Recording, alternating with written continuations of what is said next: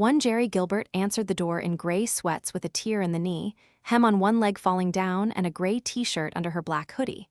Her short, dark brown hair was spiking every which way from bed head. She held a cup of coffee in her hand, her eyes were slits and there was a snarl on her face. "You're 5 minutes early. Again, we've been over this. Can you please not be early? I value every minute in the morning." Sonia Johansson put a finger to her lips, shushing Jerry. The sun was barely over the rooftops and she didn't want to wake the house. Sonia wore her salmon sweats, white t-shirt and salmon hoodie, her silky, shoulder-length mahogany hair pulled back in a neat clip. She backed away from the door and pointed down the street. Jerry stepped outside for a better view. A big pile of clothing, books, and what appeared to be miscellaneous junk was on the Jamesons' lawn. Right at that moment, their friend Andy appeared in the doorway of her house, and with an angry cry hurled the tower to a desktop computer atop the pile. Andy disappeared into the house and Bryce Jameson backed out of the door wearing business attire that was not fresh, his shirt sleeves rolled up, his collar open, his tie hanging out of his pants pocket, and he sported an even worse case of bed head than Jerry. He held a packed duffel bag. "You're fucking crazy, you know that?" he yelled into the house. He turned and stomped past the pile toward his car in the driveway. "And you're fucking through here?" Andy screamed out the open door, then she slammed it. "I think Andy might be coming to the end of her rope," Sonia said gravely. Jerry's response was a short burst of laughter.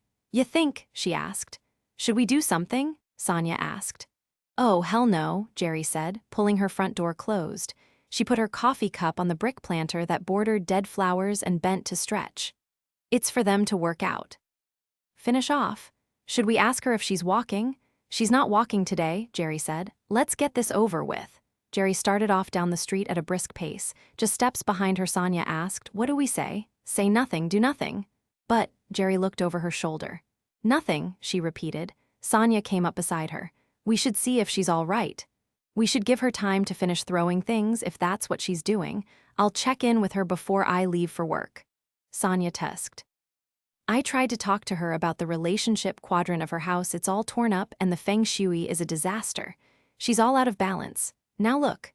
Jerry stopped in her tracks. She looked at Sonia. "That's exactly why you'd better stay away from there today. You know how she feels about all your woo-woo stuff.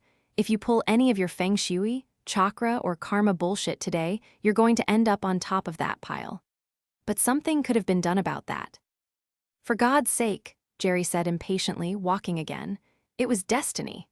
Ahead of them, about half a block away, a small, lean woman came out of her house, also wearing sweats. She stopped to stretch on her front walk. She was still stretching as they passed, and Jerry called, "Morning, BJ." But Sonia added, "Wanna walk with us today, BJ?" "Thanks, but I need the run," she answered, waving them off. When they had cleared the house, Sonia said, "She's making an awful lot of bad karma, the way she acts." "She wants to run," Jerry said. "Quit asking her. I'd run if my knees wouldn't collapse." "But it's unfriendly," Sonia said. "Some women don't want girlfriends," Jerry pointed out. "I think she's been clear and not unfriendly, just private. Don't you think that's pretty suspicious?" "No, I think it's private. Are you going to talk the whole time? Because if you are, I might risk permanent paralysis and just run with BJ. Little grouchy this morning. I bet you had liquor instead of chamomile before bed last night." "Shut up, Sonia," Jerry said. The 6:00 a.m. power walking had been going on for almost 2 years. Sonia had initiated it. She was the health guru, the motivator, often the pain in Jerry's butt. It was Sonia's profession. She was a feng shui consultant and home organizer who did personal color charts, and something she referred to as life reading, which was like a mini study of your past, present, and goals with the objective of total balance and personal success. Additionally, she was a vegetarian, novice herbalist, part-time yoga and meditation instructor, and impossible perfectionist. Jerry had an entire shelf dedicated to books given to her by Sonia on everything from studying your body's pH to gliding through menopause on herbs books stubbornly left unread. Jerry and Andy had been neighbors and good friends for 15 years, since before Andy threw out her first husband. They were both now in their late 40s, while Sonia had just scored the big 4-0. When Sonia arrived in the neighborhood a few years ago, Jerry and Andy welcomed her and immediately grew bored with her naturalist and metaphysical leanings. However, and it was a big however when someone was sick or hurt or in trouble, it was always Sonia who came forth with anything from a massage to a casserole to transportation to, well, whatever was needed. When Jerry had been brought to her knees by a killer hemorrhoidectomy, Sonia was there, drawing the sitz bath, making broth, administering pain meds, and of course, she was armed with the perfect, natural, gentle laxative. Jerry had learned you just don't give the right laxative enough credit until you find yourself in that position. Still, she could be tiresome as hell. After 3 miles in just under 45 minutes, Jerry sweating like a boxer and Sonia glistening attractively, they separated. Jerry entered her house noisily. "Everyone up!" she yelled into the house as she wandered into the kitchen. Phil was sitting at the table with coffee, newspaper strewn around, and his laptop open, going through email and checking the news. "They're up," he said, more or less. The Gilbert kids were 13, 16, and 19. "Boy, girl, boy, you're supposed to make sure they're up, Phil." "I did," he said without looking up. "I do every morning." She trudged up the stairs and started throwing open doors. "Get up. Don't make me late." Then she backtracked to her shower and wondered why the hell Phil couldn't accomplish one simple task: get the kids out of bed while she was out walking. Despite the fact she was planning to go in late today, it annoyed her. But lately everything annoyed her because she was doing the menopause drill and she was often testy. She let the water run over her naked body, cool water to lower her body temperature. At the moment, all she wanted in life was to feel level. Even. She'd always had a short fuse, but lately she was positively electric and could burst into flame anywhere, anytime. She'd been trying on bathing suits one day, and when she made her purchase, she'd flared up so bright she thought the clerk would call security to frisk her for stolen goods. Talking to the mayor at a fundraiser one night, great balls of perspiration had begun to run down her face. She'd started sleeping naked because of the night sweats, and when Phil rolled over, found flesh instead of flannel and began to grope her, she'd mutter, "Don't even think about it." When she was out of the shower, dry and cool, she had one of those reprieves that came regularly. She felt perfectly normal, sane, and in control. Then came the inevitable guilt she should be fined for ever snapping at Phil. She didn't know of a husband who pulled his weight as well as Phil. She knew of no family in Mill Valley in better balance, and that was as much because of Phil as Jerry. While Andy was throwing her husband's clothes on the lawn, Phil was doing his morning chore, trying to get the kids up. It wasn't his fault they pulled the covers over their heads, as teenagers did. By the time she was putting the finishing touches on her face and hair, she was wilting again, her makeup melting off her face as fast as she put it on. She flipped on the little fan that was now an accessory in her bathroom. When she got back to the kitchen, Phil had gone to work. Jed, her 19-year-old, was racing for his car to get to class on time, while Jesse and Matthew were arguing over whose turn it was to take out the trash. "Just get in the car," she said. "I'll take care of it myself." After dropping them off at their schools, she called her office. Jerry was the supervisor of caseworkers with Child Protective Services. She said she had a family situation to resolve and would be a little late. Then she drove back to the neighborhood but parked in Andy's drive. Andy didn't answer the doorbell, so Jerry knocked and then rattled the knob. "Come on, Andy," she yelled. A few long moments passed before she saw a shadow cross over the peephole and the door opened slowly. Andy's curling, shoulder-length black hair was clipped up off her neck, a few tendrils escaping, and her face was a combination of ashen and blotchy from crying. Jerry glanced over her shoulder at the pile on the lawn and said, "Have a little tiff." Andy turned and walked back into the house, past the living room into a kitchen that was torn apart under construction. That would be the relationship quadrant of the house. Andy sat in the breakfast nook where there was a cup of coffee. She rested an elbow on the table, her head in her hand, and groaned. "Go ahead. Say it. Say I told you so." "I'm not feeling that mean at the moment," Jerry said.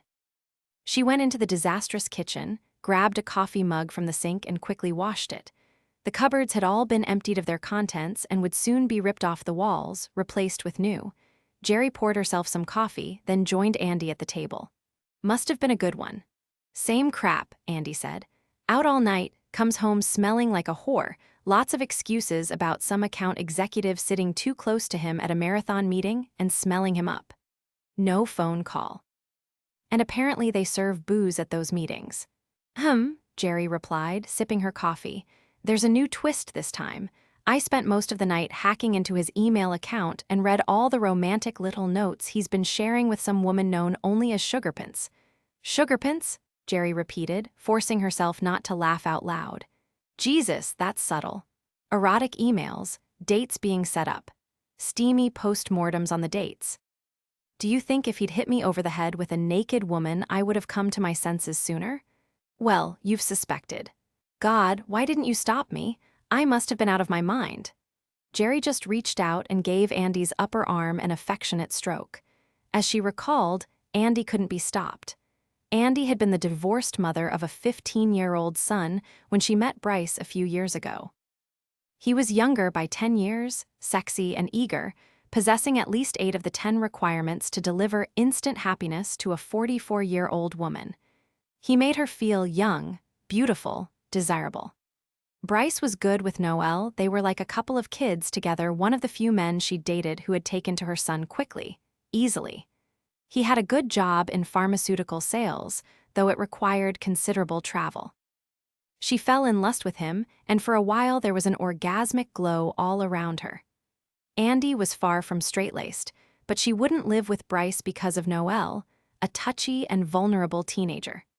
Plus, there was the matter of an ex-husband and his wife to contend with. Andy didn't want anyone making an argument for custody under those circumstances. And of course, she was in love with him, so she married him. Bryce quickly emerged as immature, selfish, short-tempered, inconsiderate, in no way prepared to cohabit, and indeed, had no experience in cohabitation. He knew exactly how to treat a woman to get into her pants, how to send her to the moon night after night, but couldn't share the day-to-day workload or be accountable to a partner. He didn't like being questioned about where he'd been, nor could he say for certain when he'd be home. The relationship with Noel deteriorated. Bryce became exasperated by the noise, mess, and back talk associated with teenage boys. This had the effect of turning Andy, who was by nature a humorous and agreeable woman, into a demanding, suspicious, resentful nag. They were like water on a grease fire. Everything was always about those buttons: you push mine and I'll push yours. Bliss hadn't lasted even a year for Andy, but she'd hung in there for 3. She'd been talking about a separation and divorce for 2 years now, and whenever she'd get close, 2 things stalled her out. 1, Bryce knew how to turn on the charm when he wanted to, and he could treat her to short periods of good behavior laced with hot sex. And 2, it just isn't easy to be 47 and acknowledge yourself as a woman who had twice failed at marriage. You're going to be late for work, Jerry said. Let's pull it together. Andy shook her head. I called and divorced, she said. I need a day or 2. I have to get my bearings, pack up his stuff, call the lawyer, close the joint accounts. This is really it then? I was through a long time ago. There were just times I thought divorcing him might be more painful than living with him. She blinked and a tear rolled down her cheek. I guess I'm beyond that now. You'll be all right, Jerry said gently, earnestly. You were all right before you'll be all right again. It's so hard, Andy said, when you don't have anyone. Yeah, I know, Jerry agreed. Yet it's harder when you have the wrong one. You're not 49 and married 24 years without having helped a few friends through the big D. Each one had left a mark on Jerry's heart. Even the fairly simple, straightforward ones were gut-wrenching. To promise to love forever and find yourself pulled into that dark world of animosity and vengeance as you tore the promise apart broke the strongest men and women into pieces. And one of the roughest in Jerry's memory was Andy's divorce from her first husband, Rick.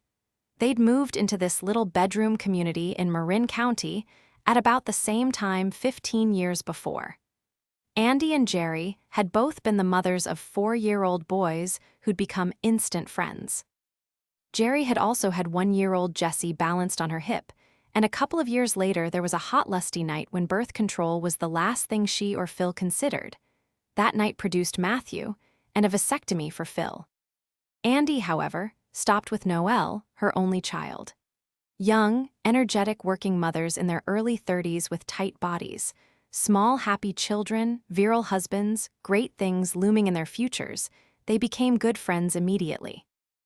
Jerry was working a large slice of Marin County for Child Protective Services as a caseworker, and Phil, a bright young assistant district attorney, had to commute into San Francisco daily, on occasion staying overnight. Andy was a middle school teacher at the time, married to a teacher and coach from a local high school.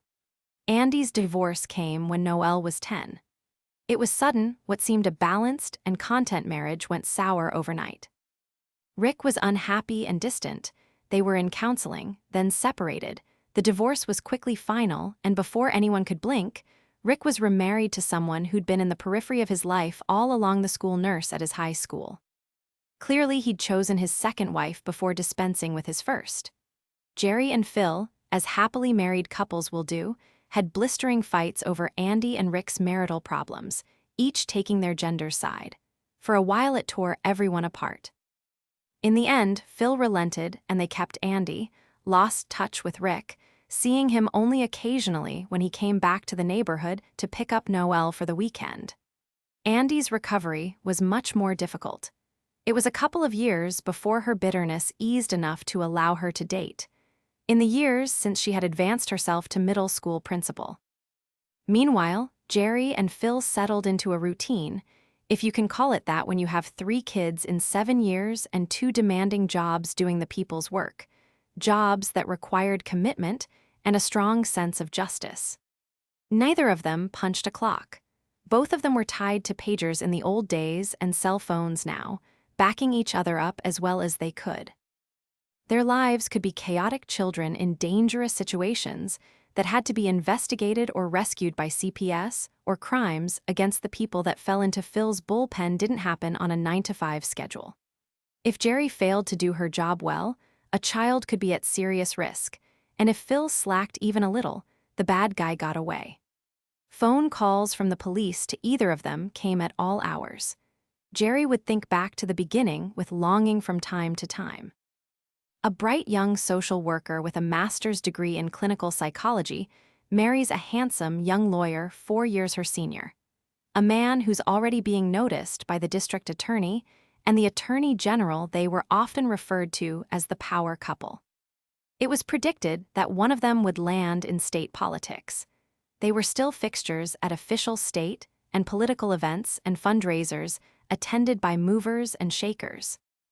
Their hours in their offices and in the field were long and hard, but in addition they managed to keep up with the kids' band, choir, neighborhood watch, gymnastics, ball games and track meets, concerts, and enough sleepovers and carpools to dull the brain of any card-carrying parent.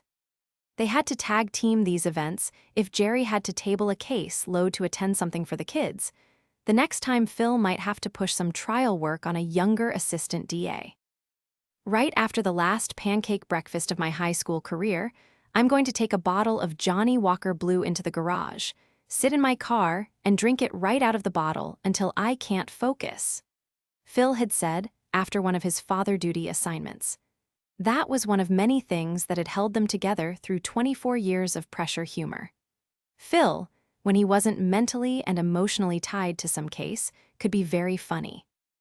And Jerry had a cynical wit that could make him laugh until he cried or farted. They had a remarkable partnership and friendship that was the envy of many. Their own personal appraisal was that they were busy, overworked, tired, and somewhat dull, but they were doing a damn fine job nonetheless, and had come to worship boredom as a great alternative to chaos. Jerry had known from the beginning that Andy's second marriage wouldn't work. Bryce might be been 34 when they married, but he was not grown up enough for family life. He had his business trips, his buddies he liked to run with, a long and ingrained history of never answering to anyone for any reason, and a lot of women before Andy, the last being something Jerry had known would be a tough habit to break.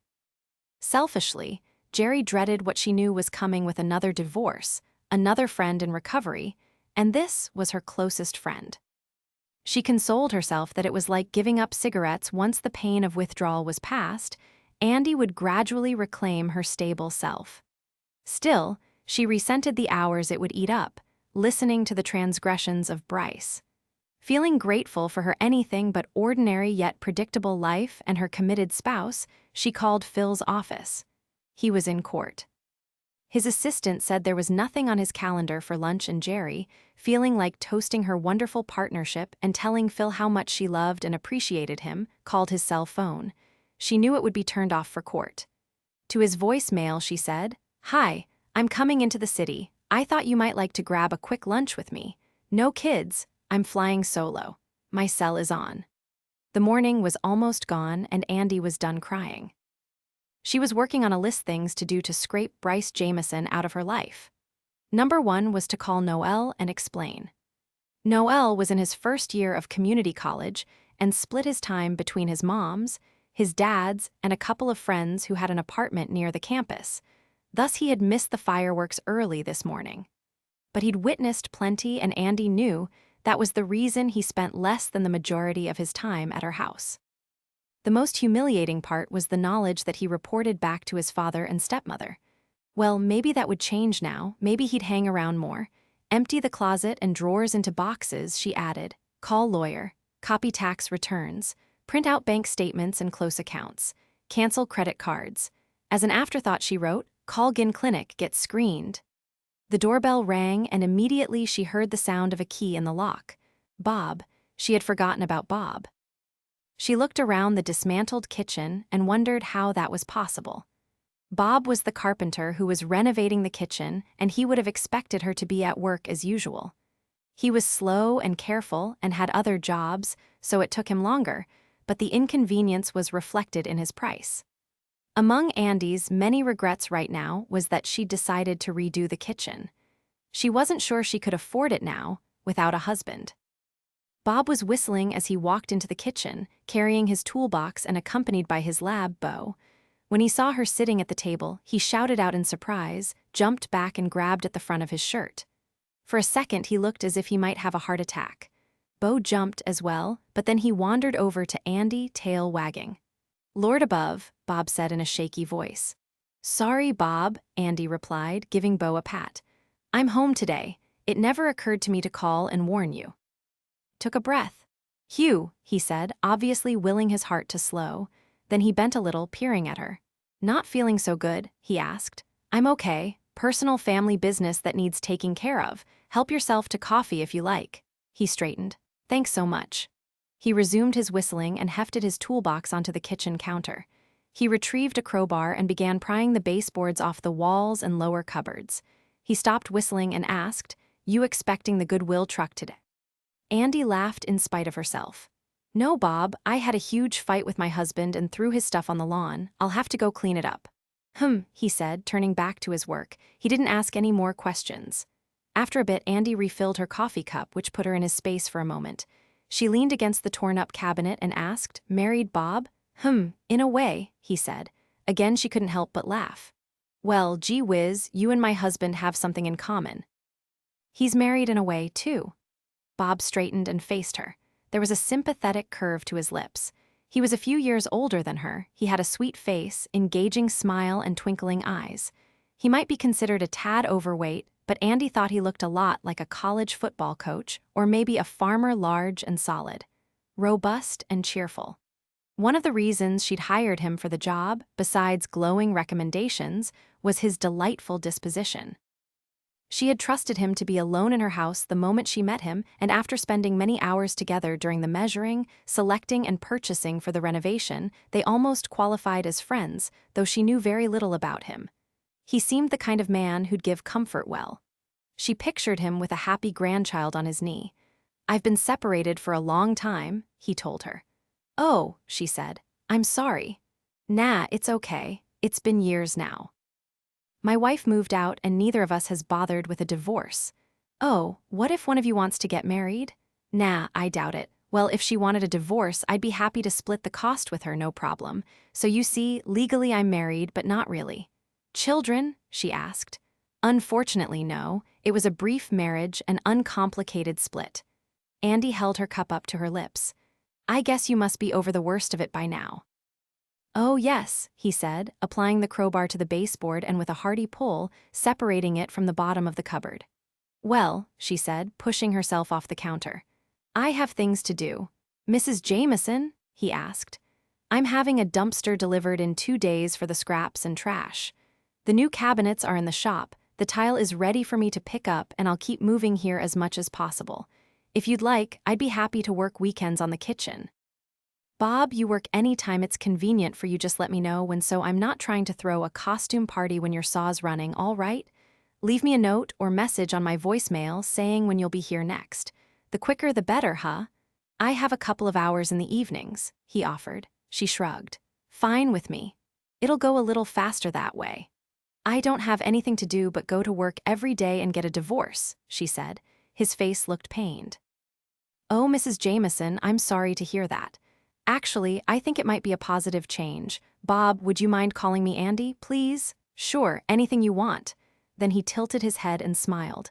Short for Andrea, number short for Anastasia. My father is Greek, know what it means? Can't say I do. One who will rise again, she said. He gave a friendly nod. And of course, you will. She took a deep breath and sighed heavily. I just hope it's not again and again and again. Jerry spent a couple of hours in her Mill Valley office. She only did the occasional home visit now. As a supervisor, her job was administrative, overseeing other caseworkers and their files in addition to a million other things from paperwork to hiring and firing. She'd spent many a night and weekend working at home and in the field, still had to be on call for emergencies with families at risk, so taking the rare long lunch was definitely not an issue with the director. She headed for San Francisco.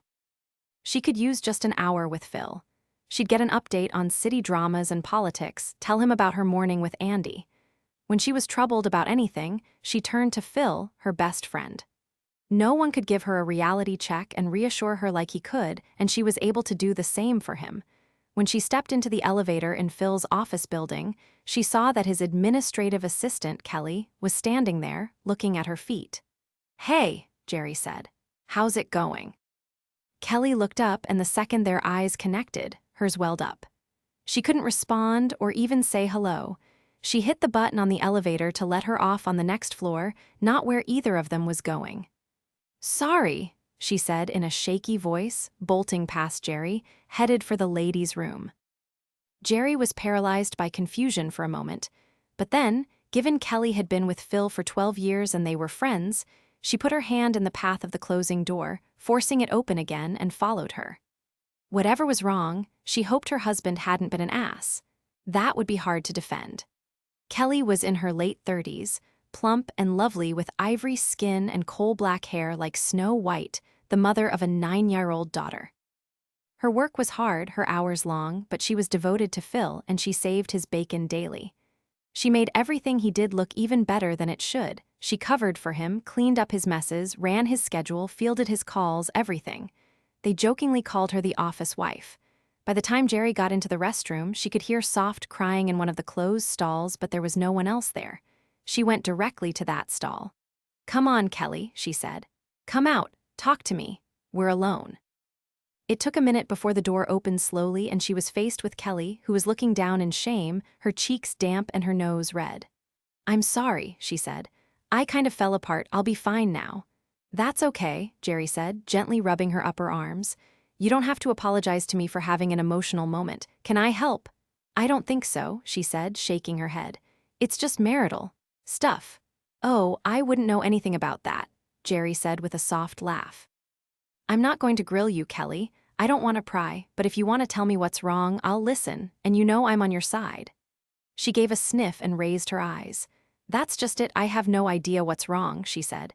It's John, we've been struggling lately. I don't know what to think, he's become so different.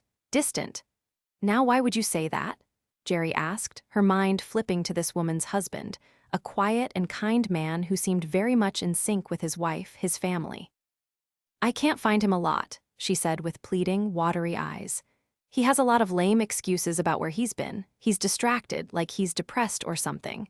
And he's dressing up for work more often. He's a programmer. He doesn't have to wear a starched shirt and tie. And he's not interested in, he's not romantic. I keep asking him what's wrong, but he keeps saying nothing. And we can't agree on anything. I haven't said the right thing in months.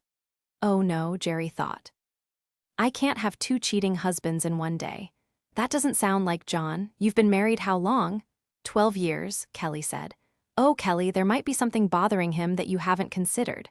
Work, family pressures, money, stress about his age, trying to keep things together for your daughter's future. Are you sure he's not worried about a medical problem? Nothing has changed in the checkbook, and we can usually talk about those things. How about your hours? I know you put in a lot of hours for Phil. That's the same, too. He hasn't complained about my hours or asked me when I'm taking time off. I don't know what to do. Have you suggested some counseling to help you figure things out, get back on track? He doesn't want to go, she said, shaking her head miserably. They never want to, Kelly, Jerry said with a sympathetic laugh.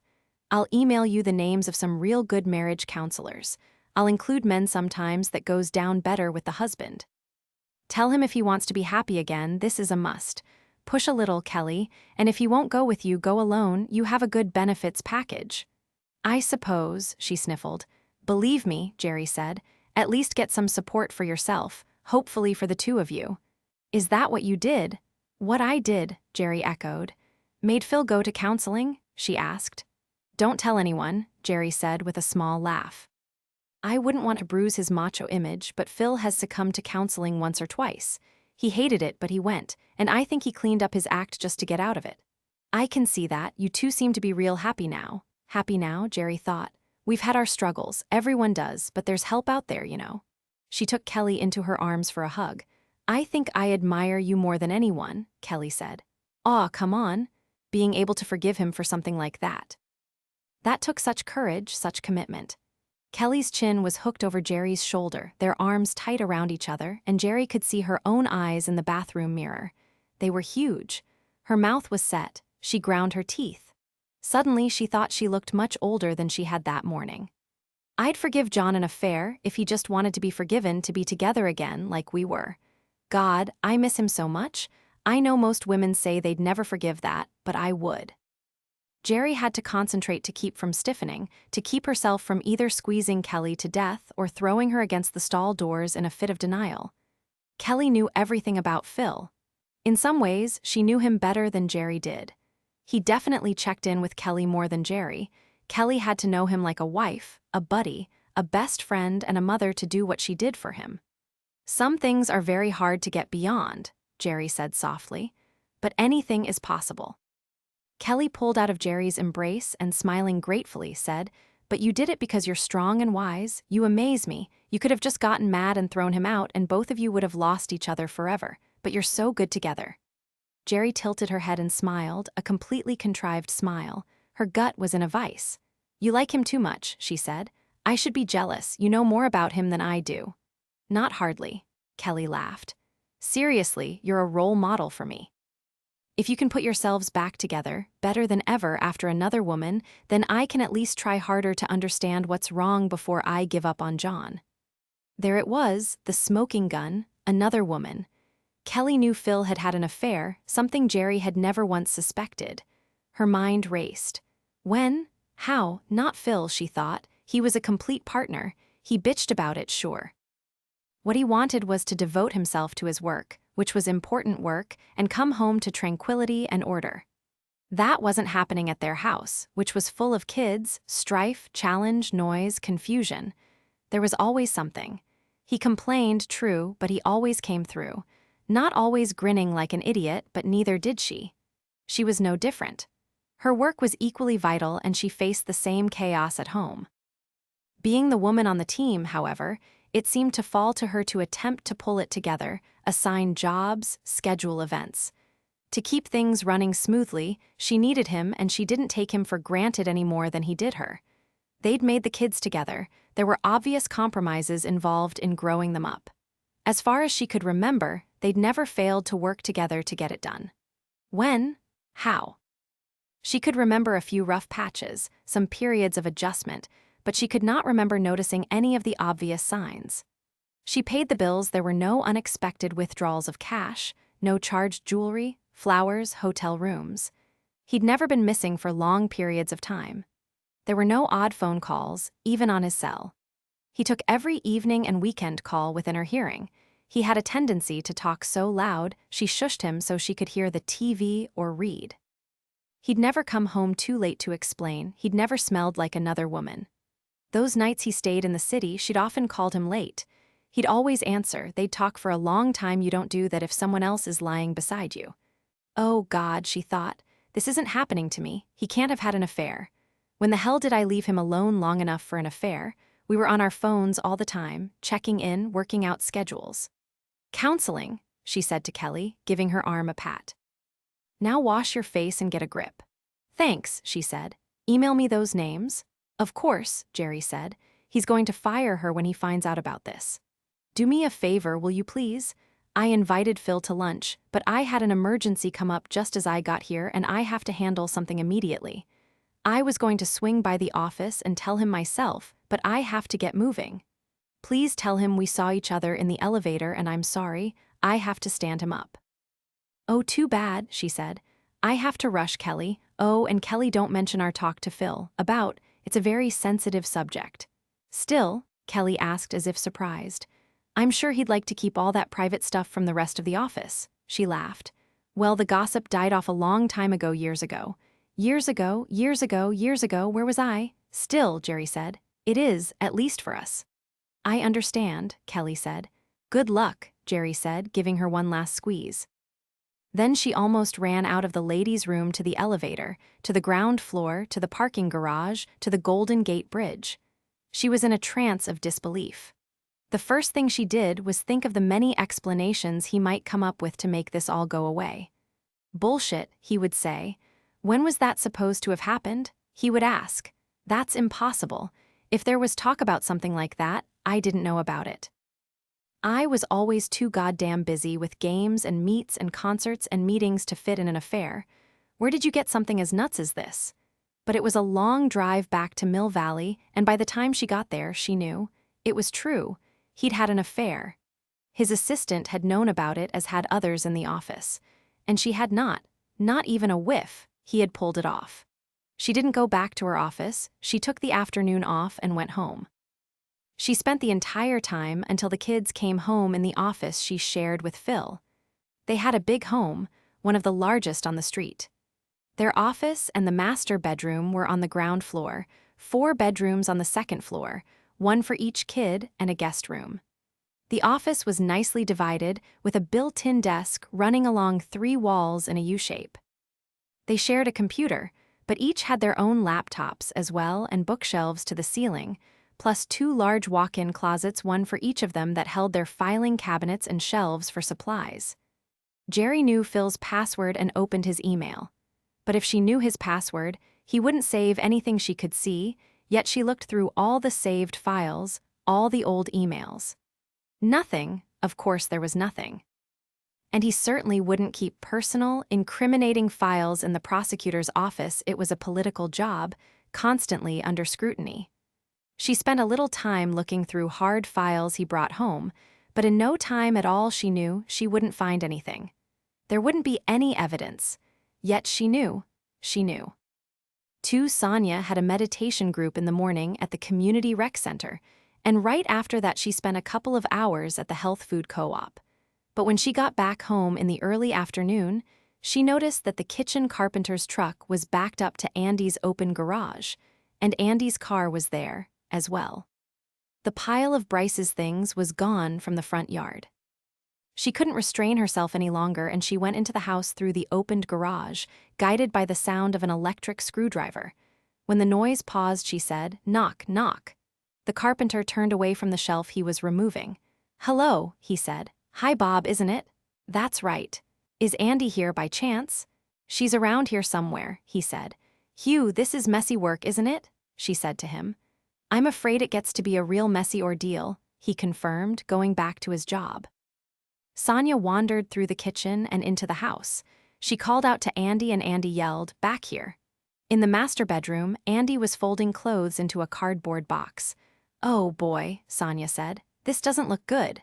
"Depends on your point of view," Andy answered. "It's probably long overdue." "You're moving him out?" "I'm packing up his clothes. He didn't bring much into the relationship. Bryce has always lived kind of loose, few attachments." She gave a sigh and folded a pair of jeans into the box. "I should have considered that. Does he have things like furniture?" "Boy things, a big screen TV, motorcycle sound system, computer. Basics. How are you holding up? Hanging in there. Noel is coming over later. I'll explain to him, but he won't be surprised. She looked back into the box, or disappointed. Oh, Andy, I hate that this is happening. Like I said, it's overdue. If I'd had a brain, I wouldn't have gotten into it to start with. So what got you into it? Sonia asked. She shrugged. I think it was his basic equipment. Handsome, young, funny, endowed. She looked up from her work. I was just so lonely by the time he came along. You know? Sonia shook her head sadly. I'm going to go home and make you something for dinner, something healthy and fortifying. Plus, a plateful of chocolate cookies. Well, they'll be carob without sugar, but it'll get you over the hump, and carob is so soothing to the digestive tract. I'll round up some tea that'll calm you so you can think clearly and feel your body's messages. Thanks, I appreciate the thought, but my body is sending me the message that it wants a greasy burger and a pint of Ben & Jerry's with a gin chaser. Or two. Oh, I know that's what you think you need, Sonia admonished. But that'll just dull the senses and prolong the recovery. Trust me. And tomorrow morning, if it's okay with you, I'd like to burn some sage and waft the essence through the house with feathers, to clear away his presence. Shouldn't you wait until he picks up his stuff? Andy asked. I'll do it again after. Would you like something to equalize you? I could give you a massage and balance your chakras. No one's touching my chakras today, Sonia, not even you. I have some cleansing herbs if you'd like to do a body cleansing. It can give you such a fresh feeling. Doesn't that sound terrific? The shits for 24 hours? No, thanks. What I'd really like to do is get his stuff out of my space. Andy glanced at her watch. I have a doctor's appointment in 2 hours, then Noel will be over. Sonia's face took on a startled expression. Are you feeling sick? No, just a precaution, she said. It turns out Bryce hasn't been faithful. Oh, God. Oh, Andy, I'll whip up a herbal drink for you. Due respect, Sonia, but if Bryce left me any souvenirs, that drink will probably have to be made up of antibiotics. Sonia actually got tears in her eyes. I just hate him, she hissed. Good, Andy said. That makes me feel way better than herbs. Let's all just hate him for a while. Sonia opened her arms. Let me hug you, she said. Andy dropped the clothing into the box and let herself be drawn into Sonia's arms.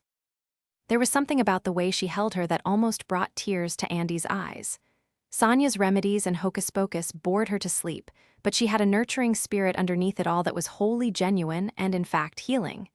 She was small, soft and strong, gentle and comforting. Before letting go, Sonia whispered, Is there anything I can do for you right now? Andy pulled back and smiled. Nothing, just let me finish all this. It will help, believe me. I'll be home this afternoon. Call me if you think of anything at all. If I can drive you to the doctor so you won't be alone, I'd be happy to. Andy laughed softly. Believe me, I know the drill. This is my second cheating husband and I was single a long time in between. I practically have a standing appointment. Sonia said goodbye to Bob as she left through the kitchen. It crossed her mind that the disaster in there was very bad for relationships, it being the rear right of the house. She had suggested to Andy that they find somewhere else to stay during renovations, but Andy blew her off. Ordinarily, an afternoon with no classes or appointments for her consulting would make Sonia anxious. It meant she wasn't getting the word out through referrals from people whose lives had been enhanced, and that wasn't a good feeling. But today, she needed the time for herself. Even though she hadn't liked Bryce, she grieved for the marriage. It would upset the balance in the neighborhood. She thought about her friends. Their husbands didn't have a great deal in common, but on those occasions they socialized as couples, the men found plenty to talk about. They would stand around in a little clot, holding a drink or beer, talk seriously about their work or politics, tell some off-color jokes, pick at their wives behind their backs like men do, pure, simple pleasure for them. Sonia met George when she was 28, he 38. They dated for 2 years before marrying and would soon celebrate their 10th anniversary. She hadn't had many relationships before George, and she knew why. She was considered eccentric, but George, being mature, worked out so well. He was calm, consistent. He might not fully appreciate all her zealous care, but she was keeping him healthy and his home life serene. He didn't like to argue. He liked stability and predictability, and she liked that he liked that. She could work with that. She prepared a small meatloaf for him that was more loaf than meat because his cholesterol was up. She lit a few candles around the house and put on one of her soothing CDs, the kind you would hear in the background at the spa. The effect was very calming. George was a financial planner, and his work was fraught with tension as he dealt with clients' futures and moved people's money around. She had time for a warm soak in the tub and a brief meditation so that when he walked through the door she'd smell delicious and be perfectly centered. When he came in, she smiled at him, then her eyes dropped to his shirt. "Oh, George, what did you spill?" "I don't know," he said, looking down. He brushed at the spot. "Don't worry, I can get it out. Can I fix you a special tea? I have just the thing if you've had a hard day." "No, thanks, Sonia. My day calls for a scotch." She clucked and shook her head. "If you must, I'll have dinner in just a little while. I have to run a meal over to Andy. She's under the weather." "She is?" he asked, lifting his eyebrows. "I'll tell you about it over dinner. Just be a minute." She took 2 containers on a tray across the street to Andy's. When she saw Noelle's car in the drive, she knew she'd just hand them off. She didn't want to interrupt them. When Andy opened the door, the unmistakable aroma of greasy pizza drifted through and Sonia frowned, then forced a smile. "Trust me," Sonia said as she passed the tray. "This is better for you." Andy said thank you and Sonia went back to her own kitchen. She caught George fixing a second scotch and chose not to comment. Once they were settled with their meals, hers was a pasta and greens salad with beans, his was the loaf meat and vegetables, she said. "Bryce and Andy have split up. They're getting divorced." "Oh," he said, looking up from his fork briefly. "Too bad." It was really dramatic. When Jerry and I went walking this morning, she was throwing his belongings out the front door onto the lawn and they were screaming obscenities at each other. George smiled. "Is that so?" "It's not funny, George." "She has to be tested for venereal diseases. Apparently he hasn't been faithful." George made a face. "Really, I don't need to know that. Some people have pretty complicated, tragic relationships." "I guess that's true," he answered. He pushed his plate away. "You haven't eaten much. You're not upset, are you?" "No," he said. "I had a late lunch." "Not something bad for your cholesterol, I hope." "Of course not, Sonia. I had a plate of grass. It was scrumptious." She smiled patiently. "Oh, you had something bad, I can tell. Well, that's why I go to so much trouble to make sure you eat well in the evening. No matter how you carry on, I know you appreciate that I look after you as well as I can." "Indeed I do. I just wish that occasionally you could look after me with a spice or two. I'd love to taste my food briefly before it passes through my body." "And I'd like you to last," she said, "because I love you so." "You sure you don't want me to last so you have someone to control into old age?" he returned, lifting a graying brow. "George, what a thing to say, just when one of my best friends is going through a terrible divorce. And getting tested for venereal diseases," he added. "You'd better rush her over some grains and herbs." Sonia laughed at him. "You love to do that, don't you? Pick at my remedies." "Well, I guess I'm smart enough to know that I don't have what she needs for something like that. It's prescription only.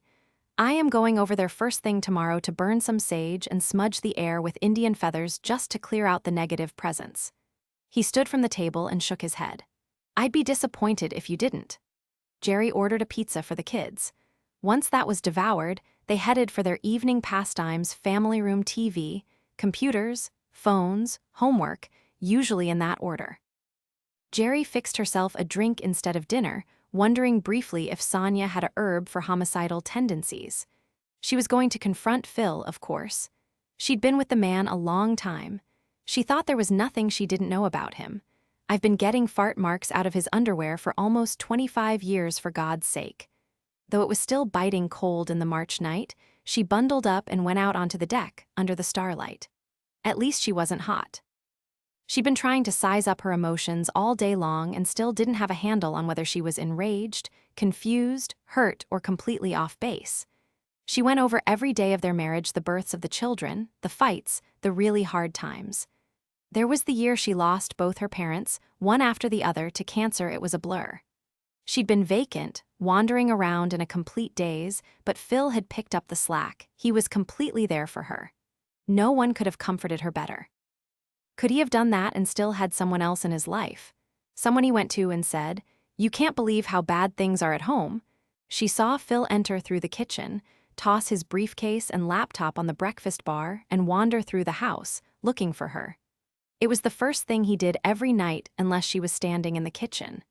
Eventually, he found his way to the deck just as she was exhaling a long stream of cigarette smoke. Her first cigarette in 12 years. He stood in the doorway, noted the drink and cigarette and said, "Jesus Christ, did someone die?" "You had an affair," she said evenly.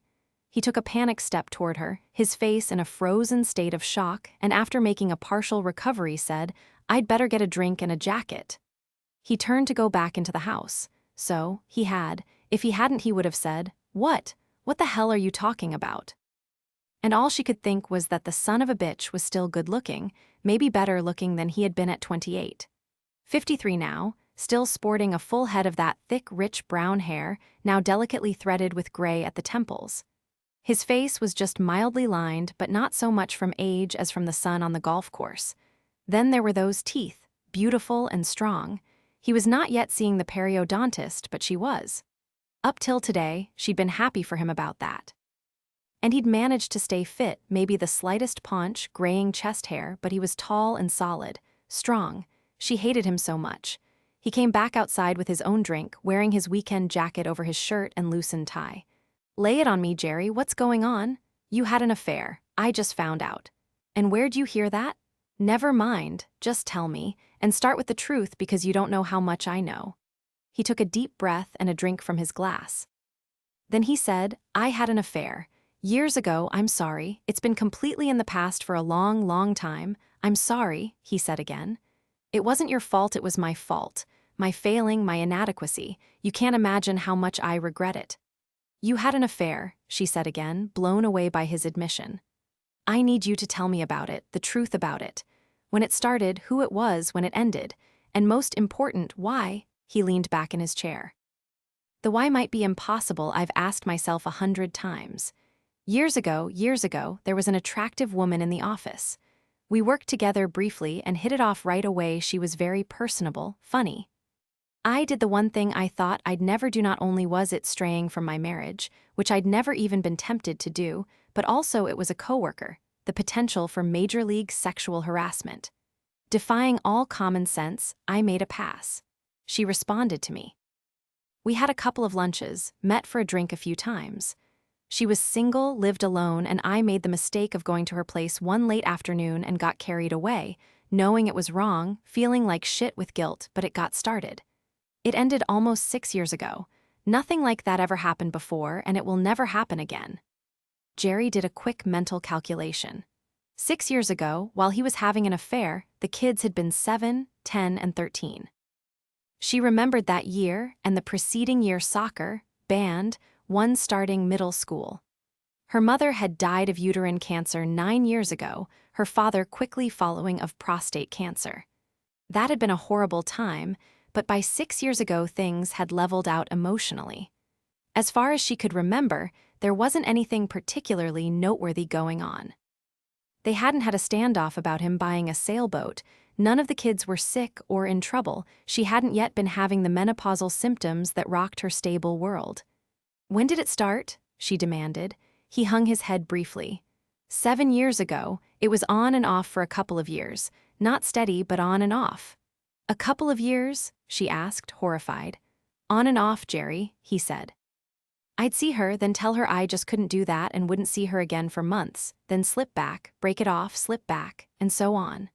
"Oh, for God's sake, slipped. Can't you come up with anything more intelligent than slipped?" "No," he said. "I honestly can't.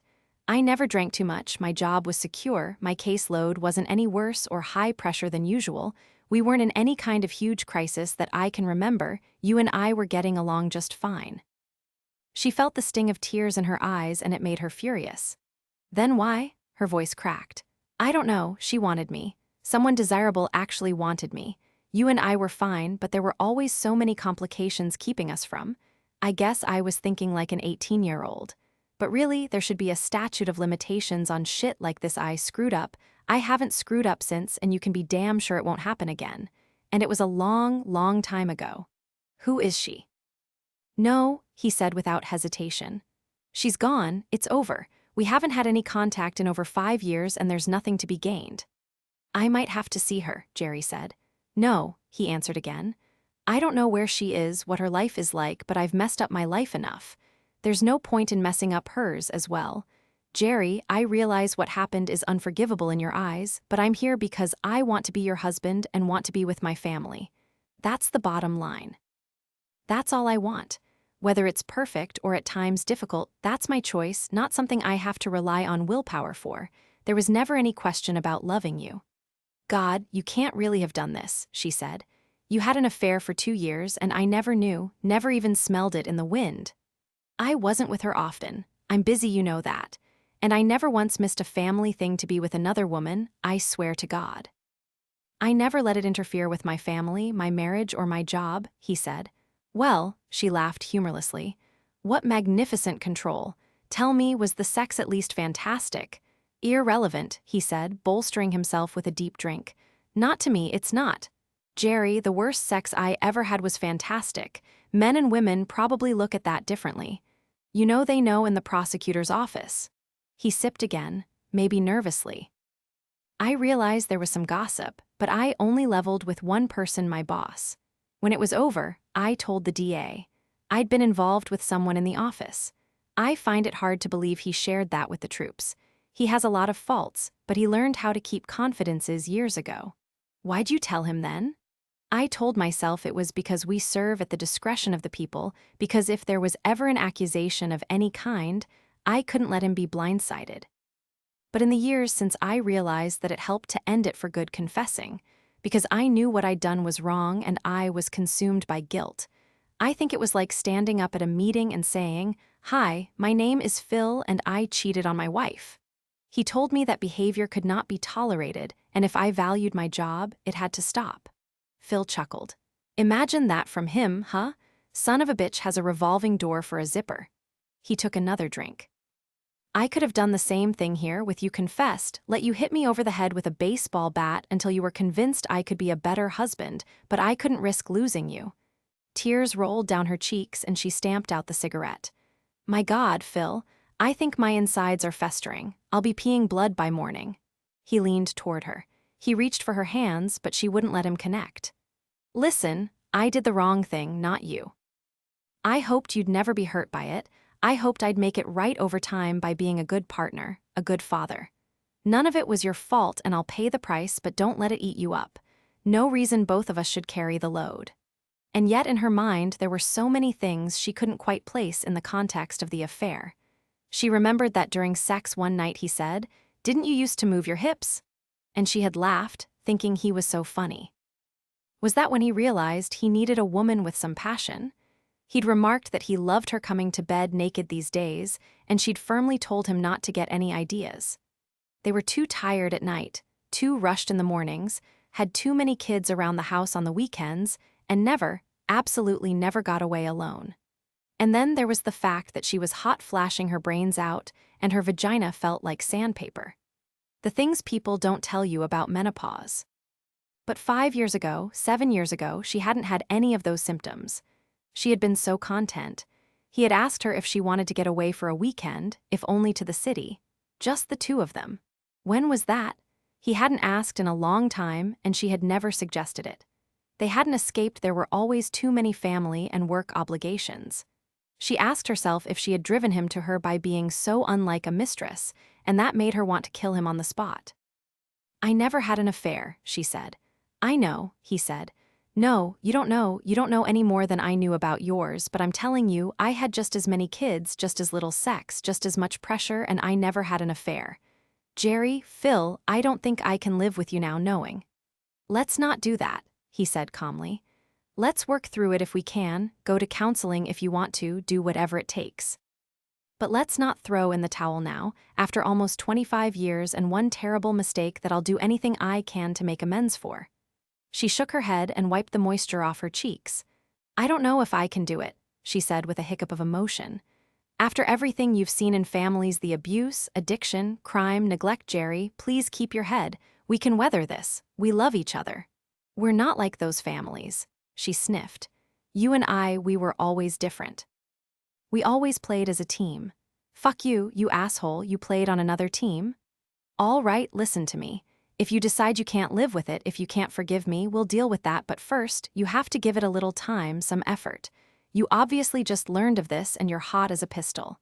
If you feel the same way after we've tried to get beyond my crimes, we'll make a plan that's best for the family. But not the very day you find out. It's reactionary. Weren't you reactionary? Falling into bed with her like that, not even sure why. Absolutely, he said with a nod. And trust me, the price was high, even without you knowing what I'd done. Give yourself a little time to think. Please. You've done some real stupid, lame-ass, highly punishable things in our marriage, she said.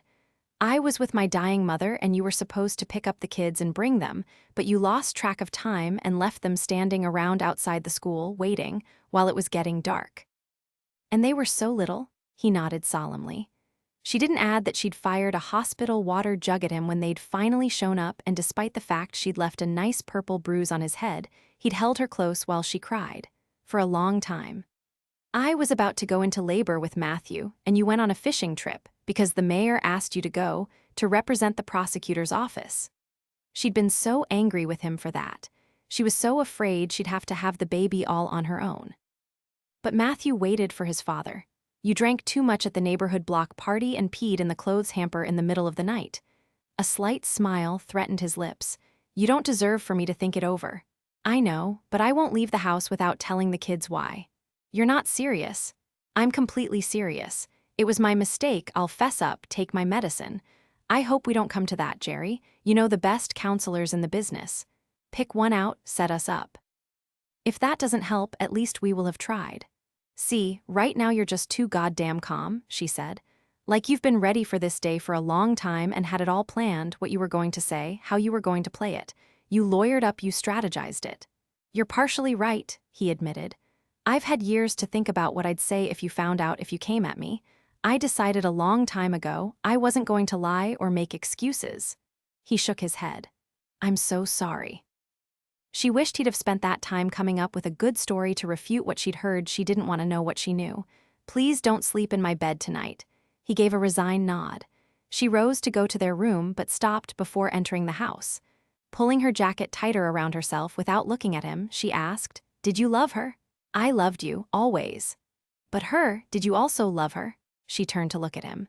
He stood up and faced her, his hands in his pockets. I wasn't using her. She was a nice woman, I was fond of her. I was attracted to her and I cared about her. You know I'd have to have some feelings, that I'm not the kind of man who fucks around. But from the first time we were together, even before we were together, I told her I had a good marriage, that I loved my wife, that I didn't want a divorce. I feel as bad about what I did to her as what I've done to you. So, you loved her. In your way. I never waited, honey. I knew how much I loved you, but I wasn't thinking with the right head. I was all steamed up and driven. I wish I'd known how to stop that, but, Jerry, I wasn't done with my sex life. I was still interested. Responsive. I can't undo it. I can tell you one thing, I might have thought that's what I wanted at the time, but it didn't make me happy. It made me miserable. She shook her head in equal parts disgust and pity, then turned and went to the bedroom. Wasn't done. She couldn't remember a time he'd let her know something was missing for him. The bigger ache came from knowing there hadn't been anything missing for her. She thought they had the perfect marriage, the perfect family. If he'd been beside her in their bed, she would have kicked him every time she turned over. But having him on the family room couch left her feeling so alone, she cried. In every crisis of her life, she'd turned to Phil, and now he was the crisis in her life. She wanted him to feel more pain for her, yet if he'd come to their bed and tried to hold her through her tears, she would have torn his eyes out. If he apologized one more time, she might stab him in his sleep. The next morning, she went for her walk and she wore sunglasses. Of course Sonia and Andy could tell something was wrong. There's a dreadful situation at work I can't talk about yet, she said. I'll tell you when it's okay to. Andy called Bryce once she had his things packed up. It had only taken a couple of days. She got his voicemail and left him a detailed message. She was filing for divorce, would be canceling credit cards, closing the joint accounts, and would have copies of the statements for him, a final accounting. She knew he had a company credit card he could use, but still she asked if he needed money. He came for his things that very night. He told her, in a very subdued, boyish way, that he'd be fine financially. She knew in that instant that he was relieved to be free of her. She cramped his style. He was not the kind of man ready to have serious ties. She didn't bring up the house. There was already a divorce lien on its proceeds of sale from her first husband. It appeared Bryce was going to take his belongings and go away quietly, content to have the ball and chain removed from his life. There was something about the simplicity of it that hurt more than the screaming fights. He was so easily done. Finished. Why couldn't she have made the break long ago? She knew why it was embarrassing to be so foolish, so wrong at her age. When Bryce came, he was with one of his closest friends, using his truck to load the big screen, sound system and speakers, boxes of clothes and books, toiletries and miscellany. Bryce rode away behind his possessions on his motorcycle, and all the while Bob, working in the kitchen, managed to stay very busy and very quiet. It was completely over in an hour, and Bryce would never be back. He hadn't even waved goodbye. The trash was full of Sonia's concoctions. The entire house was filled with dust from Bob's construction in the kitchen, plus the odor of burnt sage from Sonia's cleansing voodoo.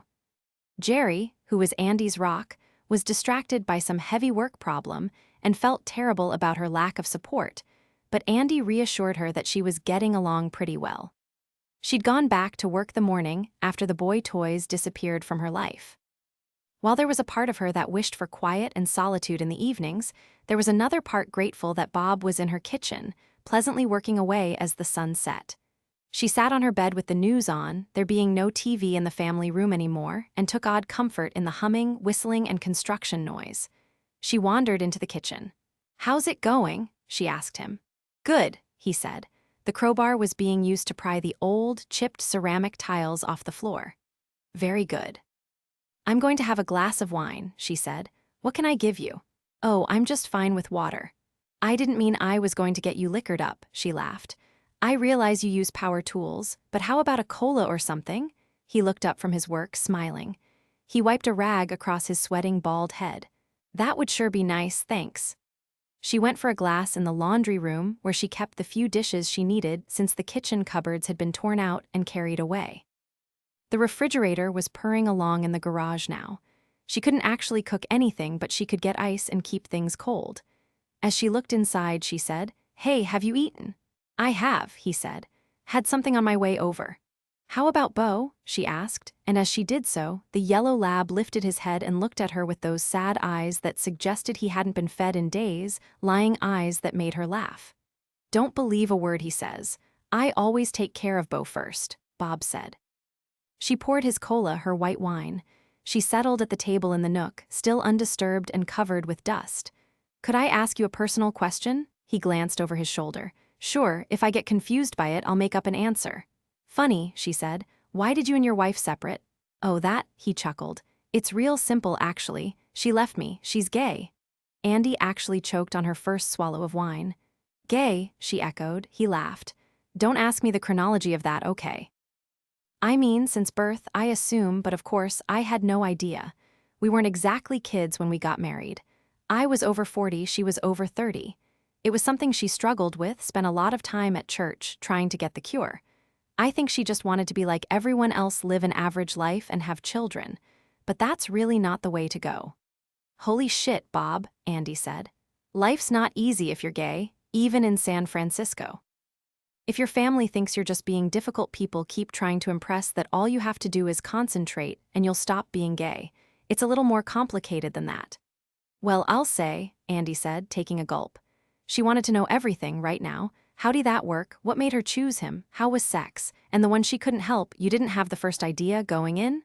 "No," he said, shaking his head. "That was stupid of me and wrong of her, I guess. But I understand." I think she was really trying. She had high hopes. "Oh man," she said, overwhelmed. "I gotta know, how long did it last?" "The time we were together? A couple of years from the time we met. She's such a sweet girl. We were good friends first, then decided to get married. I admit, when she first told me she just couldn't pretend to be straight anymore, I was mad. But I couldn't stay mad at her, you know? Her life was more of a struggle than mine, so I learned a little tolerance.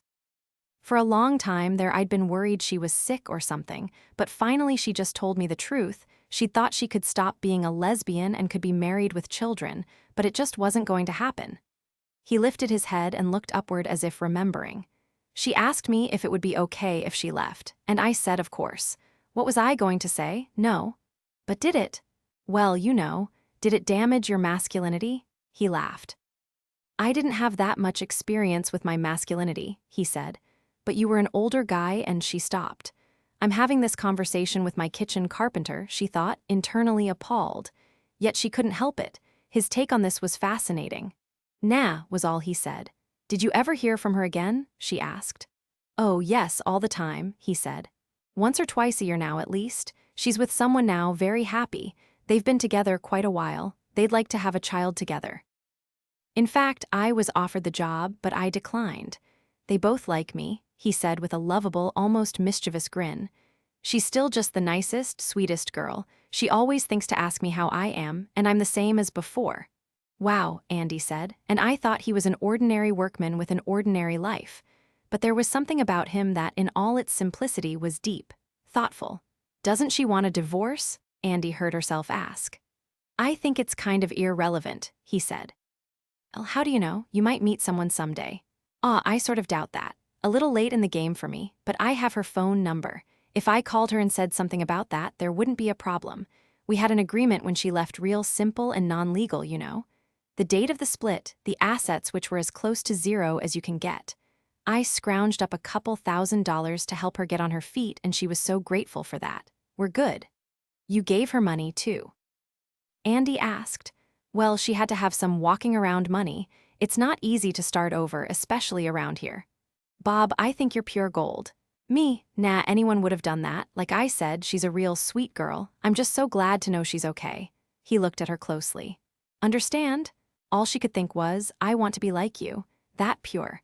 So undamaged even though he'd gone through a potentially devastating experience. Sounds like you've completely forgiven her. For lying to you, for trying to have a straight life at your expense. Mrs. Andy, it didn't cost me anything to forgive her for that. I just assume everyone is doing the best they can. Besides, she's a good person. He looked at her and asked, how are you getting along since, since the TV and motorcycle went away? She asked with a laugh. I'm still kind of numb, I guess, because I haven't had much of a reaction. My son was relieved he hadn't been getting along with my husband too well the past couple of years. And I know this is going to sound kind of silly, but it's nice you're working here. Makes me feel less alone. Yeah, that's the hard part. All of a sudden alone. My wife, she might have been a lesbian, but she was, most of all, a great friend. We had a lot to talk about every day. Well, I'm used to being alone. Bryce traveled in his job, so he was gone several nights a week anyway. And when he was in town, he wasn't the homebody type, he was more the party boy type, thus the divorce. I'm awful sorry, Andy. Thanks, she said. She got herself a refill of wine. I'm going back to my room to watch TV. Holler if you need me. In fact, I'm going to invite Bo if that's all right. He's probably got sawdust and stuff on him. I'll ask him to shake. Bo, wanna watch some CNN for a while? Bo got to his feet and wagged his tail. That'll be nice, she said to Bob. A guy I can trust on the bed, watching TV with me. You enjoy him, he can be a real good friend. You can come and find him when you're done. I'm not going to bed or anything. I'm only in the bedroom because it's quiet, and there's no TV in the family room. 3 hours later, Bob knocked softly on the bedroom door, which stood ajar about an inch, and Andy sat up with a start. Bo was sitting upright on the bed, wagging and making a noise that was a combination whine and moan. Come in, she called. Bob gingerly pushed the door open and Bo bolted off the bed to go to him. He make a good TV, buddy? He put me to sleep, she said. She stretched. That was great. It's his best trick. See you tomorrow night. Thanks, she said. That might be one of the kindest men I've ever known, she thought. Too bad he's Bob. 3 Jerry booked herself and Phil for 3 emergency sessions with a crisis counselor. She chose a woman she'd used through CPS, a woman she thought was very good even though her instincts said if her heart was in it, she'd have selected a man who could understand Phil. But she didn't want Phil to get understanding, she wanted his head on a pike. And at this point, Phil would have taken counseling from Jerry's mother had she been alive. He was that accommodating, that beaten down with guilt and remorse. And hope. He would do anything to make this go away. She scheduled them for 3 evenings running, from 2 days following his apologetic admission. They told the kids they had meetings. She had no idea what he had to say at the prosecutor's office to leave work on time for a change. She secretly hoped he had to say, "I cheated on my wife, and if I don't go to counseling with her right now, I'm getting thrown out of the house." She wanted him to feel her pain. His claims of great guilt and remorse weren't doing much for her. But he made it home on time to go with her. They held it together pretty well during the session. Phil seemed to struggle but tried to answer the counselor's questions. Jerry thought, for a prosecutor, he'd make a lousy witness. Judges wouldn't accept answers like, "I don't know what I was thinking, what I was looking for," or, "There wasn't anything missing in my marriage that I was trying to make up for, I was just extremely tempted and I failed." As was typical of marriage counseling, the real bloodletting and fireworks came later, after the session. Usually in the car on the way home, probably to the great entertainment of cars passing by. "She's trying to get me to fight it out with you, take shots at your choice of sleepwear as the thing that drove me to it," Phil said. "She's just saying it wasn't the affair, it's what was going on in our marriage," Jerry fired back. "Bullshit. There wasn't anything going on in our marriage that hasn't been going on for over 10 years. It was the same. It's always been a busy marriage, one full of pressure, stressful jobs, kids, horrible schedules, tight budgets.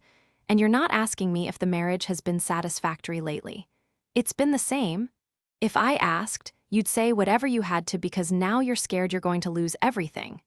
I was always afraid of losing everything.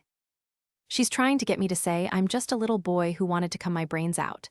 "Well, didn't you say as much? Isn't that what extremely tempted means?" Jerry railed. "I'm saying I don't know why. 7 years ago, for whatever reason, I didn't have much willpower, much restraint. I never once thought, Jerry's not putting out so this is okay. I had accepted how we were." "Accepted how we were? You're blaming me?" "Jesus, I'm blaming us. I knew this was going to come back and bite me in the ass, but I couldn't help myself. I was tempted because it felt too goddamn good to have someone actually tempted by me. You and the counselor want to hear me claim you're a frigid wife, that I'm just an irresponsible asshole. God damn it, Jerry, I'm not a player. I have never been a player." "You son of a bitch," she blustered at him. "Like it was my fault, not wanting you enough." "Come on, don't go there," he said meanly. "You know as well as I do that for the past 10 years, sex in our bed is rare at best. We'd have to get sex therapy to get up to once a month. I know it's real rare for you to make any effort. How many no, thank yous do you think a husband can get before he figures out that's not on the agenda?"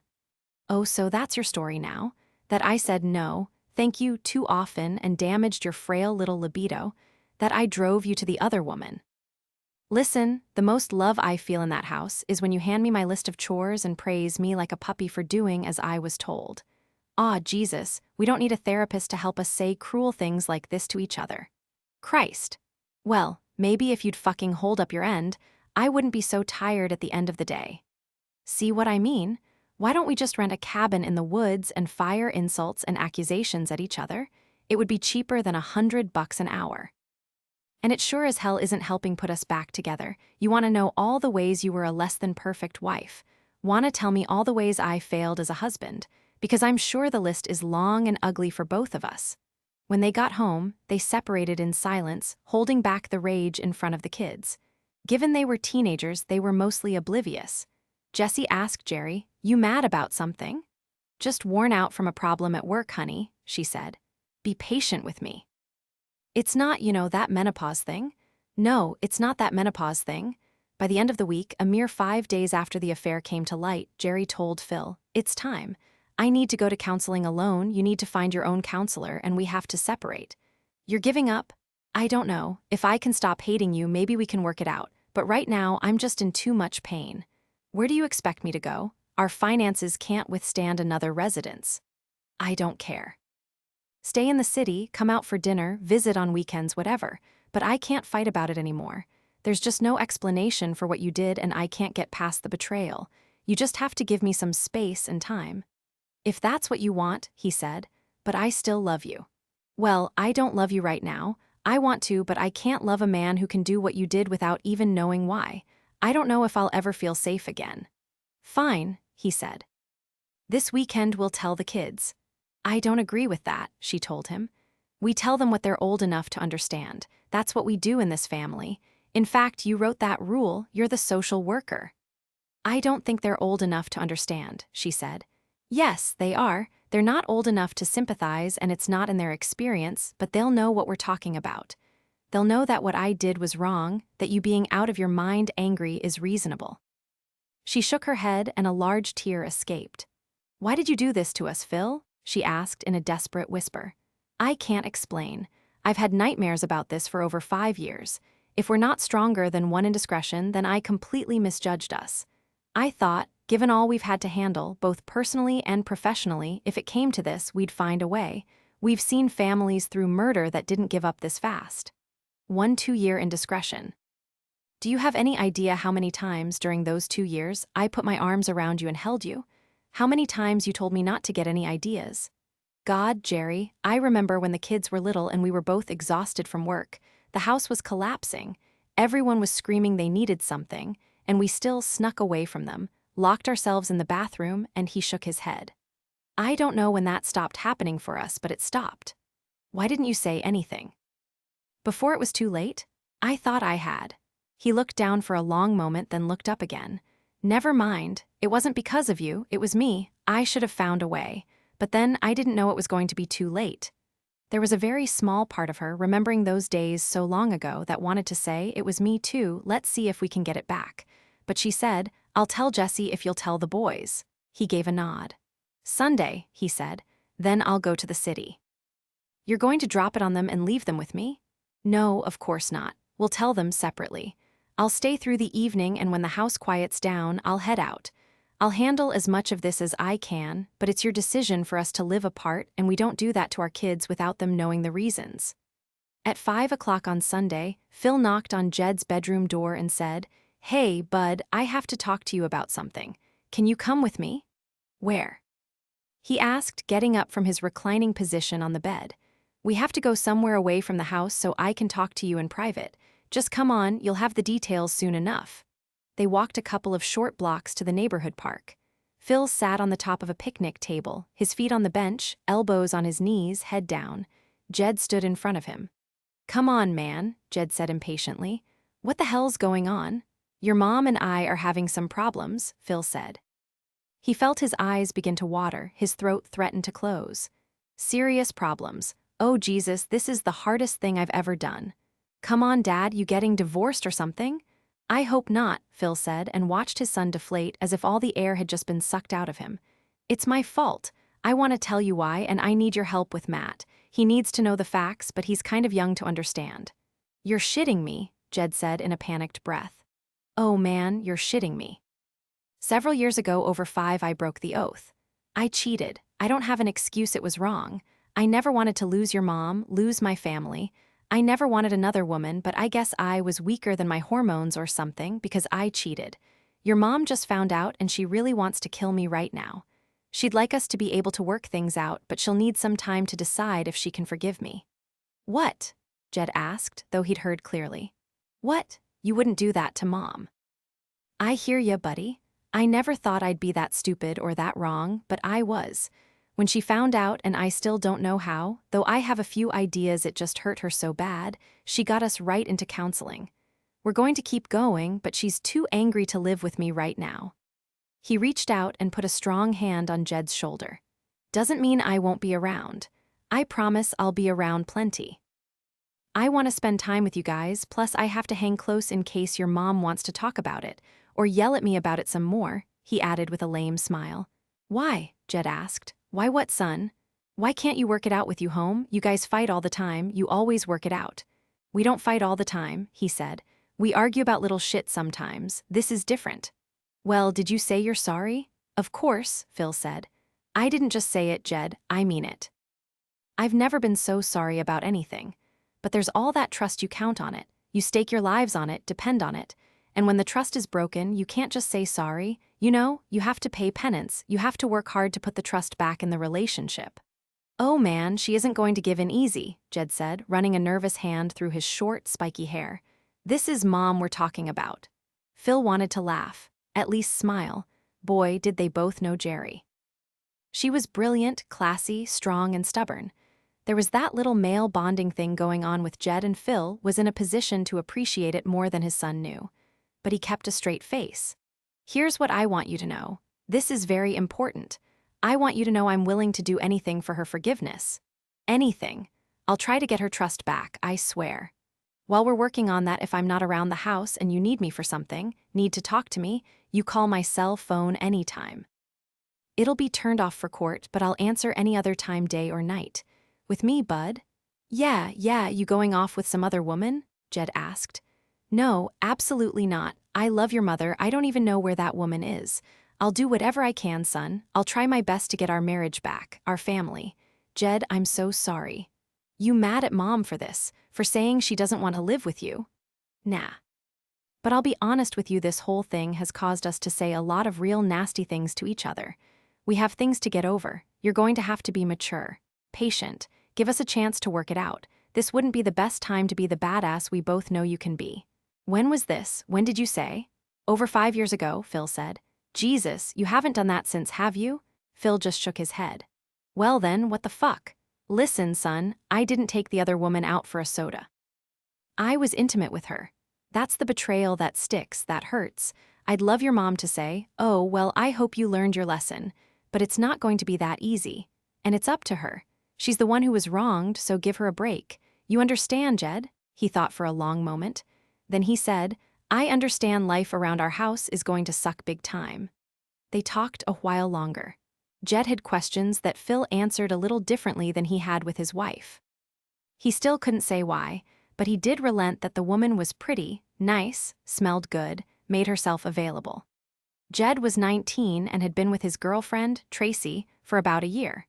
They'd had many father-son talks about Jed's responsibilities as a man. Phil knew the boy was sexually active and understood feelings of lust. He hoped he wouldn't follow in his father's footsteps and stray just because he was a little bored, a little needy, or whatever the hell it was. "I thought I was a bigger man," Phil said. "I hope to God you learn from this. You have a problem with your girl, your wife, your frickin' hormones, you better find a way to communicate that. Find a better way to deal with things than I did." "Man, you always seem so perfect," Jed said. "But when you fuck up big." If trying to tell her kids was horrible, preparing to tell Andy and Sonia was torture, and Jerry had no idea what she was going to say to her coworkers at CPS. She pinched the fat gathering below her waist and knew it was impossible to say she needed time to see her counselor twice a week for anorexia. On Monday morning, when she was to meet her friends for their walk, Sonia was at her door 5 minutes early. Jerry came out with her coffee cup and led her to Andy's. When Andy opened the door, Jerry said, "Got the coffee pot on?" "Sure." "I have to tell you both something. Let's go inside. We'll walk tomorrow." When they were seated at Andy's sawdust-covered table, Jerry went through the chronology of events, from the encounter with Kelly in the elevator to the confrontation with Phil, the 3 disastrous counseling sessions and brutal arguments that followed. And then she described telling the kids he was sleeping elsewhere for the time being and why. "Couldn't you have come up with some story?" Andy asked, horrified. "Believe me, I wanted to," Jerry said. "Don't tell him I said this, but Phil was right, they're not preschoolers, they have to know why.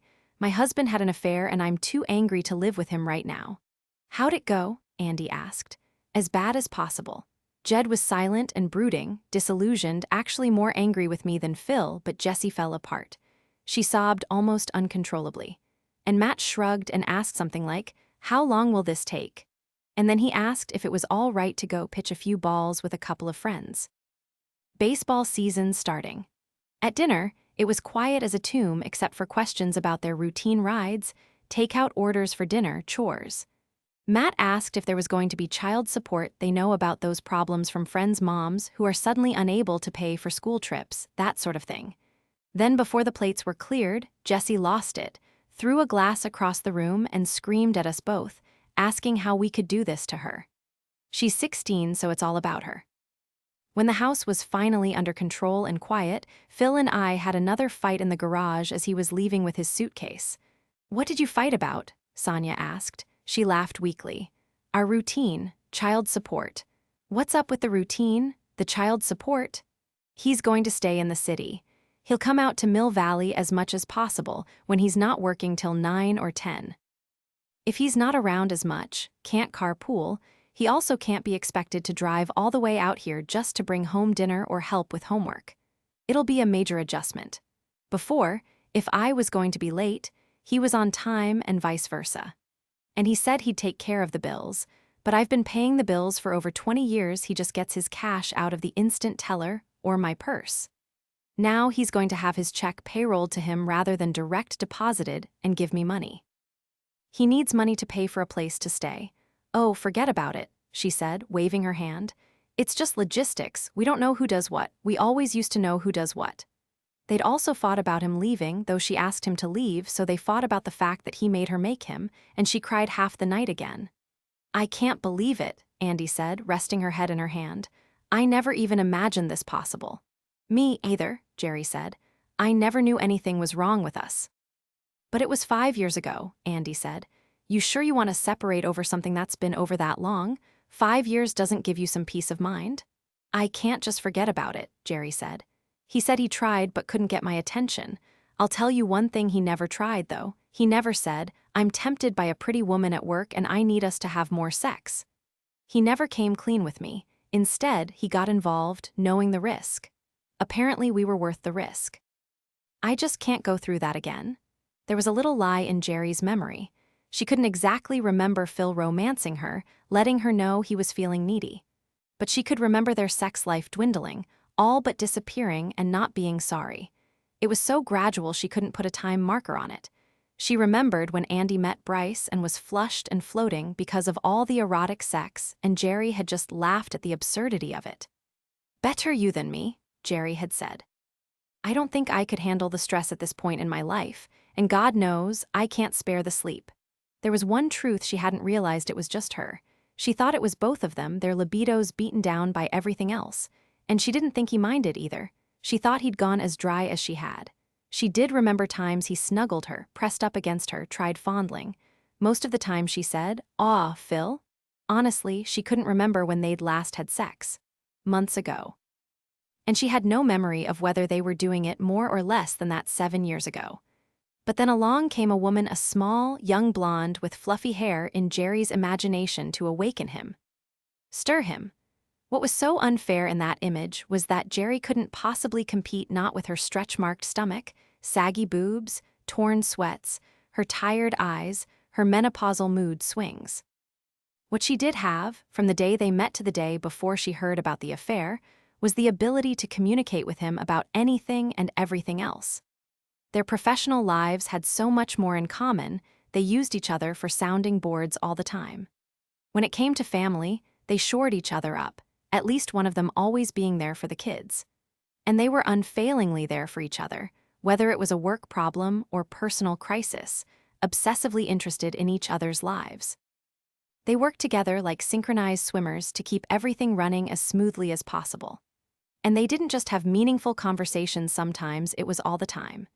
And on those evenings they were both at home and could relax with a glass of wine or sit in front of a fire on cold winter nights.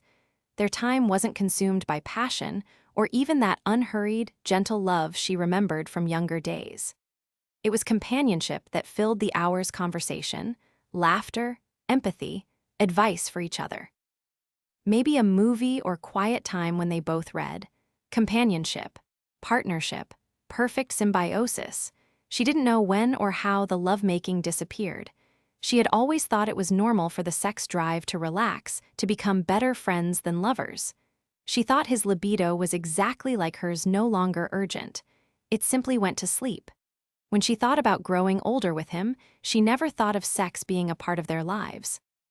Their lives were so good, their relationship so strong, it never once occurred to her they needed anything more, except maybe time. Honestly, if he'd said, "I need a good, hard, sweaty roll in the hay before I lose my mind," she would have laughed at him. They argued, yes, but they had laughed a lot, too.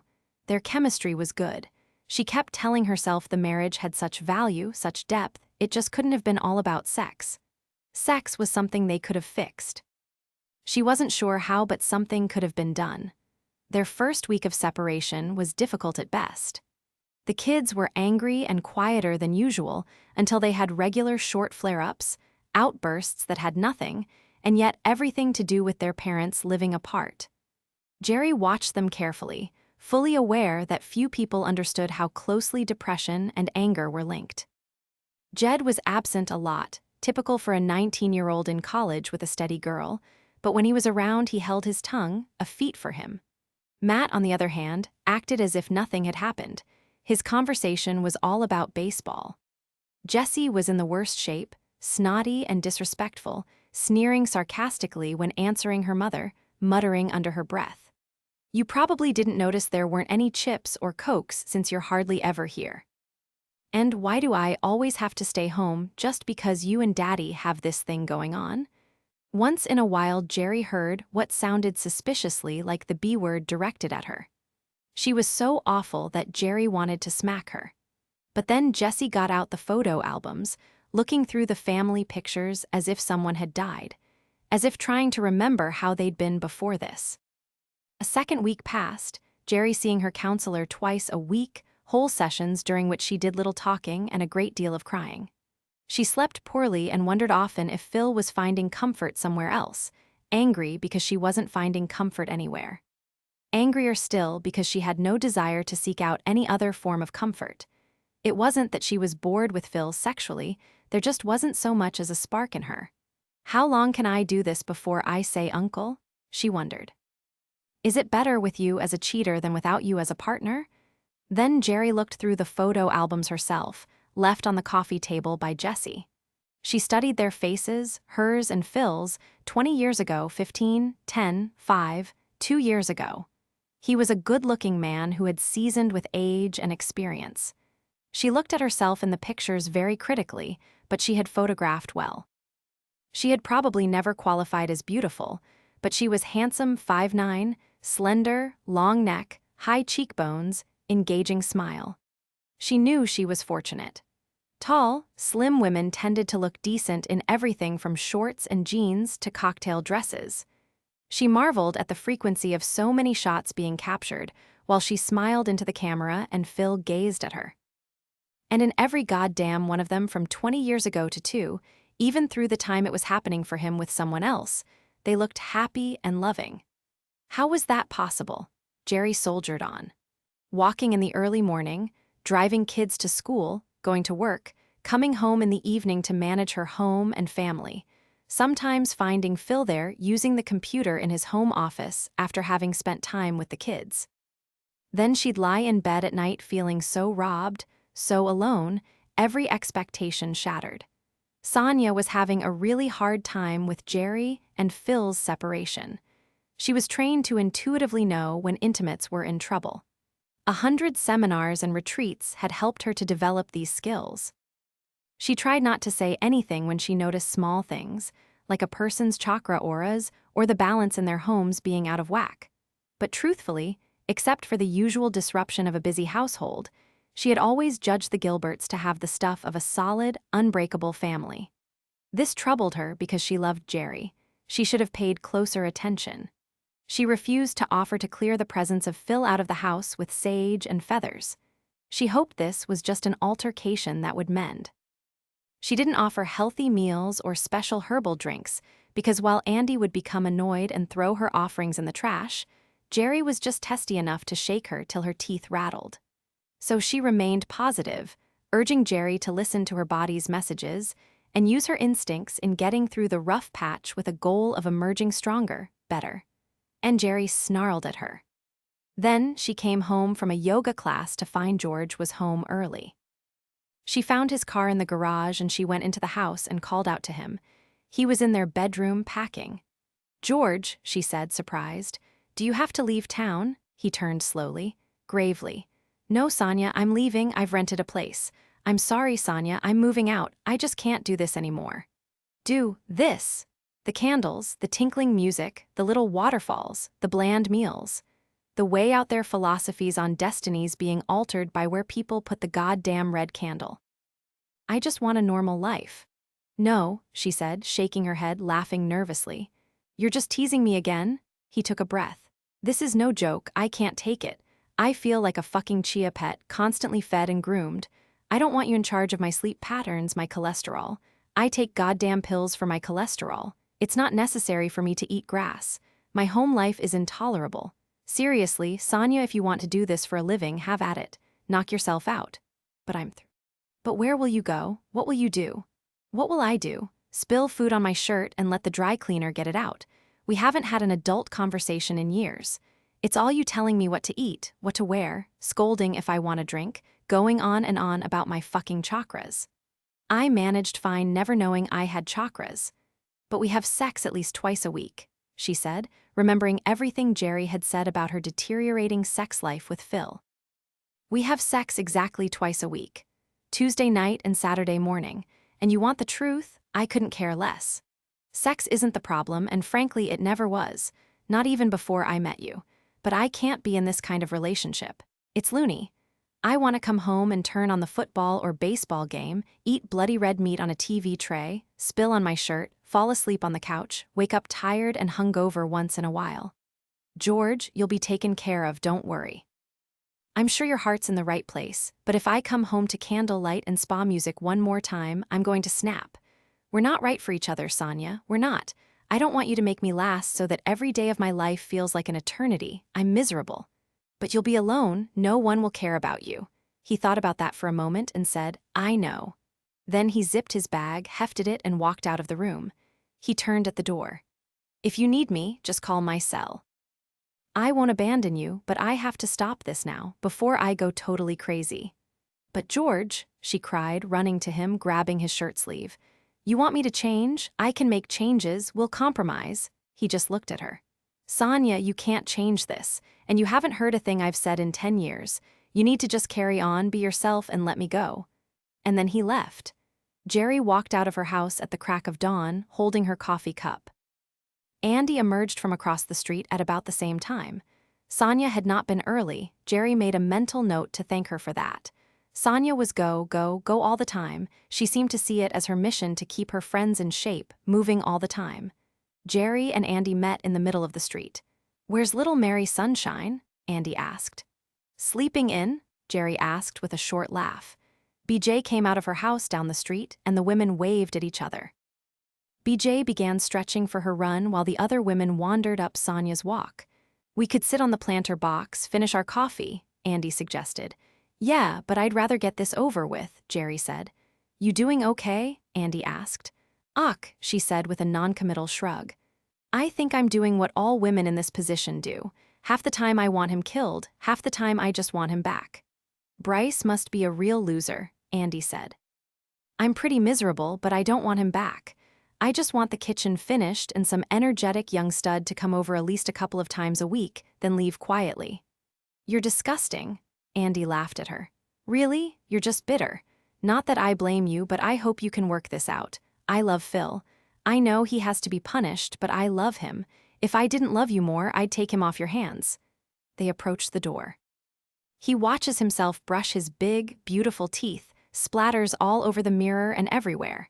He snores like a locomotive and farts in his sleep. He blows his nose in the shower and poops 3 times a day. Oh, he's regular, that's good. That's one of the things I'll be looking for in a man, Andy said with a laugh. Then she knocked on Sonia's door. Knowing what you know, you could not have a man like Phil. Sister, if I could get a man down to 1 infidelity per 25-year marriage, I'd think I was queen of the universe. Andy knocked again. I'm not ready to laugh about this yet, Jerry informed her. Where the hell is she? She's usually pacing outside my door at least 5 minutes early. Hit the bell. I don't want to wake George. He doesn't get up before 6. I wonder how he gets away with that, being married to the hyper one. Ring it anyway. When there was still no answer, Jerry pounded on the door. What the heck? She muttered. Andy, see if you can see in the garage windows, see if there's a car in there. Andy handed off her coffee cup and jogged to the front of the garage. She had to jump up and down to get her eyes up to the windows in the garage door. Then she stopped and turned toward Jerry. Just her car, she said. You think they went out for a whole night somewhere? She would have scheduled that with us 3 weeks in advance, Jerry said. Then she pounded again and yelled, Hey, Sonia, come on. They're not home, Andy said.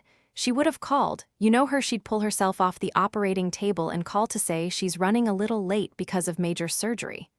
She pounded and yelled again. You'd better get in there, a voice said from behind them. They turned to find BJ standing on the front walk. BJ shrugged.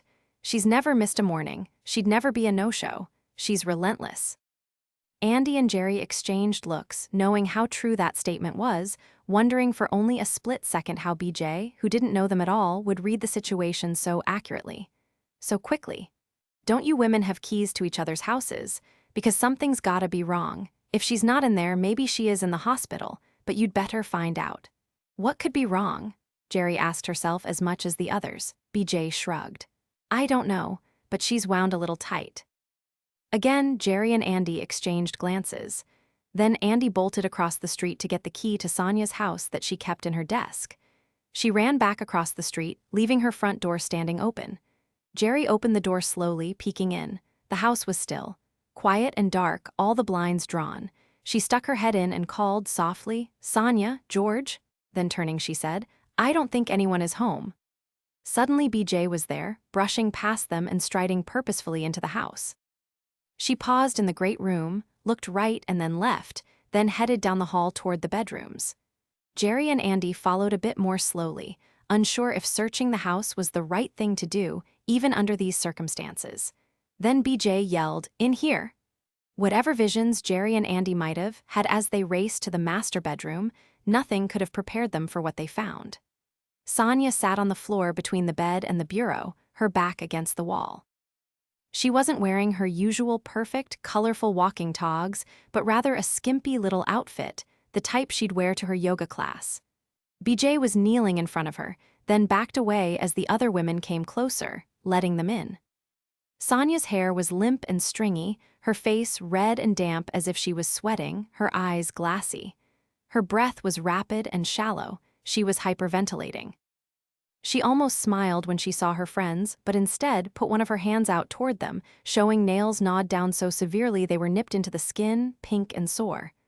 "I bit them all off," she said weakly. "Sonia, what's the matter?" Jerry asked. "Are you sick?" "I'm okay," she said. "I just need to move pretty soon.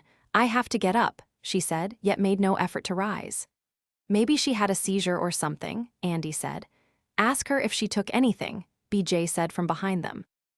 "Sonia, did you take something? Medicine, maybe a whole bunch of your magic herbs?" She shook her head, remaining against the wall. "Where's George, Sonia? Has he gone to work?" "George," she said, shaking her head. "Poor George." "Sonia, what about George?" Jerry demanded. "Get her to the hospital," BJ said from behind them. "She's having some kind of psychotic break." Jerry turned and looked at BJ. She was shocked that BJ would catch this before her with her master's in psych.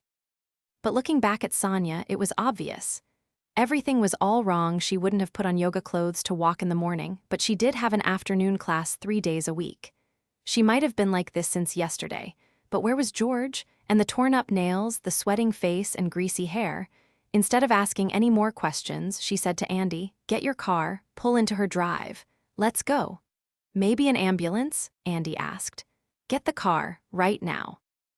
Then to BJ she said, "Help me here," and they each took one arm and slowly lifted Sonia to her feet, urging her to walk. "You're going to be okay now," she murmured to Sonia, leading her out of the house. "It's going to be okay, just come with me." BJ left them to take their friend to the hospital. Jerry sat in the back with a Sonia she couldn't even recognize. She asked her questions all the way to the hospital, but didn't get any answers.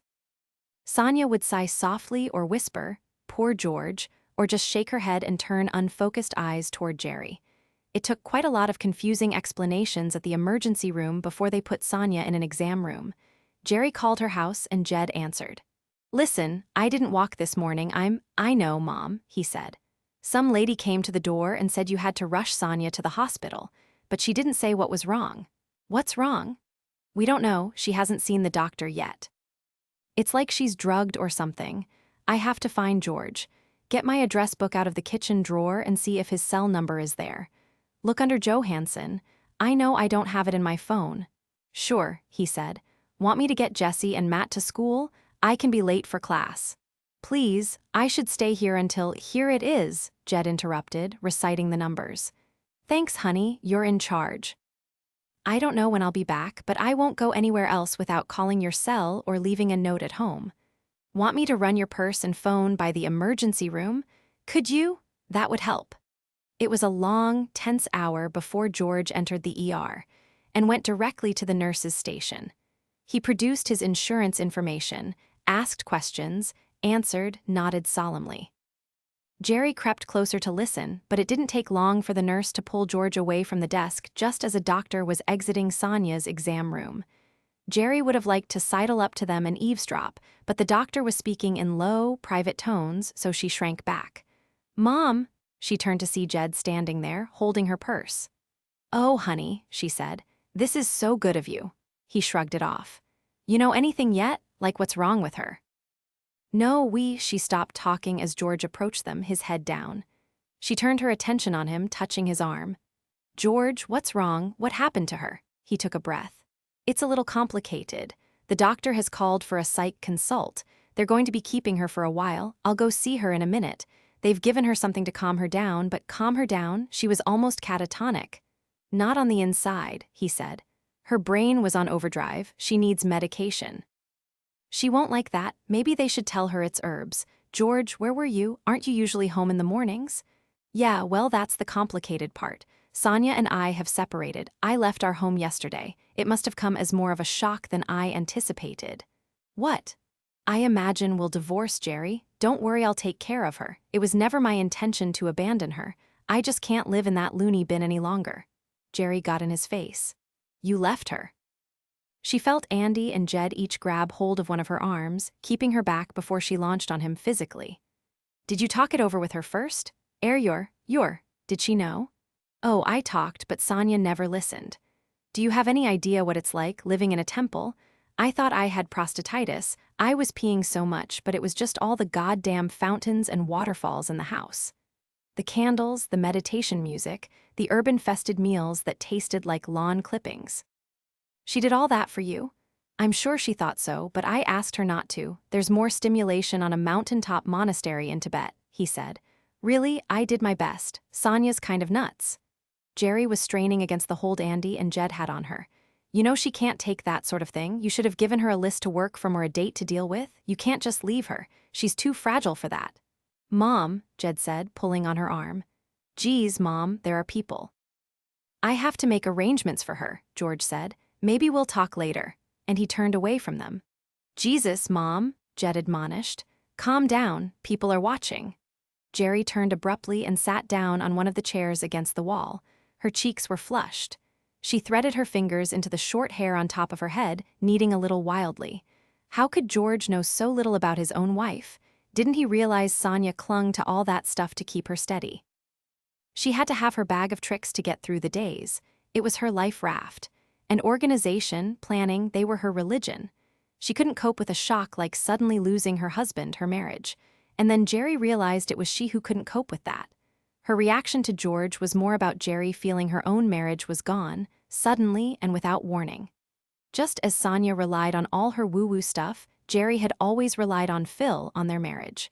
"God," she said, "I'll apologize." I was emotional, scared. She took a few deep breaths and put her hand on her son's knee. "Go on to school, honey," she said. "I'm not leaving till I see her. Maybe I should hang around in case you know. Nah, I'm fine, I'm not going to lose it. If I go berserk, I'm sure they can give me something." "You sure?" Jed asked. "I mean, you've been a little rocky lately." A huff of laughter escaped her. "You think?" she asked. Not only was her life falling apart, the whole neighborhood was hitting the skids. "It's been a rocky few weeks, but we'll be okay." "Okay, then, Andy, keep an eye on her." Then he leaned over and gave his mother a kiss, something he never did in public and was loath to do in private. "Hugh," was all Jerry could say, leaning back in her chair to wait. 2 hours later, the nurse let them in to see Sonia. She was lying back in the bed with her eyes closed, her arms relaxed at her sides. They stood there for a second, looking down at her. She looked 15, lying there. Small and vulnerable, weak and pale, not their perky Sonia. While her energy and zeal drove them both crazy, this image was far more unsettling. Sonia opened her eyes, saw them, but didn't move a muscle. Jerry picked up one of her limp hands and said, "Oh, honey." A tear gathered and ran slowly down Sonia's temple into her hair. She whispered something and Jerry leaned closer to hear. She whispered again. "He said I made him feel like a chia pet." 4 Jerry and Andy left Sonia in the late morning. went home, and then to their respective jobs. Sonia was going to spend at least a night, maybe 2 in the hospital, but she was becoming more lucid by the minute, back in reality again. Still, a break like hers was going to require supervision at the least, medication and psychiatric follow-up at the most. Paperwork had been piling up on Jerry's desk, with the distractions and crises in her personal life, and she called Jed's cell phone to ask if he could get the kids home from school so she could stay late to tackle some of it. She was more than a little conscious that if she didn't have her oldest son stepping in to help so agreeably right now, she'd be completely lost. She also took note that he was coddling her, trying to warm her up, get her more reasonable toward his father, as though all this inconvenience was her doing, not Phil's. By the time she got home, it was nearly 8. Phil's car was in the drive, and when she walked in, the first thing she saw was his briefcase and laptop on the table in the nook. Then he walked into the kitchen from the family room. "What are you doing here? Did the kids call you?" she asked. "Jed called, said you had a really bad day," he said. "Is Sonia all right? She scared me pretty good, but I guess she'll be okay. You got the story?" "I did," he said. "Kind of feels like the whole neighborhood is coming apart at the seams. You okay?" "I've been better," she said, going straight to the refrigerator. "Kids eat." Jed took care of that. He got takeout their choice. I reimbursed him and gave him an extra $40 in case he has to do that again. "Listen, it's not working out, me staying in the city. I'm going to find something around here, closer to home, in case there's some emergency. I don't want to be so far away through the dark hours when the goblins come out." She felt a smile threaten. The goblins, they called them the problems kids had. The last-minute school assignment that was already late, a fight with a girlfriend or boyfriend, a ride that didn't show up to bring them home, a disaster of any flavor. "Is that in their DNA?" she asked Phil. "Our children have never had any problem in their lives before 10 o'clock at night." She pulled out a bottle of cold white wine. "Probably your DNA. You used to stay up late, get yourself all worked up over some problem with a coworker or family at risk, and poke me at about 3 in the morning to work it out with you." "I'll take the blame for that one," she said. "Are you leaving right away?" He eyed the wine and said hopefully, "I don't have to." "Good," she said. She grabbed 2 wineglasses out of the cupboard and headed for the door. "Hang out here for them if you can. If they ask, tell them I'm home but had an errand. I shouldn't be long." "Andy's?" he wanted to know. "Actually, no. A neighbor I barely know helped us with Sonia today. It's reasonable to say that if she hadn't stepped in, we might have left Sonia alone there, out of her head, for days. I think I should say thank you, maybe try to get to know her better, if you have to go. I can wait around a while. Because if you have to go, just let me tell the kids I'm home and where I'll be. They stay alone all the time, they'll be fine." "I'll wait for you," he said. "You sure you're okay?" "Work's piling up," she said. "You just can't get separated, go to counseling, have medical emergencies, and all that without some fallout." She was about to leave, then turned back. "Are you going to counseling?" "I am," he said with a nod. He went to the table in the nook, opened his laptop, and sat down. If he was staying, he'd get a little work done, she assumed. "Getting anything out of it?" she asked. "I'd rather have needles in my eyes," he said. "I'd rather have another vasectomy. I'd trade 2 sessions for a colonoscopy." She smiled. "Those sound like good alternatives. I'll think about that." Once outside in the cold night, she thought, "That's what I need that Phil back." But he was damaged now and not the same in her eyes. She had never thought they were so different, but apparently they were. He was vulnerable to sex. She was vulnerable to a mere 60 seconds of understanding, support, humor, friendship. She walked down the street to BJ's house and knocked on the door. A young girl's voice asked, "Who's there?" "It's Mrs. Jerry from down the street." "Hang on," she said. In a moment, a series of locks slid and BJ opened the door. She cocked her head, frowning, and Jerry lifted the wine in one hand, the glasses in the other. "I thought I'd thank you properly." BJ held the door open for her and over her shoulder said to a young boy and girl, "Can you go do homework in your rooms, please?" They picked up books and papers from the dining table and exited quickly, quietly. "Wow," Jerry said. "That was impressive. What do you have on them to make them obey like that?" BJ almost smiled. "They're good kids. Listen, you didn't have to. I thought you'd want to know about Sonia," Jerry said. She put the wine and glasses on the table, reached into her coat pocket, and pulled out a corkscrew. She went after the cork. I've been wondering about her, BJ said. I very rarely drink alcohol. Have a little sip of this, it's good stuff, unless you're in recovery or something. Just not much of a drinker. How is she? BJ asked.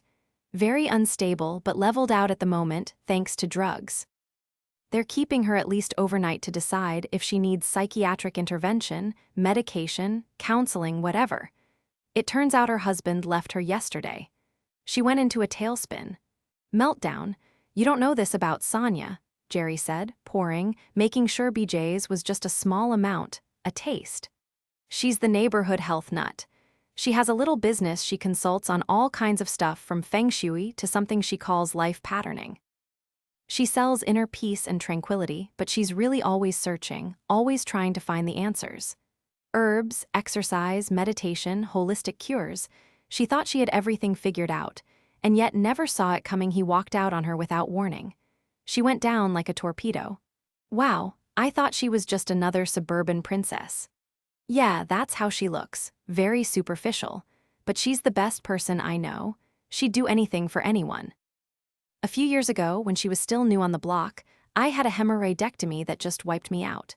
The pain was indescribable. My husband ran for his life, my best friend got weak in the knees and almost passed out just looking at me, but Sonia was there, giving me every kind of comfort she could pull out of her hat. Without her, I don't know what I would have done, and we were practically strangers. She removed the packing from She stopped and shot BJ a look to find her smiling. BJ took a sip from her glass. Well, suffice it to say, if not for Sonia, I wouldn't have had a bowel movement in the past 3 years. She's weird but sincere. She believes all that shit, Jerry sipped. If it wasn't for you today, we wouldn't have rescued her. We would have left, waited for her to call. I just thought the situation was strange. I've been watching you three for almost a year. She'd drive me crazy. Yeah, she drives us crazy, Jerry smiled. Still, it is what it is. You mind if I ask what you do? I know you work. I work for Child Protective Services, psychologist. I was a caseworker for years and now a supervisor. No kidding, you've seen some stuff then. I'd venture to say I'm pretty desensitized. Life's rough out there. And you couldn't see something was all screwed up with Sonia? BJ asked, confused. I would have in a second, Jerry said, defending herself. But man, you got it right away. She clinked BJ's glass. What do you do? Nothing much. I work for my brother, an electrician with his own small business.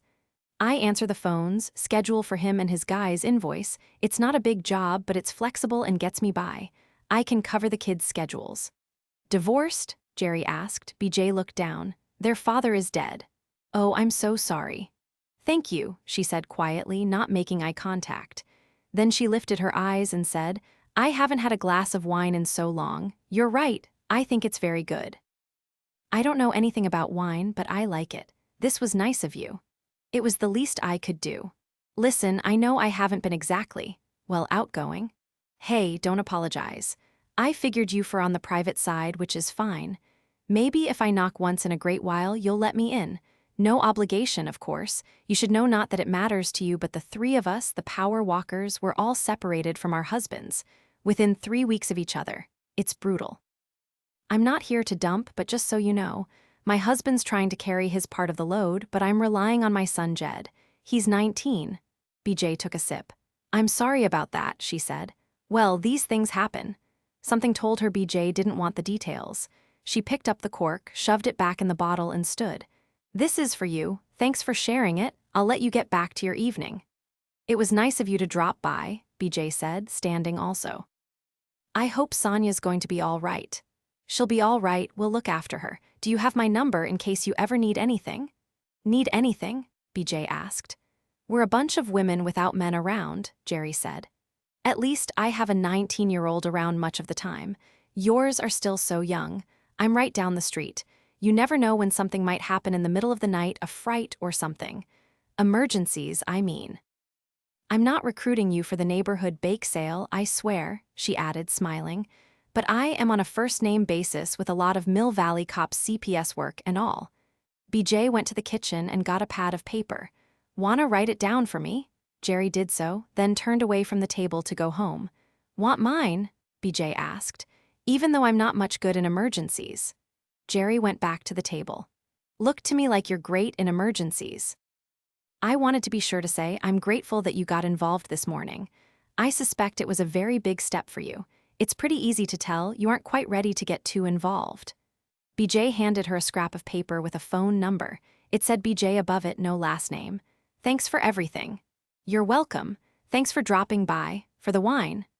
Jerry was all the way home before she realized she'd left the wine glasses on the table, two of her nicest. Well, there would come a time to get them. If she was any judge of BJ, she'd make it a point to return them so she'd have no ties. This was a woman nervous about attachments. Phil was still at his laptop in the kitchen. That was pretty quick, he said, closing it up. Nice woman, but not really interested in finding chums around here, she said, taking off her coat. She was suddenly so tired. I'll take off, unless you need me. You can have the couch if you want it. Thanks, but I have court in the morning. I'll have to be pretty, he said, grinning. He shrugged into his jacket and picked up the laptop and briefcase. What are you working on? Armed robbery. Sob fired on a cop. It shouldn't be complicated, it's a slam dunk. We'll have a plea agreement before trial. He's going away. Yo, cop's okay? Yeah, he missed. Phil moved toward the door and Jerry followed him. She walked him out to his car through the garage. He put his stuff on the hood and turned toward her. I'm really sorry about Sonia. You don't like Sonia that much, she reminded him. Well, I don't dislike her either. It just makes me uncomfortable when she closes her eyes all spooky and reads my aura. Maybe I'm just paranoid, afraid she's going to see some black squiggly thing that's gonna kill me, she laughed. Thanks for checking on things. You had a rough day, he said. Then he pulled her against him and for just a moment held her. It was what she needed, to feel him against her in the quiet of the night. It felt so good to have his strength wrapped around her. It had been 3 weeks since she'd felt the confident power in his arms. Then she pulled back. I can't, she said in a whisper. This is the hardest part, to let go of you like this, my friend, my partner. You don't have to let go of it. But everything is different now, she said. It's not for me. Come here, he said, pulling her back. He put his arms around her again and her mind flashed back. Do you know how many times I put my arms around you to hold you? And how many times you told me not to get any ideas? God, Jerry. She allowed herself to be held for a luxurious moment, wondering if it was a mistake to indulge in him, even this safely, this briefly. Do you remember when I met you? He asked softly. You were my witness in a child molest case that was shaky. The second I met you, you scared the hell out of me. No, I didn't, she said. Oh ho, he chuckled. I knew immediately you would never be uncomplicated, quiet, manageable. You were on fire. I wasn't sure putting you on the stand was a good idea. She pulled back slightly. How'd I work out? She asked. You were brilliant. I had to have you. He pulled her back toward him. How are we doing here? We making any progress? We're not screaming at each other, but I have a lot of issues. Any chance we can work on some of those issues under the same roof? He asked. I hate not living with you. And the kids need us to be together. Don't ask me to take responsibility for that. I understand, he said. She pulled out of his arms and took a step away from him. I wonder if you do understand, Phil. The kids, they want us together again, no matter what the cost is to me. They want me to look the other way, get over it. They're not hating you for what you did to our marriage. They're mad at me for taking offense that you had another woman in your life for 2 years. I knew this would be hard, but I never knew that, no matter which way I turned, it would end up being my fault. It's not. It is, she said, suddenly hurting all over again. It's my fault I can't live with you because of it, my fault I found out, my fault I got mad about it. You spent 2 years boinking some woman from the office, but 3 weeks is too long for me to be upset about it. What is it with mothers, huh? Why is everything in the whole goddamn world always the mother's fault? You don't think they're just a little pissed at both of us? No, I don't. I think you're coming off looking like a good guy who made a little mistake, and I look like a stubborn, angry, unforgiving demon. Aw, Jesus, Jerry, come on, let's not do this. For a minute there, we were actually friends. There it is again. It's like I'm doing it to you. What if I let you hook electrodes to my balls and just fire away until you think I've paid? How about that? Huh, he asked, giving in to his own anger. She smiled at him and started walking backward. Tempting, Phil, but I'm just going to try to resolve my problems with the situation. Thanks for helping me out tonight. Talk to you later, she said. Then she hit the electric garage door button and closed him out. He'd never get it. It wasn't just the other woman. It was him needing the other woman. It made her feel not good enough. It bit so deep, she ached with it. If it was true that men married their mothers, Jerry would be proud. Muriel Gilbert was on her short list of most admired women. Phil had 2 younger brothers, both married. One lived back east, one in San Diego. Muriel and Stan Gilbert kept a small condo in Scottsdale, but they spent much of their time in other locales. They made use of timeshares they'd had for years and owned modest investment properties in Boulder, Maui, and San Miguel, Mexico, that they leased to vacationers when they weren't using them. That, and homesteading with each of their sons for weeks at a time. Having been married as long as she had, Jerry had heard a million stories about the worst mothers-in-law on the planet, but hers was the best. Muriel had embraced Jerry as a daughter the second they met, and proved to be a fantastic grandmother who was devoted but didn't get in the way too much. She was very careful to follow second to Jerry's mother after the births and never pressured them for visits, for time. They started out as friends, for which Jerry had been so grateful.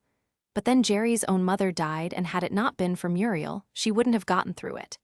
Muriel came immediately, skipping her summer in Maui, and stayed on, getting Jerry and the family past that horrendous period, and then came back when Jerry's father was dying, and again, helped them pull things together. But the time after all that was probably the most significant. Muriel stepped in as the mother Jerry had lost. Friendship yielded to kinship, and Jerry adored and respected her. Muriel and Stan were spending the spring in Mexico, and they called every weekend to talk to the kids. Jerry knew it was only a matter of time before someone slipped, mentioned that Mom and Dad weren't living together at the moment.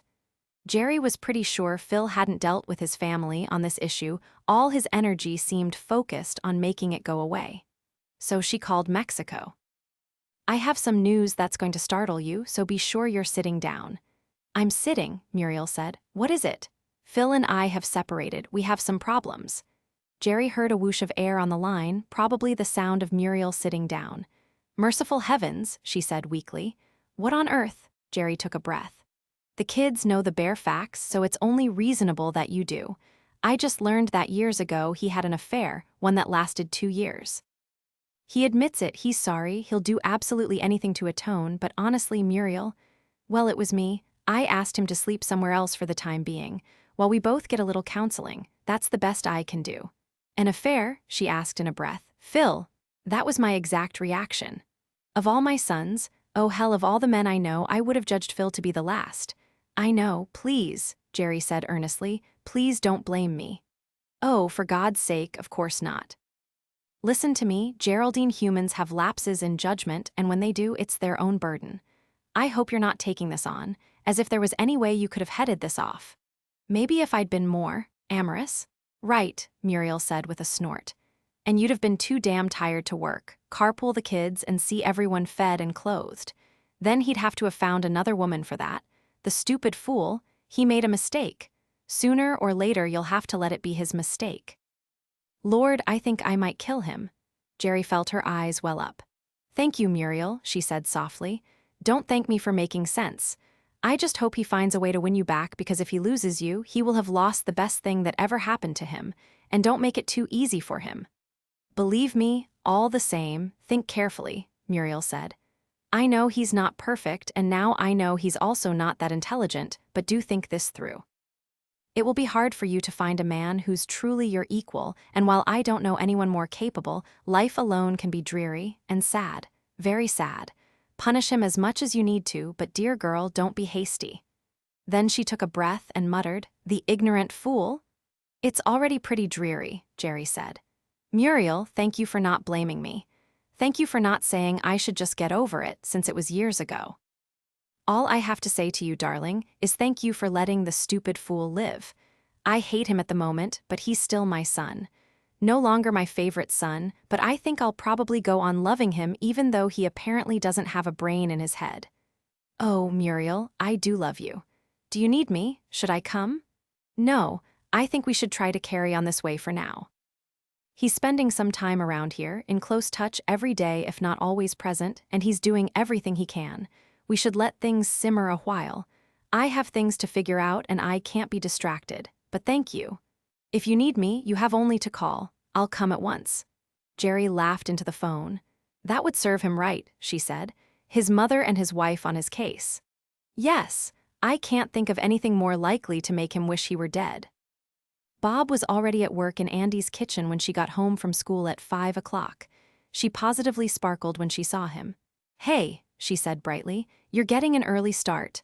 I'm laying down the ceramic tonight. You're going to have to stay off it for 24 hours. It could slide the grout. Okay, did you have dinner? I grabbed something on the way over, he said. I'm starting to think you're afraid I might poison you, she laughed. I offer every night, but you've always already eaten. He stood straight and grinned, patting his firm, round stomach and treating her to that hypnotic grin of his. Look at me, Andy, you think I've missed many meals. You look healthy, she said. That's not what the doctor says. What, is your doctor worried about you? Everything seems to be holding, but he's convinced I'm overweight and headed for a coronary. That's why I try to stay away from him. I feel fine most of the time. Most of the time? She asked, suddenly stricken with worry. Doing the work I do, my back and knees kick up sometimes. I'm fine. My age, you get aches and pains. Do you mind if I ask just how old are you? 53, getting up there. Well, you're just a few years older than me, she said, opening her takeout carton on the dusty table. Not possible, he said, getting down on his knees again. You look like a young girl.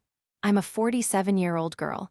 Can I get a glass of wine before I'm closed out of the kitchen? Sure, you have plenty of time. But it's going to go real fast now. After the tile, there's not much to do. Just the appliances, countertops, baseboards touch up. Do you still like the new cabinets? Gorgeous, she said. What am I going to do with myself in the evenings when you and Beau aren't here? Oh, I'm sure you have plenty to do without someone making noise and messing up your house. She'd have to try to remember. This routine had given her so much comfort that she dreaded the kitchen renovation being finished. At first, she thought it was just having someone around the house, but soon she noticed it was more than that. It was the quality time they spent together. Bob was there almost every day, and she spent at least an hour just talking with him. Then she'd take Beau to her bedroom to lie beside her on the bed, and she'd catch up on the day's paperwork or just relax. Sometimes Beau would curl up next to her, and she'd nod off. Sometimes he'd roll over on his back, and she'd idly scratch his belly while she watched TV. She hadn't had a dog since she was a child. She realized more attention should be given to the serenity that came with scratching a big old dog's belly. An hour of conversation every day for 4 weeks at least. That was quite a lot of talking. She knew so much about him, had told him so much about herself. She knew he lived in the guest house behind his sister and brother-in-law's very large home. Their grown kids and grandkids were frequent visitors. It was like living with family while having his own place. He tried not to impose on them and helped them out whenever he could. They seemed to enjoy him being there. He felt no real urgency to move and certainly didn't have the income to afford real estate in Mill Valley. Sometimes their conversations were quite personal. She told him about her marriages and their failures, about trying to raise a son without the regular presence of his father. She even told him she probably got involved with her second husband because she was vulnerable to a good-looking, virile young guy, and then she tried to apologize for being so indiscreet. But he brushed that off. That's just normal, biological. Don't be embarrassed by that, he said. He told her about the few relationships he'd had, none of them intense. He felt he'd been a single man his entire adulthood, even though he'd been married once. But I've always been very shy around girls, he said. Never did develop a good line, a smooth move. I was destined to be a bachelor. That's hard to believe, Andy said. You're a good-looking man, and he laughed at her. Andy, please, I'm just an old bald guy with a little too much flesh on the bone. But she didn't see him that way. He was a large man with big, strong arms and hands. He might be a little thick around the middle, but it did nothing to detract from his appearance. He had the most beautiful smile, and his eyes always glittered when he talked, as if he was happy to his core. He had nothing in common with the type of man she had found herself attracted to over the years. She always went for guys who could be models. But none had ever soothed her so deeply with their voice. She hadn't expected it from someone shy and quiet like Bob, but as she got to know him, she noticed he had a sexy voice, deep and rich. As for hair, he didn't have much, but that didn't make him unattractive. She especially liked his thick, dark, expressive eyebrows and the tiny cleft in his chin. They talked about how they chose their careers. Andy had majored in education, thinking she could fall back on her teaching degree after she'd done something fun, like work for an airline for a few years, travel and play and see the world. But then, during her student teaching term, she fell in love with the students and found enormous satisfaction in helping them learn. Bob took almost an opposite turn. She should have guessed by his diction, his dialogue, he was an educated man. He had a degree in philosophy that was entirely useless to making a living. He'd planned to go on, get an advanced degree, teach. But then he began helping with home repairs, renovations, started working with wood, building and installing custom cabinetry. He discovered working with his hands filled his days with a quiet contentment he'd never felt before. It wasn't a high-powered career, it didn't pay all that much, but there was simply nothing else he'd rather be doing. He worked for a custom builder in addition to taking on some of his own jobs, and the two added up to a lot of time and adequate income, but he wasn't exactly climbing the ladder of success. He was a working man. "I guess I'm just a classic underachiever," Bob said with a laugh. "Why would you say that? Look at the amazing work you do." "Well, I'm not striving for anything, really. Except to do what I do as well as I can. I'm self-indulgent. It feels good. I should challenge myself more, I guess. Did I tell you my wife has a PhD? In theology of all things. I guess that's why she tried so hard to fit into the straight world."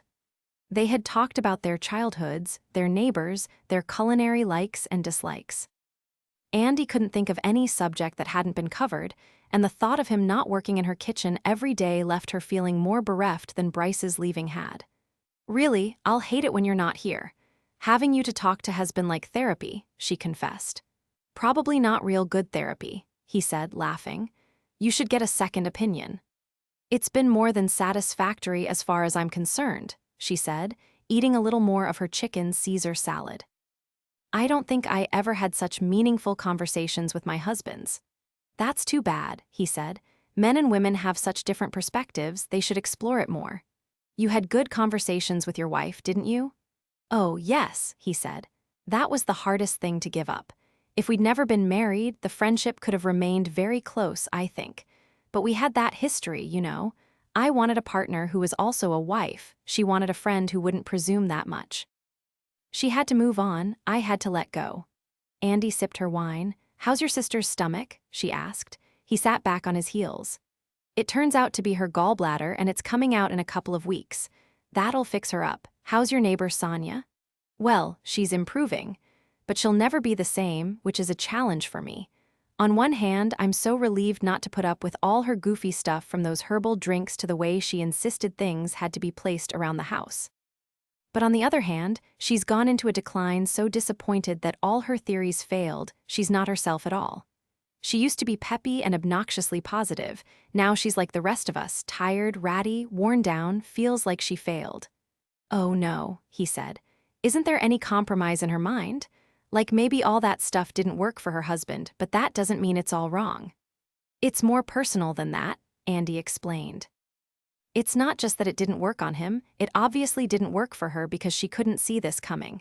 Now she thinks she doesn't know her stuff, doesn't have any intuitive power, can't head off a domestic disaster. Someone needs to remind her that marital disharmony involves two people, even if one of them is intuitive." "Oh, how I need him in my life," Andy thought as she sipped her wine. "Dear God," she said, "what am I going to do without you?" "I'm thinking of renovating the entire house, even though I don't have a dime," he laughed. "I admit I haven't looked forward to a job as much as I look forward to this one. You turned out to be one of my most favorite people." Phil Gilbert's secretary buzzed him. His mother was holding on line one. "You utter fool," she said, before he could get his entire cheery greeting out. He let his head fall to his desk, but he kept the phone to his ear. "I thought this might happen eventually," he said, slowly lifting his head. "How are you, Mother?" "Incredibly disillusioned. I hope you're not going to ask me what I was thinking. Why bother? If you had a clever answer for that, you'd be sleeping in your own bed. Are you going to be able to patch this up?" "I'm doing everything I can, Mother.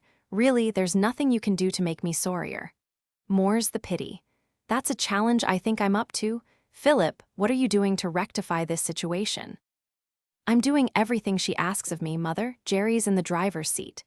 Take a leave. Take her to Tahiti or Alaska or Rome. Do something demonstrative and flashy. Buy her mother, he said, cutting her off. Mom, that isn't what Jerry wants from me right now. I can't win her back by throwing money at this. Believe me. You have to do something. What exactly are you doing?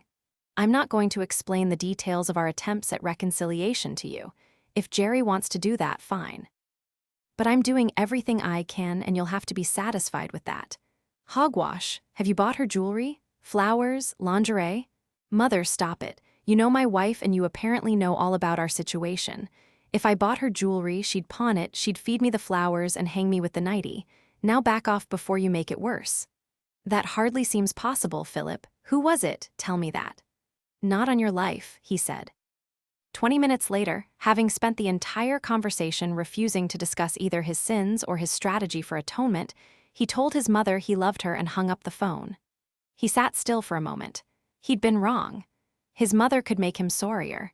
He tried to remember Jerry's deep breathing techniques from those long-ago Lamaze classes. Well, certain things had to be faced, Muriel Gilbert being one. Obviously, if he didn't tell those who needed to be told, Jerry would. Although it filled him with dread, he buzzed his administrative assistant. "A minute, please, Kelly." She came into his office, carrying a notebook. "Close the door, please," he said. She did so and settled herself in the chair directly facing his desk. "I apologize, this is overdue. There's a situation you should be aware of. I don't consider it confidential, but I would appreciate your discretion," he said. "Sure. Yes," she said, pen poised to take notes. This kind of briefing was routine for her. "Jerry and I have separated. I'm not living at home, but I can be reached on my cell phone." She looked up startled. Her usually rosy cheeks lost all color. "No," she said in a breath.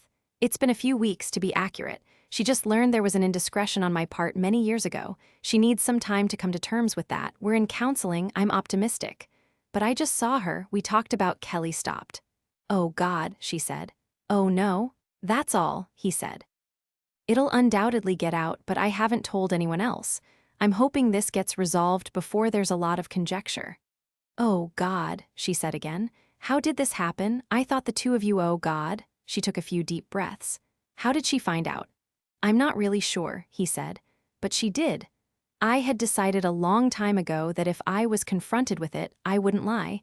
I guess it was bound to happen eventually. She's a frequent visitor in these offices." Kelly scooted to the edge of her chair. "Phil, boss, listen, it could have been me. Oh my God, if it was me, I'll just kill myself. I really don't think we need any collateral damage here, but I'd like to explain, please." "It doesn't matter," he said. "The important thing is that you know what's going on. It puts my schedule at some confusion sometimes because, no, please, I have to explain. It was a while ago, I'm not sure exactly when," she said. "Jerry caught me crying in the elevator and followed me to the bathroom. I'd been having some trouble at home with John. She was her usual self, counseled me, laughed with me. Really, over the years, the things she said in passing made me think she knew everything. I mean, even I didn't know everything, but I was pretty sure something was going on with you and... Well, over time, she'd said things like she was ready to leave you for being such a typical man, being led around by your..." Kelly stopped and cleared her throat. "That she'd come this close to throwing you out, that some things seemed unforgivable, but with the right kind of information and help. Oh, Jesus, I thought she knew. And I praised her for her strength and wisdom, putting her marriage back together after something as difficult as another woman." Phil clasped his hands on top of his desk. "It was an honest mistake," he said. "No, it wasn't," she responded, shaking her head. "I'm trusted with sensitive information all the time, officially and unofficially. I never say things I'm not sure about." "I know that, Kelly." She caught me in an emotional moment. It had even crossed my mind that maybe John had someone. "Oh God, I thought we might be kindred spirits, both having gone through the same thing. I did this to you, to your marriage." "You didn't do anything wrong," he said. "Can we put this to bed, please? I should resign. If you can't trust my judgment, don't be ridiculous. I could never replace you. I could call her. I could tell her I'd just been listening to idle gossip, that I had no evidence of any." "Kelly," he said somewhat sternly. "I admitted to the affair, and you weren't just listening to idle gossip." Although we never discussed it, you were taking my calls, making my appointments, delivering messages for me when something came up that prevented me from keeping an appointment. And there's the matter that she's kept in contact with you. But you never allowed me to pass on a message or change of address. You never. It's out, he said. I was past it long ago, but Jerry can't get over it yet. Can I count on you to keep this under your hat from now on? I think that's the best either of us should expect from each other. She sniffed and lifted her chin. I'll write a letter of resignation. I don't want you to do that. I won't accept it. You're not only very important to me personally, but extremely important to the district attorney's office. Your mistake is understandable. In fact, the mistake was mine. I apologize that you were ever involved. Would it help for me to call her? Apologize? Tell her that I wouldn't recommend it. She's explosive. Really pissed. She's not angry at you as far as I know, but another mention of the situation might have her planting small bombs around government buildings. Oh God. We're all going to have to take this one day at a time. There will be a period of adjustment. It might get worse before it gets better. If you could manage not to say anything more about it, that might be best. Sir, I just can't tell you how. Kelly, you can't start calling me sir. I'm not angry with you. In fact, I'm relieved to know it was you and not a lot of office talk. We'll have to move on now. But if you end up divorced or something, I'm not thinking that way. And if I know Jerry, neither is she. She's putting all her energy into figuring out what it's going to take for me to earn back my place in her life, and as soon as she lays it on me, we'll get it done. It's starting to sound like it could be really bloody, but hey, I'm a big man. Although some of her suggestions have been barbaric. Now really, that's all the time I have for this. He looked back at the paperwork on his desk. I just wish there was something I could do. Hunker down, he said without looking up. We're going to ride it out, hope for the best. Yes, sir, she said, rising slowly. When she got to the door, she turned. Sorry, boss, I almost forgot. Clay wants to see you at your first opportunity. Call his office, Phil said, picking up a pen and scribbling something in the file on his desk. Tell him I'll be up in 20 minutes. Almost half an hour later, Phil exited the elevator to the executive suite of the district attorney, Clayton Sturgis. He made the trek to the top floor of the building almost every day, and on some occasions, several times a day. The executive assistant told him to go right in. Clay was standing in front of his windows, hands in his pockets, gazing out at the Golden Gate Bridge. He turned slowly toward Phil. How do you like that view? I've always liked that view. Well, it's going to be yours soon. It's time, Phil. I'm not going to run again. I'm leaving for private practice and you're the heir apparent. They want you to run, of course. What should have been the best news in his career hit Phil in the pit of his stomach like a boulder. He tried not to let anything resembling panic show on his face. I'll have to talk to Jerry. The kids. Fait accompli, Clay said, waving it off. You've been slated for this job for at least 10 years. Tell her you're finally running. She'll be thrilled. Phil thought if one more thing appeared to be going right for him in the middle of Jerry's breakdown, she might actually dig up some electrodes. He thought about explaining that the opportunity he'd always wanted couldn't have come at a worse time, but instead, he said, private practice? A transitional phase. I have my eye on the attorney general position. Public office tends to get into your blood. He picked up a folder. The committee for my re-election would like to meet with you as early as next week. You have the option of putting your own people in place, but I can vouch for these folks. At least hear what they have to say.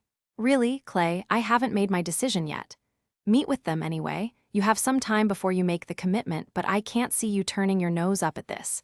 You're ready, the prosecutor's office is ready, the mayor will endorse you. It has your scent all over it. Phil took the folder. Thanks, Clay. It's an honor to be asked.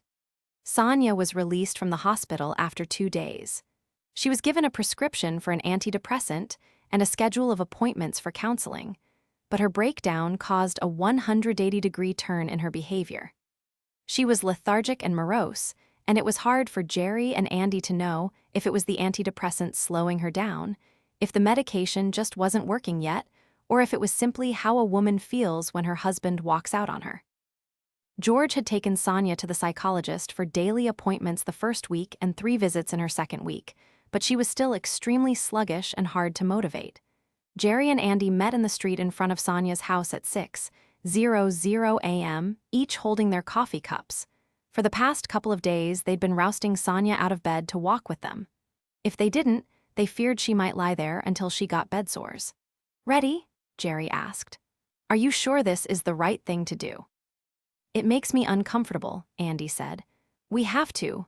She has to get up, get moving, get some exercise, work off the side effects of the antidepressant, or of George who knows which. Give her another week, she'll start making her way back. Besides," Jerry grinned, "think of it as tit for tat." They went to Sonya's door, unlocked it, and entered. The house was different now after just 2 weeks. It was no longer like walking into a pristine health spotlight, airy and calm with gurgling waterfalls, aromatherapies from spices and herbs to lavender. Now it was musty and dark, blinds drawn, dishes stacked in the sink, shoes kicked off anywhere, clothes tossed over chairs or sofas. In the bedroom, dirty clothes were left on the floor where they'd been dropped, and there was Sonya, a lump in the rumpled bed that looked suspiciously as though it hadn't been made in forever. "Geez, it's starting to look like my house," Jerry said. She opened the blinds in the bedroom, though it was just beginning to get light outside. She pulled back the covers and tugged on Sonya's arm. "Come on, Lala, time to walk." "Humph," Sonya said, limp. "I think I'll have a day off." "No days off while the happy drug is moving through your veins. You have to get up. It's time to walk. Come on, you'll feel better, I promise." Sonya achieved a sitting position, skinny legs dangling, head down, her snarly hair canopying her face. Andy was digging around on the floor for some sweats and a t-shirt. She found some wrinkled clothes and held them out to Jerry. They were the pretty salmon-colored sweats, but were definitely not clean. Jerry reached for the sweatpants and Sonya flopped backward on the bed. "Humph," she muttered. "Maybe later, huh?" Jerry squatted and began working Sonya's feet into the sweats. She started to laugh in spite of herself. "Oh man, there was a time I would have paid to see this. Come on, my little Lala lamb, up you come. Don't make me slap you." "You wouldn't slap me," she muttered, slowly pulling herself upright. Then she just stood there, the sweats around her ankles. Jerry gave her a second, then resigned. She stooped, grabbed the waist of the sweats and pulled them up, tying them around Sonya's middle. She pulled the nightshirt over Sonya's head and watched as her arms just flopped back to her sides. "I could use a little help here, Sonya," Jerry said. Sonya slowly opened her eyes into mean little slits. Jerry laughed at her. "Want a bra, or are you free boobing it today?" "Bra," Sonya said miserably. Andy handed Jerry a sports bra plucked out of the pile of dirty clothes, and Jerry handed it to Sonya. "Get with the program, Sonya. You know I can't get you in this thing." Sonya took it, put it over her head and wiggled her arms through the holes, pulling it down tight over her small breasts. Next were the t-shirt and shoes. Then Jerry grabbed Sonya's hand and said, "Come on, let's get this over with." On the way through the living room, Jerry grabbed a sweatshirt off the back of the sofa and held it for Sonya to shrug into. Then they went out the front door. Standing in the street at the end of Sonya's sidewalk was BJ. "Morning," she said. "I thought maybe I'd walk with you today. If that's all right." "Well, this is a nice surprise," Jerry said. "Isn't this a nice surprise, Sonya?" "Leave her alone," Sonya said meanly. "She needs her run." BJ surprised them by laughing. "Getting a little feisty, aren't you, girlfriend? Well, you wait, I'll have you running right alongside me before you know it." 5 Andy had meetings after school and was late getting home. She didn't bother stopping for a takeout dinner. When she walked into her kitchen from the garage, she saw Bob sitting at the new breakfast bar. He stood immediately, grinning. He wasn't wearing his overalls but a knit shirt and jeans, all spruced up.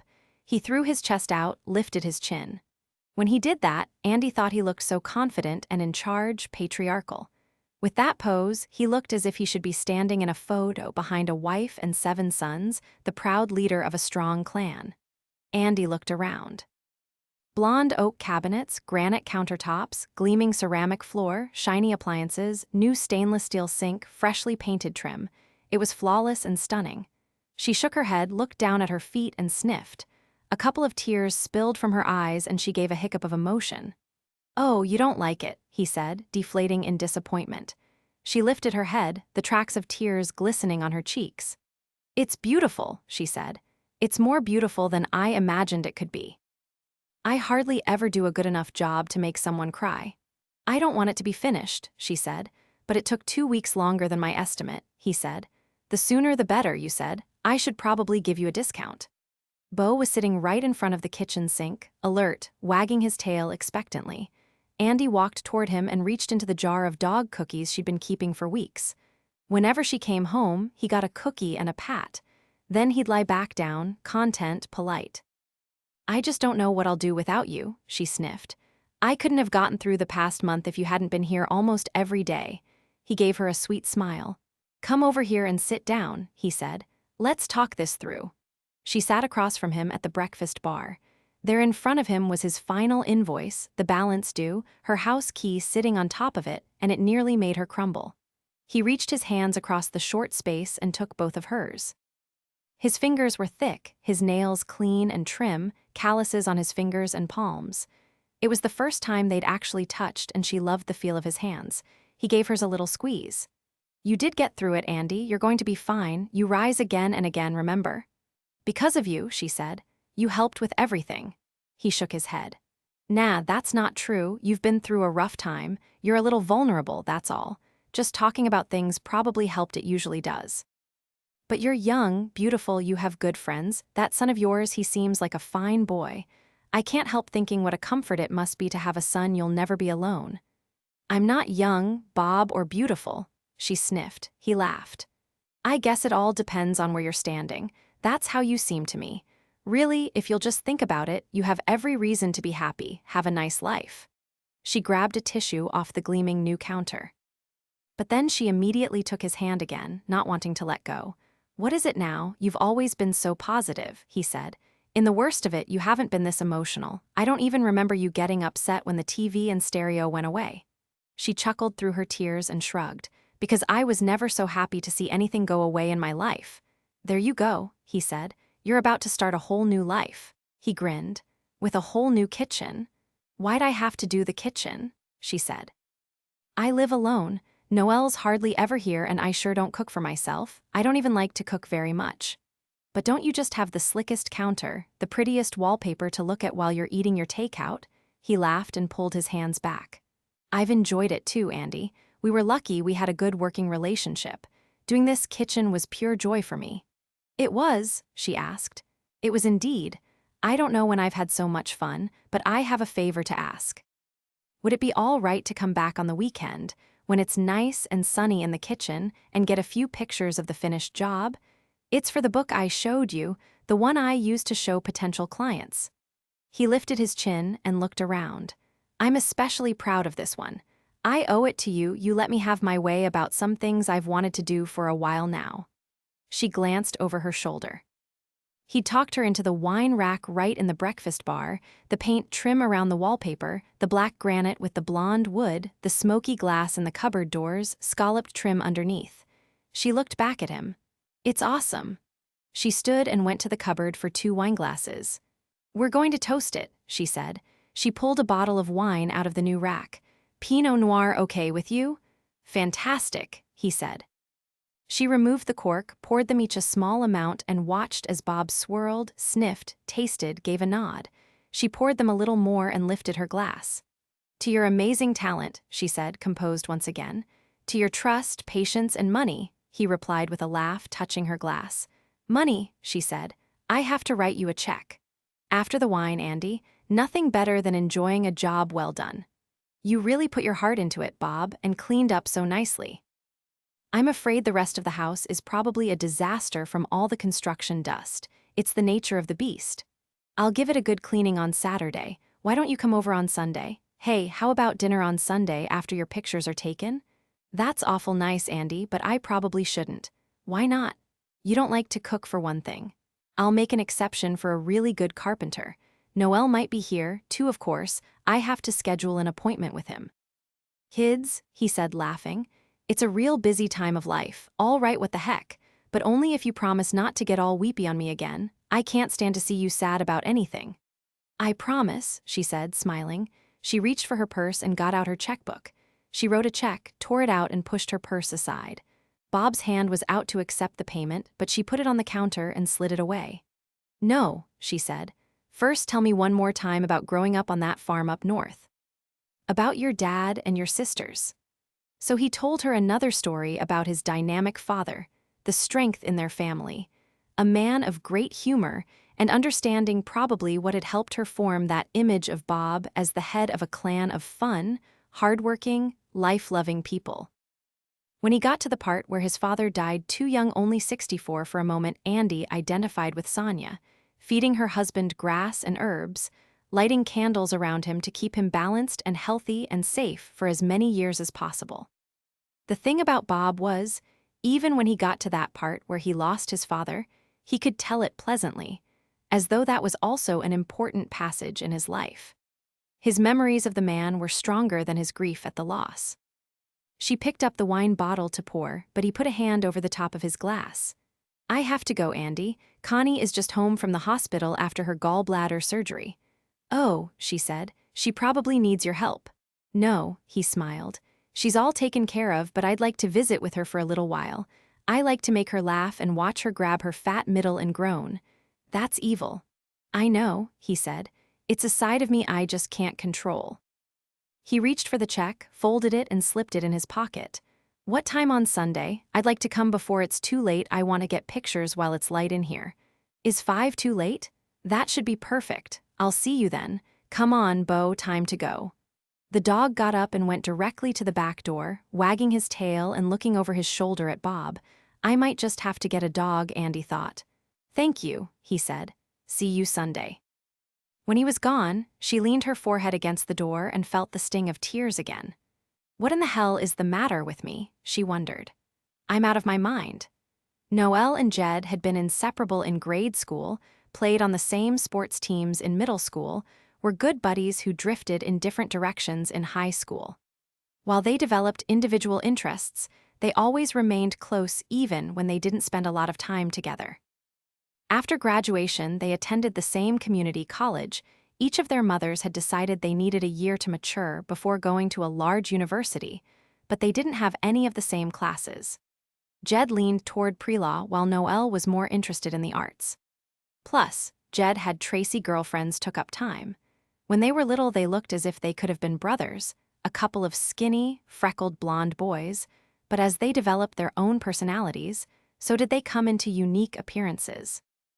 Noelle was a healthy, strong 5'9" with clear, slightly olive skin, dark eyes, and dark, curly hair like Andy's.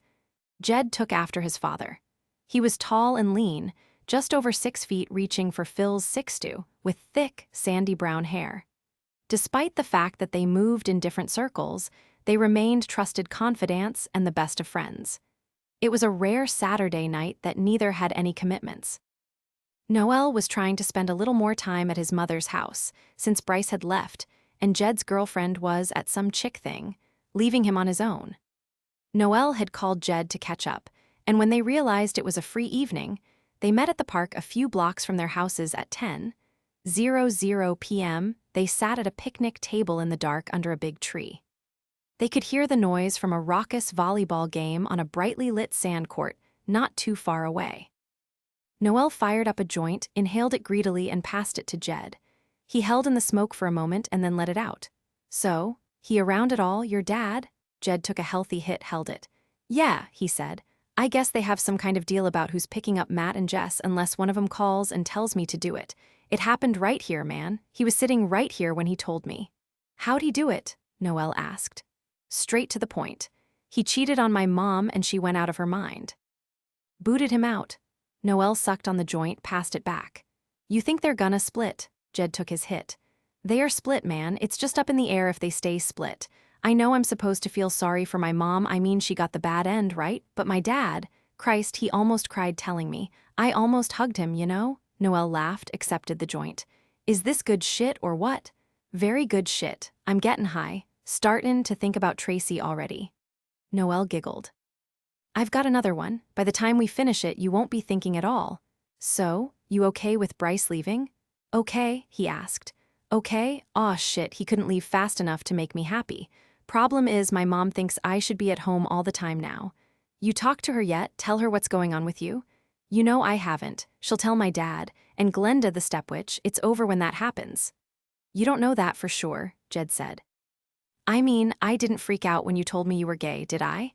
"Yeah, but you're different. It's not like you could do anything about it. But my dad, oh, he's gonna do something terrible." Jed turned toward Noel. "Hey man," to quote Geraldine Gilbert, the world-famous psychologist, "it is what it is." Noel had started wondering what was wrong with him when he was 13. When he was 16, he fell for a guy in his theater class and realized he'd known since way before he was 13, he just couldn't put a name to it. He'd told Jed when they were both seniors. Jed wasn't the perfectly evolved high school senior. The news caused him to jump back about 6 feet in shock and probably fear. His best friend, gay, that just wasn't right. But Noel and Jed had grown up in a part of the world where being gay wasn't exactly breaking news.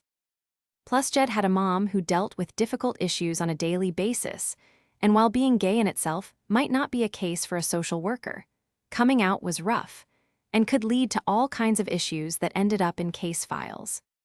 Jed's dad worked with a few gay guys in the prosecutor's office, and what homophobic attitudes Jed might have expressed when he was younger were pretty much worked out of him by the time he hit junior high. But Noel's dad, Rick, the football coach, was a classic homophobe. He made frequent bigoted remarks about fairies, limpristers, queers. Not around the high school where he taught and coached, because that could get him in trouble, but at home he laid it on pretty thick. He liked physical, athletic, masculine guys who seemed to leave no doubt, but of course, Noel could enlighten him. It wasn't always obvious, and some of those guys were actually gay. Noel had girls all over him all the time, way more girls than Jed had ever had around. His dad found that impressive. Noel had a couple of gay friends who shared an apartment, and he spent a lot of time there where he felt most comfortable, free to be himself. He had managed, with some difficulty, to keep his parents from meeting his friends because they would know at once they weren't hiding their sexual orientation the way he was. Jed and Noel talked for a while about the complications of their lives, their parents' lives. They were about halfway through their second joint when they heard a deep male voice. "Evening, gentlemen." They both jumped in surprise. Jed quickly tossed the joint and it landed on the grass just a few feet away. There before them was a cop on a bike park police. Riding up within seconds was his backup officer. "Go ahead and put your hands on your heads, all right?" the first one asked pleasantly. "Aw, come on, go bother someone else," Noel said. "Shut up, man," Jed warned him. "Just shut up." Great, Jed thought. It wasn't as if it was his first joint, but he wasn't a frequent user, and he'd never been caught before. Not only did his girlfriend, Tracy, disapprove, but his dad had told him a long time ago that if he ever got picked up for anything that could embarrass him in his job, he should just assume Daddy wasn't going to step in and try to cover for him. Jed was on his own, he'd have to face the music, and his father wasn't going to make any excuses or reel in any favors. Figures it would have to be drugs. Jed was more likely to have a few beers, and he never drove under the influence. Oh no, his driving violations were all totally sober. His mother always pointed out he could be an idiot without the assistance of pot or beer. The cops patted them down. Jed had been seen tossing the joint, which the first officer picked up. Noel, however, had a small baggie of marijuana and some rolling papers on him that made the situation a little more serious. It wasn't quite enough for felony possession, and he didn't have the paraphernalia to be dealing, but he could actually go to jail if the police decided to take things to the extreme. If they didn't like Noel's mouthiness or were in bad moods, they could hook him up and call for a prisoner pickup. Jed had learned these things as a prosecutor's son. In the end, they were issued tickets. 19-year-olds didn't have a call placed to their parents. They'd have to appear in court, deal with the mood of the judge, at least pay fines, maybe get stuck with community service. Who knew what the end result would be? Noel didn't have to go home and tell his mom and dad what happened in the park, and he hadn't been exposed as gay, so his big secret was still safe. But Jed knew his dad was going to hear about this. If someone in the court system didn't pick it up and tip Phil Gilbert, then the press might. They were all over the prosecutor's office, looking for stuff to embarrass them. If the press could, they'd try to find a case where Phil came down hard against a person for a pot possession, then would claim he'd watched his own son walk away with a pat on the butt. The officers left them with their tickets. "Hey, sorry, man," Noel said. "Not your fault. I was smoking when they came up." "Yeah, but I never told you I had a bunch of stuff." "I don't care about that, that's your stuff. But I gotta go. I have to think about what to do, what to say." Don't say anything, Noel said. We go pay a fine, you don't understand, Jed said, shaking his head. At our house you can't keep a lid on this kind of thing. Lid? Noel laughed. They called a few ounces of cannabis a lid. Funny.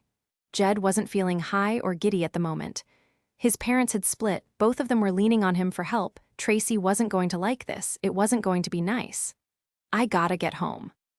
He grabbed Noel's upper arm. Try not to lip off at the judge. Trust me, that's the way to 6 weeks in a soup kitchen. Soup, Noel said, laughing. I'm kinda hungry. Aw, Jesus, Jed said. I'll see you later. Jed plunged his hands in his pockets and headed for home. If he remembered, Jesse was out with friends and Matt was somewhere overnight. When he was leaving a little before 10, his mother was nodding off in front of the TV in the family room with a stack of reports in her lap. When he snuck into the house, those pages had slipped onto the sofa beside her and she was leaning her head against her hand, sound asleep. He went to the kitchen to forage for food, conscious that he was moving slowly, making noise. It wasn't long before he heard her snort shift. Jed, she called out. Yeah, Ma. You're home, he laughed. Nah, I'm still out. She responded, not moving from the sofa. Jed started building a sandwich very methodically. Between layers, he stuffed handfuls of potato chips into his mouth. He heard the sound of a noisy car, the laughter of boys. The front door opened with a crash, and he heard scuffling, more laughing, and the sound of rapidly departing footfalls, the racing of a motor, the squealing of tires. Then his mother screamed, Jed. He moved toward the foyer of their house, and what he saw made no sense. His mother was crouched in front of Jesse, who was sitting on the floor slumped against the wall, apparently passed out. Jesse, come on, Jesse, his mother was saying, patting her cheeks. Jesse asked sleepily. Jesse, Hugh, are you drunk? Oops, Jesse said. Then she hiccuped and giggled without ever opening her eyes. Jerry looked over her shoulder and up at Jed, who was towering over them, staring stupidly. Help me out here, will you? Jerry asked, pulling at Jesse, who was completely limp. Jed leaned over but lost his balance and instead wobbled backward a couple of feet. Jerry frowned at him. Can you help me here? She asked. I have to get her upstairs to her bedroom, check her over, make sure she's all right. Call Dad, Jed said. Just help me. I can't, Ma, I'm stoned. Her mouth hung open for a second. Then she slowly looked between her two oldest kids, muttered a disgusted curse, and dashed for the phone in the kitchen, moving pretty fast for an almost 50-year-old who'd been asleep on the couch for an hour. She dialed Andy's number. Help. I've got my hands full. One kid's drunk, one's higher than a kite. The high one was with my high one, Andy said. If you can leave yours, I need help with Jesse. I've got a potentially terrible situation. She hung up and rushed back to her daughter, who was vomiting in the front hall. The smell of second-hand beer filled the air. Jerry found herself thinking, at least it was beer, probably enough to create this disaster. There could also be drugs, the type of which she didn't even want to think about yet. Jessie wiped her mouth with a trembling hand. Oh, Mom, she said, starting to cry. She only cried for a second before she added to the catastrophe by retching again. Jerry ran to the laundry room for a few towels, then back to the foyer to find Jed on his hands and knees, trying to communicate with Jessie. By the time Jerry had covered the mess in towels, Andy was in the doorway and Jed skulked away to the kitchen. Jerry looked up at Andy with imploring eyes. She was dropped off by a gang of boys, she said, her voice low. Her blouse is buttoned funny. Andy took just a second to absorb the meaning of Jerry's words, then took charge, squatting in front of Jessie. Okay, Chickie, she said. We're just going to take off your icky clothes, honey. She began unbuttoning and helping her out of her blouse, leaving her in her jeans and bra. Then Jerry and Andy, one on each side, pulled Jessie to her feet and helped her up the stairs. The first stop was the bathroom where Jessie vomited again. They finally got her to the bedroom where Andy pulled back the bed covers. Before sitting her down, they peeled off her sloppy, $150 jeans. Should we stand her in the shower? Andy asked. I don't think so. Just the clothes off. I don't know what happened to her tonight. I don't want to destroy any evidence, Jerry said. Andy froze. Then, shaking her head with worry, stooped to remove Jessie's boots and jeans so Jerry could ease her into bed. Before covering her, Jerry looked closely at her legs, including the insides of her thighs. Jessie? Jerry asked, leaning over her. Jessie, can you tell me what happened tonight? Beer, she said with a drunken whimper. Did anyone hurt you? Who were you with? Who brought you home? Drew, she said. Oh, God. She leaned over the side of the bed, retching. But she was down to just miserable gagging, her stomach empty by now, and Jerry was quick with the trash can. Jessie lay back down on her pillows, moaning. Call Phil, Andy said immediately. No, I don't want Phil right now. Think of him as a legal consultant, she said. If you need to know how to treat this situation, he'll know. I know, I'm a social worker. And he prosecutes crimes. If there was a crime against your daughter, he can help you now more than I can. Besides, you know he has to be told. I'll stay with her, go call him, and on your way to the phone, whack Jed in the head. Jerry glanced at the clock. It was late, per typical. She went to the kitchen to find Jed standing at the counter eating. She shook her head in disgust. She hoped that all 3 kids weren't picking tonight to act out. She called Matt's cell phone and it went straight to voicemail. Against all good judgment, she dialed the number of the friend where Matt was spending the night. There was no answer. Her heart was pounding and her thoughts were racing as she left a terse message. This is Jerry Gilbert. Matt is supposed to be spending the night there tonight. When you get this message, please call me and let me know that he's there, safe, no matter what time it is. Then she called Phil. She called the phone in his small, one-room, rented flat near his office in San Francisco rather than his cell phone.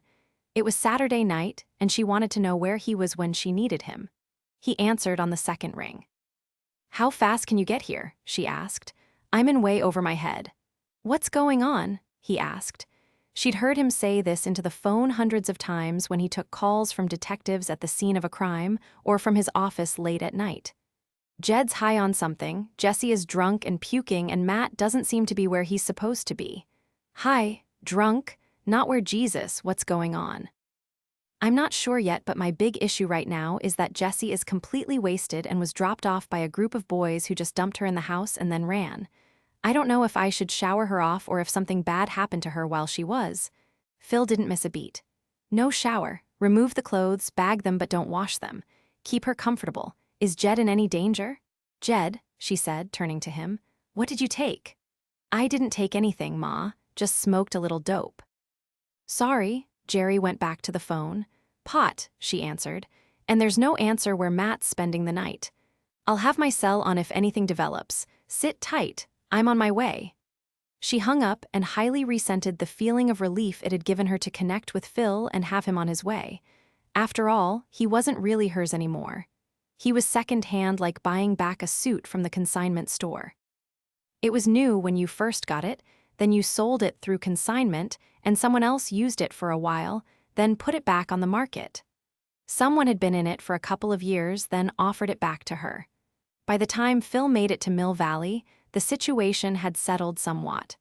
Jessie was lucid though still intoxicated. She insisted nothing terrible had happened to her. However, she was supposed to have been out on a date with a senior named Drew, but they had hooked up with 3 other boys, so it was Jessie getting drunk with 4 boys. Not a safe equation in Jerry's book. Jed had come down from his high. He sat on the sofa in the family room and didn't make eye contact with anyone. A call had come from the household where Matt was spending the night. They'd gone out for pizza, and everyone was home safe. Andy headed home as soon as Phil arrived, and Jerry got to work cleaning up messes in the foyer, bedroom, and kitchen. Phil sat first with his daughter, trying to get whatever information she could give in her state of inebriation. By the time he got to Jed, Jerry had the laundry running and had gone to the bedroom, leaving them alone. Phil sat down beside his son. You talked to your mom about what went on here tonight? Phil asked. She didn't want to talk to me. She told me to just wait for you, Jed said. He put his hand in his pocket and pulled out a ticket. I got cited. Phil studied it for a moment, then looked at Jed. Got anything to say? Like why? I was trying to chill out. Jed looked at Phil hard, his eyes narrowed.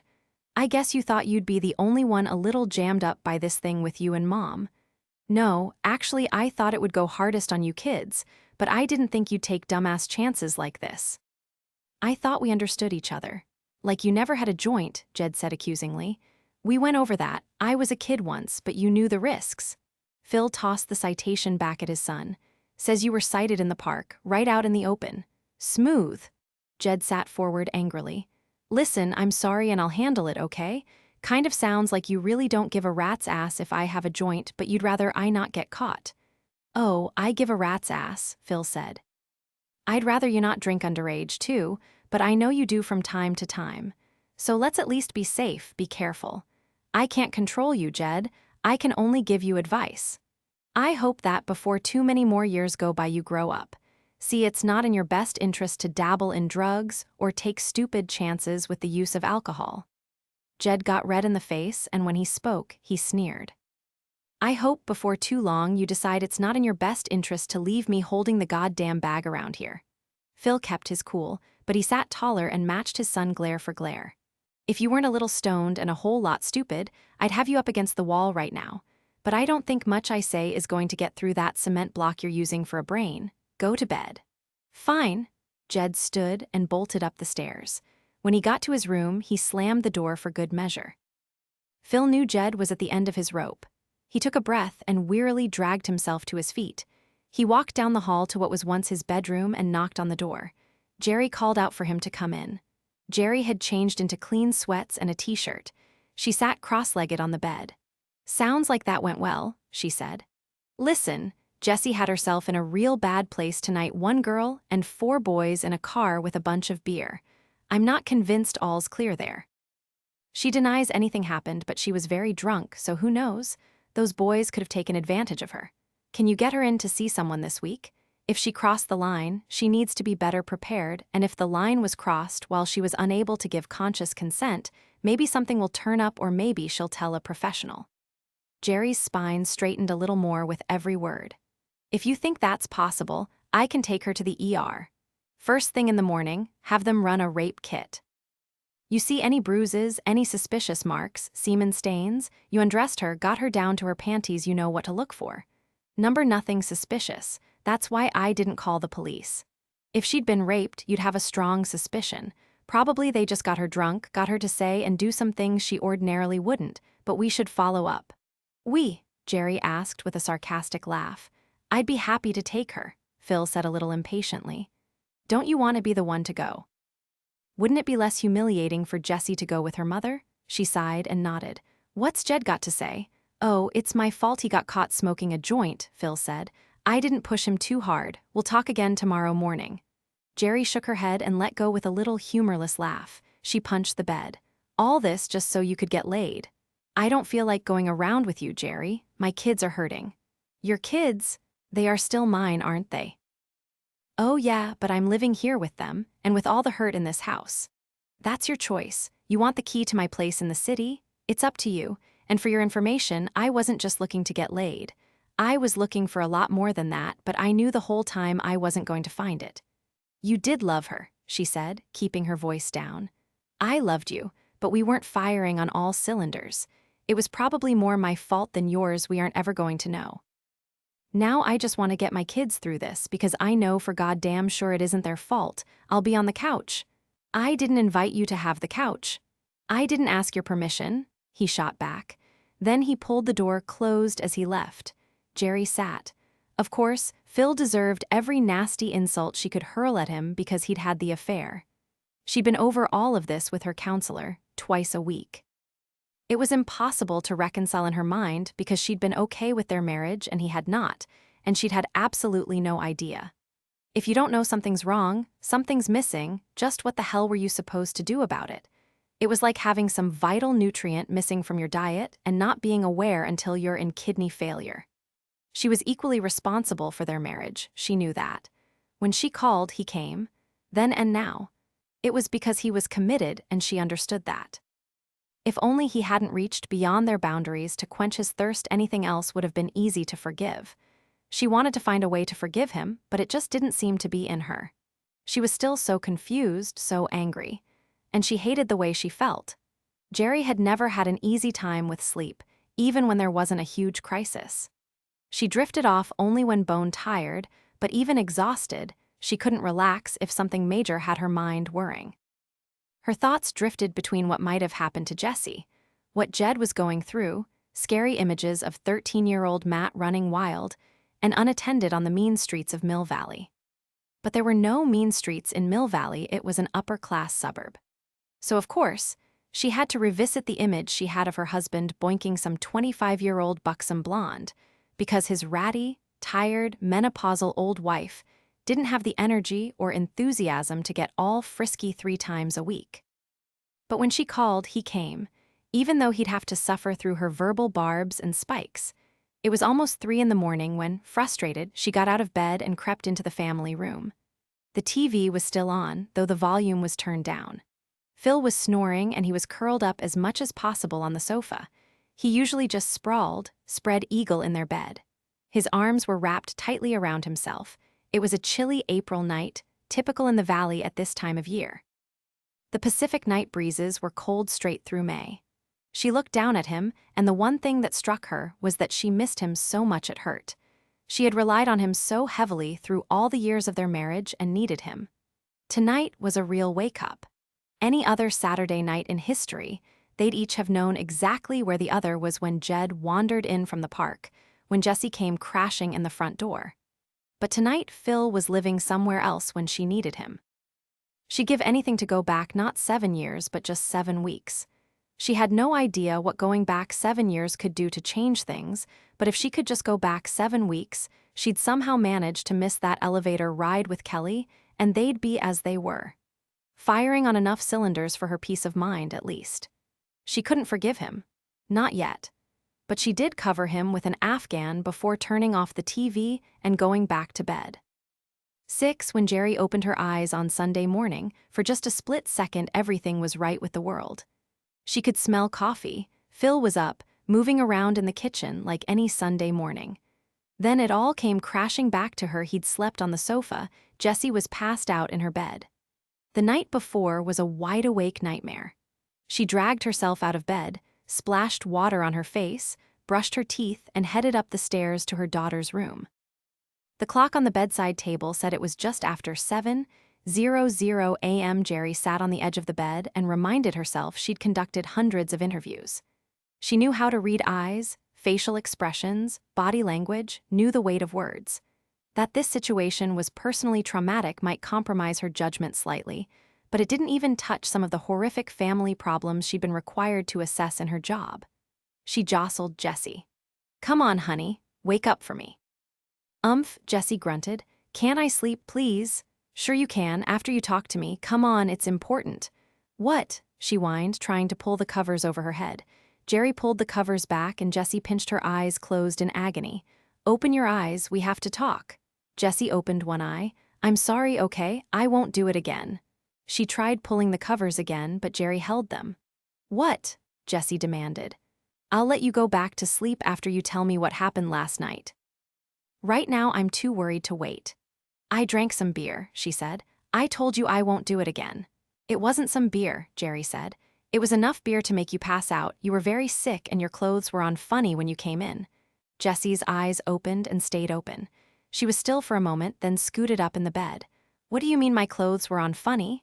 "Your blouse was buttoned weird, like maybe it had been unbuttoned, then buttoned up by someone else. Someone who was dressing you." Jessie's gaze instantly dropped. Jerry put a finger under her chin and lifted it. "Were you sexually assaulted last night, after you'd had too much beer?" "What?" Jessie asked, aghast, her eyes open wide. "Did those boys take advantage of you, hurt you?" "Oh, God," Jessie said, running a hand through her hair, her eyes tearing up. "Oh, God, please just leave me alone." "I have 2 choices, Jessica. I can get some answers, or we can take you to the hospital, make sure you're not hurt." "Make sure you haven't been raped. Were you molested? Anything?" Jessie just stared at her. "You were dropped off by 4 boys who ran after they dumped you in the house, passed out. They ran as fast as they could. I got to the front door in time to see them getting into the car. I checked you over as well as I could, but I have to hear something from you. What do you remember?" "Oh," she moaned. "Oh no. Did someone undress you?" "No," she said, shaking her head, looking down. "I undressed myself." "On a dare? Start at the beginning. You were going out on a date with Drew?" "We were out and we ran into a couple of his friends who had a case of beer in the trunk. We drove out by the vineyards, parked, drank some beer, and I got stupid. I guess I had too much. Someone said if I took my shirt off, I could have another beer. I didn't feel like I was going to pass out, get sick. I felt fine, silly but fine." "What happened next?" Jerry asked. "Nothing, really." Someone said something about my father and someone else made me put my shirt back on and they said they were taking me home. I don't remember anything after getting back in the car. Are you sure nothing happened in the car after that? Jesse's eyes narrowed. One of them said, you know who her father is, get her out of here. Are you sore anywhere? Could you have been hurt, raped? I didn't have sex, she said. I would know. And how would you know exactly? Because I know when I've had sex, she said.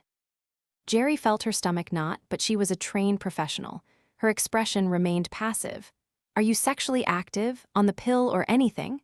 It only happened a couple of times, a while ago. I wasn't planning on it happening with Drew. I don't like him that much. In case you were too busy to notice, I don't exactly have a boyfriend right now. You're sure about last night? Jerry asked. Because if anything bad happened, we can still get help. Nothing worse than this, she said. You checked me over. While I was asleep. Oh, yes, absolutely, Jerry said with a nod. I would have called the police if I'd seen one suspicious mark on you. You were incapacitated, not able to make a decision, to consent to anything for yourself. God, please just let me die right now. First you throw Daddy out, then you examine me while I'm asleep. Passed out, Jerry corrected. She wanted to talk about the suggestion that she threw Phil out, but this morning was not about that. They could revisit that later. She'd explain that she asked him to leave while they went to counseling and he agreed to go. It was the best she could do. They ran because I was totally drunk and it was their beer, she said wearily. I hate them, they're a bunch of losers. But you went with them, Jerry said. I didn't have anything better to do, she said with a shrug. I don't feel so good. I can imagine, Jerry said, standing up from the bed and getting out of the way. Jessie swallowed a couple of times, went pale, charged out of bed and made a beeline to the bathroom. Jerry left her daughter's bedroom and went downstairs to the kitchen. Phil was sitting at the table with his laptop open and the Sunday San Francisco Chronicle spread out in front of him. Except for the fact that he was wearing last night's clothes, it was almost as if their lives weren't inside out. It was how Sunday mornings had looked for years. They were a couple of hardworking public servants with never enough time, and both of them took advantage of Sunday mornings to catch up on news, get a little work done while the house was quiet. Often they'd sit at opposite ends of their long kitchen table, individual laptops purring, maybe some conversation about the news, a case, a project, the kids, the week's schedule. It was one of the things she had loved about them, that they were so alike, so in tune. And it had all been a trick. Everything was all wrong when it had looked so right. What she missed most wasn't the deep conversations, not the warm, reassuring hugs, but the times they were simply together, quiet like this. Just being in the same room with someone you depended on, working or reading or watching TV, knowing you could speak if you had something to say, but there was no pressure. She poured herself a cup of coffee and sat across from him. I woke Jessie and made her talk to me. How is she? He asked, closing the lid on the laptop. I'm convinced she just got drunk and made a giant fool of herself with a bunch of idiots. We're lucky they're just a bunch of idiots. She could have been in serious danger. He hung his head and shook it briefly. Listen, she said, I'm really not emotionally ready to think about reconciling, but I need a better plan. I can't keep track of these hoodlums alone. I have a line on a place in town, Phil said. A guest house. It's expensive, but close. Available in a couple of weeks. I was hoping by then. He didn't finish. She ignored that. How often are you seeing the counselor? Once a week. Twice a week would cost me a spleen. What are you working on? Working on? You know, are you getting anywhere, discussing anything that might help me? Understand? We're looking at my feminine side. What? She asked with a sudden burst of laughter. I don't want to have a feminine side, but this is what we're talking about. Apparently, I have an overdeveloped masculine side, which I took as a compliment, but the counselor didn't. I make too many assumptions. I compartmentalize. I can put problems from work in one corner while I deal with problems at home and vice versa. I'm not sensitive unless my own little male feelings are at stake. He sipped his coffee. Can't you just torture me for a decade or so? I'm in such agony. He's a weird little prick and I think he hates me. I thought, being a guy. You thought he'd understand you. I hoped, since I don't understand me. Couple of weeks until the guest house is ready, huh? She wants it painted, the landlady. Can you tell her that's not necessary? Because really, I have to have some help around here. It's a little old lady. She likes me. I could try. Please, try. I'm going to take Jessie to the doctor anyway, and I'm going to ground her. Will you stick by me on that? It's the only way I know to keep her safe until I figure her out. If I clip her wings, she can't end up in a car that has a case of beer in the trunk. I'm with you. Can we ground her till she's 26? Jerry smiled at him. She's so beautiful, so brilliant, such a dimwit, Phil said. 16, Jerry said. It's half grown up, half too stupid for words. Do you remember being like that? Because I was never like that. Were you like Jed? She asked. Phil instantly hung his head. Oh yeah, I was probably too of Jed, the dumbass. He was sitting in the park smoking dope with Noelle. I guess he really thought that one through. He knows there are park police all over the neighborhood just looking for dipshits like him. I need you around more. I just can't do it alone. I know, Jerry, he said. No one could. Women do it all the time, she said. But I can't. They're independent kids. We made them independent, but they're used to having two of us to ride herd on them. No matter how long it takes for us to come to a decision about where we're going, we have to figure out how to help each other get them through these years. Last night was too close. Jed could have been using something worse. Jessie could have been hurt. You're the only one making a decision about where we're going, Jerry. Okay, let me put it this way: while we're separated, we still have to work together until they're out of the woods. Really, I'd like to just shove you in a hole right now, but I won't sacrifice my kids because I'm hurt and angry. Help me with them, Phil. He took a breath. You're calling the shots. Tell me what you need, that's all you have to do. I need you 5 minutes away when you're not in the city working. I need you to help me parent more. Done, he said. I'll talk to the woman with the guest house today. She just shook her head. I've walked at least 100 women through separation and divorce, and suddenly I don't know how it's done. Wait, he said. Divorce? You're not thinking that way already. She was quiet for a moment. What if we can't put things back together? It's been weeks and I'm still. She bit her lip. I just don't feel married anymore, Phil. At least I know I don't have the marriage I once had. Don't go there, Jerry. That's a whole different subject. I'm real clear on the anger, on your need for space and time to work through this, but I'm not ready to have a discussion about divorce. Maybe we should talk about it, she said. I can't reassure you that it won't come to that. Maybe we should know where we both stand. He picked up his coffee cup and took a slow sip. I don't recommend it, he said. It puts a final stamp on things. If you start thinking that way, you're not really giving us a chance. I'm willing to do anything, whatever you need, but when you bring divorce into the dialogue, I'm not letting you call the shots anymore. She stiffened. Just what are you saying? I hate this, Jerry. I don't think living apart is getting us anywhere. I think we should be here together, talking rather than fighting, eating at the same table, sleeping in the same bed. Believe me, I know how to do that without touching you. I think we should be trying, both of us. I should be trying to do whatever I can to reassure you I can be trusted again, but you should be trying to get past the rage because we're not going to know if we can make it until that's not part of the landscape anymore. I just can't live with you, she said. Fine, if that's what you need. But I think of this as a temporary separation while we work on our problems. I don't see it as a separation preceding divorce. When you start talking divorce, you put me in a whole different place. The lawyer place? She asked sarcastically. The father place, the abandoned spouse place. You abandoned me for her? No, he said calmly. Not for 1 hour of one day. What I did was wrong, but let's stay clear on what I didn't do. And just what didn't you do? He stared at her hard, thinking. He shook his head. I'm not even going to bother. You already know. They sat in stony silence. I'm going for a walk, Jerry said. Jerry walked a hard half-hour, ending up in the same park where her son had been nabbed for smoking pot. She sat on the ground and leaned against a tree trunk. And just what didn't you do, Phil? The thought kept reverberating in her mind. It's why she'd had no idea there was another woman. Phil never let his commitments slip. And not just his obligations to the kids, but also to her. He never really put anyone ahead of her.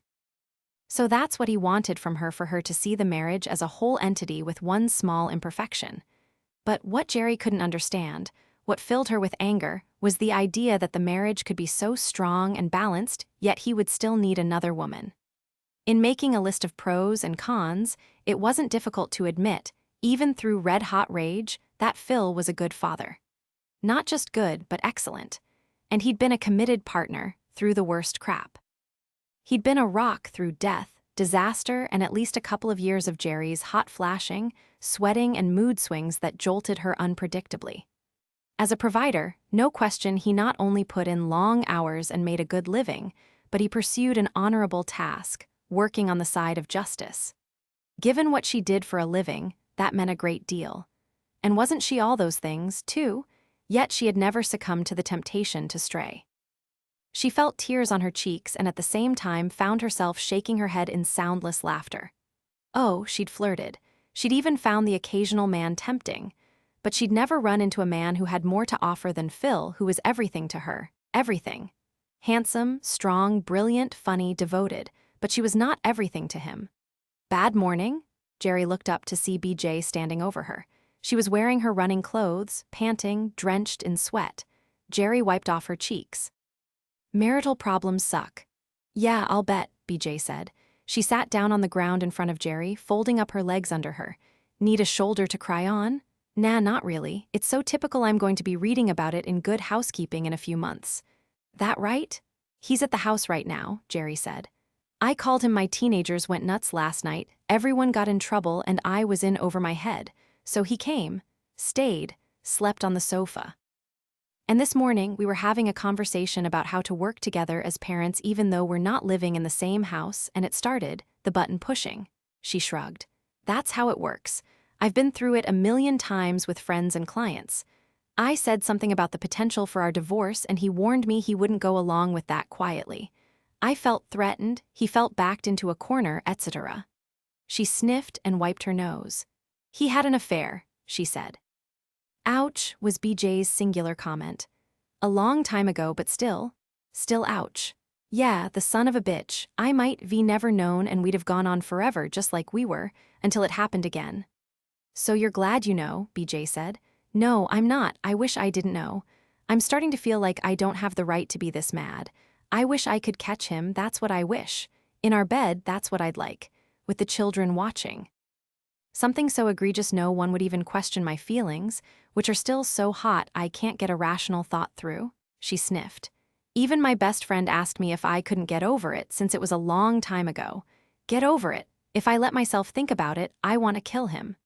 They sat for a quiet moment, then BJ said, Instincts are the hidden genius. Maybe the worst thing you can do is question what you feel. Jerry's head came up and she looked at her. Okay, the second worst, BJ said, smiling. Jerry was suddenly aware that when BJ smiled, a slightly crooked smile, she was a pretty woman. Jesus, BJ, this almost qualifies as reaching out. Maybe I'm coming out of my shell, she said. Anyway, you were nice to me. It doesn't hurt to be nice back. It's appreciated, Jerry said. First walking with us, now this. It got easier when I realized you guys don't have perfect lives. Right now, we don't even have manageable lives. I'm teetering on the edge. Andy's getting her second divorce and Sonia's half crackers. Jerry looked around the park.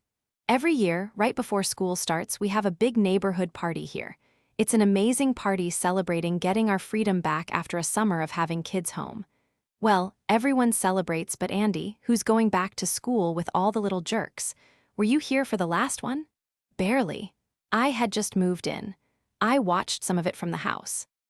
Weren't ready to come out yet? Not then, no. I was new to paradise, not really up to being scrutinized by the elite of Mill Valley. Jerry laughed in spite of herself. You live in the same neighborhood. Just sort of, it's not my house. I don't even rent it as a matter of fact. A friend of my brother's is letting us house sit for a while till I get on my feet. I'm here because my brother's business is close and he could give me work. No insurance? With your husband's death? Afraid not, she said. We're very lucky, so don't get the idea I'm complaining. It's an awfully nice house to just let someone use. But then they have a lot to spare, I gather. I'm a little out of place here. I should be living much smaller, cheaper. Probably we all should, Jerry said. Oh, I think you're where you're supposed to be. I'm from a pretty poor section of Fresno, barely scraping by. But you and the girls? A district attorney's wife, school principal, and the wife of a successful financial planner. I think you fit pretty good. Who told you all that? Jerry asked. BJ shrugged. I asked the owners about the neighbors before I moved in. But you asked me what I did for a living. Yeah, I know, making conversation, you and your husband. I mean, you and the son of a bitch are neighborhood legends. High caught. She grinned her crooked grin. Huh, Jerry said, astonished. And I don't even know your last name. Smith, she said. Honest to God, Barbara Jean Smith, and if you ever call me Barbara Jean, we're all done talking. Jerry laughed. Well, how do you do, she said. Big sneak. BJ pulled herself to her feet. I'm going to go shower, run the kids over to my brother's for a while and break into Sonia's house. I stopped by there yesterday. Since it wasn't a walking day for you and she's still in a fog, I tried to roust her out. She wouldn't come out, she's living in a cave. But that house, Hugh. It's starting to actually smell bad. Jerry stood. Seriously, it seemed okay on Friday when we got her up. I mean, it's a mess, but... Yeah, but it's turning. BJ made a face. I have a lot to pay forward. I'm going to see if I can help her clean up. When will you be over there? Maybe I'll come over, too. Don't sweat it, BJ said. You have teenagers going nuts and a son of a bitch to threaten and nag. I can handle it. When? Jerry asked with a laugh. 10 or so, I guess. But really, I'll stick the sob with the kids. He needs to be punished. Right, BJ laughed. Jerry got to Sonia's house ahead of BJ. What are you doing? Jerry asked when Sonia answered the door. Nothing, Sonia shrugged, running a hand through her tangled hair. You must be doing something. Watching the shopping channel, that's all. The shopping channel, you? Well, I'm meeting BJ here, Jerry said. We're going to help you straighten up the house. You've been too groggy to get to it, I guess. I don't want you to straighten up the house, Sonia said. I don't want anyone to do anything. Come on, don't be like that. You've been there for me 100 times. This is different, Sonia said. Yeah, it's you this time. Jerry brushed past her and walked into the house. For the second time, she was a little embarrassed that BJ had been more observant, caught that something all wrong was taking place before Jerry. She wrinkled her nose. The house was starting to take on an odor, or Sonia was. I guess I've been a little caught up in my own drama, Jerry muttered. Are you just so tired, Sonia? It doesn't look like you've cleaned up around here in a while, or yourself for that matter. It doesn't matter, Sonia said with a shrug, turning away and going to the family room sofa. She flopped down, staring at the TV. Jerry observed the squalor all around: discarded socks, kicked off tennis shoes, scrunched up tissues, dirty coffee cups, a couple of plates, glasses, and apple core in a bowl with what looked like little spit-out bites, all rotten. She walked over to the table and picked up the remote, turned off the TV. Hey, Sonia said. Go take a shower, Jerry said firmly. See if you can find something clean to wear, do something with your hair. Really, I don't feel like it. I know, I can tell, do it anyway. I don't, Sonia, I'm tired of looking at you all a wreck, falling apart. If you don't do as I say, I'm going to get in the shower with you and scrub you up. Jerry shook her head. It's not like you to go to pieces like this. Geez, you're in worse shape than I am, and I had to call my cheating husband home to help with the drunk and stoned teenagers. Come on, we're going to get you straightened out. Now cooperate. What George did was pretty crappy, but really, I don't want to talk about it, Sonia said. I have to talk about it 3 times a week with that counselor, and I refuse to talk about it anymore. Then go take a shower. Without another word, Sonia turned and headed for her bathroom. Jerry went to the kitchen and surveyed the mess. Sheesh, it looked as if a plate hadn't been washed, a surface cleared or floor swept since George departed. There was rotten fruit in a bowl surrounded by tiny flies, the loaf of bread on the counter was green, the tissue box empty and surrounded by used tissues, balled up. She heard the shower running and went to open the blinds and windows in the front room to air the place out. She wiped a hand along the fireplace mantel and looked at the dust on her fingers. Then she noticed there were a couple of imprints of dust-free spots. A round spot on the side table, a square spot on the mantel, an oval shape on another accent table. Nothing had been touched in the house, nothing cleaned or tidied, yet things had been moved. Looking around carefully, she saw little tufts of hair on the sofa, the floor, the coffee table. Holy Jesus! She picked one up and rubbed it between her thumb and forefinger. Sonia's hair. What the hell? She went through the kitchen to the garage. Everything looked to be in order. The workbench was tidy, Sonia's car was immaculate, the lawn mower and yard tools stored neatly in the corner, and there were a few boxes, taped and stacked. There was nothing written on them, and Jerry knew Sonia was an obsessive labeler. She pulled back the tape and opened the top box. Oh, she said. She moved it off the stack and opened another. Oh God, she said. She didn't bother with the third and fourth. When she got back to the kitchen, she noticed the answering machine light was blinking. She pressed play. You have 57 new messages, the mechanical voice said. Jerry's lips silently repeated the number, stunned. The first message played. Sonia, we missed you at your meditation class, and the center's director said you hadn't called in. Let us know if you're going to have class on Friday. The second message was similar. Sonia, hi, Patty James, have you stopped teaching yoga on Monday, Wednesday, and Friday mornings? No one got a message. Are you out of town? Call me. Jerry listened to a few more and then heard. Sonia, it's Bev Sorensen. I was just wondering how long you're going to be on leave of absence. I want to sign up for your next class. Jerry stopped the machine. Sonia wasn't taking or returning calls. She dropped out. 57 messages? Yikes, she phoned Andy. I need you at Sonia's, she said. Everything all right? No, Jerry said. Can you come? Be right there. Jerry opened the cupboard just above the phone. There, neatly taped to the inside of the door, was a list of phone numbers, beginning with George's cell phone number. Good girl, Sonia, Jerry said. George answered on the third ring.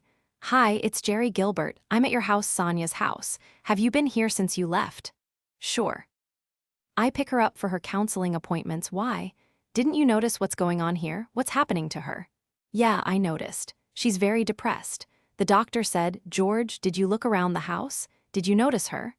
I noticed Sonia, yes, but I just waited inside the door for her to get her purse. I just can't stand hanging around there. And there didn't seem to be anything I could do except make sure she attended counseling sessions. I hoped in time, George, she said, cutting him off, exasperated.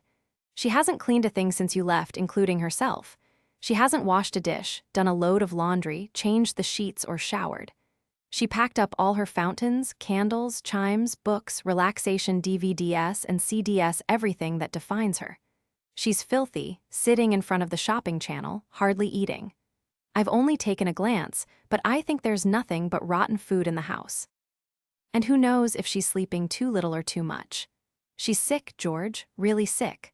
Hello, she heard Andy call from the front door. She sees the counselor 3 times a week and she's on medication, George said. Well, maybe it isn't working, and the counselor obviously hasn't picked up on these signals. We've been coming over here weekday mornings to get her walking a little bit. We get her up and dressed and out the door, but I don't see any evidence that she's brushing her teeth, combing her hair, or anything. Is there a psychiatrist on her case? George gave her the name and phone number. Andy stood in the kitchen, watching Jerry on the phone. By the time Jerry had written down the psychiatrist's details, BJ was standing next to Andy, both opposite Jerry across the breakfast bar. All right, George, thanks, she said. Then, sure, I'll let you know. Jerry hung up and looked at the other 2 women. Okay, we've got a problem. Sonia's in bad shape. She's dangerously depressed, filthy, lethargic, and she got rid of all her woo-woo stuff. I'm calling her doctor and then I'm taking her to the hospital. She can't be left alone in this condition. She might be suicidal. Well, holy shit, Andy said. You sure? Of course not, but I'm not going to take any chances, or one of these mornings we're going to come over here to get her out of bed and she's not going to wake up. She swallowed and pinched her eyes closed. She's pulling out her hair, she said softly. She dialed a phone number, got a recording, and scribbled down the emergency number. What should we do? BJ asked. Jerry whirled around, picked up a couple of pill bottles from the windowsill over the kitchen sink. Count these, she said, handing them each a bottle. You don't think if we get her cleaned up she'll feel better? Andy asked. It's not that simple, Jerry said. It's medical. She's way around the bend. When she got the emergency answering service for the doctor, she knew exactly what to say for the quickest possible response. Hi, I'm Jerry Gilbert, calling about Sonia Johansson. I'm a clinical psychologist and I'm her neighbor and friend. I'm here at her house and I believe she may be suicidal. I need to talk to the doctor immediately. It's an emergency. After she hung up, she faced Andy and BJ. BJ held the bottle toward Jerry and said, 58 of 60. 60, Andy said, holding out her bottle. She isn't taking them. What made her so groggy and sleepy? Depression. Black, dangerous depression. Look, I'm sorry to leave you 2 with the mess. Just see if you can throw out the garbage, maybe wash a load or 2, get it presentable, and make the smell go away.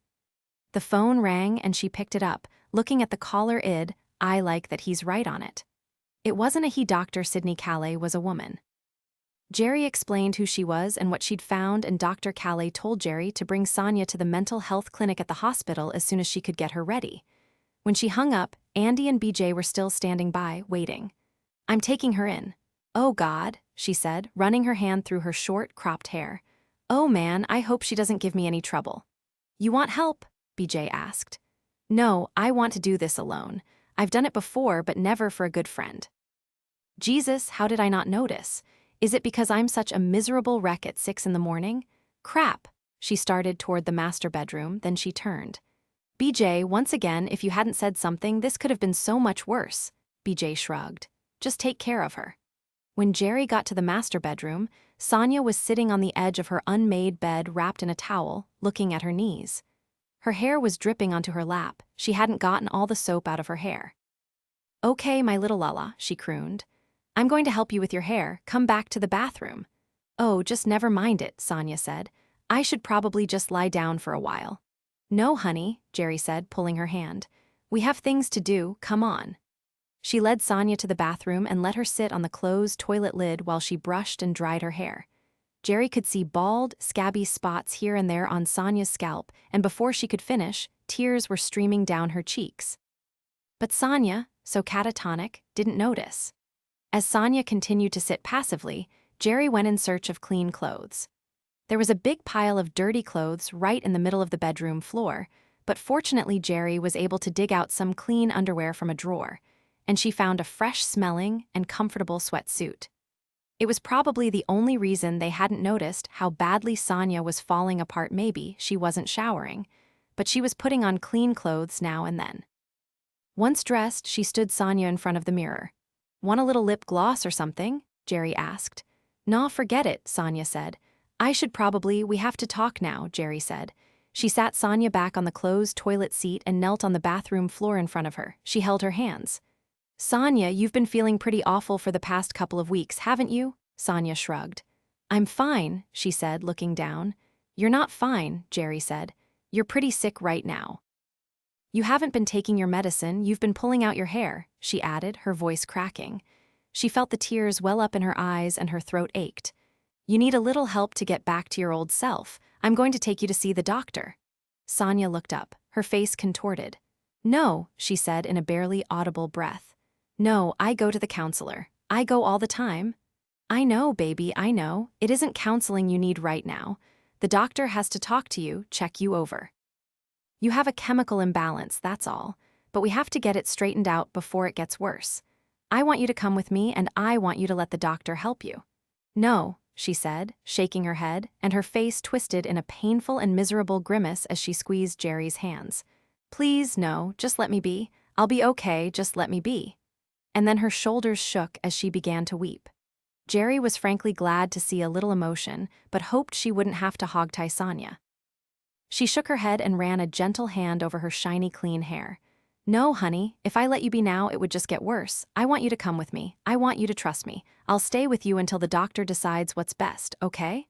"No, no, no," she cried, great tears rolling down her cheeks. "No, please. It's going to be all right, Sonia. You have to trust me. Come with me. The doctor is waiting for us." She wiped the tears off her friend's face. "You'll be safe. I'll make sure you're safe." Jerry stood and pulled Sonia up. She put an arm around her shoulders and led her out of the bathroom, through the family room. She grabbed her purse off the counter and said, "We'll take Sonia's car." "Sonia, where are your keys?" BJ and Andy exchanged looks, standing back. Sonia didn't even acknowledge them. She was completely focused on either Jerry or the floor.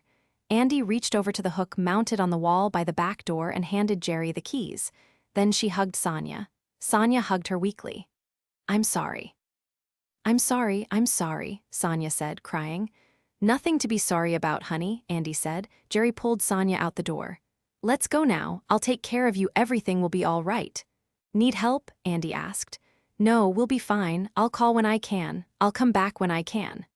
Jerry put Sonia in the passenger seat and backed out of the garage. Then she held her hand all the way to the hospital, steering with the other hand. When they got to the hospital, they took the elevator up to the clinic where Dr. Calais was meeting them. When they were out of the elevator, Jerry stopped and, with her hands on Sonia's upper arms, looked into her eyes. "Sonia, listen to me. I love you. I want you back in my life. You tell the doctor everything she wants to know. Tell her about eating, sleeping, how you've been feeling. I want you to get better. Sonia, promise me." Sonia nodded weakly and Jerry pulled her into her arms, holding her for a moment. "Please, baby, please tell the doctor." When Jerry pushed open the clinic doors, the place was dark and deserted. They didn't have clinic hours on Sunday, of course, but an attractive and smiling Pakistani woman in a pair of khaki slacks and a lightweight sweater was standing in the dimly lit reception area, waiting. "Ah, Sonia, hello," she said. "Not feeling so well at the moment? How can I help?" She asked, taking her out of Jerry's care, leading her away to an office. Jerry sat in the waiting room in the semi-darkness. It was several long minutes before it occurred to her that Dr. Calais could have met them in emergency where there was always a crowd, always fast movement, and a lot of action, usually tough to find a bed. But the doctor had used a personal key to open up the mental health clinic, saving Sonia the stress of all that. She must have done that because she took Jerry's description of the situation very seriously, and for that she was so grateful. During the first hour, sitting in the quiet, dimly lit room, Jerry couldn't help but picture what the past 2 weeks must have been like for Sonia, the nightmare of not being able to cope, feel nothing but darkness and pain. She'd been completely self-destructive. Possibly there were bad dreams or even hallucinations. During her second hour of waiting, Jerry thought about her husband, her kids, and her friends all in such transition, all in danger of collapsing around her. Yet she was not falling apart. Oh, she was crying too much, lonely too much, furious too much, but even with a 25-year marriage on the ropes and 3 teenagers testing her sanity, she was somehow hanging on. You can never tell about a person. Jerry didn't think of herself as strong. Sonia, on the other hand, who seemed to know every trick how to calm nerves, listen to her body's messages, alleviate depression, help sleep, stimulate herself, how to level out and maintain serenity was coming apart. Sonia, who always seemed to have an answer, a cure, was losing it. 2 full hours and change passed before Dr. Calais came into the darkened reception area. Her expression was serious. "Thank you for bringing your friend to the hospital," she said with just a slight accent. "Sonia is going to be admitted to Glendale Psychiatric for a little while. At least a couple of weeks, perhaps a month. You were right, of course. She's clinically depressed and needs treatment." Jerry's eyes flashed. "Her husband walked out on her a couple of weeks ago." "I know this, but of course that's not the cause of her depression. A trigger, perhaps, but the cause is medical and we may or may not get to the bottom of that. You're a psychologist, you say?" "I'm a social worker with CPS. But I have a master's in clinical psychology." "Ah, well, you're very smart and we're so lucky you noticed. But please don't suggest to Mr. Johansson that he caused his wife's depression." Then she reached out and put a hand over Jerry's. "I'd like you to go now. I've given her a very heavy sedative and will have her transported as soon as arrangements with the insurance company are complete. It won't take long and I won't leave her in the meantime." "But I didn't pack a bag for her. I didn't even bring her purse." "Perfect," Dr. Calais said. "She doesn't need anything and the purse would be taken away from her during admission anyway. I'm going to suggest she not have visitors for about 10 days, then we'll reassess, but you're welcome to call me to inquire about her progress anytime you like." "Is she going to be all right?" Jerry asked. She'd had clients admitted to psychiatric hospitals before, but this felt so personal, so emotional, it left her shaken.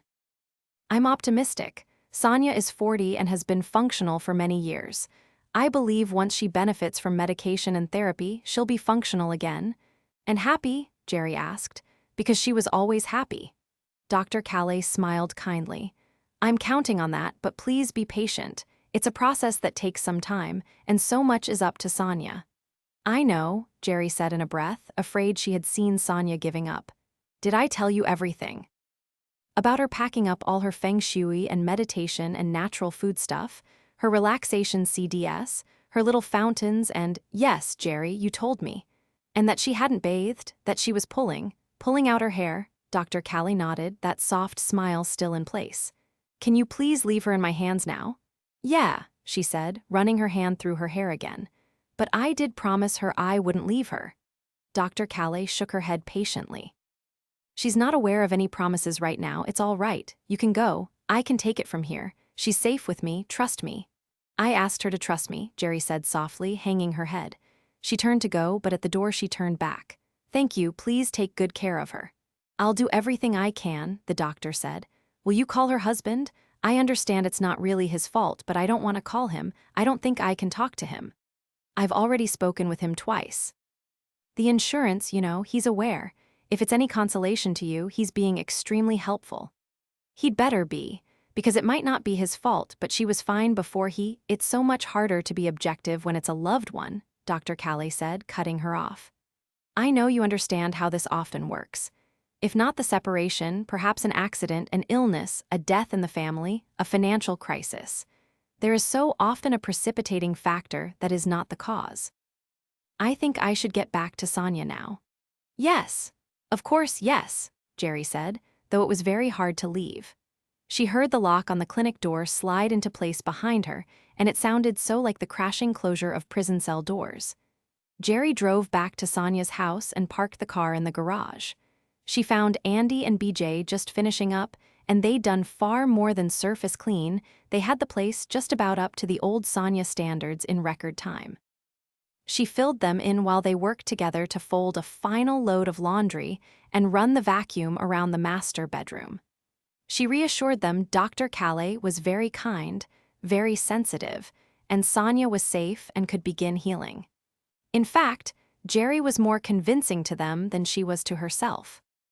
Jerry kept having visions of Sonia sitting on the couch, blankly staring at the TV while biting off her nails and tugging on her hair for 2 long weeks while her friends assumed she was simply responding to new medication with grogginess, lethargy. It must have been such a lonely, frightening time for her. Finally, Jerry went home, emotionally depleted. When she walked in the front door, she was met with complete silence. She walked farther into the house, no one seemed to be around. She went through the kitchen and found Phil in the office he'd only visited for the past several weeks. He was using the computer rather than his laptop. He swiveled his chair around to face her as she stood in the doorway. "Where is everyone?" she asked him. "Jed's at Tracy's for a while. We talked for an hour this morning. He's repentant and maybe 1 degree smarter. Jesse was up for a while, had something to eat and went back to bed, and Matt's down the street playing ball with his friends." "You get everything taken care of at Sonia's?" "Not really," she said, shaking her head. "Oh, the house is clean now, laundry done, but I had to take Sonia to the hospital. They're admitting her for a couple of weeks, maybe a month. She's... Jerry dropped her chin, looking down. Phil stood and came toward her. "What happened?" She lifted her eyes and a large tear spilled over. She cracked, went completely over the edge when George... God, Phil. She gasped with sobs that begged to be torn free, that when facing the best friend she'd had in her lifetime, she could no longer rein in. She was tearing out big hunks of her hair. "Oh, honey," he said, pulling her into his arms. She leaned against him and cried hard tears, and he pulled her back into the room and down onto his lap. He held her, and for a few minutes all she did was cry against his shoulder, his arms around her, reminding her so painfully that this was where she'd always found safety and ballast. Because of that, she started to wrestle free. "I can't do this, I can't," but he pulled her back. "It's okay, Jerry, it's okay to do this. It doesn't commit you to anything to let me comfort you a little." "Oh, God," she said, crumbling against him. "Oh, God, you'll just confuse me." "Stop it," he said, holding her. "You were never confused about this. I come to you when things are bad, you come to me. That's how it is with us, no matter what else is happening." "No," she said, "it's not the same as it was." "Stop it," he said. "This is the same as it was. Honey, I'm so sorry about your friend." She felt his hand stroking her back while she cried, and she remembered. She had always depended on him in her very worst moments, and he'd never let her down, even when there had been someone else. But she forced that out of her mind and stayed right where she was, burying her face into his neck, smelling him, feeling him. And he did what he'd always known how to do, made her feel that everything was going to be all right. Given her state, she decided the illusion was worth the risk. 7 after spending most of the day at Sonia's house, Andy had to rush around. She'd done her own house cleaning, but not her primping and cooking. She felt strangely nervous, and the whole time she was showering, choosing clothes, fixing her makeup and hair, she had one thought. It's just Bob, but it was also Beau. Surely he'd know it was okay to bring Beau. And while it hadn't been very long since she'd seen Bob, she was positively elated that he was coming back to take pictures and join her for dinner. They would tell stories and laugh, and hopefully he'd be in no rush to leave. She couldn't quite figure out what it was that had her so completely enchanted by him. He certainly wasn't her usual type of man. But she hadn't had a real male friend in longer than she could remember. There was something about a man's perspective on things. Not just any man's perspective, but Bob's. He was so deeply honest and guileless. He seemed innocent, but he was not. He'd certainly shouldered some of life's harsher blows. He'd lost a woman he loved. Yet he was the most understanding and forgiving man she'd ever known. Conversations with him were soothing and warm and exactly what she needed.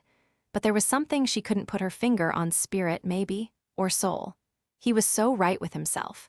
He was alone with only that one brief relationship to report and had every reason to be grumpy, bitter, but he actually appeared grateful he'd had his wife in his life. Anyone else would have been hurt and angry. Andy wanted to know how he did that. How did he turn his heartaches into blessings? She was very careful with how she staged the evening. Casual place settings, plenty of light and no candles, hearty food for a hearty man. She didn't want him to get the wrong idea. She was absolutely going to make a play for him, but for his friendship, nothing more. This was Bob, just an ordinary guy and not some young stud. She wanted to keep him in her life because he made her feel so full when he was around, but it would be cruel to mislead him, have him question her motives.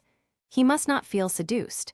If that happened, they'd have to talk it out, get their boundaries back, and she knew she might lose him in the process. But when she opened the door to him, she hugged him. She was so startled by her own reaction, she jumped back before he could return the hug.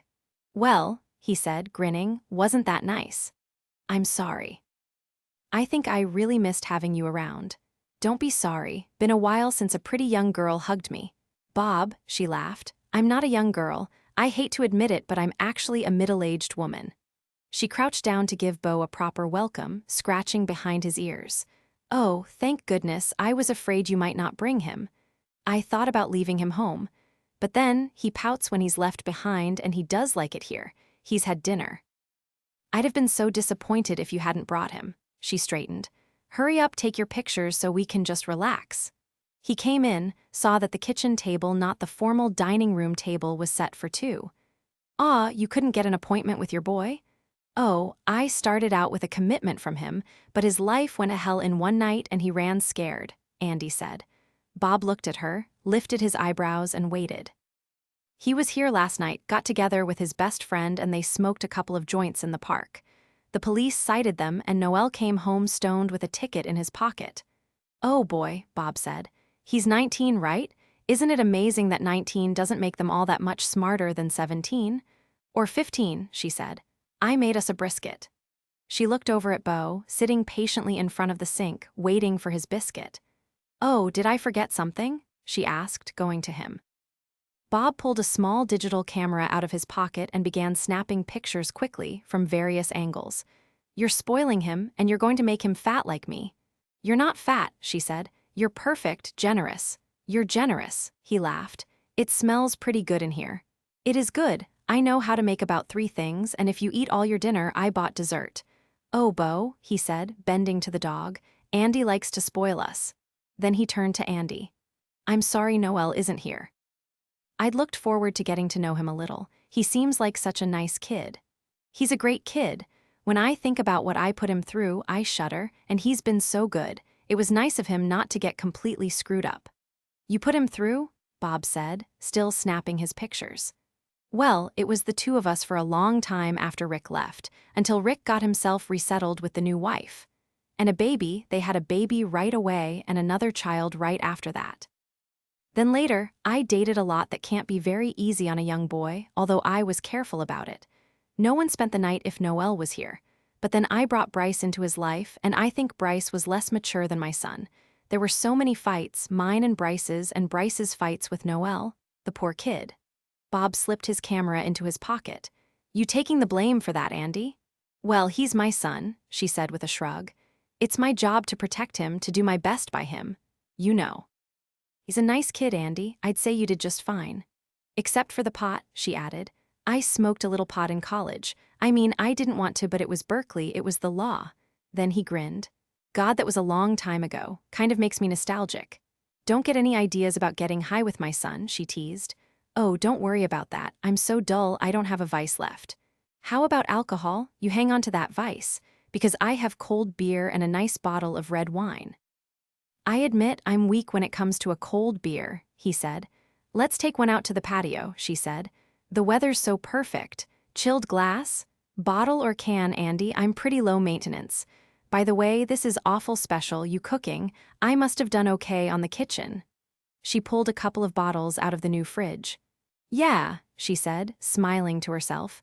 You did a good job on the kitchen. They sat outside and talked about his growing up outside Santa Rosa on a farm, and her growing up south in San Luis Obispo, an only child like Noelle. Her mother passed when she was only 25. That was especially hard. But her father was alive and well and in excellent health. Bob asked about Noelle as a baby and young boy. She asked about his sisters. There were 3, only one of whom stayed in California. They talked so long the brisket almost burned. The mashed potatoes were packaged, the vegetables frozen, the rolls from the bakery, but Bob seemed thrilled. He dug right in. Of course, Bob also seemed like the kind of guy who'd have been honored if she served him up a charred briquette. She poured glasses of Cabernet to go with the red meat and sat. I want to hear more about you and your wife, she said.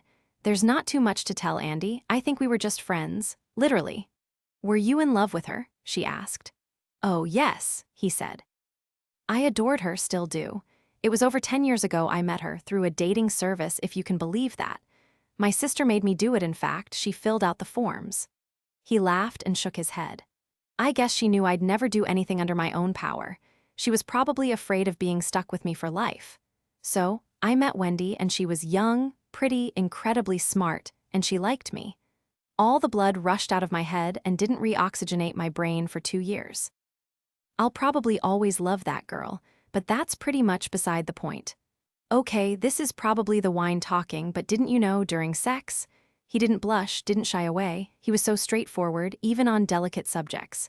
No, I mean, I could tell she wasn't loving it, but I didn't know much about women.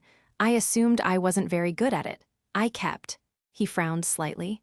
Is it wrong for me to talk about this? He asked her. She shook her head. No, she said. Something inside her needed to know. Well, I kept asking her to guide me, lead me, show me or tell me what felt good, but she just couldn't. I thought she was awfully shy, but later realized she wasn't shy at any other time. She went along with it, but it was obvious she didn't enjoy it at all. During their conversation, something changed for Andy. She noticed the little bit of slightly graying hair popping out of Bob's opened shirt, and the sweet, faraway look in his eyes when he spoke, softly, about being willing to do anything to please his wife. Elbows braced on the table, hands clasped together, he gently opened and closed his fingers, and she felt a shiver run through her.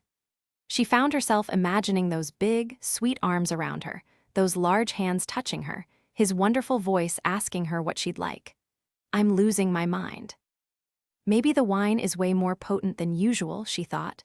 Of course, after the facts were in, I understood. There wasn't anything I could do. It just wasn't meant to be. Sometimes I'm real disappointed about that, but I also know it's no one's fault. At least you never blamed yourself, she said. I did for a while, he admitted. I don't know that there's anything harder than wanting someone when she wants someone else. It's all about chemistry, I guess. We had the right chemistry for some things, but not for all things. Andy recognized the stirring within her. She was getting turned on by a 53-year-old balding carpenter with the most beautiful hands, sparkling eyes, incredible smile, and sweet face. There is something seriously wrong with me. I'm just a sex-starved nutcase. But the way his voice lulled her, his gentle spirit soothed her, she wanted to fold into his body like warm clay molded to him. She wanted to hear that soft, seductive voice talk her through lovemaking, tenderly asking how he could please her. I am totally nuts, she thought. I adore him, he turns me on. And tomorrow I'm going to be betrayed all day long, just thinking about what I've been thinking about. Bob, you shouldn't give up. I bet there's a woman out there for you who's not a lesbian, she said. I mean, you're a sweet, attractive man. He laughed at her. You think so, huh? I don't mind, my life is pretty good. I like what I do. I have a great family. But really, Tell me what it's like dating, he said, surprising her. I haven't done much of that. I know I should have, but I never did. Well, it can be very disappointing, she said truthfully. It's meeting someone, getting hopeful, checking them over and deciding if they meet the basic criteria, and then it's like trying to put a round peg in a square hole. You try them out at dinner, with your friends, with your family, in bed always hoping this time it will work. If one of these things clicks, you might have someone you can. Her voice drifted off. You can, he prompted. Someone who fits you just right, someone you feel you belong with, trust. I don't mean just trust to be faithful, but someone you trust with your feelings. Someone who will always be there for you and have your well-being as a priority while you have his well-being as a priority. Someone you never doubt, someone you understand. I'd say true love, but it's more than that. It's one of those symbiotic relationships that makes no sense to anyone but the two of you. I thought I was getting close to it twice and I was wrong. And I thought my best friend, Jerry, had it. Then her marriage started to fall apart after almost 25 years. Ah, that's so sad. It turns out he had an affair. Bob shook his head. We're such fallible creatures. I think I have that syndrome, you know. They used to call it the Cinderella syndrome, a totally bogus fantasy of being rescued by a handsome prince and living happily ever after. I don't know that it's so bogus. I bet it happens for some people. But you don't have that illusion, do you, Bob? Well, I'm different, he said, smiling. I've accepted myself the way I am, just not the kind of guy who's going to have a woman fall madly in love with him. I mean, even my wife, who I know loves me, chose me because I was safe, harmless, and kind and sweet and gentle and earnest, Andy thought. Suddenly she wanted to get up, walk him to the door, enjoy her kitchen, and forget this insanity before someone came after her with a net. But Andy, it's not exactly over for you, he said. You're a beautiful young woman, she laughed. But remember, I'm twice burned. Believing in someone and having them fail you completely is very painful. I think it's smarter for me to learn to live as you do, happy with my life as it is. It's not a bad life, after all. Wanting what you have versus getting what you want, he said. What did you say? She asked. Wanting what you have versus getting what you want. She was quiet a moment. That's brilliant. Where did you get that? I don't know. A long time ago, standing in the bookstore, I had an epiphany. There were books on how to get everything and books right next to them on learning to live simply with less. There were books on losing weight next to books on how to be fat and happy, and I thought no one knows anything. No one knows the answer, whether it's believing you can have it all or believing having it all would be too cumbersome. I realized being happy doesn't have anything to do with things. It's all a state of mind. You shouldn't ask me, Andy. I don't strive for anything. I think contentment is addictive. God, she said, if only I could be content with what I have, that would give me such peace of mind. Lao Tzu said, to know when you have enough is to be rich beyond all measure. He grinned. Philosophy major. Whatever you have, Bob, I want some of it. Be careful what you wish for, he said, laughing. They talked through dessert and coffee. I should probably get going, Bob said. So soon? She asked. Andy, I've been here 4 hours. But it sure was fun, thank you. Do you have to go? She asked in spite of herself. I start pretty early tomorrow morning, he said, standing. Can I help with the cleanup? No, absolutely not. She rose, too, but reluctantly. I'll need something to do to wind down from the evening. Wind down? He laughed. Did I get you revved up? We didn't play football or anything. He reached across the table and took her hand. Really, it was great. It was, she agreed. He called to Bo and walked to the door. He turned, and Andy spontaneously put her arms around him and laid her head on his chest. Slowly, perhaps doubtfully, he let his arms close around her, and she couldn't remember ever feeling so comfortable, so protected and nurtured. She felt his lips touch the top of her head in a small, friendly kiss, and her heart leaped. She lifted her head and looked at him. Stay a little while, she whispered. Just sit on the couch with me for a little while. He smiled at her, ran a rough finger over her cheek. Feeling a little lonely? He asked. No, she almost said, not lonely, nothing as innocuous as that. But all she did was shrug and lead him into the living room, which was dark. She sat and pulled him down beside her, then put herself into his embrace again, her head on his shoulder. His arm was around her and he stroked her curly hair, combing it with his fingers. She smiled, seeing Bo sitting by the door, waiting patiently, watching them curiously. She sighed, lifted her head to look at Bob. She let her eyes close and pressed her lips against his. He was passive at first, letting her do this, but finally he kissed back. Then he kissed deeper, moving over her mouth with skill and desire, forcing her lips open, letting her tongue into his mouth. She put her hands on his face, pulling him harder against her, feeling his arms tighten around her. They kissed for a long, wet, breathy time, devouring each other's mouths, invading and being invaded, sighing and moaning. At length they broke apart. "Andy, what's happening here?" Bob asked. "Whoa," she said. "I didn't think I'd do that. In fact, I was telling myself I shouldn't. Oh, Andy, I think maybe you're just feeling, needy." She shook her head. "I don't think so. I think it's you and me anyway." She ran her hands over his chest and shoulders. "You're a very good kisser." "I don't know how that's possible. I haven't done that much kissing."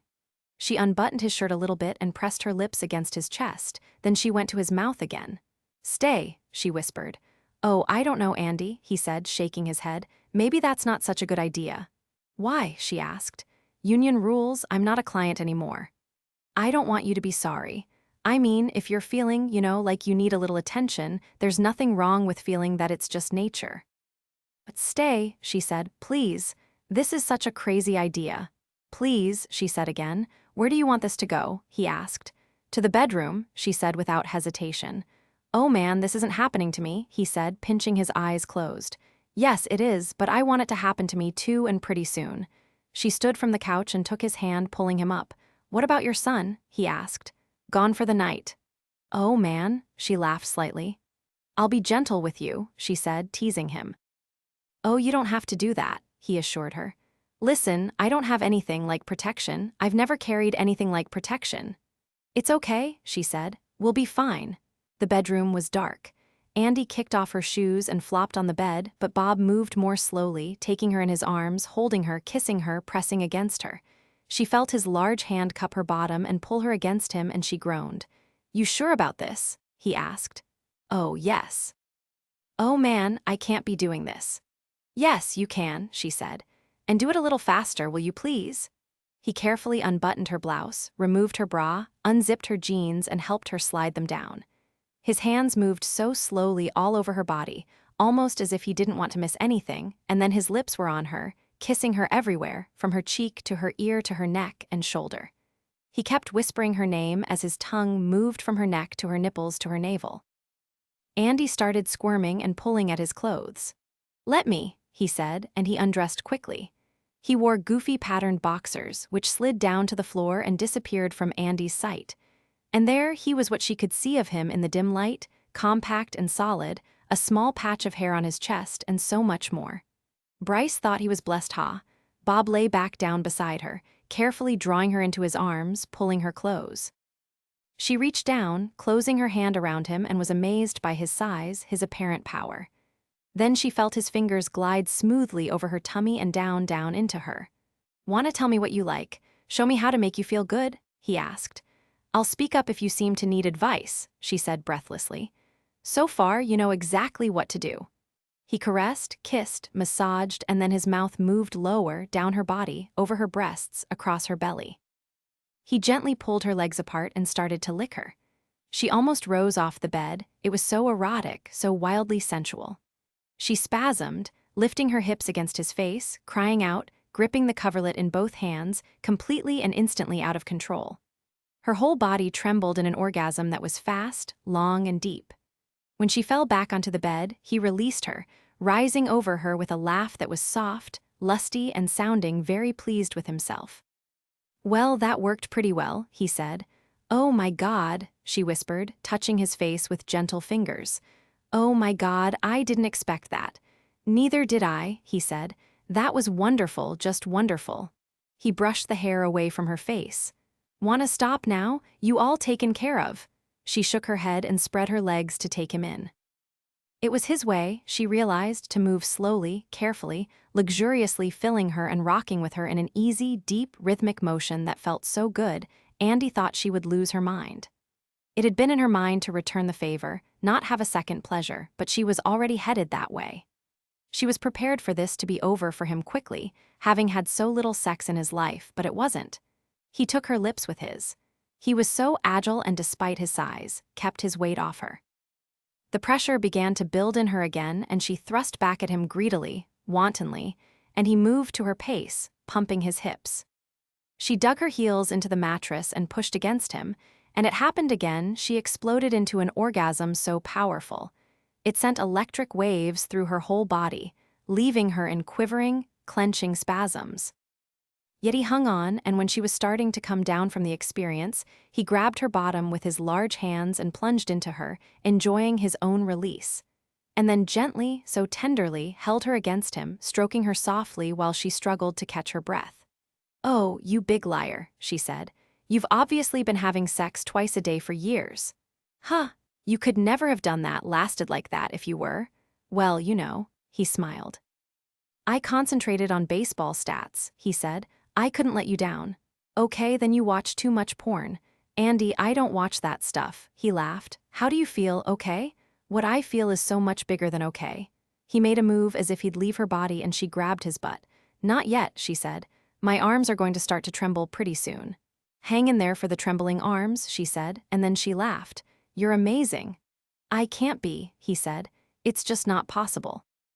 "Bob, you're amazing, incredible." "Really?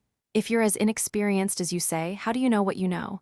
Wasn't that pretty ordinary stuff?" "Nope," she said, shaking her head. "You didn't take Viagra or something, did you?" "How would I guess I might have use for something like that?" "Well, you're no kid. I mean, aren't you getting to the age where things start to go a little, you know what I mean, unreliable?" "Yeah, I think I'm getting to that age, or at least close."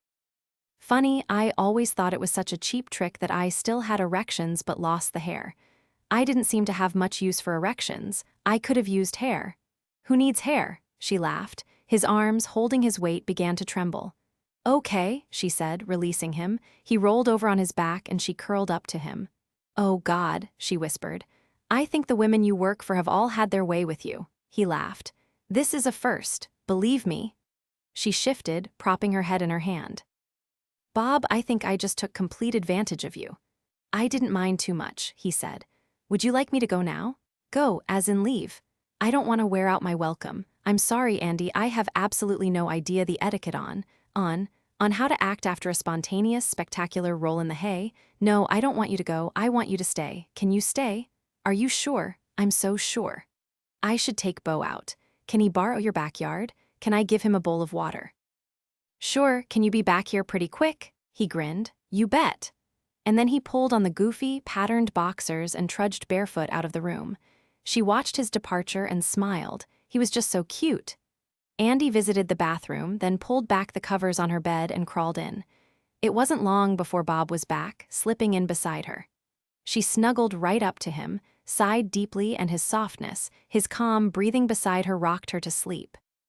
Somewhere in the night, she felt his hands on her back, her bottom, her hips stroking her, and she turned in his arms and gave herself to him. Again, he amazed her, took her to heights she hadn't experienced before. As she came back to earth, she said, "God bless those baseball stats." Then she curled up to him and went back to sleep. The next thing she knew, he was leaning over her, kissing her on the cheek. She opened her eyes and saw that he was dressed. She glanced at the clock. It was 5:00 a.m. She started to get up. "Oh, I'll make you some coffee." "Stay in bed, Andy. I made you some coffee. I get a real early start at the shop." She said, snuggling back in. "Andy," he said, "would you like me to call you sometime, or would you like me to?" He didn't finish. She knew what he was going to ask. "Should I just go away and never bother you again?" "I want you to call me today," she said. "Promise?" "Sure," he said, kissing her cheek. "Thank you." "Believe me, Bob." The pleasure was all mine. On Sunday afternoon, Jerry had let Phil help her through the upset of Sonia's hospitalization. They made pizza together for dinner before he went back to the city for a few more nights. The woman with the guest house had relented he could move in the following weekend and leave it unpainted. Once he'd gone and the house was again quiet, she summoned Jessie to her bedroom for another talk. Jessie had been in bed most of the day, recovering from her hangover. So this time they were able to talk about the separation without the snottiness and high drama. Jerry was so worn out from the events of the day, she was feeling quite calm. They sat together on Jerry's king-size bed, cross-legged, and talked for at least the 20th time about women's health, about birth control, STDs, about when it seemed right to be sexually active and when it could be just stupid or dangerous. Of course, Jessie already had all the facts and understood them. Jerry had made sure of that. Jessie told Jerry that she believed sex was only appropriate in a serious relationship. She'd had such a boyfriend earlier in the school year. But she confessed she had lacked the courage to go to a family planning clinic, to face an adult and ask for birth control. Even with a social worker for a mother, even with everything you know about how scary doing nothing can be. Jerry asked, rather astonished as her daughter merely shrugged and looked into her lap. Well, that was exactly typical of a young girl, Jerry thought. Teaching them to abstain didn't help them abstain, and teaching them to ask for birth control to prevent an unwanted pregnancy didn't drive them to the doctor's office. It was an incredibly brazen yet vulnerable time of life, so hard on the kids in so many ways. And it was so impossible for the parents to get a grip on what was going on with their kids. There were many times in Jerry's role as a caseworker that it became necessary to have a woman or juvenile examined by a doctor with due haste injury, assault, molestation. The list was long, and the reasons almost always unpleasant. To this end, she had developed a close relationship with a woman practitioner at a family planning clinic in Marin County. Joyce Arnold, MD, for better than 6 years. Jerry had been seeing Joyce for her own medical exams, and they'd become friends. She knew she could call her, get Jessie in to see her at once. "Okay, we'll go to the doctor together," Jerry said. "But our appointments will be completely separate, and you'll be alone with Dr. Arnold. She's very nice, very modern and knowledgeable, and you can talk to her about anything, everything. Is she going to have this whole STD conversation with me again? Because I'm kind of sick of being talked down to like that I made sure there was a condom." "Very likely," Jerry said. "One mistake should get you grounded or your TV privileges taken away, not dead. Doctors are pretty adamant about that, for good reason. Try to sit through it, let her talk, but ask for what you need and tell her anything you think she can help with. Your conversation with her will be confidential, and she's a pro. Anytime you need a ride there, I can chauffeur without asking personal questions, I swear. It's a promise I make to you, Jess." "Sure, okay. Now about me and Dad. The separation. Listen, I need you to try your best to understand this. I didn't throw him out. He could have refused to leave. He's a lawyer. He knows it's his right by law to live in his house. I asked him to give me some time alone, to give me space while I get some counseling. I asked him to get counseling too, and he is. Jessie, please, I'm not a bad person. I'm not being mean to your dad. This is terrible enough without you thinking that." "Yeah," Jessie said, looking down. "I know, it's just that." She met Jerry's gaze. "It's just that this sucks, and I don't get the point. He's a screw-up and wishes he wasn't. How is he different from other guys?" Jerry actually felt a smile threaten her lips. It was pretty basic logic. Her teen daughter was so brilliant, such a dimwit. "He's not very different, but the situation is a little more serious than that to me. Honey, I'm the one, maybe the only one, having a hard time with what happened. I know you and Jed and maybe Matt all think I should be a big, tough girl and tell him to just be good from now on. But it's more personal than that for me. He was in someone else's body, and I'm just not ready to invite him back into my body until." Jessie covered her ears. Stop. I don't want to hear about this." Of course, Jerry thought. Parents only had sex when necessary. Grandparents never had sex. In Jessie's mind, only teenagers and movie stars and rock stars and pro athletes had sex. Okay, maybe people had sex until they were 30, provided they were neither overweight nor icky. But after that, at the first sign of flab or wrinkles, it was over. It's more personal to me than a little mistake I can just overlook. But I didn't throw him out. He agreed to a separation and counseling. We both love you, want to be there for you through everything, and God damn it, Jess, we're doing the best we can. Cut us some slack. We can't work on the marriage while you kids are going out of your minds." "Yeah, okay," Jessie said. Then she shrugged. "Whatever. I'm so mad about what you did last night," Jerry told her. "Yeah, I know. It could have been so dangerous. You were compromised by alcohol, you could have been assaulted. And I know there was drunk driving involved. Those boys shouldn't have been driving. You're just damn lucky all around. It was more stupid than dangerous. Jessie said. I mean, going with them the driving part, you're probably right. One of them only had 2 beers, he said. But they're just a bunch of idiots and believe me, I'm not going to be out with them ever again. Correct, you're grounded. You won't be going out weeknights at all and weekends will be an early curfew. And I will double-check where you're going. If you break curfew or lie to me, you'll be grounded for life. Yeah, fine, she said without argument. I expected that. And Mom. Get this thing with Daddy fixed up, huh? It sucks around here. This thing with Daddy. If only it was just a little thing with Daddy. On Monday morning, Jerry spent a long time in front of the mirror. Only 5 years ago, she thought of herself as a woman who was holding up damn well, a decent-looking woman for her age.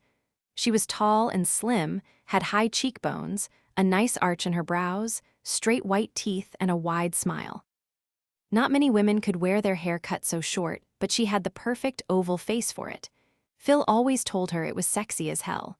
But now she was conscious of every flaw.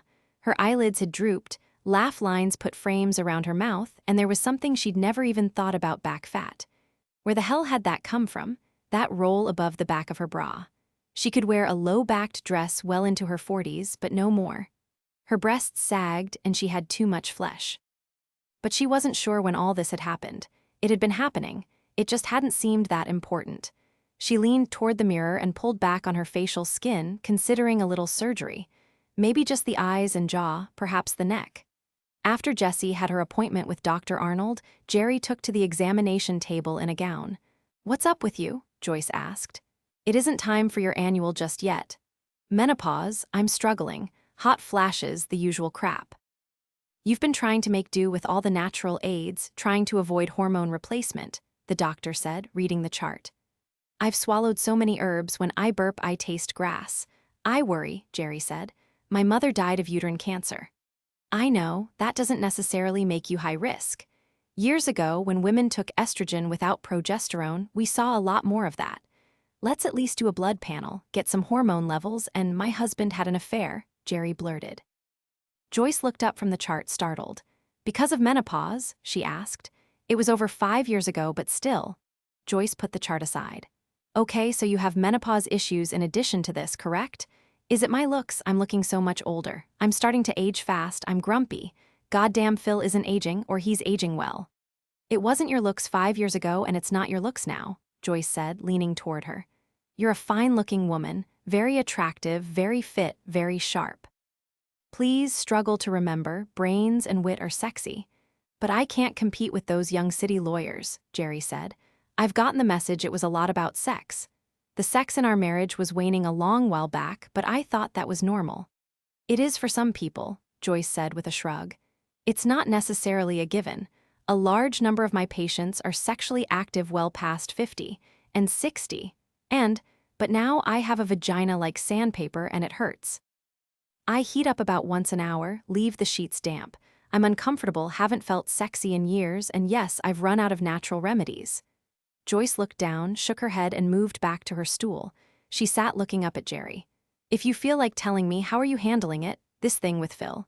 It's like it's my fault, Jerry said.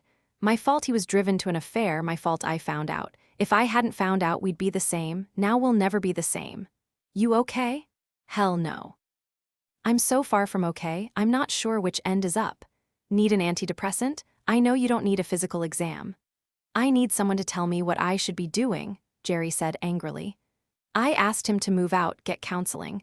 I'm getting counseling and it's not good counseling. I get better counseling from my next-door neighbor. She shook her head. I feel like I never met this counselor before and I've known her for 8 years. We're not accomplishing anything. Well, she said, giving a sniff but managing to keep her eyes dry, we're keeping the tissue industry in business. She took a breath. Joyce, how do other women deal with this? I have to know. Oh, shit, in a million ways. Some work on getting their husbands back, some leave them, some shoot them in their sleep, some ignore it and carry on. I don't think you and Phil are going to be able to do any of those things. He's been gone for weeks, though he's around when I need him for the kids. The kids want him home, need him home, and I can't share a bathroom with him, I can't. I can't do his laundry half the time I want to torch his clothes. I'm trying to get past the anger, if only for the kids, but I hate him for what he did to us. So that waning sex drive, that okay with you? Joyce asked. I never even noticed, Jerry said. Well, I barely noticed. You talked about it with Phil? I didn't know there was anything to talk about. We've always done a lot of talking about everything, but that didn't come up, so I thought it wasn't an issue. And the menopause symptoms? Really getting to you, huh? Oh, yeah. Some of my friends glide right through it, but I'm not. You know you're flashing when your bra is wet. When your scalp is wet and your hair goes flat. Throw in an extramarital affair and it's like the bottom's falling out. Let's try something. We'll get a blood panel, see where you are, and try some bioidentical hormone replacement, used in the form of creams. We can start with a low dose, see if you get some relief. Some women have good results. And I'm going to give you a tube of cream with testosterone in it. You can apply it anywhere the sun don't shine. Try the inside of your thighs every evening before bed. See if you begin to develop a libido. And in case you do and want to enjoy it, I'll fix you up with some lubricant that'll make you much more comfortable. Now, right now I don't want to sleep with him. Then you won't, the doctor said easily. On the other hand, if you decide you do want to, he's still your husband, right? That could really screw up my potential divorce. I don't want to give him false hope. But Jerry thought, the truth is, I don't want to give myself false hope. Jerry, I'm going to be frank, Joyce said. You don't have to give up sex yet. Remember how much fun it was in your younger days? A lot of women are still having fun at your age, she shrugged. Some are lying back and thinking of England for a few minutes a couple of times a week, but some are having hot sex. Women in their 50s often rediscover that part of life. It's pretty common, in fact. I don't think I'm one of the hot sex girls, Jerry said. Maybe not. That's not confirmed yet. After talking with my patients, I'm convinced the ones who don't use it lose it. Seriously, women who used lubricant for intercourse in their 40s because they had to are having fun with it in their 50s, 60s. Whatever the case may be in a marriage, it helps if you can assess each other's needs. Honestly, I didn't know these needs existed. Yes, you did, Joyce said, straight out, pinning it on her one more time. You did, you know you did. I didn't, Jerry said angrily. Joyce took a breath. I attended this seminar once. We had workbooks and completed little homework assignments before each weekly workshop. They were silly little things that I thought were such a waste of my valuable time. One assignment was to go to your closet and take out the one outfit you know looks terrible on you and get rid of it. And I thought, I don't have an outfit like that. And who cares? I wear scrubs most of the time. Obviously, my reaction was common because the next sentence said, yes, you do, and you know it. Go take it out of the closet and get rid of it. So I went to my closet and pulled out this beige outfit that made me look sick and fat. I'd spent a lot of money on it, and I was determined that eventually it would look as good on me as it had on the mannequin. But I threw it out because even though I didn't want to admit it, I knew. In fact, I had always known. She's right, Jerry thought. If she was truly honest with herself, she'd know Phil was still interested in having sex with her. He'd made overtures from time to time. Not often, not desperately, not like a man driven. Certainly not like a man about to put those moves on someone else. All she'd had to do was tell him she was too tired or too moody or too menopausal, and he'd roll right over, be snoring in 60 seconds. Now and then she took pity on him and gave in, hoping he'd hurry up. She didn't want to think about what kind of passive, disinterested partner she'd been on those occasions. She sighed. So, a little hormonal help, lubricant, and that's your prescription. I'm going to examine you, run some tests for STDs just to be safe even though the affair was years ago and you have no symptoms. And I think you should try to talk to him, see if you can zero in on what's worked well for you as a couple, what hasn't worked so well. Even in the closest marriages, it's hard for couples to discuss their more personal needs. Cravings.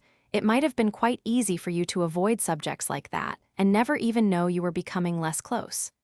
Every time we start a conversation, it ends in a fight. That's so. Then one of you is dropping the bait. Could be him trying to get you to take the rap, could be you letting him know just how angry you are. Is that the best you can do? Because I already know that. And you already know that gynecologically, medically, biologically, a sex drive is a powerful force in nature. It'll make your beloved pet turn on you and maul you because he's picked up the mating scent. It'll cause animals to fight to the death. It could cause a good man to wander, even if that's not what he wants to do. Good women, too, for that matter. You owe it to yourself to find out what you're dealing with. Look the other way, be understanding and forgiving. I don't know Phil. Is he a good man? Or is he just another bastard who cheats whenever he gets the chance? Whenever there's an opportunity, was he looking for sex or was there more to the story? There's nothing Phil can say to me that will convince me there was a good reason to have an affair, Jerry said. I imagine not. Can I tell you one more thing? Orgasms are very healthy. They're great mood stabilizers, tension relievers. If you can't find it in yourself to enjoy that aspect of marriage, you can still indulge in orgasms. There's more than one way to skin that cat, Jerry sighed deeply. I don't think I'm going to be cured by an orgasm. I didn't mean to suggest that, but the waning sex drive, the affair, the discomfort of menopause, Jerry, you're a counselor, see if you can find out what happened to you and your husband. I always thought he was ethical if nothing else. Moral, I'm not thinking that way right now, and it's painful. I don't feel like giving him a break. Joyce grinned. I didn't suggest you couldn't leave a bruise or two. I mean, he was a bad boy, right? Try not to hurt yourself in the process. Can this marriage be saved? Jerry said sarcastically. If you walk away, be absolutely sure you're burying something that was dead. 8 Sydney Calais was filing some charts in the office she shared with 2 other psychiatrists at Glendale Psychiatric.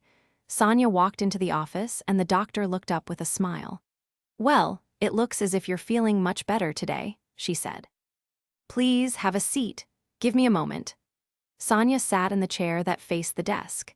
She noticed that Dr. Calais had some chimes hanging in the corner of her office, a miniature waterfall on top of the filing cabinet. She made a face, seeing these artifacts that once meant so much to her. The upscale private facility was only partially covered by insurance, but George was taking care of the rest. It didn't bother Sonia that George was stuck with the bill, yet it made her angry that without his benevolence, she'd be in some state hospital, sharing a ward with 8 other patients, eating food off a metal tray instead of china. Sonia had never made a good living, not even before George. She'd always dabbled in things that interested her, was satisfied to live at home with her parents until she married. She'd immersed herself in those things that fascinated her, soothed her subjects reputed to bring health, light, peace, serenity, and balance to one's life. Now she felt she'd been tricked, wasted her time. Dr. Calais sat behind the desk, folded her hands atop Sonia's chart, and smiled. This isn't a therapy session, Sonia, just a medical evaluation. So you're looking good, so much better. I don't feel much better, she said with a shrug. In fact, I think I feel even worse. Tell me about that, the doctor said. What doesn't feel better? I'm crying like an idiot in group sessions, Sonia said. I hate crying in front of people. I didn't do that much crying before. Crying about? About failing George, failing at marriage, falling apart, going crazy in front of my friends, finding out I've just been deluding myself about everything. Grieving, the doctor said. It's painful but important work. And what was I doing before? Sonia asked. Not grieving, she answered. You couldn't grieve, so you shut down emotionally, mentally, refusing to feel. So I did that to myself on purpose. Of course not. You did it on instinct because feeling was very painful for you. Your mind and nervous system took over to protect you. If we could look way back, we might find instances in your childhood that were so traumatic, your system perfected a way to take over, keep you safe from feelings that could be dangerous to you. On the other hand, she said with a shrug, there might be a DNA pattern in your family tree, a history of depression, or something similar that provided a natural pathway to your mind's ability to drift into that state. My aunt committed suicide, Sonia said, looking down. I never knew her, though. A possible link to a family history of depression, but not necessarily confirmed. My lymph nodes have been swollen, Sonia said, like I'm coming down with something. I read this in your chart. I don't think it's due to illness, Sonia. I'm pretty sure it's a reaction to your medication, and I'd like to ride it out for a while. It might pass. If it doesn't, we'll try something else. However, you're responding to the medication in a very positive way. I never took drugs before for anything. Everything has been natural. The drugs you're taking are also natural, not synthetic, the doctor said. Everything in nature has great power. Homeopathic remedies can be very effective, but they can also be lethal depending on the dose, the combination, the prescriptionist. Sonia waved an impatient hand. Medical doctors, always the same drill. Oh, you might be wrong about that. That's often a correct assumption, but not always. For example, I visit a Chinese herbalist in San Francisco. She's been tremendous in helping with my allergies. She laughed. She has many remedies for everything from aging to liver cleansing. She looks like bloody hell herself, which makes one wonder. It can be a leap of faith with natural herbalists with physicians. Sonia leaned forward. Who? She asked. Dr. Callie shook her head. No, she said. I wouldn't make a referral like that. We're really here about another matter. A relatively simple matter: clinical depression. By now you've learned you're hardly alone. In fact, I would consider you fortunate you seem to be responding to medication despite the lymph nodes. Have you any idea the number of patients who don't? I'm catching on, Sonia said. There are people in my group sessions who have been hospitalized several times. Does that worry you? Of course, she said. I don't want to be a high-risk patient. I'm not concerned about that, the doctor said. Would you like to know why? Yes, please. A combination of reasons. You haven't had a previous breakdown like that in your adult lifetime unless you're holding back information that could be pertinent. There's no pattern. I don't see any kind of toxic use of natural remedies in the list of herbs, roots, and plants you used in your diet. Your break from reality was terrifying and seemed endless to you. But in the great scheme of things, it was relatively short, thanks to early intervention. And your response to medical treatment was immediate. You've been lucky, and I'm optimistic. But it's going to be entirely up to you to continue making progress toward health and to do what's necessary to avoid relapses. Then why do I feel so bad? So hopeless? Sonia asked, her eyes round, her expression beseeching. Because, Sonia, you're grieving so many things. It will pass, but there seems to be a structure to grief. I know, she said. We go over this at least 3 times a day in group. Denial, anger, bargaining, depression, acceptance. But Sonia, people don't always go through these stages in order. Many people skip a step or combine stages or even go through them so quickly it appears they haven't grieved at all. It's very individual. I heard that, yes. I still don't know what I did. Of course you do. Denial and depression. You don't like to show anger. The anger was buried. And there was no bargaining. Your life was changed in an instant, and there was nothing in your imagination that could change it back, nothing you could trade. Add to that, for whatever reason, your depression was complete and dangerous, almost like it had been sitting there, waiting. Fortunately, we have tools now. We can help. That means I still have steps to go through? She asked. We don't know that, the doctor said. People actually do skip steps in the progression, or maybe the progression is just a rough map that isn't always carved in stone. All I ask of you right now is that you allow yourself, with the help of medication, to feel. And report the feelings in your group sessions. Your group leaders and counselor keep good notes. I hate that, Sonia said. Them writing down things about how I'm doing and not knowing what they say. They say very encouraging things, Dr. Callie said, smiling. You're an A+ student. Just keep moving ahead. You're doing so well. Not such a hard task, really. Sonia was quiet a long moment.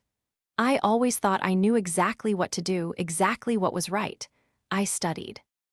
I took courses, attended seminars, worked so hard, practiced such discipline, and I didn't expect big things. I wasn't looking for miracles, just balance. Just a life that worked, physically and mentally. My husband and my friends, they considered me radical, but I wasn't. I was just a person who feared loss of control, the doctor inserted. It's common for absolutely everyone, not just patients in a psychiatric facility. Suddenly Sonia's eyes widened dramatically. Oh my God, was I trying to control George? Perhaps, Dr. Callie said with a shrug. Or perhaps you were controlling your own life, of which George has been a significant part. That's why you go to therapy, Sonia. All you have to do is gain an understanding of your responses, and you can choose alternate paths that work better for you. Wow, she said, sitting back. She thought for a moment and then said, You have the chimes, the waterfall, you visit an herbalist. Why? Dr. Callie smiled. Comfort. Personal taste. Is your house filled with stuff like that? I have a 6-foot-tall waterfall in the courtyard outside my office at home. It's wonderful for me. I love the sound of cascading water.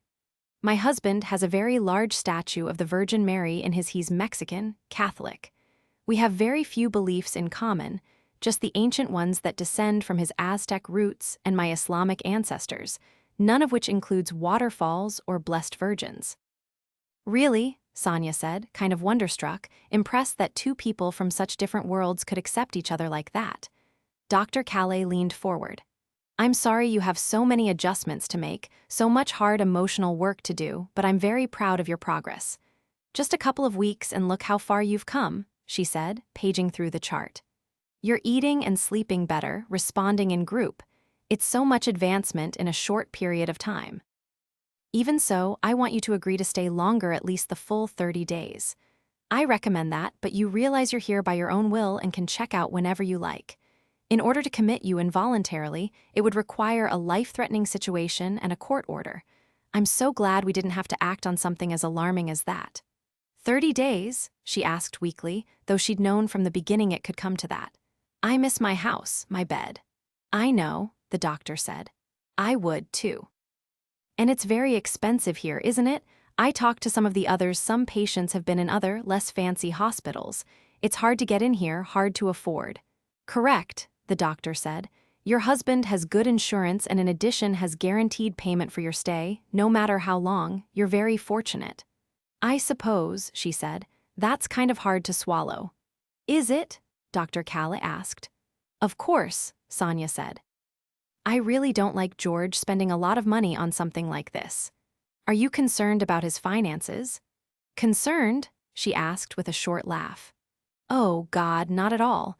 George is actually rich, though you'd never know it. He lives pretty cheaply, but that's because he's hooked on investing. He has a lot more fun looking at a portfolio balance than spending money on something expensive, extravagant, or entertaining. It's just that if this is good for me, something I need, I'd like to be able to afford it myself, and I can't. Dr. Calais folded her hands and smiled. It's beyond most of us, Sonia. It would be very difficult for me as well. But apparently it's not a burden for George. I don't think you have to take on that worry. Sonia let out a laugh. Oh, believe me, I'm not. I'm just sorry I'm not successful. I never learned how to be successful. That comes in handy, especially in emergencies. Absolutely, Dr. Calais said. But then, there are many definitions of success. Yeah, I get that. But George's is to throw money at his problems, and right now I'm the problem he's trying to make go away. He's just a sleazy, passive-aggressive cocksucker in a business suit, and I hate him. Dr. Calais was shocked enough that it showed in her posture, her startled expression. But then the expression melted into a grin. Not the usual soft, patient, sensitive smile, but a large grin that showed her beautiful teeth. Well now, she said, perhaps we won't skip the anger stage after all. A few minor changes brought some stability to the Gilbert home. Phil was living closer and thus spending more time around the house. Jessie was grounded, so there was no panic about whether she'd be getting into mischief. Sonia was in the hospital, and without Phil to wake the kids in the morning, Jerry was going into her office a little later. Even though it pushed Andy for time in the morning, they moved their power walk to 6:30 rather than 6. 30 minutes of extra sleep felt like all the difference. I hate to admit this, Jerry told Andy, but I think the hormones are helping. I'm on the lowest dose, but rather than a hot flash an hour, it's more like 2 a day. And you feel more stable mood-wise. I haven't opened fire on anyone in a couple of weeks, she said with a laugh. Seriously, that might not be the hormones. I have Phil right down the street, much more available, and the kids are mysteriously well-behaved. Besides, if you ask Phil, I've always been a loose cannon mood-wise. He's been on something for 25 years, I swear to God. I mean, what's he got to be so pleasant about, huh? He's spending more time around the house? Andy asked. Sort of. If I have to work late, he can usually get to the house by 6 or 7, and when he's tied up, I'm there. He comes over a lot of evenings just to use the office rather than being stuck with his laptop. He comes for dinner sometimes he brings food, gets in a little time with the kids.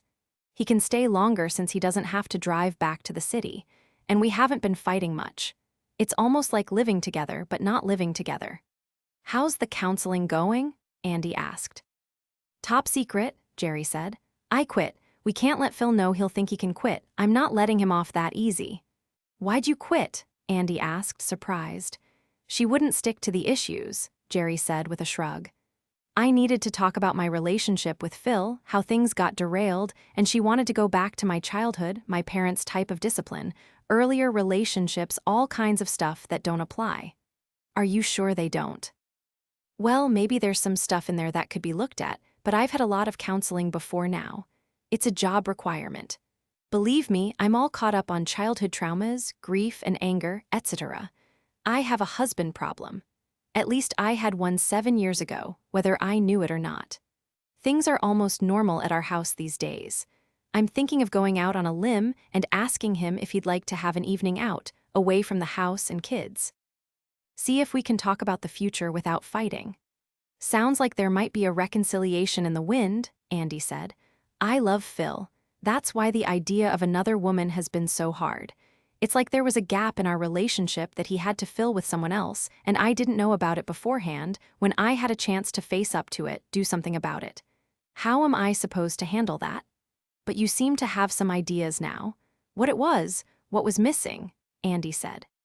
He told you he was tempted, he didn't want to be done with his sex life, and you're the first to admit that it was a low priority with you. Yeah, but that's after the fact. The problem is I didn't stand a chance. He never said it was something he needed us to work on. I mean, come on.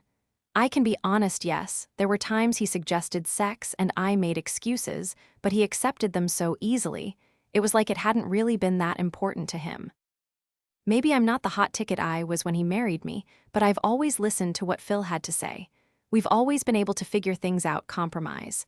But instead of making himself heard, he went outside the marriage, screwed around. I'm not a fucking clairvoyant. Staring straight ahead and walking fast, Jerry's voice became a little warbly. I want him home so bad, she said. But not unless I can be sure he can level with me, be honest about his feelings, and faithful.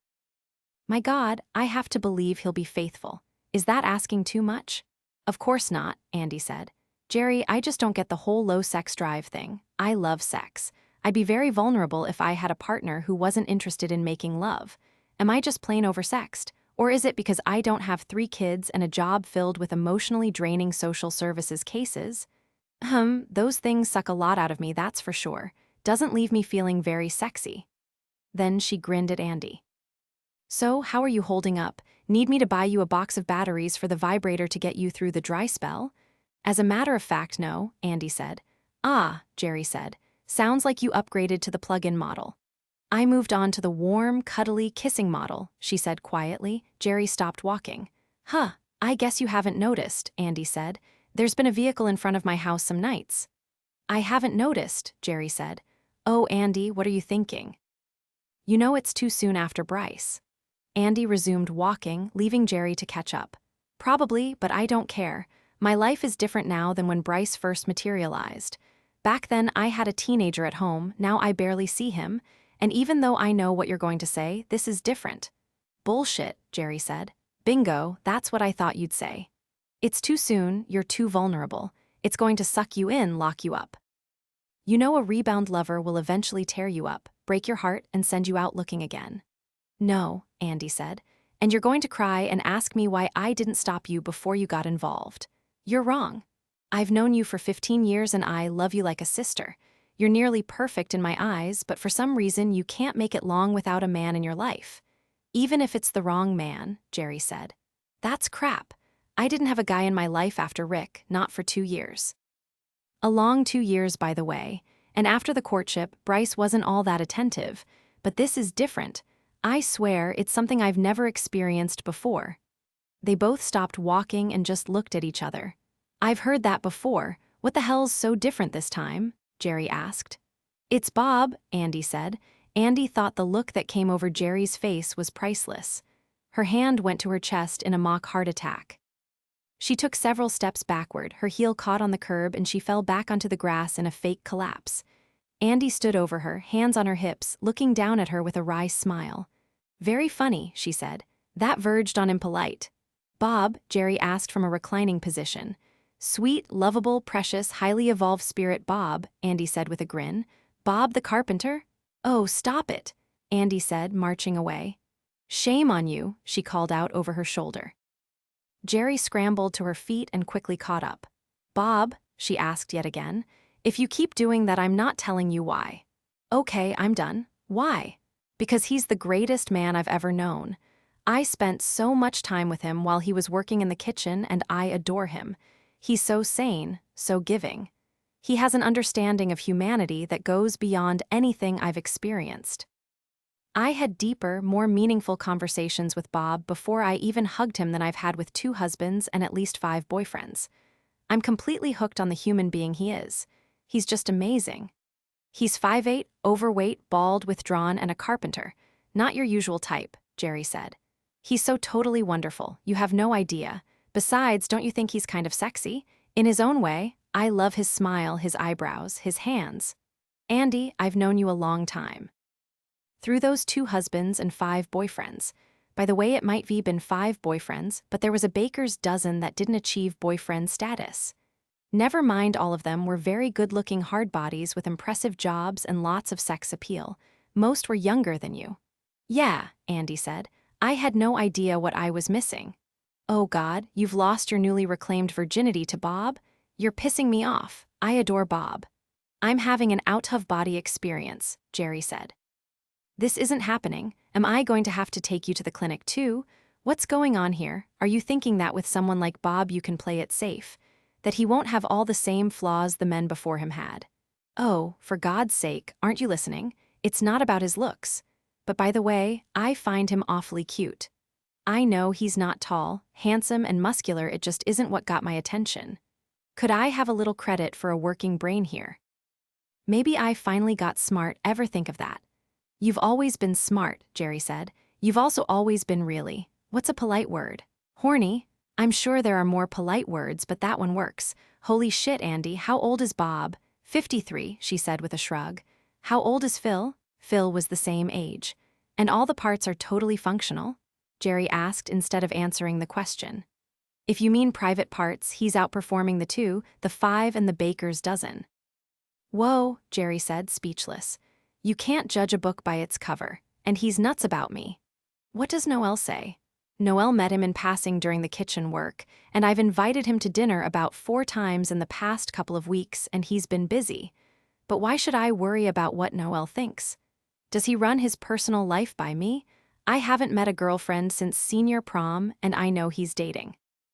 There has to be more than one reason that apartment his friends have is more appealing than his own home. I'm not looking for Noel's approval anymore. BJ came up alongside them, winding down from her run, all sweaty and looking slightly euphoric. Hey, what's up? She asked breathlessly. Well, plenty. I'm starting to like my wayward husband again, sort of, and Andy just confessed she's seeing Bob, the kitchen carpenter, Jerry said. Just how far do you run every day? Andy asked. No, Jerry interrupted, seeing him, all of him. I try to do 4 miles, but I'm happy with 3, BJ said, ignoring Jerry. It works for me. I think it's the endorphins. Listen, I'm supposed to get a painter to do some work on the house for the owners. You think Bob could do it? Want me to ask him? Yeah, please, that would be great. You're renting that place? Andy asked. Not exactly, BJ said. I'm kind of borrowing it till I can save a little money. Friends of the family. Then she looked at Jerry. You didn't tell her, Jerry shrugged. The kid's father is dead and I'm kind of not capable of a good income, but my brother, who is my employer right now, had friends with so much money they could actually spare one of their rental houses for a while. Eventually I'll have to find something else. Wow, Andy said. Sure, I'll check with Bob, he's a good painter. Thanks, so is Sonia doing okay? She's doing well, Jerry said. I'm going to visit her this week. That shrink, Dr. Calais, has been terrific, gives me very positive updates when I call her. They'd come back to their block. Well, ladies, I'm out of here. Have a good day. Jerry walked to her front door. She shook her head and laughed silently. Bob, she thought, we're all going a little nuts. It was not yet 9 in the evening when Bob and Andy sat in her bed, each with a book. Beau was curled up on the end of the bed right between their feet. He wasn't allowed on any other furniture, but he was welcome on Andy's bed until he was politely asked to get down, then he curled up on the floor at the foot of the bed. Bob let his book drop to his lap and looked up at the ceiling with a heavy sigh. What is it? Andy asked. Everything all right? He looked at her with a smile. I don't even recognize my life, he said. I thought I had the perfect attitude to take me into old age in my sister's guest house, alone. Do you know what it's like to be here with you like this, sitting in bed relaxing, reading, knowing in a little while we'll turn off the light and I'll get to lie beside you all night long? Andy, what are you doing with a guy like me? Are you crazy? She put her book aside and turned toward him, her shoulder on the pillow. I feel so lucky to be with a guy like you. You turn me on like gangbusters. He patted her thigh.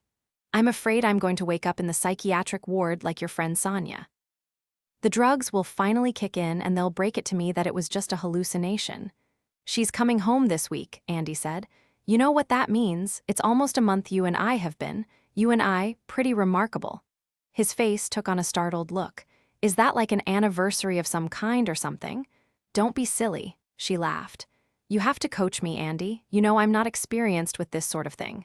That's what you keep saying, she said. There's something I feel like I have to do pretty soon if you're agreeable. What's that? Well, my sister, she didn't waste any time looking out her bedroom window and noticing that Beau and I are out all night a lot of nights. I told her I have a girlfriend. Was that presumptuous? No, you have a girlfriend, she confirmed. Now she's after me to bring you around to dinner or something. I'd love to meet your sister, Andy said. He ran a hand over her curly hair. She's gonna just die, he said. I'll try to put her off a while. You don't have to do that. I'm not going to disappear on you. Seems like we should get together with Noel first, he said. Noel, she said, turning onto her back. I told him I've been spending a lot of time with you, that I wanted him to have an evening with us, get to know you a little better, and he just brushes me off. He's way too busy for mother things. Bob laughed. I vaguely remember 19. Your family is the last thing on your mind. There are exciting things to do, lots of places to go. He'll turn up one of these days. I look forward to that. There was a distant sound, a key in the front door lock, and Beau lifted his head, then jumped off the bed to go investigate. Speak of the devil, Andy said, throwing back the covers and getting off the bed. She was wearing pajamas, but she grabbed her robe off the closet hook while Bob sat on the edge of the bed and pulled on his pants. Mom, Noel called into the house. Hey, Mom. Just a minute, she yelled back, but before she could move, he stuck his head right in the bedroom door. Bob had his pants up but not buttoned or zipped, and he was just pulling on his shirt. Andy was tying her robe closed. Mom, Noel said. Mom, there's a dog in the... Mom, he said, clearly flabbergasted. Jesus, Mom, what are you doing? She glanced over her shoulder at Bob, who was stuffing his shirt into his pants as quickly as he could. To tell the honest truth, we were reading in bed, Andy said. You might have called.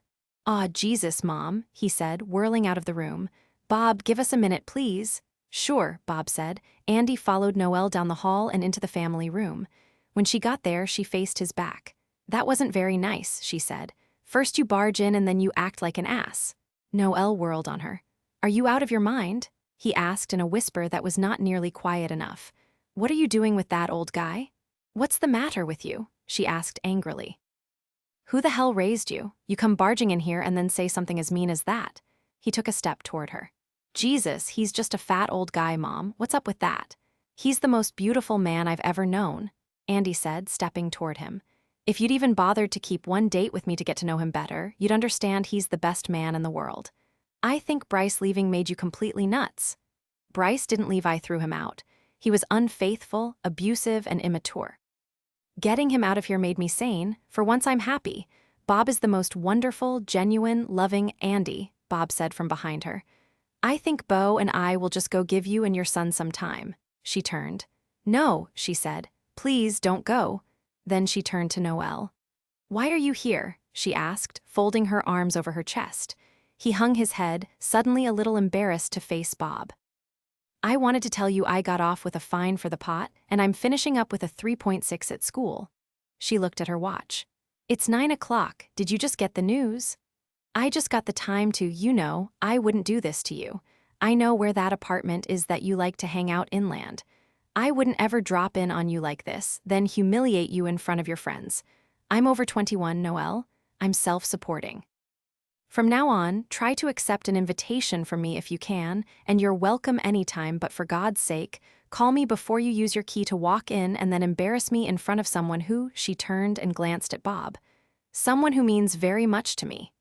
Noel lifted his head and his eyes might have been a little glossy. I just didn't expect anything like.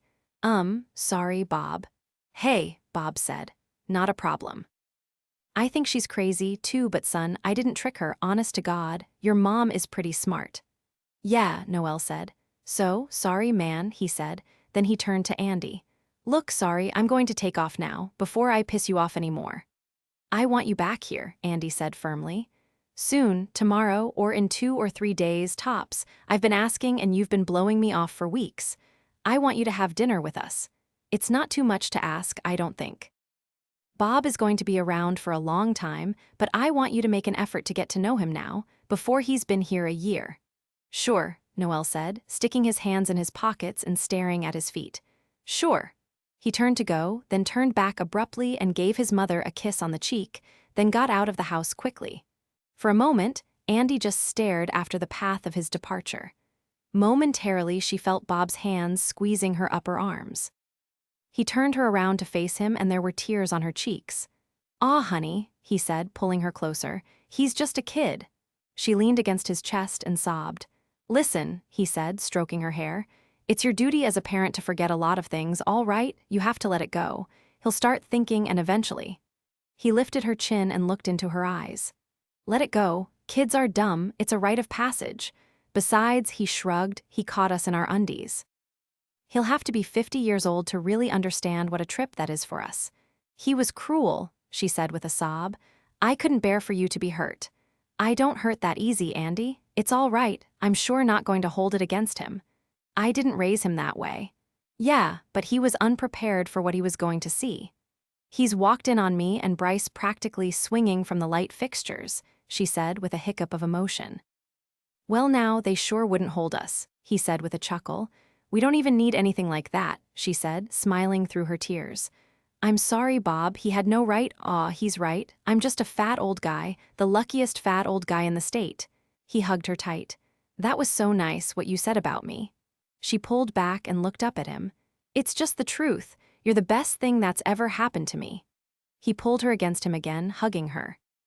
"Andy, I'm a flexible guy, but I hope you don't come to your senses.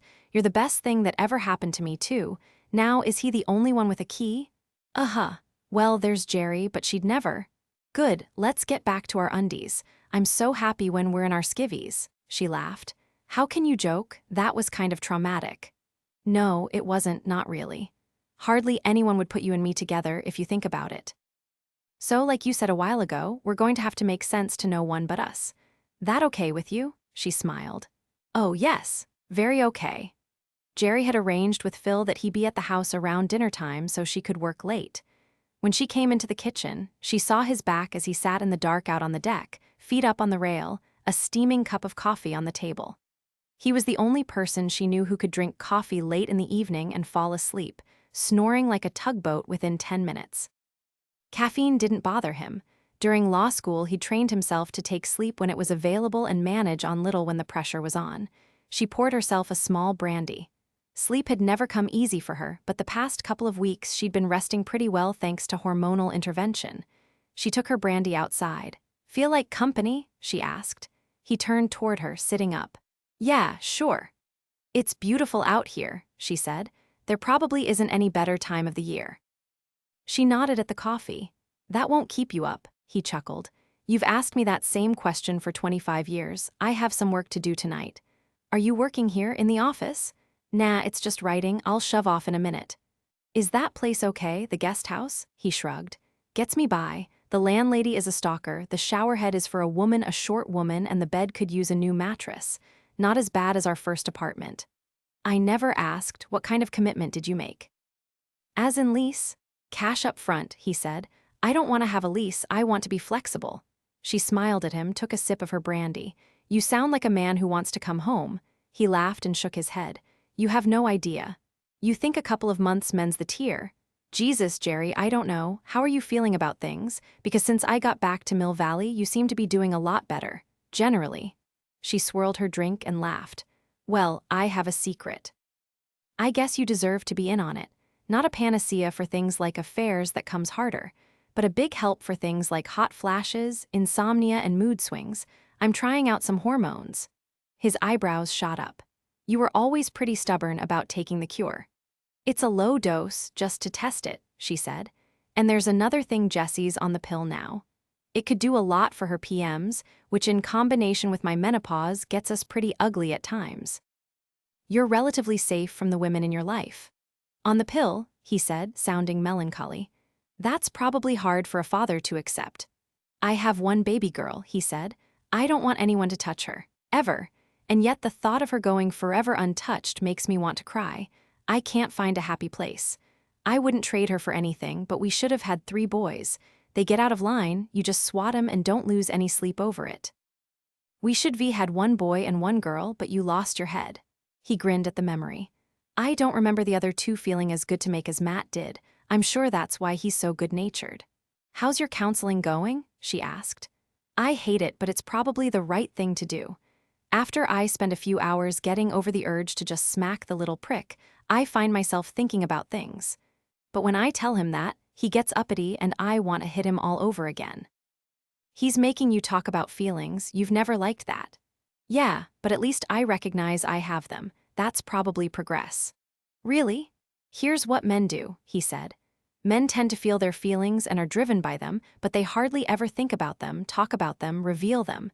It bores men to do that. Men like to move a lot faster than that. They want feelings to be peripheral and actions to dominate their lives. If a man feels pain, he quiets down, internalizes, sulks. If he feels anger, he throws something. If he feels lust, he fucks. It's basic and uncomplicated, which is what gets men in trouble. They don't want to understand their feelings, but the women in their lives would like to know why they do the things they do. She frowned. Then why aren't all men divorced? They feel they do, they move on to the next driving force. Because most men know how to play the game and the game has rules. Socialization. It's just like football, he finished with a helpless shrug. He took a sip of coffee. You might have ignored an important rule, she said softly. He nodded. Driven by feelings I couldn't understand or think about, that's why we're doing all this crap in counseling to see if I can work on that. Wow, she said, I think maybe the guy's good. Don't tell him, Phil said. Really, he gets snotty, omnipotent, and he hates me. She leaned toward him. Think we're gonna make it, Phil? He looked down for a moment, then raised his eyes and looked right at her. I think there's too much right about what we have for us not to make it. Well, do you think we can get it back, like it was? A heavy moment of silence hung in the air, so long that Jerry almost spoke. I don't want it like it was, Phil said, her breath caught. She couldn't speak, which was almost a first. Oh God, she thought he's leaving me for real. She swallowed a couple of times before speaking. But you said there's so much right about us. I want it like it should be, he said. I'm not sure that can happen. What are you talking about? She asked. He pushed back his chair and moved so he was sitting in front of her, facing her.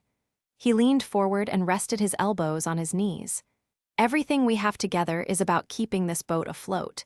There isn't a family in Marin that does it better than we do, and under more pressure than 95% of the people in 5 counties. I mean, 2 public servants with 3 kids. People don't have that many kids anymore, but we not only have them, we think we wanted to. And we don't just feed them and keep them warm, we get right into their lives and make sure they're growing up strong and smart.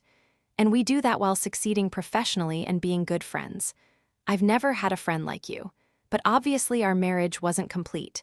There were things missing. Sex, Jerry said.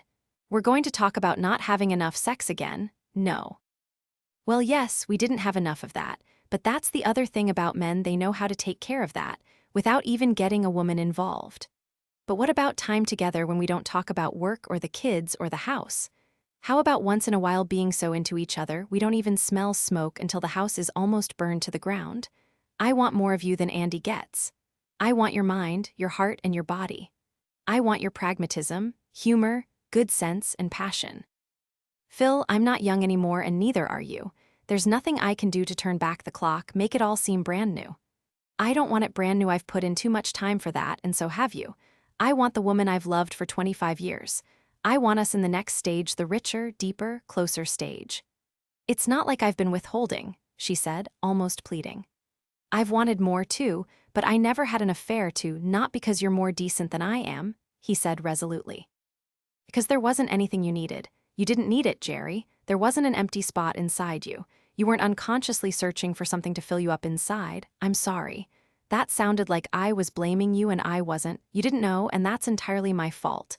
Hell, I'm not sure I knew. I might have been moving on instinct. I knew, she almost said it, but instead she shook her head. It sounds like that same old thing again. That itch, physical desire. Wanting to know, he said. It's way more than that. It's intimacy, not familiarity, not comfort. Don't get me wrong, I love those things about us.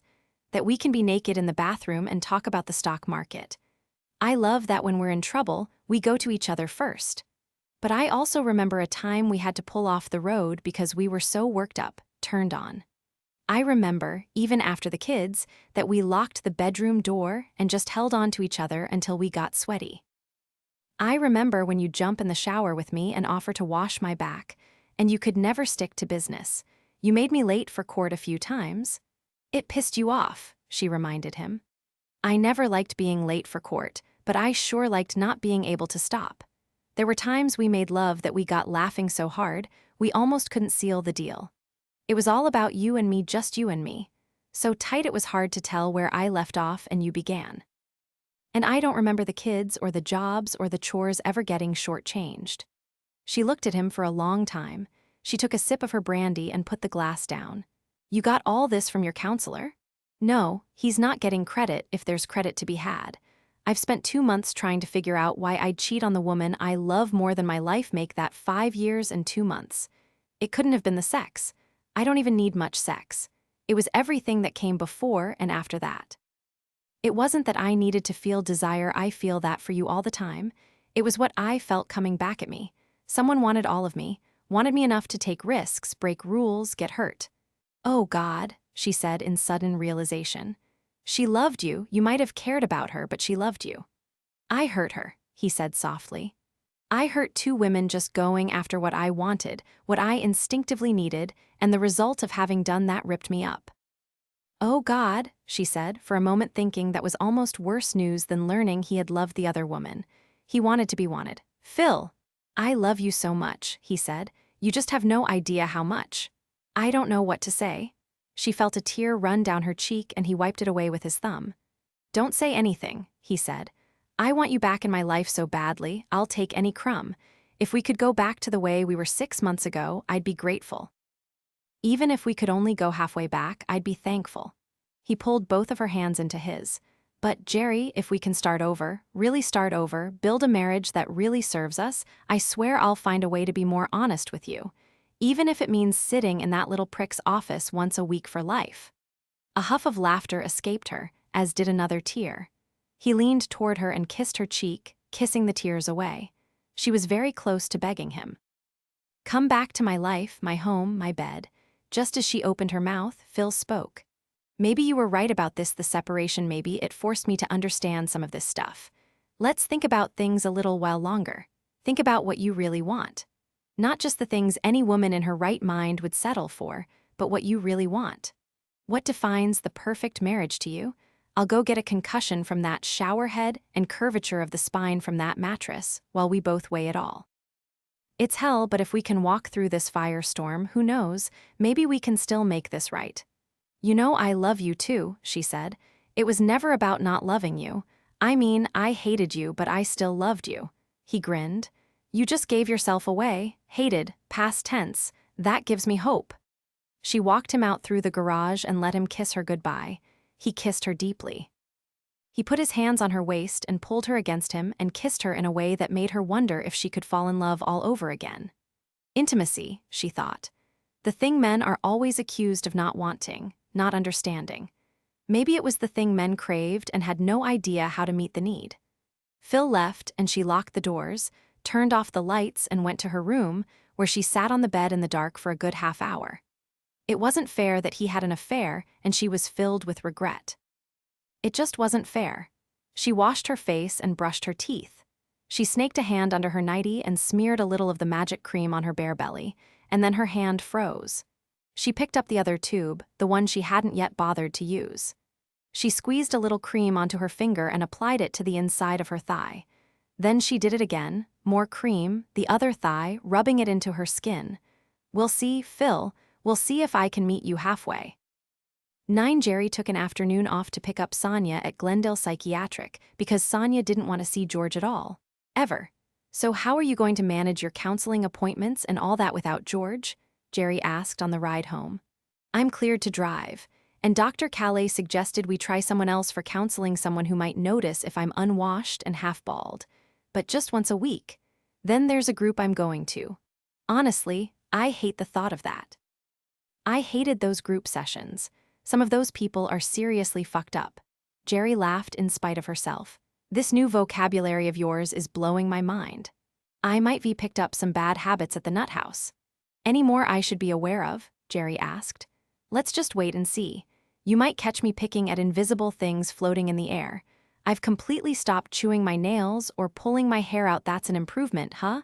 I never took pharmaceuticals seriously enough. Sonia, forgive me, but you got funny. When did that happen? I'm funny, she asked. Must be the drugs. So you're going to see a new counselor and go to group. Yuck, that was the price of release. They probably have G-men following me around to be sure I keep the appointments. At least I don't have one of those house arrest ankle bracelets. How do you handle that? I mean, if you find everyone in the group to be seriously messed up. Dr. Calais said if you can't be helped, then help. I'm sure I'm not qualified, but then they're not qualified to help me either, so we're even. Jerry pulled into Sonia's drive. How about having dinner at my place tonight? Would you be terribly hurt if I declined? Because I am so sick of eating with people. Sick of hearing everyone's toilet flush, shower run. And then there were those people who cried at night. It's a wonder anyone comes out of that place better than when they went in. They should be worse. I would thought Glendale, being so highfalutin. Yeah, well, you can dress up the zoo, but we're all the same animals in there. For a month, all I've wanted is to have a little time alone. I spent one night in the bathroom with towels stuffed under the door, and I thought they'd have me in a straitjacket for life, but I just wanted some time alone. I can understand that, Jerry said. Why don't I get you some takeout, or run you to the grocery store real quick, because I never thought to stock your refrigerator. Nah, don't worry about it, she said, opening her car door. It's what, a mile away? I think I can handle the store. I'll just unpack and go grab a couple of things. Let me drive you, Jerry said. No, Sonia said. I'm fine to drive. I'm not groggy, not dizzy or disoriented, and I don't have any problems being around people. And I haven't forgotten how to use the bank card, so it's all just routine. What if you run into women from your old yoga and meditation classes? Won't they want to know where you've been? Sonia shrugged. How about feng shui rehab? Think that'll cut it? She got out of the car. Jerry got out too, laughing. Let me get your suitcase, she said, opening the back door. I can manage. You probably have to get back to work or something. I'm working from home the rest of the day, Jerry said. Let me walk you in at least. Fine, Sonia said. But then I know you have things to do, and I'm on a new schedule now. I sleep a little later. I won't be walking at 6:00 a.m. Oh, that's going to be very hard to accept, Jerry said, hefting the suitcase out of the back of the car. After 2 years of you panting at my front door while I'm trying to pry my eyes open. Sonia stopped walking and turned toward Jerry. I'm sorry about that. I shouldn't have pushed my agenda on you like that. Oh, get over it. You kept me in shape for 2 years. We're still walking, but we've pushed it back to 6:30. Besides, I enjoyed giving you crap about being early every morning. Jerry reached around Sonia and unlocked the front door, then dangled the keys out to Sonia. Jerry walked in behind her. I think there's been some housekeeping here while I was in the loony bin. We wanted to make sure it was clean for you. We weren't sure how long you'd be gone. I stayed voluntarily, she said. I figured, why worry about George spending money, huh? I hope that wasn't the only reason.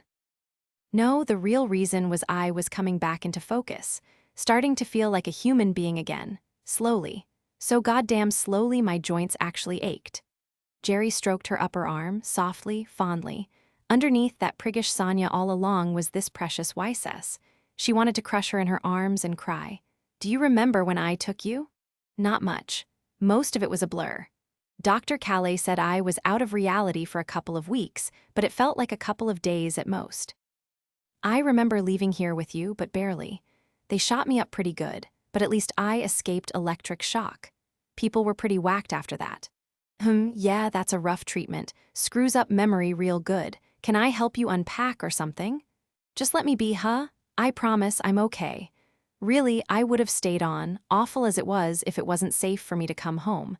I want to see what it's like, getting rational and everything. Want me to help you unpack your woo-woo stuff in the garage? Jerry asked. Sonya's gaze dropped, and it was the first time Jerry saw any sign of sadness or grief.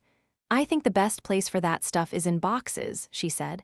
I'm still trying to cope with the fact that it was all a bunch of shit. You sure about that? Jerry asked. I mean, it seemed to make you happy. I'm sure I don't want that crutch right now. I want to take this straight, no ice, no mixer. What will you do with yourself? Jerry asked. I mean, if you don't work, what will you do? I don't want to worry about you being lonely, sitting in front of the TV. To tell the truth, I want to be a little lonely for a couple of days. I was thinking of reading a bunch of trashy novels late into the night in a quiet house, eating some bad things to see if my digestive tract is completely fucked up by too much healthy food, and maybe digging up the backyard and planting flowers. Not mushrooms and herbs, but big audacious flowers. After the grocery store, I'm going to Costco to buy a few DVDs. I got hooked on movies at the Booby Hatch. Of course, they were very carefully selected movies we wouldn't want to get any nut jobs worked up. Maybe I'll order some new television channels, and I don't know what after that, but that could keep me busy a while. She smiled. Hey, she said, how's it going with you and Phil? You haven't divorced him or anything yet, have you? Jerry forced a smile. It's going pretty well. We're still sleeping in different places, but I see him almost every day and we're getting along very well. Who knows, we might work this out. It's a rocky transition, but Phil and I have a lot of positive history. Good, Sonia said. I like Phil. I think maybe he's the real deal. Jerry's next smile was genuine and had more to do with Sonia than with Phil. You think? I've learned that some people are actually okay, despite a brief mental departure. His departure might have been insulting and pissed you off, but it couldn't have been worse than mine. Jerry just shook her head. Holy shit, you're better than ever. I doubt that, but, shucks. It's about time for us to have our evening out and start planning the end-of-summer block party. I thought this time we'd include BJ. BJ, she said, frowning, shaking her head. Why do I think I like her? Maybe because she saved your life twice. Remember any of that? No, BJ, why would she care about me? All I remember of BJ is that she didn't want anything to do with us. All facade, Jerry said. BJ's kind of private, but alert, compassionate, decent, a lot of things you'd appreciate. I think you brought her out of hiding. You needing someone to step in and respond. Andy and I were too preoccupied with our own crises. If it wasn't for your episode, we'd still just be waving to BJ every morning. No shit, Sonia said, and Jerry laughed again. 4 years knowing this woman, and she'd never heard her curse once. Now she spoke like a truck driver. Jerry couldn't help herself. She drew Sonia to her and hugged her. God, I'm so glad to have you back. Don't get too excited, Sonia said. I'm not back yet, I'm just starting the climb. I have lots of work to do. I still don't remember who I was, don't know who I'm supposed to be. And I don't know that those whack jobs in group therapy are going to get me there, so be patient. I'll be patient, Jerry promised. Whoever this is, I love her. That's nice, Sonia said. Thank you. Jerry and Andy had organized the first end-of-summer block party 14 years ago. In a mood of discontent when school let out Jerry because she'd have to deal with 3 kids all summer, and Andy because she'd be out of work for 3 months. They sat down with a bottle of wine and planned an event to look forward to. Once the idea was hatched, they checked in with everyone on their block, assigning food, drink, and recreational duties. The first year there had been about 8 families present. They'd had the inevitable party crashers over time, and the guest list grew and grew. Over the years, it had expanded to include about 6 blocks, over 100 households, and they'd moved it from their street to the park. For the past 4 years, Sonia had been involved in the planning, and while she had objected to hot dogs, hamburgers, and potato salad warming up in the sunshine, she'd been an organizational genius. She was willing to make all of the phone calls and keep all kinds of lists. With Sonia taking on so much, Jerry and Andy simply oversaw things. I feel like we're using her, Andy had said, but she does all this so willingly. Don't worry about it, Jerry had replied. She loves being useful. For the past few years, their end-of-summer party had included kegs of cold beer, jugs of wine, live music. They rented a bouncy castle and a dunk tank for the kids, held competitions from 3-legged races to egg and water balloon relays, and they even dressed participants in Velcro jumpsuits. and hurled them against a giant dartboard. Jerry thought nothing had been funnier than watching her big shot ADA husband flying through the air to stick splat on a Velcro wall.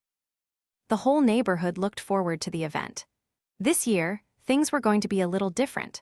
Sonia wasn't inclined to take on a big project, and she didn't want to be held to a schedule, though she was willing to go out to dinner with them to help plan. Jerry tried to draw BJ into the fold, but she had a million excuses. She didn't like leaving her kids, aged 9 and 11, and she imposed on her brother and sister-in-law all too often. Jessie will babysit. She'd do anything to get out of the house, Jerry said. BJ said she didn't have time to organize a big event. Not a problem, it's been pretty much organized for over 10 years. She didn't feel well enough acquainted to contact neighbors. Just come to dinner. Check out the new Sonia. Jerry, who had promised never to hound BJ, kept trying. When was the last time you had a nice dinner out with girlfriends? In spite of herself, BJ grinned her crooked grin. It's been a long time since I thought of myself as someone with girlfriends. She finally gave in to Jerry's efforts to include her. Leaving the house was quite an ordeal for BJ. She was nervous as a cat, making sure Jessie had the number for the restaurant and BJ's brother's number. My dad's at the house tonight, working in his office, Jessie said. Don't worry, I can call him if I need anything. And really, I've done this before. When she finally got in the front seat of Jerry's car, the last of the 4 women loaded up, Jerry said, "You have to be the only woman I know without a cell phone." "I'm on a real tight budget," she replied. "Really?" Sonia asked from the back seat. "Then you'll be happy to know dinner is on George tonight." "Well, that's awfully nice of George," Andy said. "Have you talked to him lately?" "Oh, I hardly ever talk to George," she said. "In fact, I usually just hang up on him. I hate George." "Then how do you know he's buying dinner?" Jerry asked. "He's buying everything," Sonia said. "George is extremely generous these days, since I'm crazy." There was a little laughter in the car. "Sonia, you're about as crazy as I am," Andy said. "Oh, darling, you too, I'm so sorry." "You're not crazy," Andy said. "You suffer from depression, which has pretty much flown away on the wings of your happy pills." "Well, don't tell George that. He's under the impression he drove me insane." "How long do you think you can play that card?" Andy asked. "Maybe you should hang on to your money." "Don't worry about it," she said with a wave of her hand. "George doesn't want the details, he just likes to write checks. It's relieving his guilty conscience. I don't know why I should deprive him of the pleasure." BJ turned in her seat. "Gee, I don't think I can let George buy my dinner under false pretenses like that." "Oh, don't sweat it. George has more money than he knows what to do with. The cocksucker." "Sonia," Andy said with a laugh, "I don't know that it's right to take advantage of George like that." "I'm not taking advantage of him. I'm sure he's keeping very careful records. Believe me, when we get to the official splitting of the sheets, all my expenses will be carefully deducted from my side of the chart, and there will still be plenty left." She grinned. "California law, no fault, community property." "No prenup, huh?" Andy said. "Of course there was a prenup," Sonia said. "George is very careful, and he was already 40 when we got married. It was 25% for under 10 years, then an even split. We're due to celebrate our 10th anniversary the end of June. I don't think we're going to get to that final dissolution in time." She laughed. "Sonia, are you holding out for the even split?" Andy asked. "Of course not," she said, sounding insincere. "But sadly for George, you can't serve papers on a person in the nut house. Poor George. He was trying to make a break for it in March, to cut his losses. You'd think someone who can time the market would have a little more sense about when to get a divorce." "Sonia, you are a devil," BJ said. "And just when I'd been thinking I'd never learned how to handle money." Jerry was strangely quiet, though no one noticed. The others yammered on about whether Sonia was being unfair in judging George, was there any possibility they might reconcile down the road, maybe compromise, etc. Jerry tuned them out thinking, "We're a car full of women who feel completely powerless against these men unless we figure out how to get even." She wasn't sure about BJ, but there was something amiss there. Most widows talked about their departed spouse, and BJ never did. She wondered if there was something strange underneath the surface. But Andy had thrown Bryce out on the street, closed him out financially, and immediately taken up with a replacement who was very unlikely for her.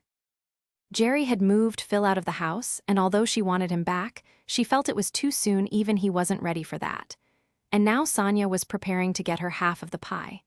It wasn't that she thought any of these actions were wholly inappropriate. Bryce had to go, Phil had to be out of her bed, Sonia was entitled. What bothered Jerry was that they all came at this because they were forced. They felt powerless. They had too few choices and wielded the only bludgeon available. When she pulled into the restaurant parking lot, she said, "We'll split the check, no arguments." It was becoming a tradition dinner at Leminge, a small, cozy, dark, inexpensive French bistro close to their neighborhood. It was also a mere formality. The four friends could have met over a glass of wine on Jerry's deck and had the party organized in no time, but starting things off right was important to them. The first planning session, always in late May, had to be held in a nice place. It had to be comfortable with delicious food and a good staff. They didn't want to feel rushed because they didn't have time to get together for dinner very often, and apparently for BJ, never at all. The planning session required hardly any planning at all. Knowing everyone's current preoccupations, Jerry took charge and announced that she and Andy would split the list of neighbors from last year, set a date, call everyone and simply ask if they could provide the very same things as the year before. "All I need from you, Sonia, is the list," Jerry said. "I don't know where it is," Sonia said stubbornly. "You have 2 weeks to find it, then we take your house by storm." "Now," Jerry said, lifting her glass of wine, "to the end of summer." "The kids aren't even out of school yet," BJ said, lifting a water glass in confusion. "I know, but no way am I toasting that. You can't imagine what happens to my life in the summer.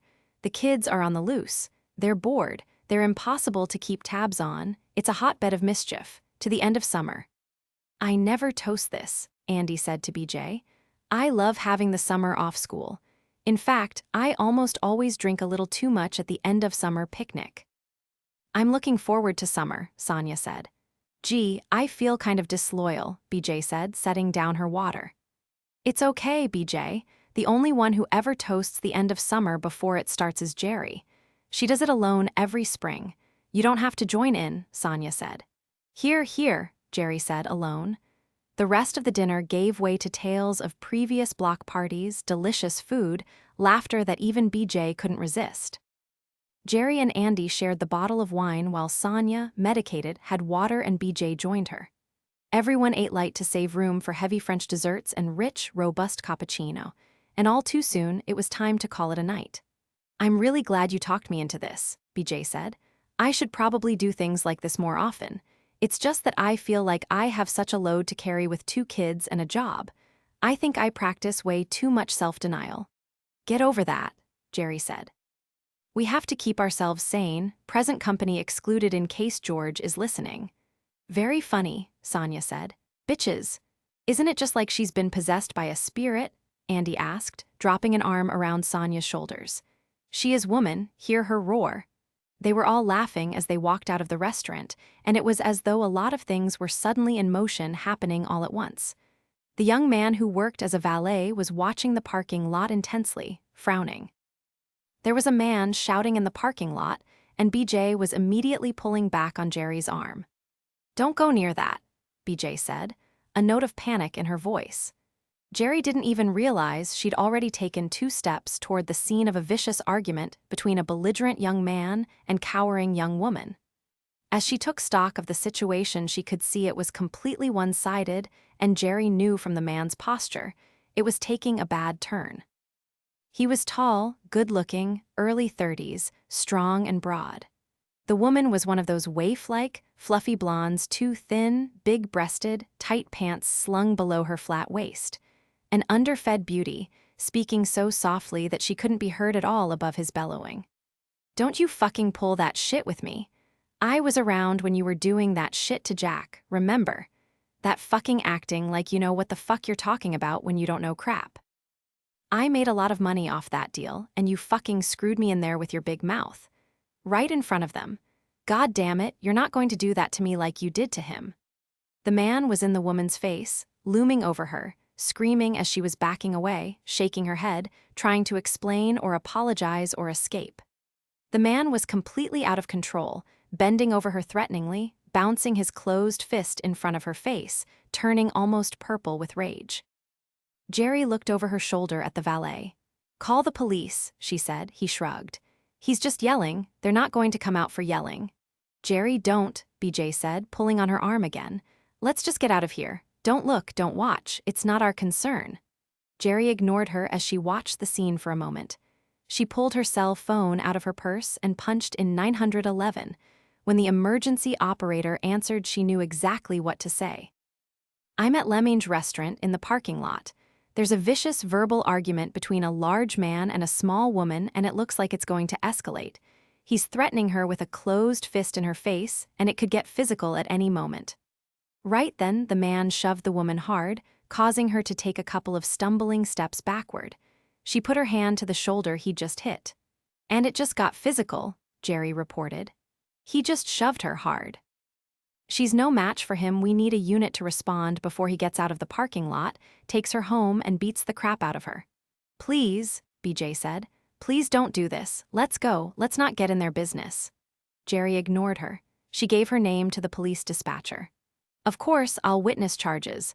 Whoa, he just shoved her again. She's up against the car and he's still at her, screaming, threatening with a closed fist. This isn't going anywhere good." Yeah, I'll get the license plate in case they clear the parking lot." "No, we can't do this," BJ said.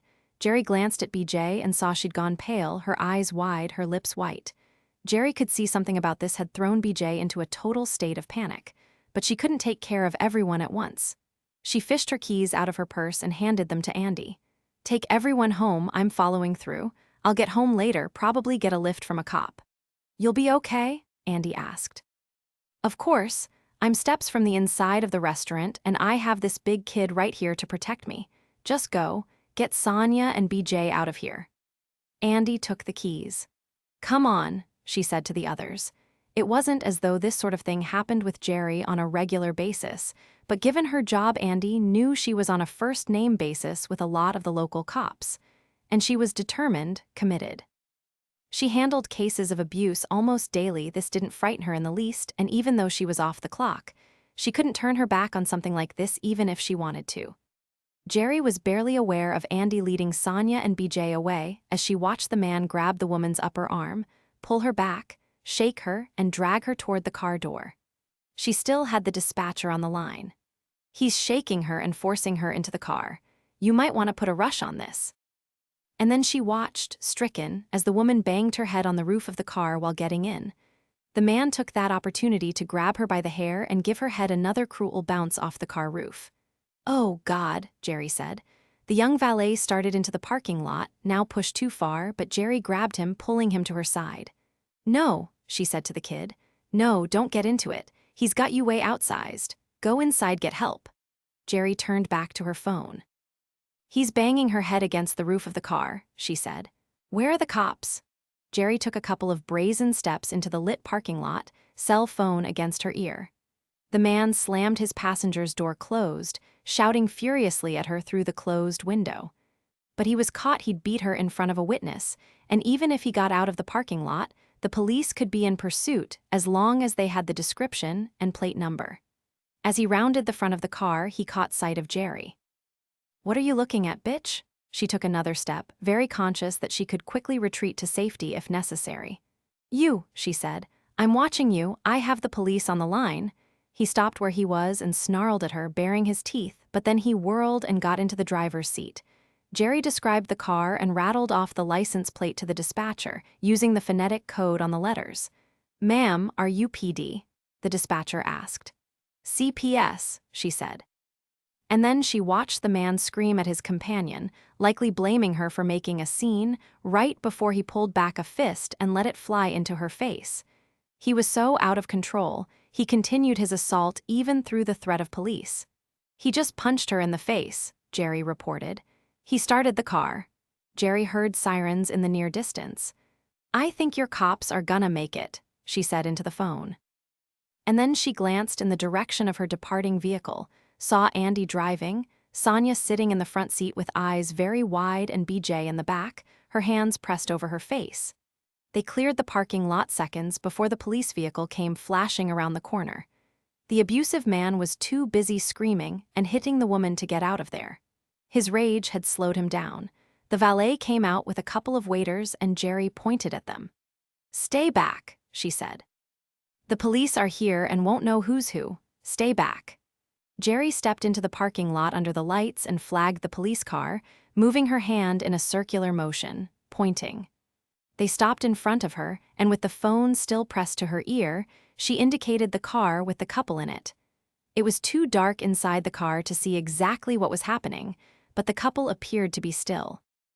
The squad car blocked the suspect's car and the officer got out, brandishing his weapon, his flashlight propped on top of the gun and shining it into the suspect's car. "Please step back into the restaurant, ma'am," he said. "Right now." She backed away quickly.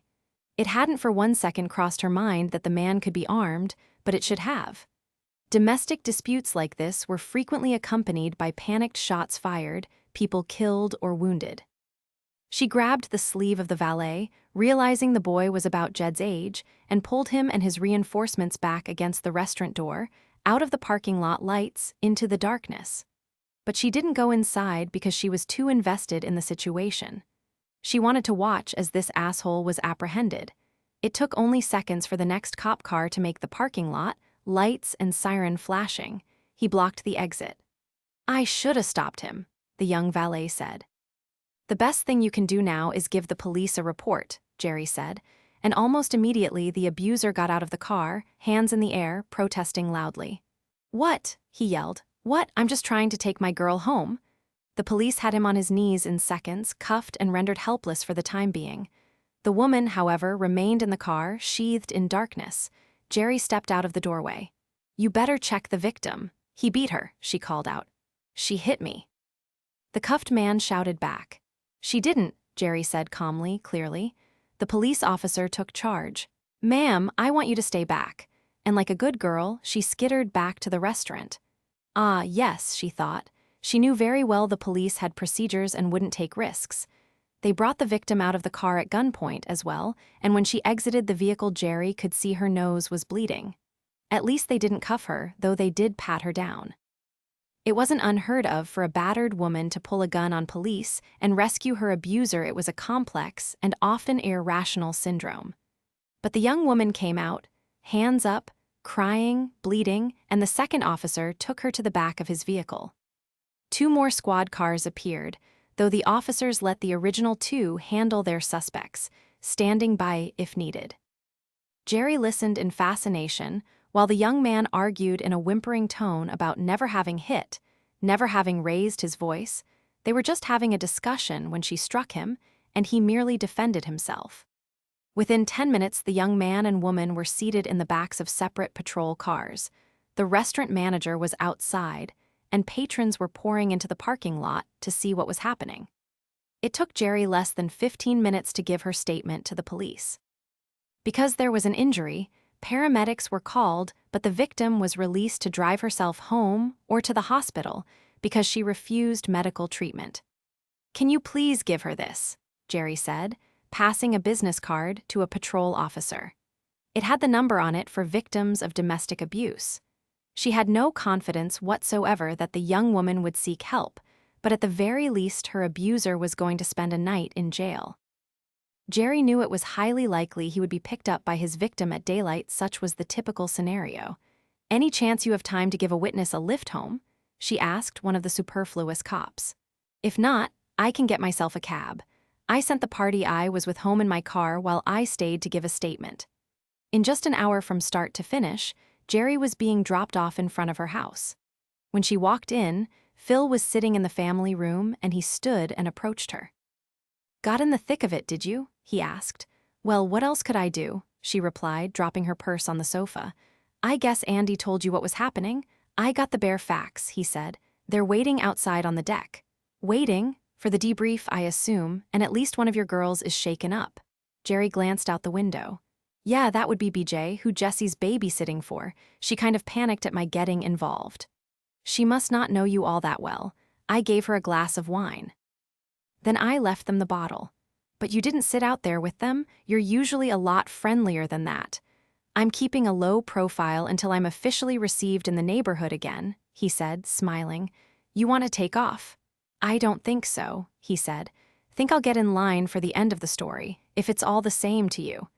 It wasn't that big a deal, Phil, she said.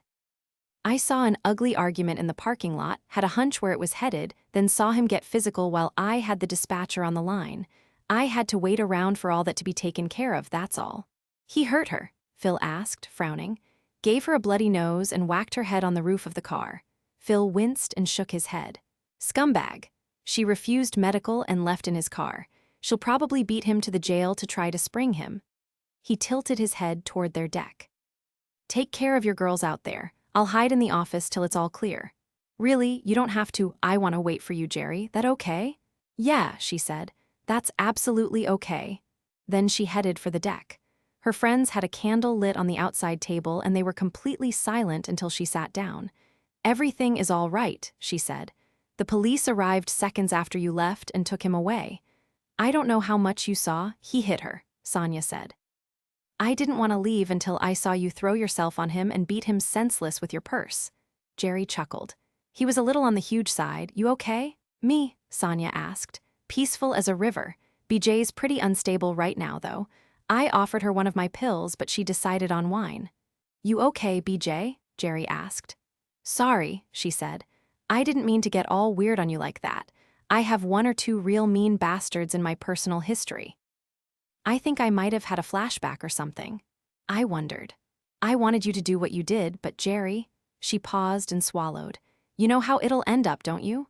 Unfortunately, I know the statistics, but I'm relentless. Know why? Every once in a while I get a case that works out.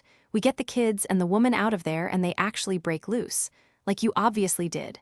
Yeah, but the price can be, I know, kid, I know. Jerry ran her fingers through her short hair. It just kills me when they're so young. I don't know how old he was, but she was 25, and so beautiful. They're not married, how about that? It's a boyfriend.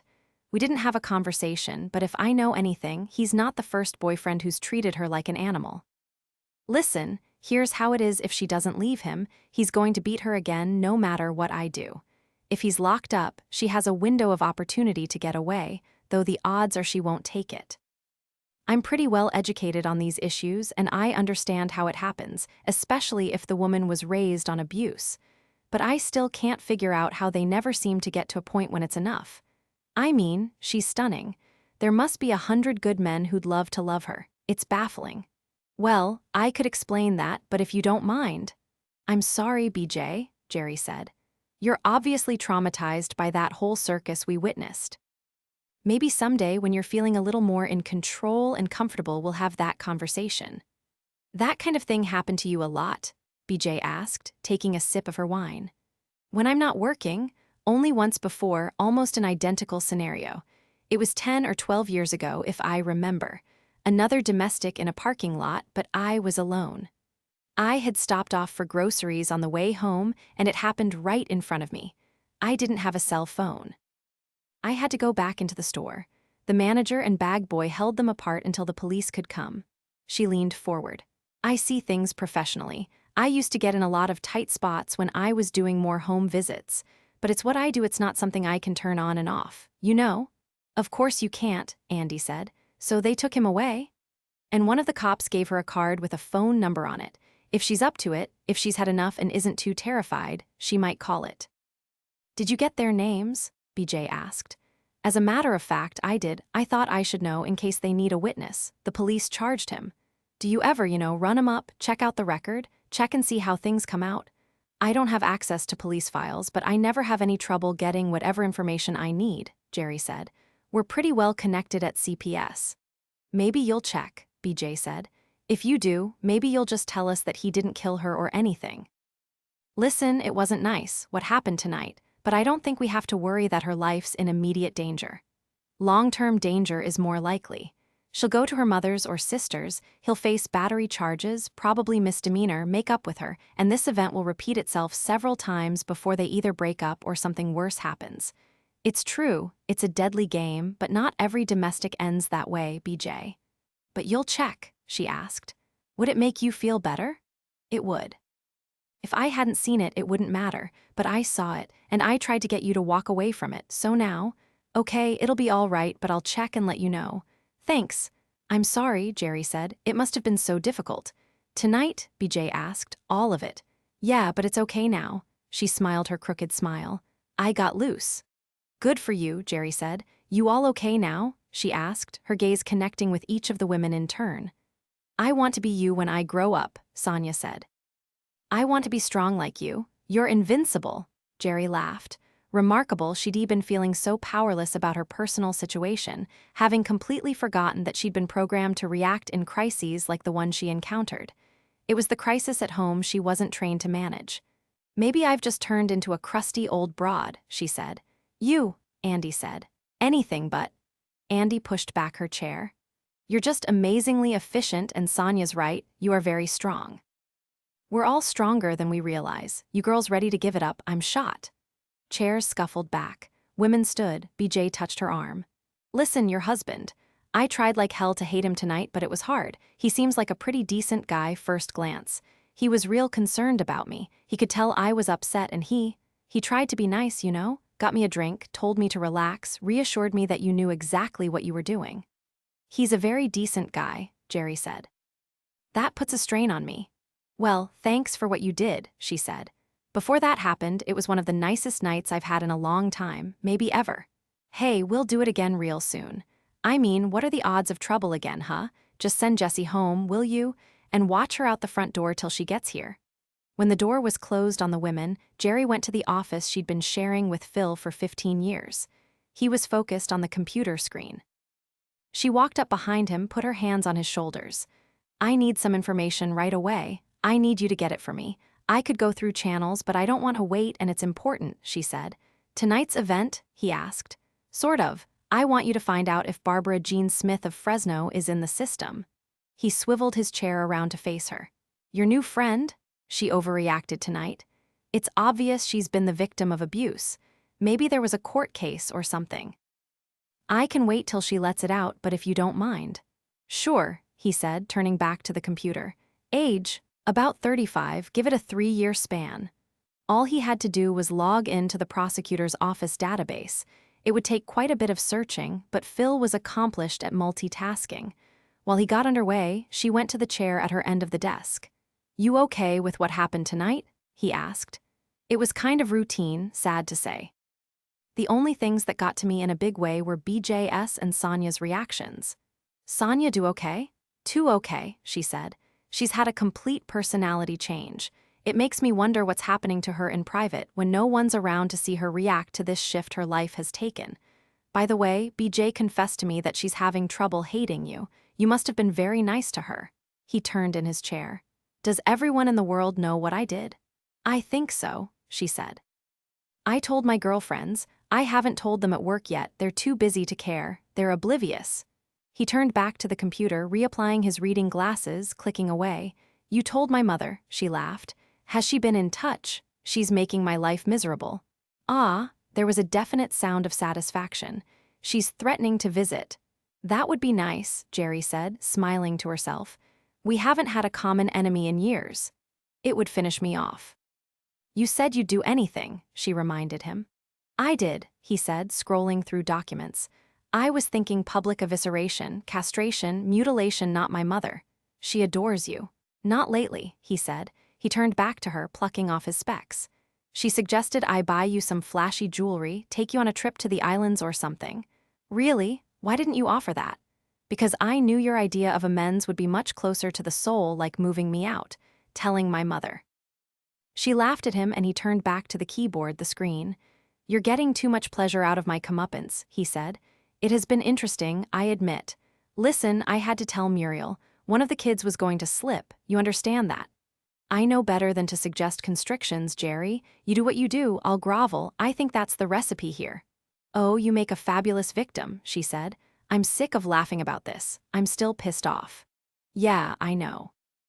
He stopped talking and studied the computer screen. 209 arrests of women named Barbara Jean, something between the ages of 33 and 36. Note to self, our kids can't name any of our grandkids Barbara Jean. He scrolled through arrest documents slowly, reading the screen. Then he turned his chair away from the computer and pulled off his glasses. I don't think you're ready for this. What? Jerry asked, standing and moving away from her chair. She glanced over his shoulder and read the screen. "Dear God," she whispered. There on the screen was BJ's picture. And a headline: Barbara Jean Smith Sprack stands trial for husband's murder.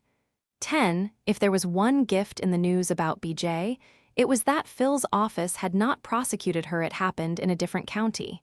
He logged off the prosecutor's database and left the rest to Jerry. Once he was gone, she got back on the computer, researching news articles about Barbara Jean Sprack Smith was her maiden name. And she stayed at it until 2:00 a.m. There were undoubtedly many more details to the story, but the gist was she'd been battered by her husband. Married at 18, a mother at 23, she was hospitalized several times. Her husband went to jail on occasion, though never for long. He was charged multiple times with battery as well as other offenses. By the time BJ's children were 4 and 6 years of age, he'd been hitting, shoving, and shaking them as well, and she'd tried just about everything from orders of protection to shelters. And then on one dark and dangerous night, shortly after he'd hit them all again, he started to party with a few of his friends. And lots of alcohol, pot, and his favorite, cocaine. BJ put her children to bed, told them not to leave the room for any reason, and she served the drinks. She added small amounts of cocaine to her husband's drinks all night. Then, late that night, right about the time most of his friends had either moved on or passed out, she fixed his final cocktail. She scraped a large amount of coke into his drink. According to her own testimony, he was a big man and she was afraid it hadn't been enough. When he passed out, she loaded her children into the car and drove to her mother's house, where she waited for her husband to find her and beat her senseless, or for the police to arrest her. BJ's attorney pled her charges down to manslaughter, and she had served 3 years in a women's state penitentiary Chowchilla. The timeline suggested she'd moved to Mill Valley right out of prison. She was just reunited with her kids after 3 years of separation. No wonder she's so private, Jerry thought. She was skittish around people, no doubt afraid they'd find out. Jerry couldn't imagine what that might be like, constantly worrying the kids would pay again and again as neighbors. People around school looked at them as the offspring of a murderer. And children could be so unbelievably cruel. If the news got out, it could be horrible. BJ had undoubtedly prepared herself to do a lot of moving around. In over 25 years with CPS, this was only the second time Jerry had been faced with a situation this dramatic. Phil had been involved prosecuting similar cases a number of times.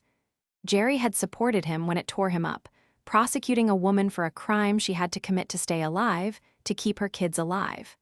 To his credit, when moral if not legal innocence was implicit, he did whatever he could to keep the sentencing reasonable. But the law is the law. Killing is not justified unless you're in immediate danger.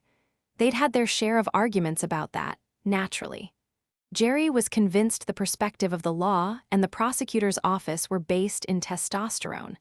Of course, men didn't kill sleeping men. They'd have a gun or a knife handy for that next attack, and the self-defense would be indisputable. The thought of that couple in the parking lot came to her mind. What was a 5'3", 100-pound woman supposed to do to defend herself against a 6'3", 220-pound man? Unless she had some kind of special training, he'd take her weapon away from her and use it on her before she could even aim. Special training? Ha!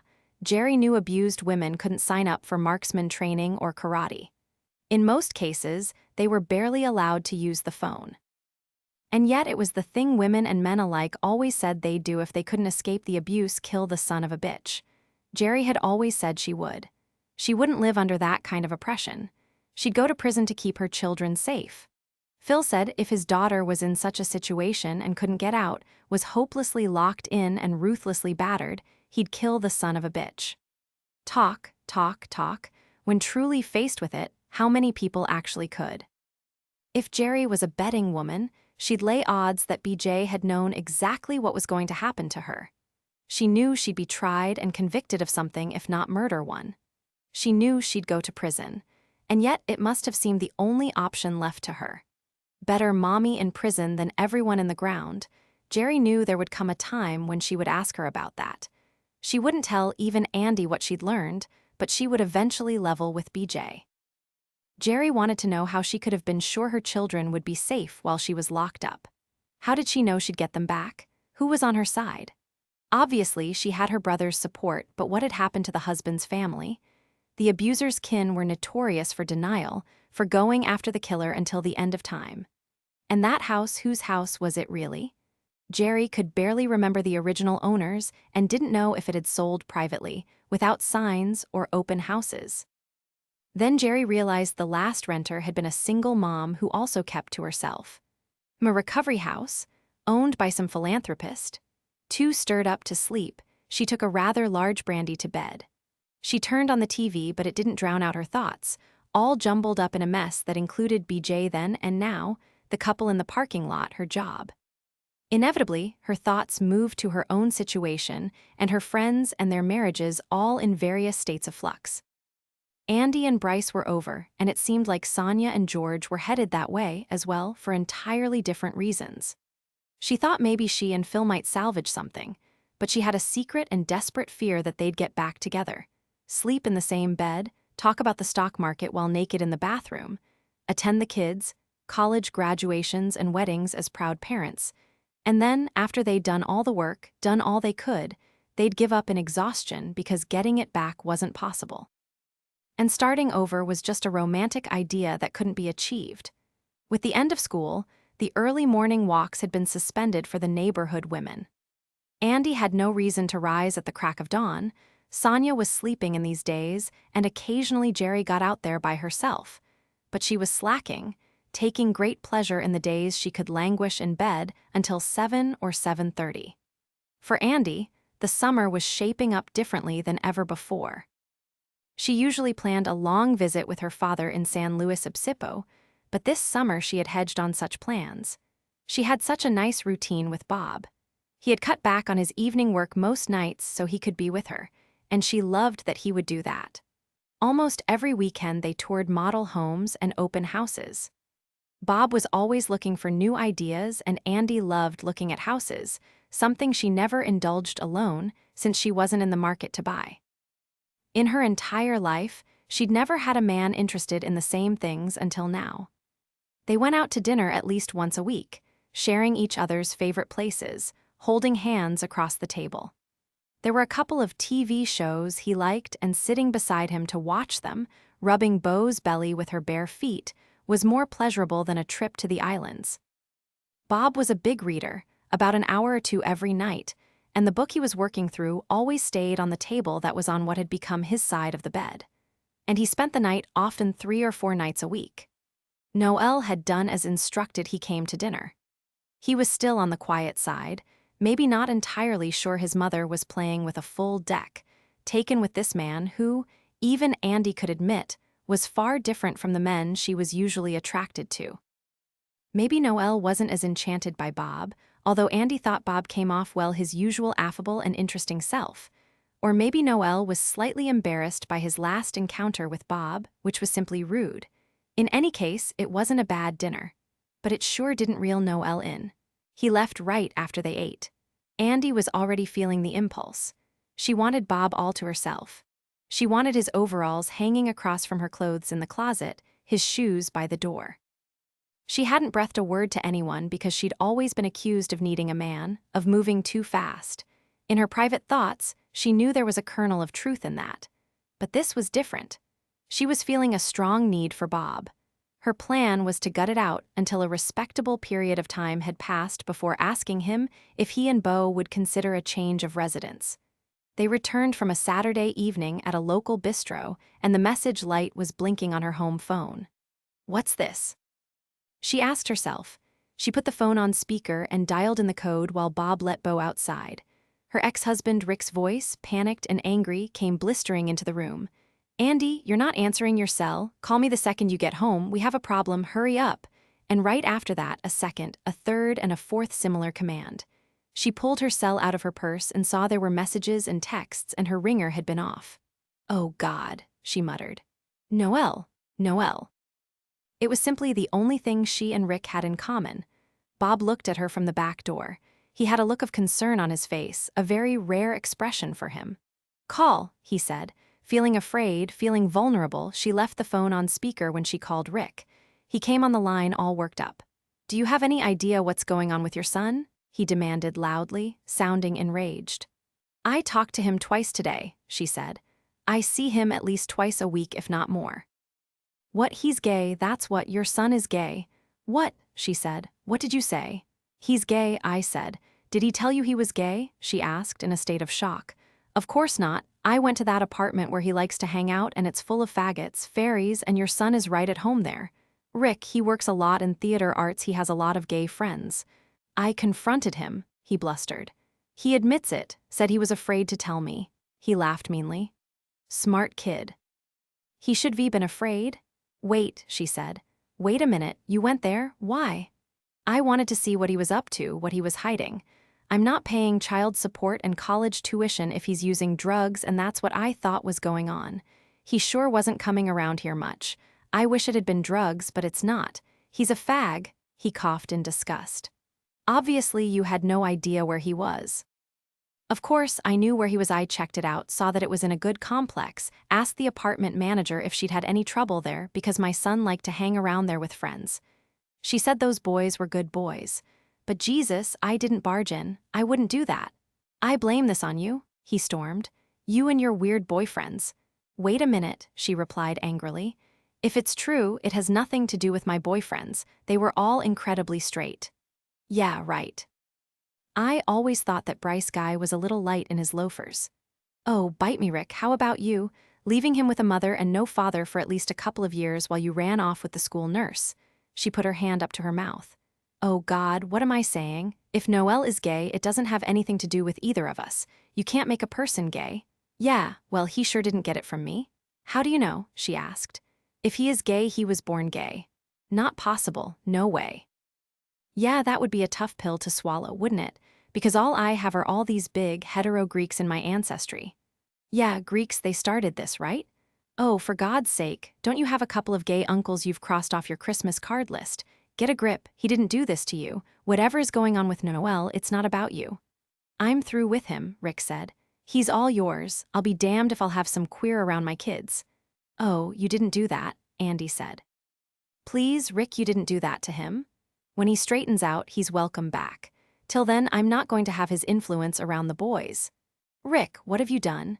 If he's confused or scared, you could have done terrible damage. For God's sake, Rick. If you're angry with me, don't take it out on Noel. He's just trying to grow up." "Trying to grow up a fag? I'm not having him in my house. I'm not paying any more support while he's in college. I'm through with that." He disconnected. Andy just looked at the phone for a long time, numb shocked. "That was awful," Bob said. She looked at him. "What am I going to do?" she asked.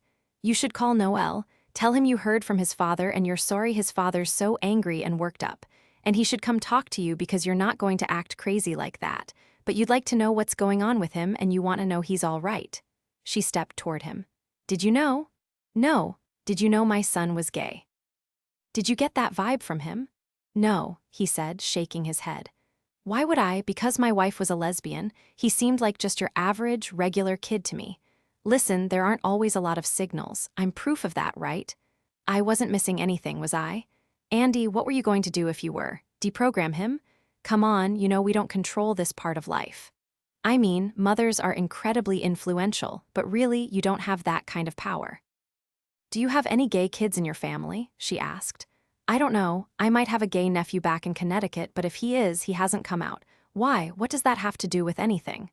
"Are you comfortable around gay men?" He shrugged. "Gee, they're so good with color." "This isn't funny." "It's also not a catastrophe, Andy. You don't really think your son got to thinking, gee, let's see what I can do to make my life more difficult, more challenging. It's not an easy life, even around here.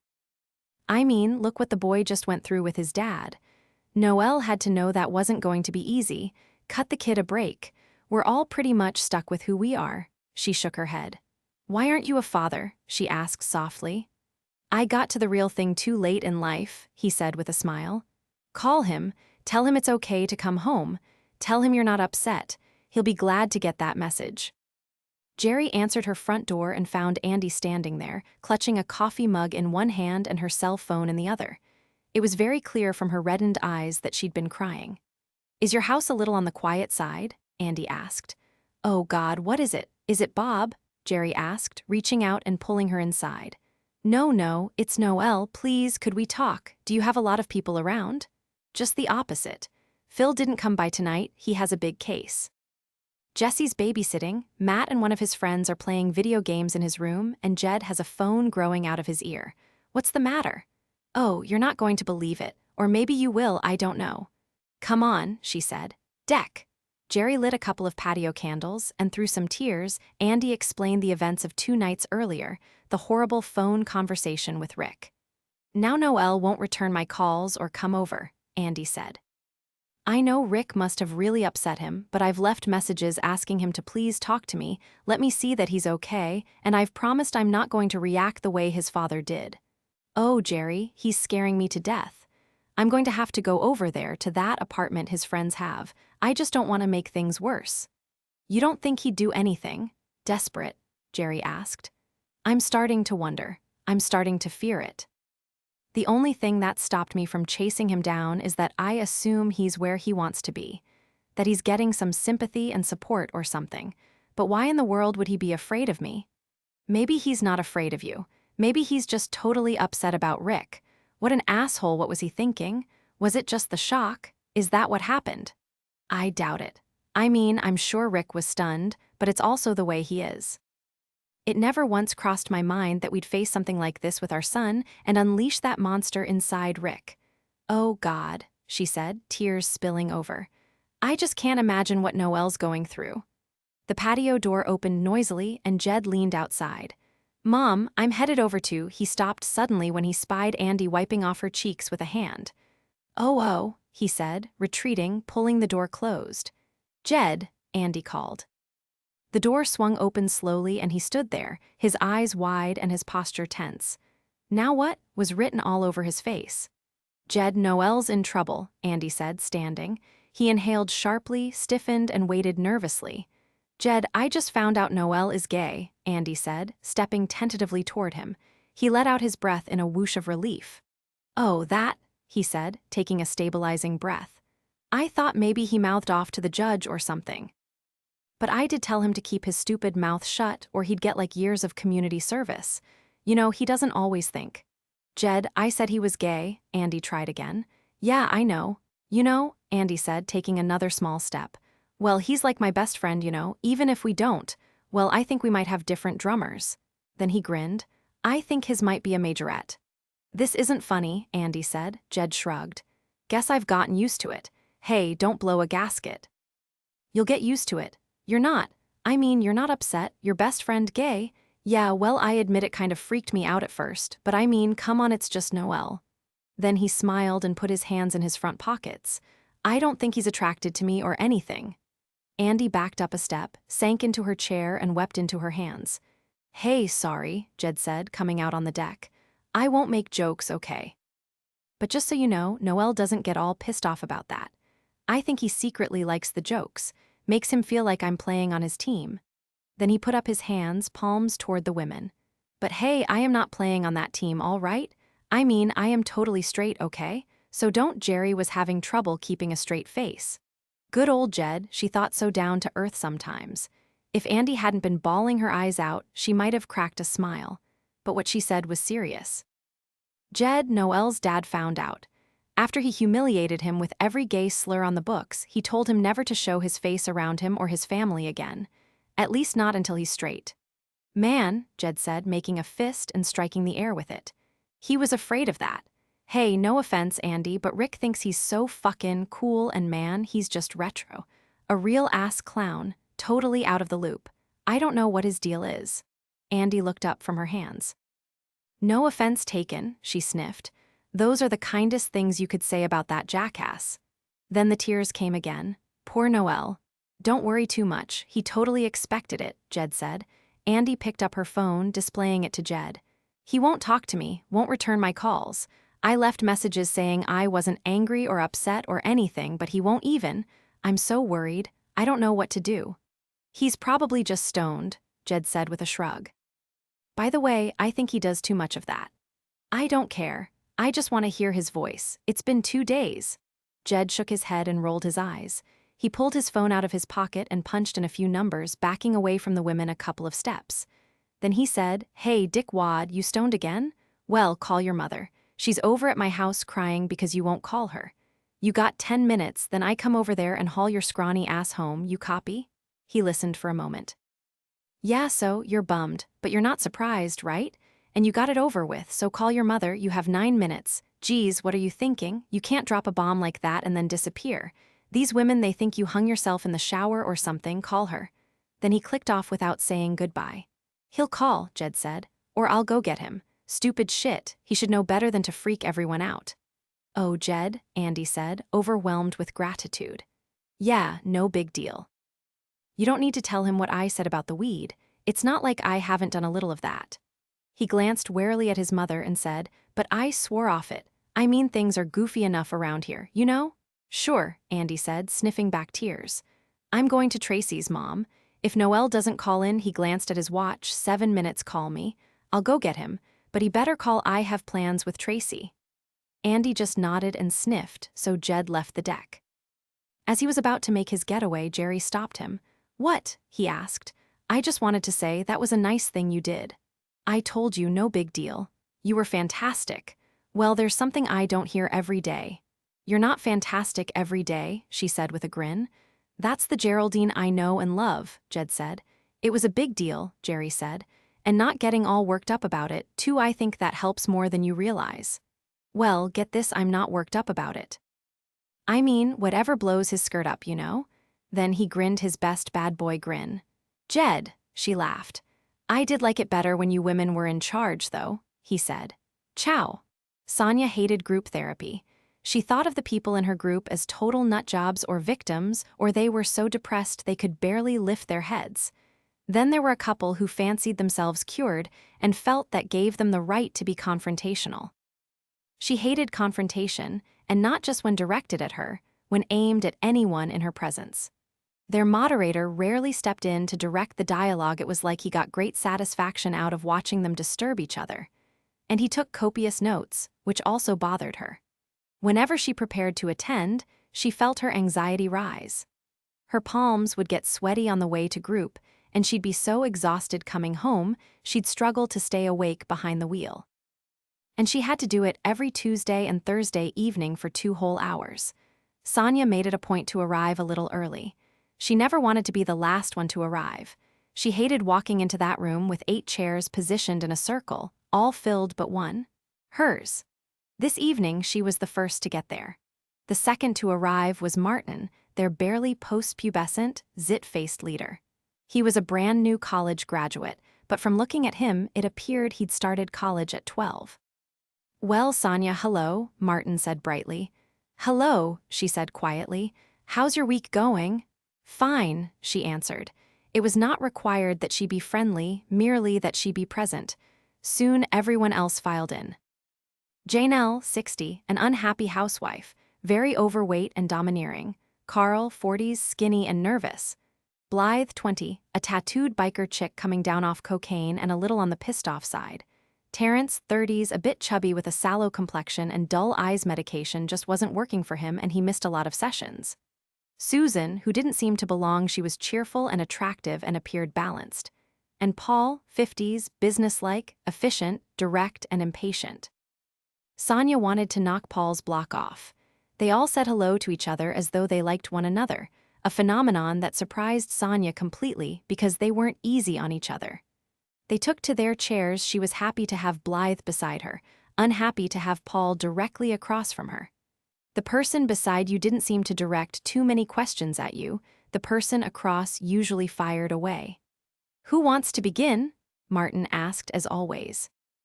Carl was having trouble at work. He was a shipping clerk for a large department store. He couldn't focus, dreaded work, made too many mistakes, hated the truck drivers who made him feel stupid and small and inadequate. Terrence still wasn't working, but his mother was okay with that and was carrying him financially. People were on him at once. Had he been to the employment office at all? Did it make him feel right to live off his mother?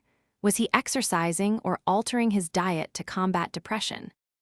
Had he changed any of his patterns? "Jesus, I wish you'd cut him some slack," Sonia said in a sudden outburst.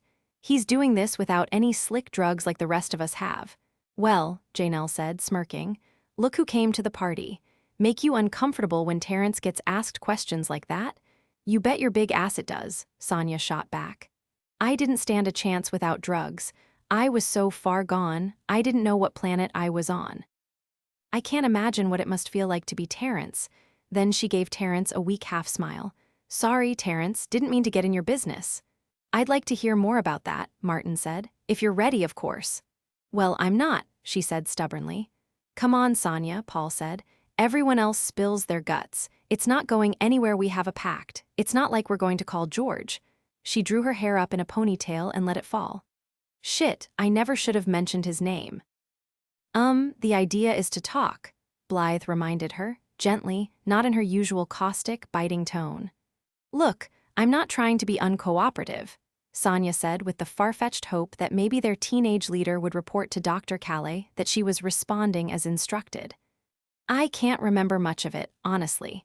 It seemed like I was down in the dumps for a couple of days when, in fact, it was a couple of weeks and I was completely out of it. A total nutcase. I slept or sat on the couch and watched the shopping channel, something I didn't know existed before. My neighbor is a psychologist and she noticed something was wrong, took me to the doctor, but what do you know about it? What did you piece together? Janelle asked. That I lost track of time, that I slept or watched the shopping channel. And that's all? Martin asked. He rarely stepped in. He was the man with the chart, the pen. He was the one she had to please to put an end to this. I learned some things after, she said quietly, but I don't exactly remember. What did you learn? How did you react? Martin again. Oh, she shouldn't have defended Terrence. It had Martin all turned on. He was after her now. No escape. She knew how this worked. She wasn't stupid. She had to participate to get her free pass. She couldn't let him tell the doctor she was withholding. It would look bad on her report card. She took a deep breath. I learned that I packed up all the stuff that had once given me peace of mind. I must have realized it was all a big joke. The stuff that balanced my life, little fountains and aromatic candles and books on. She paused. She felt her eyes begin to tear, and she'd be goddamned if she snivel in front of this batch of sick vipers. She took another deep breath. Books on feng shui, meditation, auras, serenity, nutrition, herbs, natural holistic medicinal curatives. I had relaxing CDS. All that shit, she said in a derisive tone. Blythe turned in her chair, looking directly at Sonia. Sounds like healthy shit, she said. I know I could do with a little herb. Not that kind, Sonia snapped. I never did that, and I was conservative. Careful, I'm not an idiot. Lots of things in nature are dangerous. She narrowed her eyes. Cocaine being one? Whoa, Blythe laughed. Got me, girlfriend? I am not your girlfriend. But you do have friends here, Sonia, Susan said. Did that piss you off a little? What Blythe said? No, but I wasn't radical. I was probably more consumed than the average person because I found it all fascinating and I did lead meditation groups, teach yoga, but I wasn't radical. I was just trying to cover all the bases. What bases? Paul asked, sitting forward, an earnest wrinkle to his brow. Body, soul, mind, she answered automatically. My health, my environment, my relationships, my spirit. I was really just trying my best. Someone started to say something and she lifted a small hand. I know, already got this in the booby hatch. I was seeking control, so I didn't get it. I understand that now. Still, it seems like you were trying to do it with healthy stuff, Carl said gently. Non-toxic, non-invasive, healthy stuff. What went wrong? How did that turn out bad for you? I don't get it. I was trying to do all the right things, she said, sniffing suddenly. Nothing to hurt the body or the mind or the spirit. What can be harmful about the soothing sound of trickling water, or a healthy meal, or regular exercise and a pleasant aroma in the home? I was so careful. Moderation. I wasn't opposed to George having a chicken breast or the occasional scotch, but his cholesterol was up, his blood pressure was climbing, his job is so high stress. She gasped in frustration. She didn't want to be doing this, but somehow they'd manipulated her, they were pulling it out of her. Oh, God, she said. She collected herself. Untoxic, non-invasive, healthy stuff, she said, echoing Carl. So, Martin said, what went wrong? Why did you pack it all up? He left me because of that. He'd had it with the meals he said were bland, the stuff around the house meant to soothe him, relax him, bring him comfort and peace of mind. There was quiet for a moment. Then Blythe said, "Whoa, he cut you deep." Sonia turned her watering eyes to Blythe, and pursing her lips together so tightly they turned white, she nodded. "What happened, Sonia?" Paul asked. "What did he do? Say, what are you fighting now? What did George do?" She wanted to say, "Please, could you not confront me like that? It's not your business."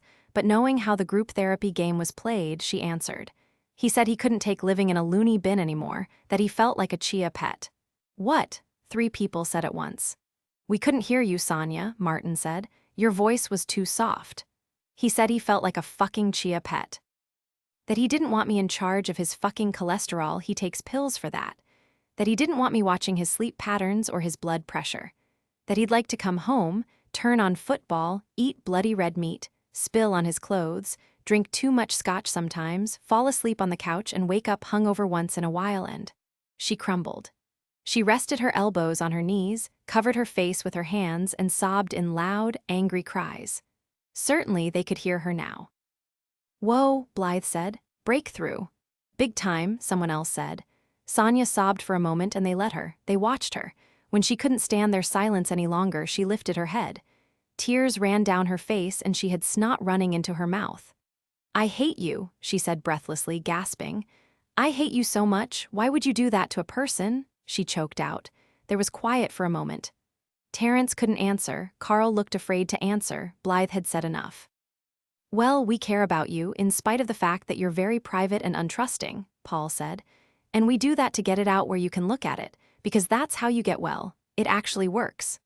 One at a time, she heard their voices saying, "We care." She cried harder. She didn't want their caring, the assholes. Someone pressed a box of tissues on her. She mopped up the mess on her face, but it was minutes before she came under any semblance of control. When she finally lifted her head, they were all watching her, but their faces were a blur. "What happened, Sonia?" Martin asked.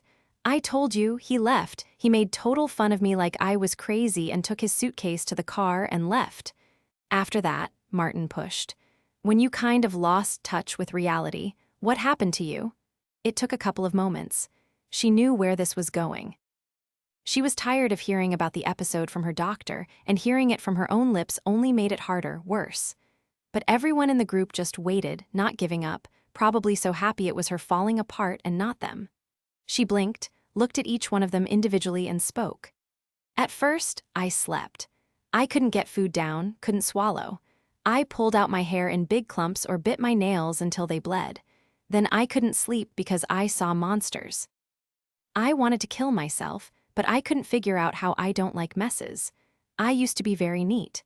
I didn't have stuff in the house that could kill you, and I knew overdoses of some things just landed you on dialysis for life." She laughed hollowly. "I didn't know how to rig the car for carbon monoxide, and I was afraid I wouldn't make it and George would keep me alive on a respirator even if I were brain dead. So I struggled. It was horrible. But it didn't feel like as long as it was. Or maybe it felt longer than it was, I don't know. It was like suspended animation." There was a moment of silence. Then Terrence, the sickest one in the group, spoke up. "Wait a minute, you thought George would keep you alive?" She shrugged and wiped her nose. "He's very responsible. That the only reason you think that?" Paul asked. "What else?" Sonia asked, blowing into a tissue. "Well, is it possible he cares about you, but he wants red meat and too many scotches?" "Blech," she said with disgust. "How can he imagine that's good for his body?" Someone laughed softly. "Well, it's his body," someone said. "Yeah, but all butts aside, it stays his body." She looked up. It was Fat Janelle.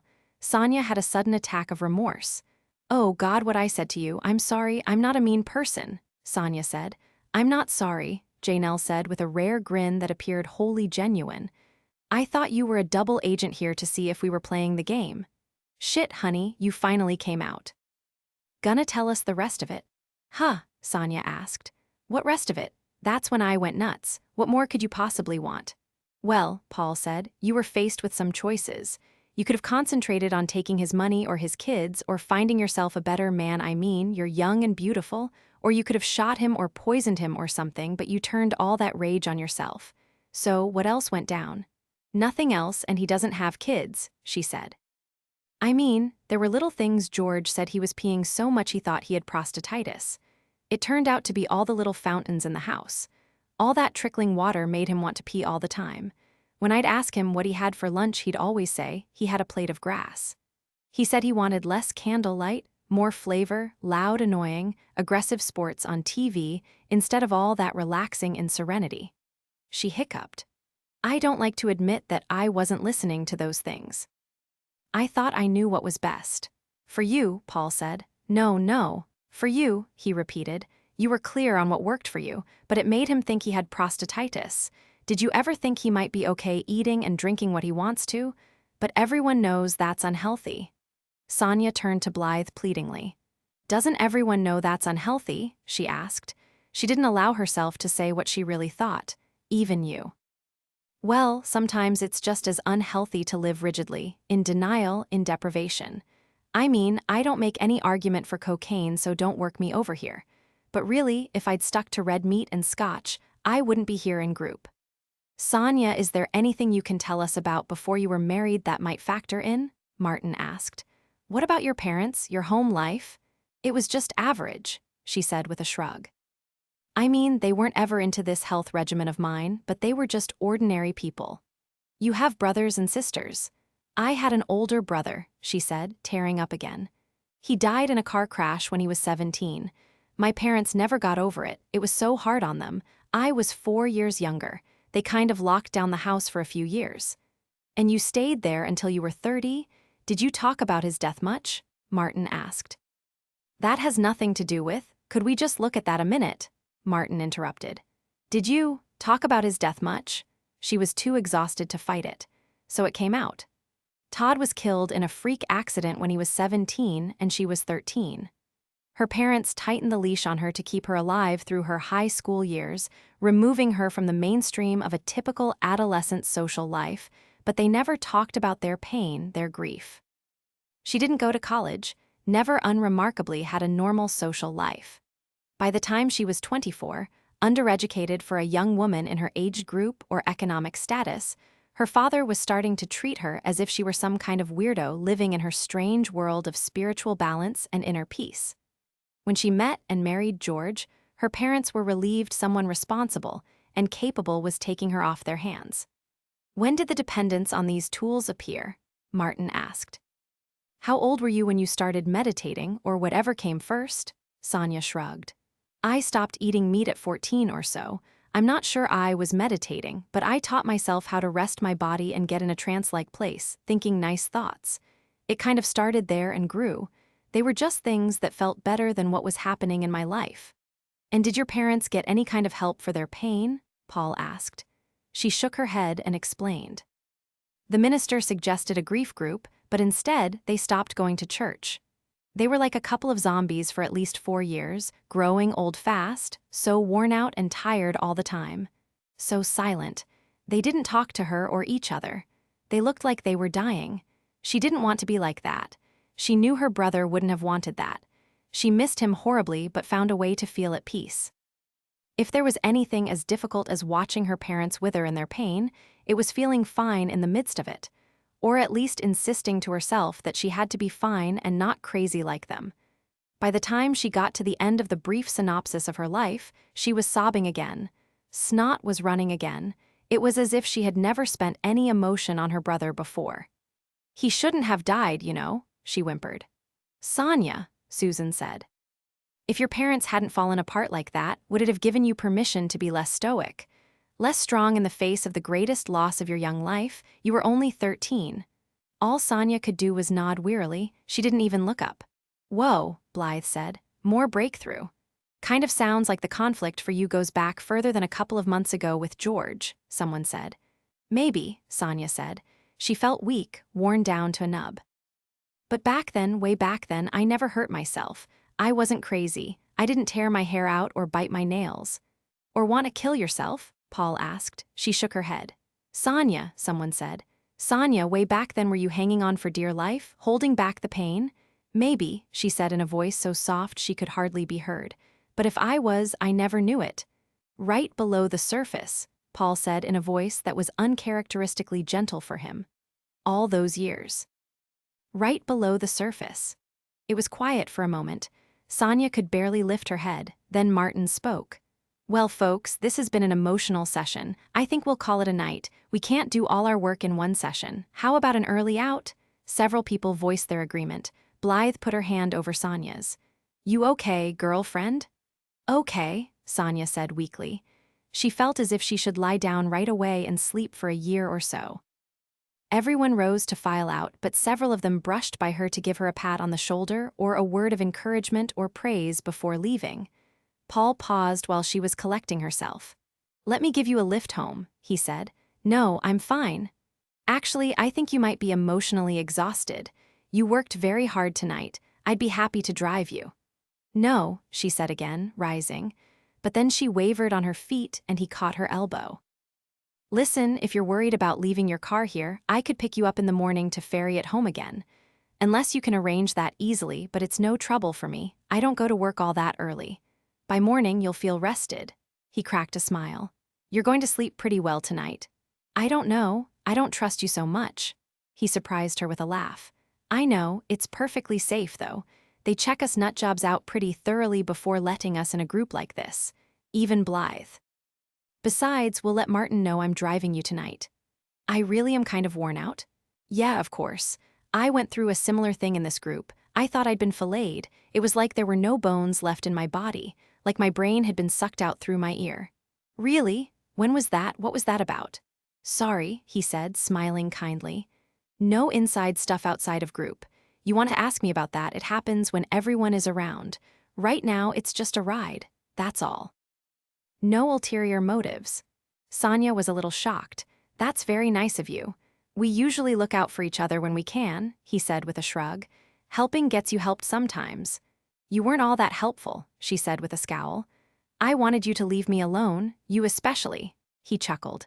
I know, it's a dirty job. 11 Bob didn't want to get in the way of mother-son business, so he made himself pretty scarce in case Noelle showed up at Andy's.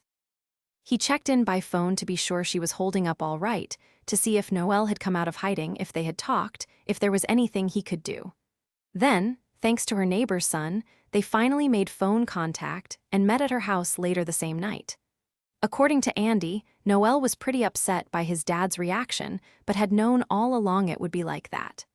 At least mother and son had talked it out, were back in touch. And then Andy did something that thrilled Bob. She called him and said, Are you available tonight? Because I really need to be with you. I've missed you so much. Nothing in the world could have given Bob more pleasure, more deep-down joy. So he took her out to her favorite Mexican restaurant, bought her a very large margarita, held her hand on the patio under the starlight for a long time while she talked about it, and then they went back to Andy's house, to the bedroom.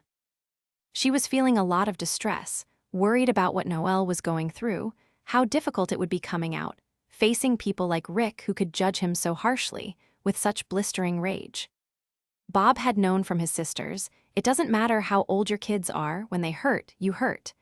And this had to be so rough on the kid, to be disowned like that, separated from not only his dad, but from his younger brothers, as though he'd give them some kind of disease. So Bob held Andy until she fell asleep. He cradled her against him as gently as he could. That same night, late, after they had fallen asleep, the phone rang. It was Noelle asking if it would be all right if he slept there that night. He heard Andy say, Of course, honey, Bob is here. Will you have a problem with that? And then she said, Good, because I want him to be here. I don't want to send him home. When the key slipped in the lock at 11:30, Andy rose, put on her robe, and left the bedroom. It was only about 10 minutes before she was back, crawling in bed, curling up next to Bob. He looks all right, she whispered. Maybe we'll get through this. Sure you will, he said, pulling her to him, giving her the comfort of his arms. In the morning, Bob rose quietly at dawn. Some habits were hard to break. He dressed, let Bo out, and set up the coffee maker. He fed Bo while it perked. Andy had purchased a couple of bowls and a bag of dog food for Bo, something that made Bob feel so welcome in her home. He took Bo and a cup of coffee onto the patio and watched the sun rising. He wondered if Andy fully appreciated the value of her lifestyle, the solid, pretty little house in a nice neighborhood, so quiet all the time. His sister and brother-in-law lived in a much grander house with a guard at the gate in their neighborhood, but he preferred this. He'd been out there about 15 minutes when Noelle appeared at the back door. He looked scruffy, his curly black hair all crazy. He was wearing last night's clothes, hadn't showered or shaved. The kid had a rugged beard, all that black Greek hair from Andy's side. "Morning," he said. "I'm going to shove off." "Aw, don't be in such a rush," Bob said. "I've never known a 19-year-old with plans this early. Grab a cup. Come outside and take a look at this morning." "Nah, I don't bite, Noelle." "Give yourself a break. At least stay till your mom gets up." He shook his curly mop of hair, but in a minute he was back with coffee and he grabbed a chair. Beau lumbered up and put his head in Noelle's lap, and Noelle stroked it, almost unconsciously. "So, you want to ask me questions or something?" Bob shot him a surprised look. "Questions, me? I don't have any questions, son. Maybe you want to ask a few?" "Well, how about how'd you get hooked up with my mom?" "Well, I was here working when she split up with her husband. I think she was upset, maybe lonely, maybe worried about things. I gather it had been rough for them for a while. I think because of that we did a lot of talking while I worked and she ate her dinner. For about a month we talked, got into some real serious and personal issues as well as some just plain old ordinary stuff. I guess you could say we became good friends. Then the kitchen was done," he said with a shrug. "But we weren't done with the friendship. We'd gotten pretty close by then." Noelle leaned back in his chair, holding his cup of coffee in both hands. "Don't you think it's a little strange, you and my mom?" "Oh, yeah," he said with a laugh, shaking his head. "Pretty strange. Sure, nothing I thought would ever come my way, but I have to say I'm grateful. Your mom is awful special. What a great person. What a beautiful lady." "Little too young for you, wouldn't you say?" Noelle asked. "I little too much of everything for me, son. She's too beautiful, too smart, too compassionate and honest and funny, just the best of everything."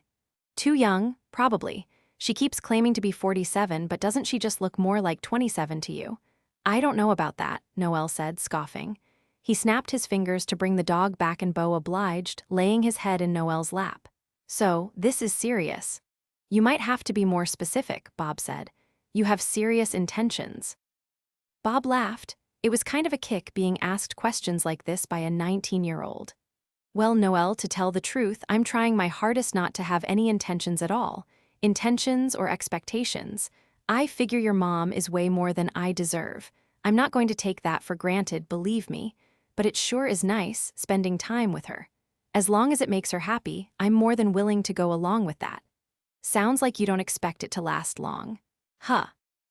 Bob thought for a second, then sat forward, placing his coffee cup on the ground beside his chair. "There's that word again. Expect. The thing is, Andy's young and beautiful. There's no telling how long she might be happy with someone like me. That's why I want to be real flexible with her, you know. If it turns out this isn't exactly right for her, I'd never make her feel bad about that. You understand, Noelle?" Noelle was quiet a moment. "I'm not sure I do," he said. "Okay, let me put it another way. I love Andy. There's no question about that. Oh, damn," he laughed. "I'm afraid I just told you before I told her I should be been more careful about that. But I can understand if you have concerns about her feelings, so you need to know mine. I love her. Really, this is kind of new for me. I loved a woman before. I was married about 10 years ago, and I still love that girl, real special woman. But it was nothing like this. I love Andy in a way I never thought I'd get to experience. I want to give Andy everything I have. I want to be the best partner she could imagine.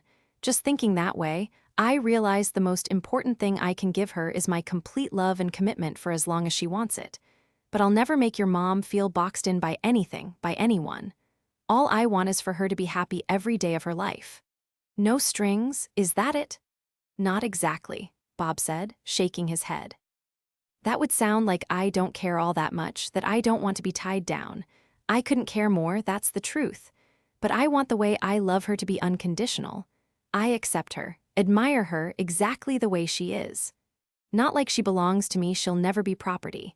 Not like I have some claim on her, although," he chuckled, "she sure has a solid claim on me. No, son, I love her too much to make demands on her to tie her up. With me, without me, it doesn't matter, I'll love her just the same." Then he smiled broadly. "If it's with me, that's twice as good, of course, because I haven't been this happy in my life." "You're saying it wouldn't bother you if she, dumped you?" Noelle asked. Bob shook his head. "I'm not a hero, boy, just an ordinary guy. It would bother me, you bet. I'd miss her so much. but Andy deserves to have everything she wants, everything that makes her happy. When you really love someone, Noelle, you don't concentrate on whether or not they're perfect or meet your expectations or behave in exactly the way you'd like. You just think about how lucky you are to have them in your life and want them to have whatever is good for them. You hold them in an open hand, Noelle. It's kind of like the way your mom feels about you, but more romantic. Feels about me? You know, you're clear on that. There's nothing you could do to make her not love you, not stick by you. Nothing in the world. I know a fellow like you, going through a rough patch right now. You can appreciate that kind of commitment. That kind of love, it's deep and real. Noelle sat up straight. Shock registered on his face. I guess you haven't been thinking that way too much, Bob said. I'm not surprised. When someone feels that way about you, one of the first things you do is get used to it. Expect it to always be there because it always was. You can depend on it. But every so often something will come up to make you just a little afraid that person might stop loving you that way, accepting you that way, and it's a reminder about how good it is. You know what I mean. You mean my dad, he said. It's not an easy thing, Noelle, to love someone without any selfishness, without a personal agenda. It takes thought and heart, sacrifice and courage sometimes. People can get mixed up about what's the most important thing, their own personal needs or the needs of the person they love. I think that must be what happened to your dad. He's mixed up. We're not perfect, you know, human beings so fallible. Yeah, right, Noelle snorted. Mixed up my ass. Well, maybe I give the man too much credit, Bob admitted. I don't know him after all. And I never had kids, so I could be talking out of turn, but my grandmother used to say, your kids don't belong to you, they're only on loan for you to raise. They have their own lives, their own destinies, so you better get out of the way. She was a real hot chick, my grandma. You shocked? He asked. About my rough patch, as you call it? Noelle asked, a note of challenge in his voice. When I said rough patch, I didn't mean you being gay.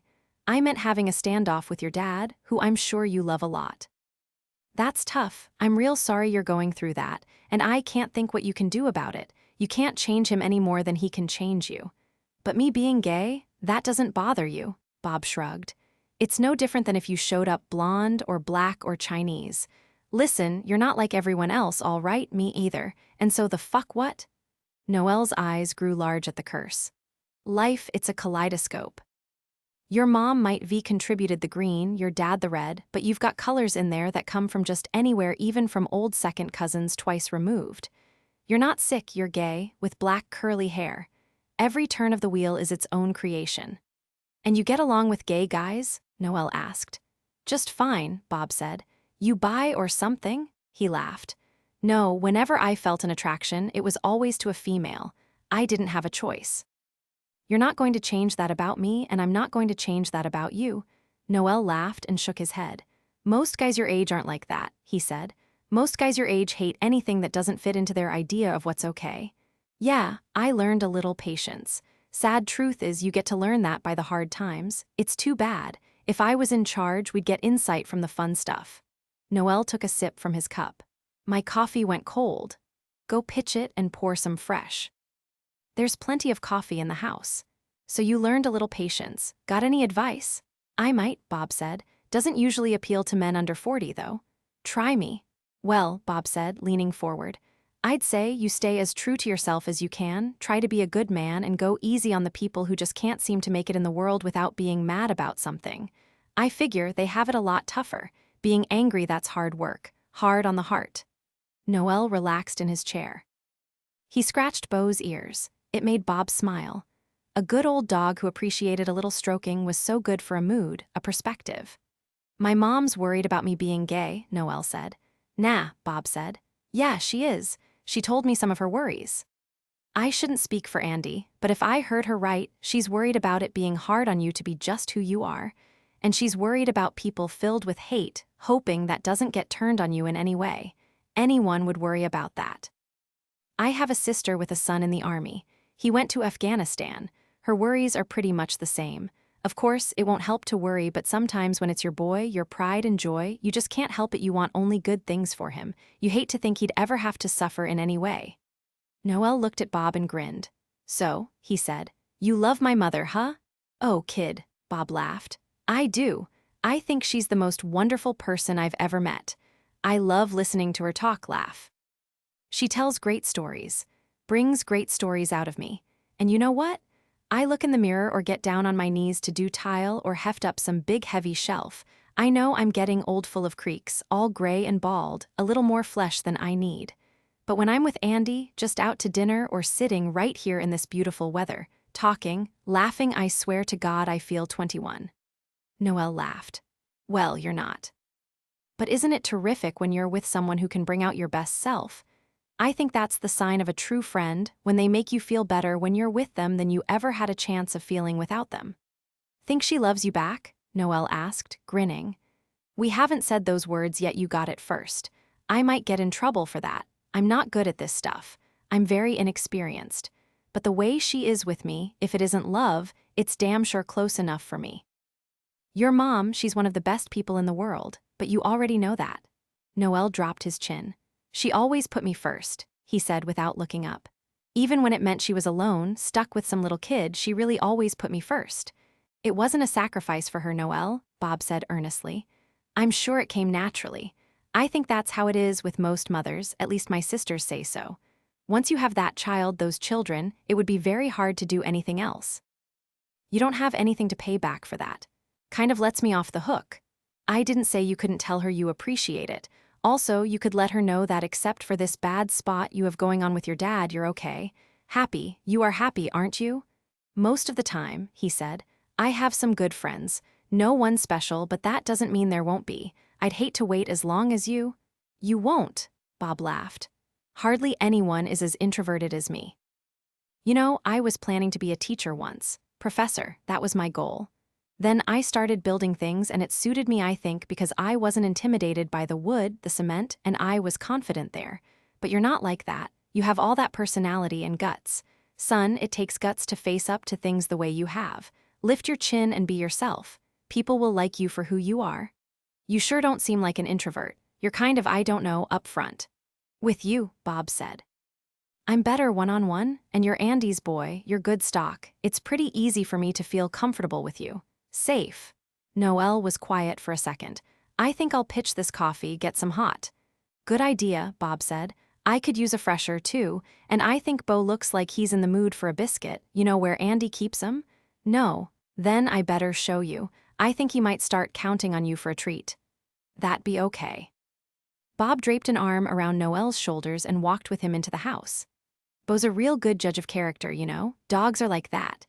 It doesn't matter what people say, how they act or look, dogs can see into a person's soul. They growl at a perfectly civil-looking person and it should serve as a warning dogs know. But Beau, he took to you immediately. I guess that stands for something. You're full of so much shit, Bob, Noelle said. Bob laughed. But don't I talk a good game? I just hope you're telling the truth about how you feel about my mom, because I can't stand to think of her with some loser. One thing about me, I have a hard time making up lies. You'll get that after you know me a while. I've always been like that. I just spit it out, the truth about anything. I got arrested that way once when I was about your age in college. A cop asked me, "Is that marijuana you got there, boy?" And I answered, "Yes, sir. I'm sure sorry, sir." No shit, you. Unfortunately, that's no shit. He laughed. But I really believe that stuff about dogs, don't you? Noelle laughed and headed for the coffee pot. Whatever you say, Bob. There was one nice thing about summer. Jerry didn't have to race around, getting kids out of bed, prodding them into the car for school, breaking up fights, trying to block snipes and arguments in the car. She enjoyed having the house quiet first thing in the morning. And that was where the nice thing about summer ended as far as she was concerned. Jerry had the kids programmed to check in before leaving the house, reporting their activities and locations.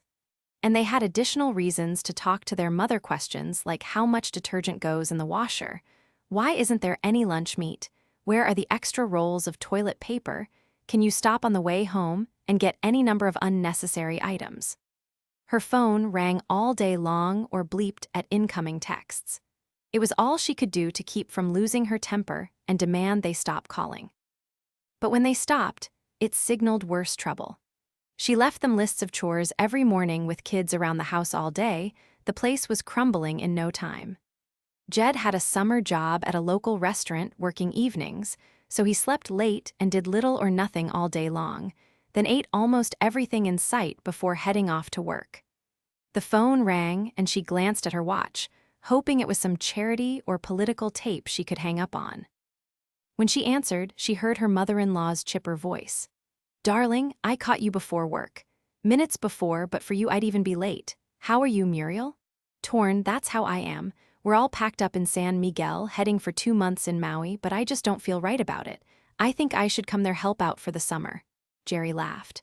"That's very tempting. A live-in drill master sounds like just the thing, but settled, I'll send Stan to Maui and get on the next flight." "You can't, Muriel," Jerry said. "It wouldn't work. Please don't take this personally. If my own mother was still alive, I wouldn't let her come now either. Really, Phil and I need the time. We're just starting to really talk about things. I have to know where it's going." She took a breath. "Although I admit, it would be fun to watch you glare at him for a couple of months." "I don't have to harangue him, darling. I could manage to be civil, at least when the children are present." "If I didn't know better, I'd think you were enjoying this." "Jerry, dearest, are you and my wayward son making any progress? What has Phil told you?" She laughed. "You're kidding, he won't give me a thing. The last time I asked him why he wouldn't talk about it, he said he didn't want me to screw up his lame attempts to get his wife back." "As if I would," Jerry laughed. The idea of Phil's mother torturing him with her disapproval was not hurting her mood. "Did you and Stan ever have marital problems?" Asked. "Of course not." Then she cackled at her own joke. "Geraldine, everyone has marital problems of one stripe or another. Did either of you ever have?" She couldn't go on. "An affair?" Muriel asked. "Jerry, we never went through a situation like yours. Interpret that any way you like. We limped along like every married couple. Some of our troubles seemed insurmountable, some stupid and piddling, but I think in the end I'd have to call it a very satisfactory marriage. Jerry is their hope. It will be difficult to put him up for adoption at his age." "There is," she said, "but until I know what kind, Phil's staying right where he is and I'm staying right here, and we're not having any friends or relatives in this mix. I hope you understand," Muriel sighed. "My other daughters-in-law don't take as firm a hand with me, you know. Though that doesn't mean I actually like them better, but that's irrelevant. Jerry, if you needed my help, would you call?"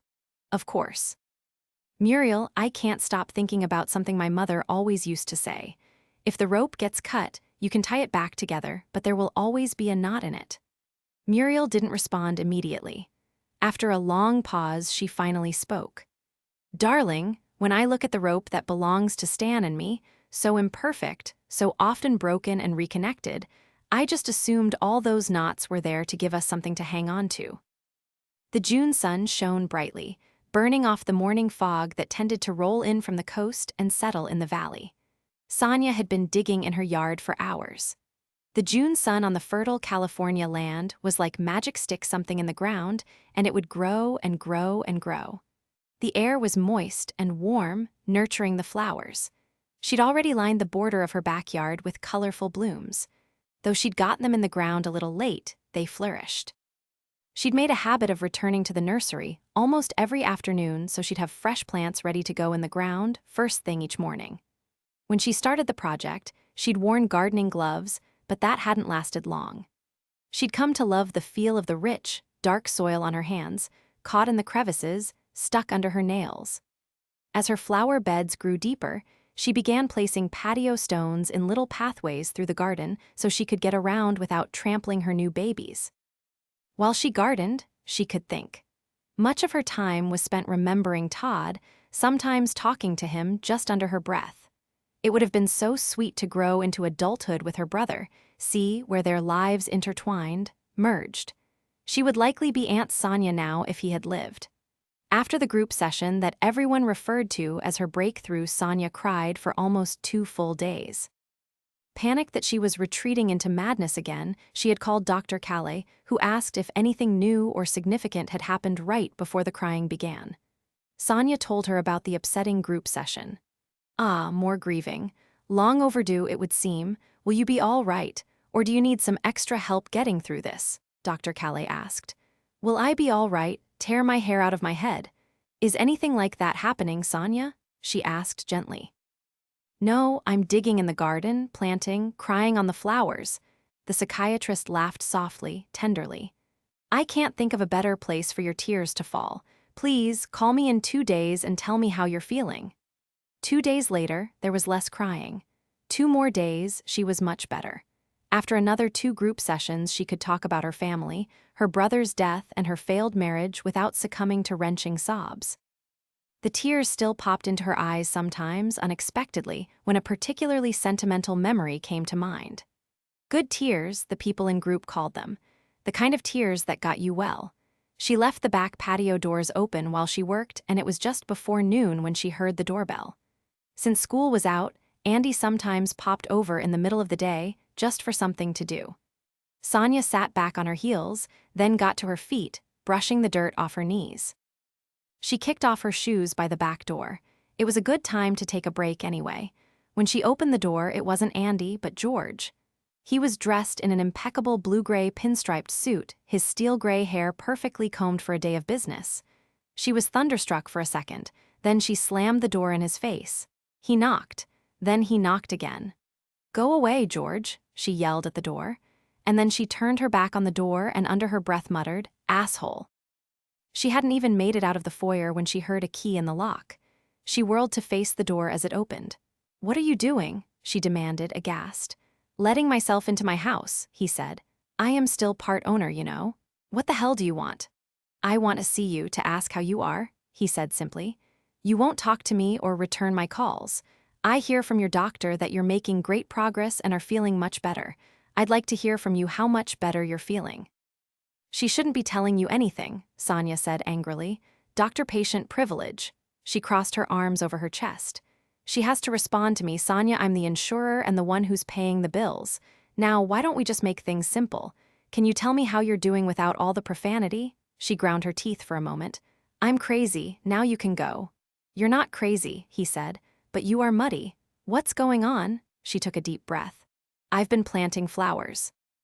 "Really, I'm not ready to talk to you, especially about how I am."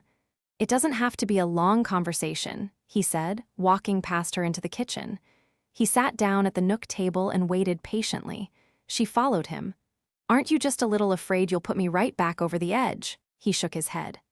"I checked with the doctor. She assures me you've become very resilient. You look a lot better than you did the last time I saw you," he said. "Duh," she said.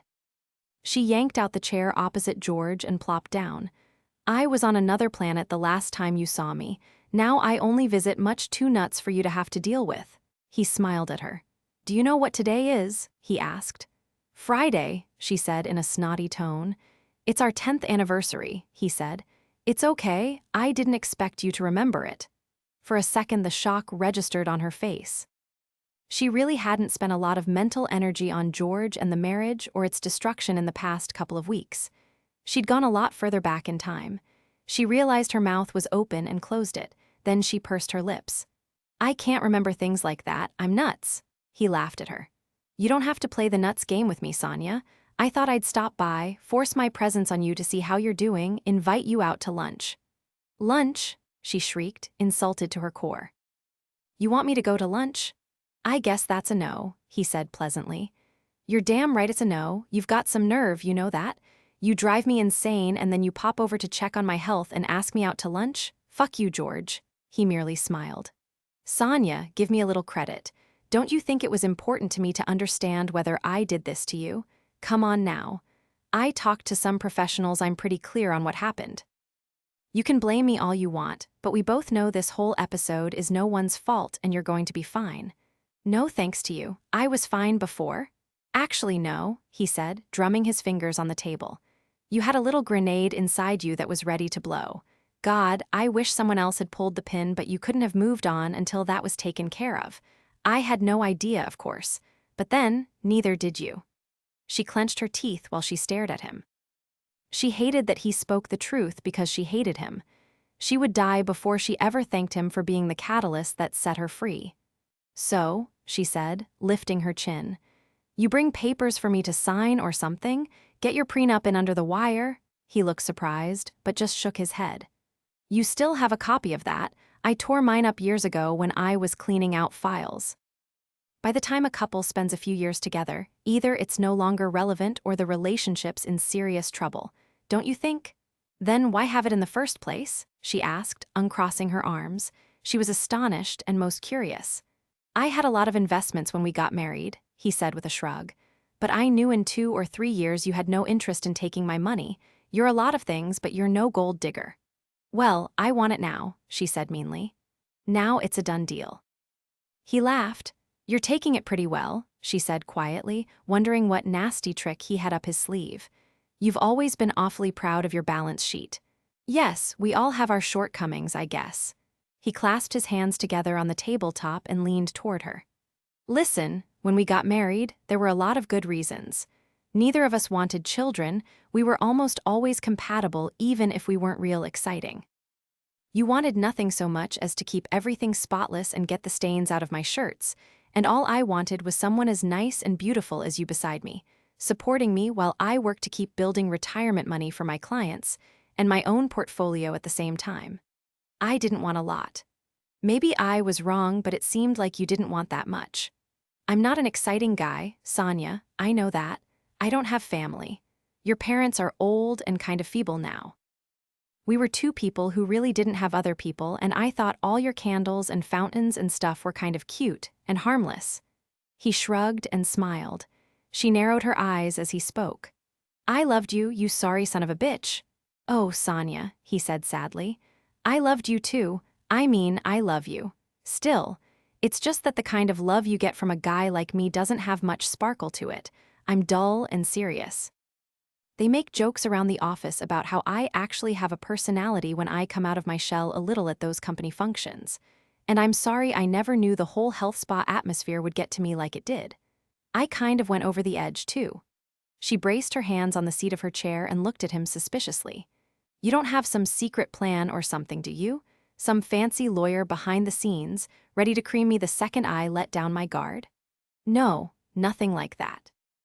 I haven't even talked to anyone about divorce. It seemed pretty inappropriate while you were trying to recover. This whole business just scared the crap out of me. Jesus, if something really horrible had happened. If we can both get through this with our sanity, I won't ask for more than that. You want a divorce as soon as possible. I don't care about that. It really doesn't matter, he said, shaking his head. If you do, but you're paying the bills, and they've been huge considering Glendale.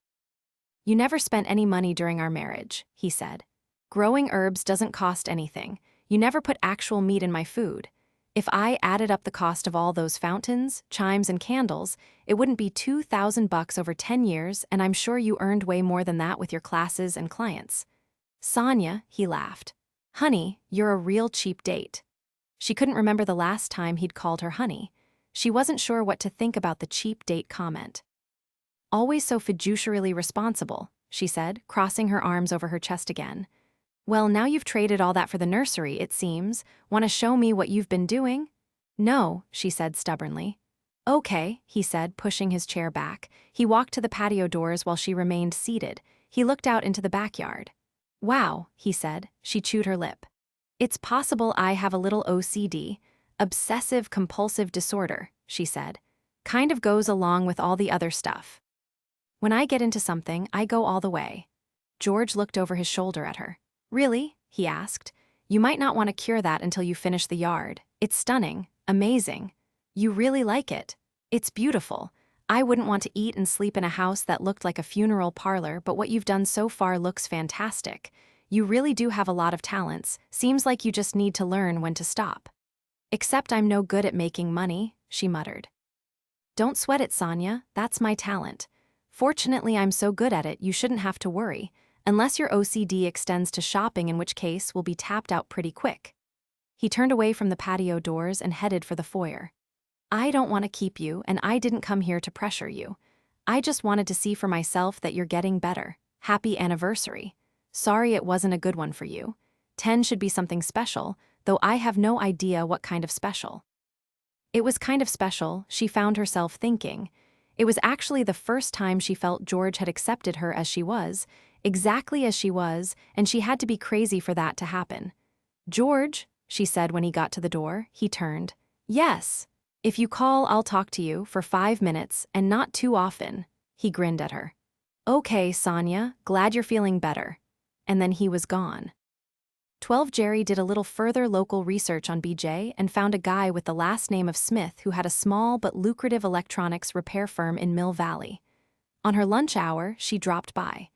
BJ was behind a counter, staring at a computer screen when Jerry walked in. When BJ looked up, she looked stunned. "Hey," Jerry said. "I was in the area. I thought maybe I could take you to lunch." "How did you find me?" BJ asked, standing from behind her desk. "It wasn't hard," Jerry said with a shrug. "I looked it up on the computer, so can you take lunch? If not, we can do it some other time." It was almost as if BJ knew. She said she'd find someone from the shop to cover her desk, but she was tense, on guard as she did so. When they were walking out of the office, she said, "I only have a little time, half hour, 45 minutes tops." "I'm sure you know some places nearby," Jerry replied. "I usually bring something," she said. "When I don't, we hit Taco Bell or Wendy's for a salad. Either of those works for me, or I saw this sushi place down the road. You eat sushi?" "I haven't," BJ said. "We could get some non-fish rolls. Break you in slowly," Jerry said with a smile. "Okay," BJ said cautiously. "Come on, you're not leaving the kids alone or anything. Relax, try to enjoy a little break." "Yeah," she said, clearly not enjoying it a bit. "By the way, where are the kids over summer?" Jerry asked. "At my brother's house. They've been really great about helping me out while I'm working." "They must like it there, with their aunt?" "Yeah," she said. "Her kids are grown, but she's good to my kids. My brother has done pretty well here. The business is doing okay. I lucked out."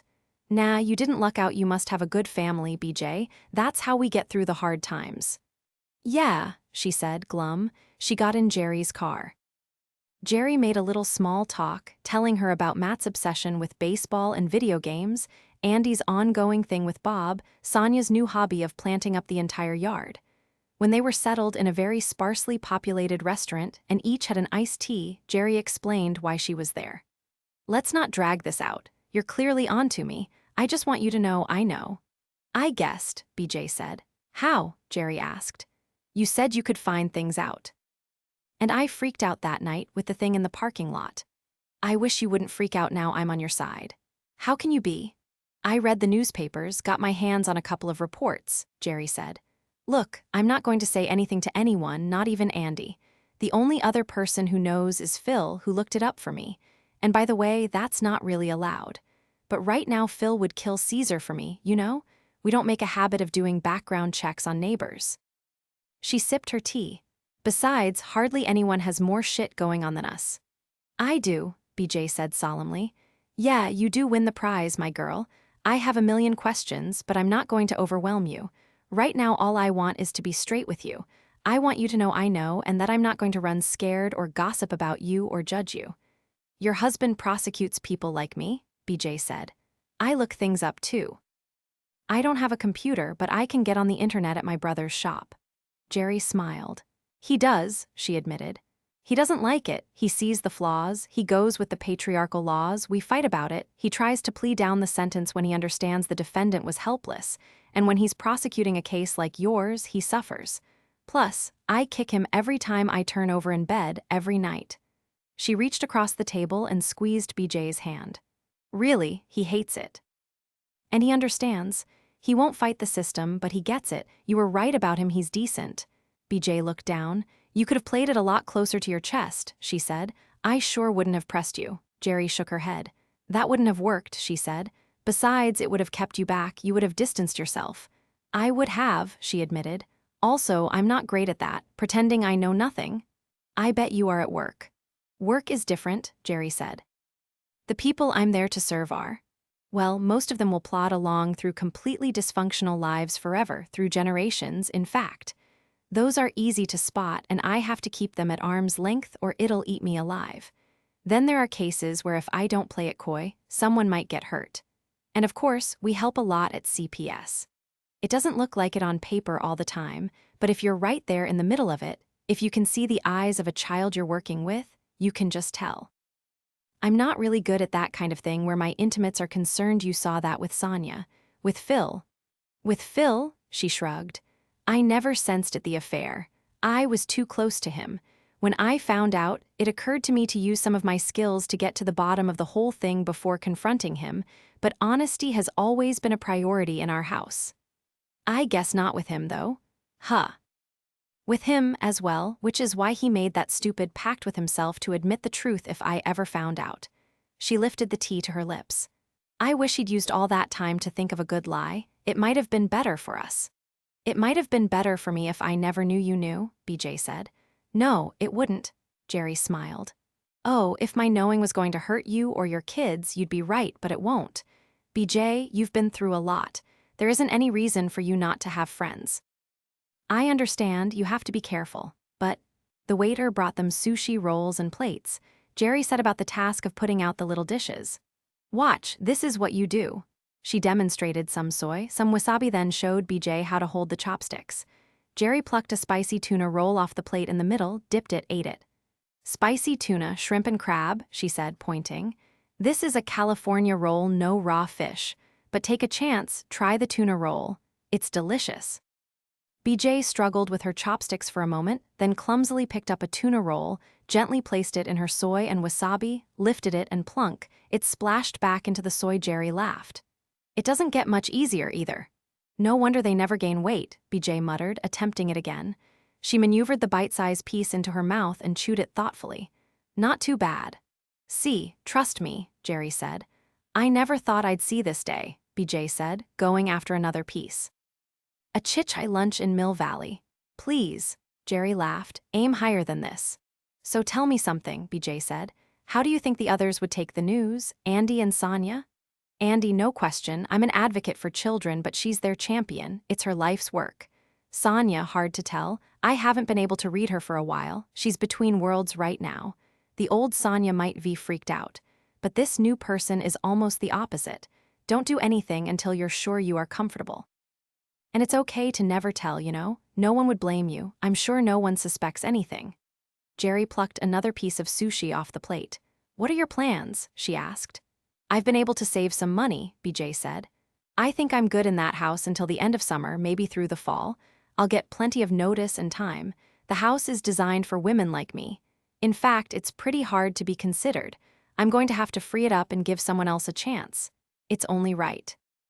Of course, Jerry said, but with disappointment. I'm really glad it was you for a year, BJ. I like you. Thanks, BJ said. I like you too. If you could do anything, absolutely anything. School, she said. I didn't finish high school, got my JED in prison, and then a couple of college courses, but whether the credits transfer is questionable. I once thought I'd like to be a teacher, but I couldn't pass the background check. That doesn't matter, I'm interested in a million things. I'd love to do what you do. I can smell a family in crisis 100 miles away. But for right now, if I can just keep a roof over my head and take care of the kids, I'll be grateful. We're safe now, that's what matters. Do they need counseling? Jerry asked. They're getting it. There's a very strong network for battered women, even the ones who cross the line like me. I had amazing support through the whole thing. They even helped me keep my kids in a way. In a way? They helped me find a good lawyer. His parents wanted the kids, and they're as crazy and mean as he was. Most of the people in the family had criminal records, but just to be sure, I traded the insurance money which would have gone to the kids for their signed promise never to seek custody of my children. She studied her chopsticks, maneuvering them. $30,000. His parents didn't even have to think about it. They wanted the money more than they wanted their grandchildren. And the kids were with your brother. No, she said, shaking her head. My mom and dad, but I can't go back to Fresno to live, not ever. He had a big family, a lot of buddies as nasty as he was. A quick visit, in and out, that's all I dare, and I don't dare often. They're all big and mean, but they're not that smart. They won't try to find me, but if any of them stumbles into my path, they might want revenge, but they don't want the kids. Geez, you've really been through it. So the kids are getting counseling. Are you getting any support? Some, BJ said. There are groups available and I've dropped in a few times, but the best thing for me right now is to feel I'm taking care of my kids on my own. That really works for me. I got a lot of support in prison. In fact, I was kind of an orange jumpsuit celebrity. There are a lot of women in there who fantasized about doing what I did, whether they were justified or not. She smiled contritely. I'm sorry, Jerry said. I wasn't going to ask a lot of questions. We have so much time to talk about both our lives, because no matter where you go next, I'm not giving you up. It's not going to be Mill Valley, Jerry. This place is too expensive. I'm thinking of leaving the state. Going someplace with a lower cost of living, but I want to be close to family if I can. I haven't figured anything out yet, but I should. If you have any suggestions, I'm open. I'll work on that. Selfishly, I'd like you to stay close. I'll use my connections, look into options. BJ tilted her head and her eyes glistened. One more, she said, her voice a little raspy. One more question, then we eat this sushi and I have to go back to work. How do you have the courage? BJ had to purse her lips tight and her nose turned a little pink. She glanced away for a second to gather her composure. Then she looked back at Jerry. It wasn't courage, she said in a whisper. All I had was fear and desperation. It was him or us. We were absolutely and truly down to that, I swear. Jerry was quiet for a second. Then she said, God bless you, sister. BJ knocked on Sonia's door that same afternoon after work. Hi, she said when Sonia answered. Still digging? Can't stop myself, she said, but she smiled when she said it. Wanna see? I'd love to, she stepped inside. BJ didn't drop in on the women in her neighborhood. She mainly saw them in passing outside. She rarely saw Sonia at all these days. How about a glass of wine? Sonia offered. Gee, you can't drink wine, can you? She asked. I mean, with all you have going on. You mean medication, lunacy, depression, and marital disharmony? She asked with a laugh. I'm not exactly cleared for alcohol yet, and besides, being the health nut of the neighborhood, I've always been a spare sipper. But I keep a bottle of chilled white in the fridge for Andy and Jerry, and I admit, I'm really looking forward to when I can join them. I might chug it. When do you suppose that's going to happen? BJ asked, watching somewhat distractedly while Sonia breezed into her cheerful kitchen and poured a small glass of wine. I'm thinking about a year, she said. Dr. Calais says the antidepressant and anti-anxiety drugs are probably temporary for me. We'll see. I like having a full head of hair, so I'm not going to argue about it. She handed BJ the glass. Thanks. I hadn't had a drop of alcohol in years, till I met you girls. I wonder if you're all a bad influence. I figure if Jesus could turn water into wine at a wedding, it's probably not the worst thing.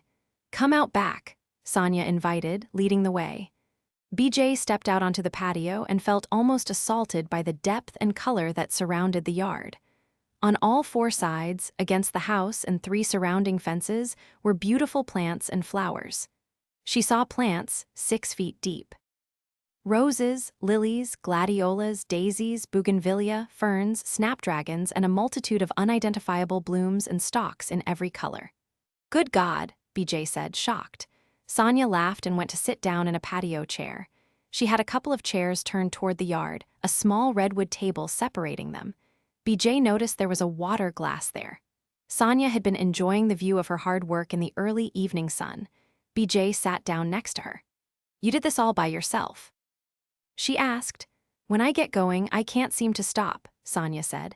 It's probably going to require another pill of some kind. Sonia, landscaping companies can't pull this off in a couple of months, BJ said. And there's no mess, like it was all just dropped down from heaven. Oh, there's a mess on the side of the house. I have a routine. First thing in the morning, I throw away the empty containers, rocks, weeds, sod, junk, and start digging, planting, and cultivating. Then at the end of the day, I rinse off my tools and wheelbarrow and go to the nursery to get plants and supplies for the next day so I can start again. I finally had to buy patio stones to weave through the gardens because it all got so thick. But I never get rid of plants unless they're doomed and dying. I just relocate them very carefully. They're kind of like babies. How can you do this? BJ asked. It's just amazing. Sonia shrugged. No family, no husband, no job, no children. BJ was quiet. She finally asked, Sonia, are you ever lonely? Hardly ever anymore. I just found out something so bizarre. I was lonelier before, when I had all those things and people in my life, the classes, the co-op, the little consulting business I did, George. Not to mention all the meditating and endless work at keeping things perfectly balanced and serene. Like a cocoon. I could hear each twinge in my body and knew exactly what herb or vitamin would soothe or strengthen it. It was like I was insulating myself against feeling things, because if you let the feelings in, you risk one that hurts sneaking up on you. And now, BJ asked, well, now I'm forced to take a look at all the scary feelings I worked so hard to keep out. Bleck. She grinned at BJ. They're every bit as bad as I thought they might be. BJ smiled back. Then why are you smiling? Because it had to happen. Keeping it all in makes you sick and nuts. It turns out to be correct, the truth sets you free. Let it out, huh? Is that the prescription? BJ asked, sipping her wine. Sonia laughed at her. It's not that simple. First you have to have a major meltdown, then lockdown, then the drugs they give you loosen up all the dams you'd worked for over 20 years to put in place, and under the right god-awful confrontational circumstances, you're a sitting duck. First it's a trickle, then it's a stream, then it's a goddamn flood, pouring out of you and there's just no stopping it. And then you have to suffer. Because once the secrets are out, you have to live with them. Probably the place most of the depression started was almost 30 years ago when my 17-year-old brother, Todd, was killed and my parents shut down. They were lost in such a horrible black hole, I couldn't express my own grief. It was like I lost my entire family on one rainy night. I was 13. So, when I got to that little gem of knowledge, revisiting that time of my life, I sobbed for days. Cried and dug in the yard and cried some more. My shrink said, I can't think of a better place for your tears to fall than on the flowers. And then she turned slightly glistening eyes toward BJ. BJ was speechless, entranced. This was the most intimate conversation she'd had with another woman since leaving Chowchilla. She swallowed, trying to keep back her own tears. You've really gotten good at it, she said, her voice catching. You got this from therapy? Group therapy, the bastards, they're relentless. And now, as revenge, they're programming me to do it to other people. We have a new woman in our group, a real nutball from the state hospital who probably needs to unload. Damn, I hate to do it to her, I know what's coming. Sounds kind of like you're in all the way now, BJ said, taking a sip of her wine. Yeah, how about that? Well, the upside is you get some of the good feelings back, too. I guess what happens when you block out the bad feelings is your subconscious can't tell the difference, it just blocks all feelings automatically. You turn into a living corpse. It occurred to BJ that there wasn't a human being on Earth who didn't have deeply complex and emotional issues just under the skin.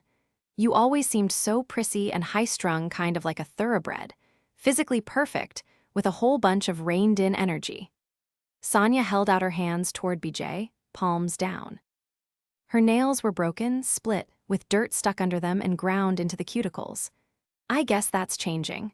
That's not all that's changed. You're so relaxed. Sonia shrugged.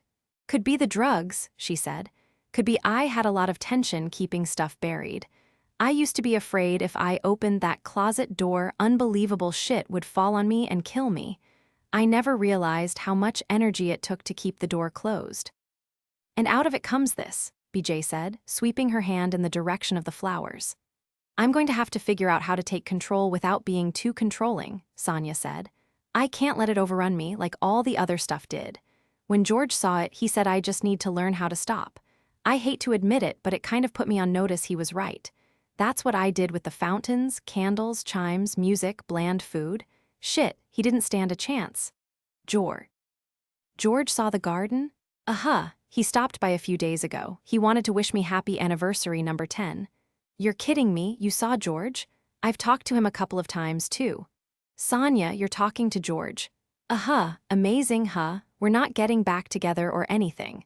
We're not getting divorced right now, either, at least not until all this other stuff is taken care of. It's pointless, he says. We might stay friends, though. We always liked each other a lot, but we got married for reasons that seemed to make sense at the time, but we're probably all wrong, a couple of lonely people with no attachments who could be alone together and feel a little bit less alone. It was supposed to be a simple marriage that didn't require too much and could meet a few mutual needs. But then I tried to take care of George so I'd never have to lose another person, and I lost him. What about the prenup? BJ asked. He said he got rid of it years ago. He knew I didn't really care about his money. George is good at what he does. If you ever need a financial planner, I'll keep him in mind, BJ said with good humor. Sonia, I have to say, you took me completely by surprise. I didn't expect this from you. All this honesty, all these flowers. You're so different from the person I thought you were.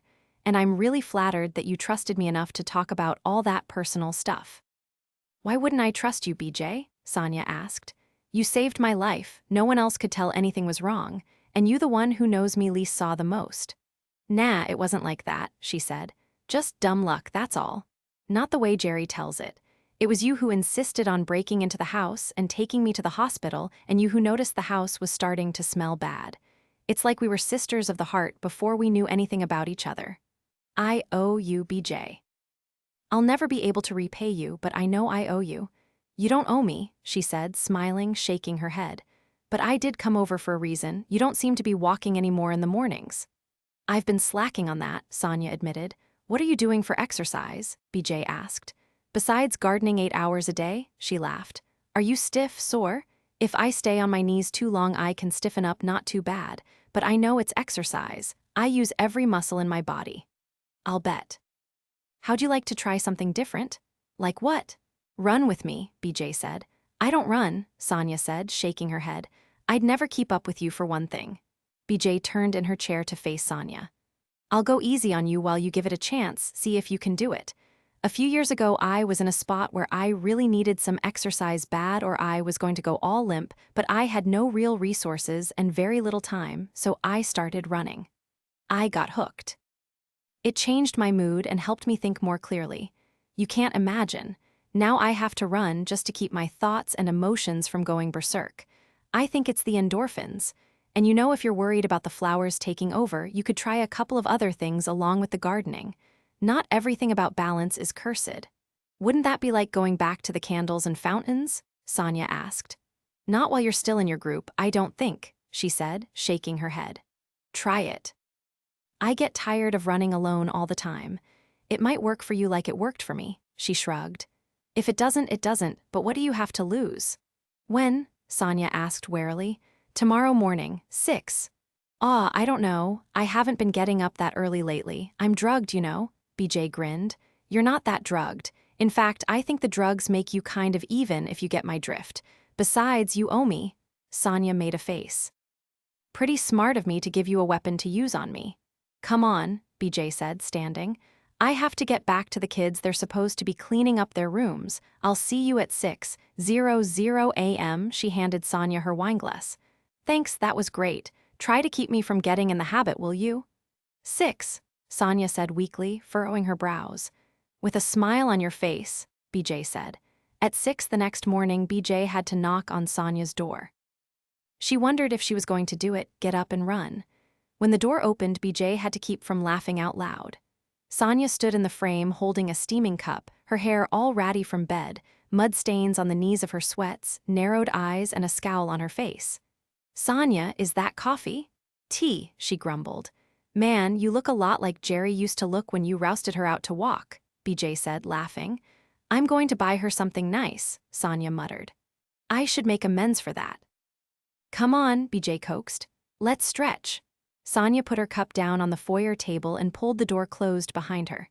Let's get this over with, she said, not realizing how much she sounded like Jerry as well. They stretched out legs, joints, backs, arms, loosening everything up. Then BJ suggested they start with a brisk walk. After a block, Sonia was moving along pretty well. How do you feel about a nice, gentle trot? BJ asked. I'm not sure, Sonia said. I'll let you know. Come on, BJ said, setting an easy pace. Once they were moving along, BJ started explaining how things would work. I've plotted my entire course 100 times. I know all the exact measurements and distances. If you can jog a half-mile, we'll walk again and see how you feel. I might not make a half-mile, Sonia said, panting. You're doing great. How's it feel? Like I need a hip replacement. Anything hurt? Everything hurts. I'm weak and sick and crazy. BJ laughed at her. They cantered along for a couple of blocks and BJ said, Let's pick it up just a little bit. How you doing? Really sorry I made friends with you. Here we go, Sonia, nice and easy. Even out your breathing, don't come down too hard, just roll off your feet, heel to toe, swing your arms gently to give yourself a little help. You're doing great. They ran a few blocks, then BJ said, Okay, we're going to pick it up just a little more.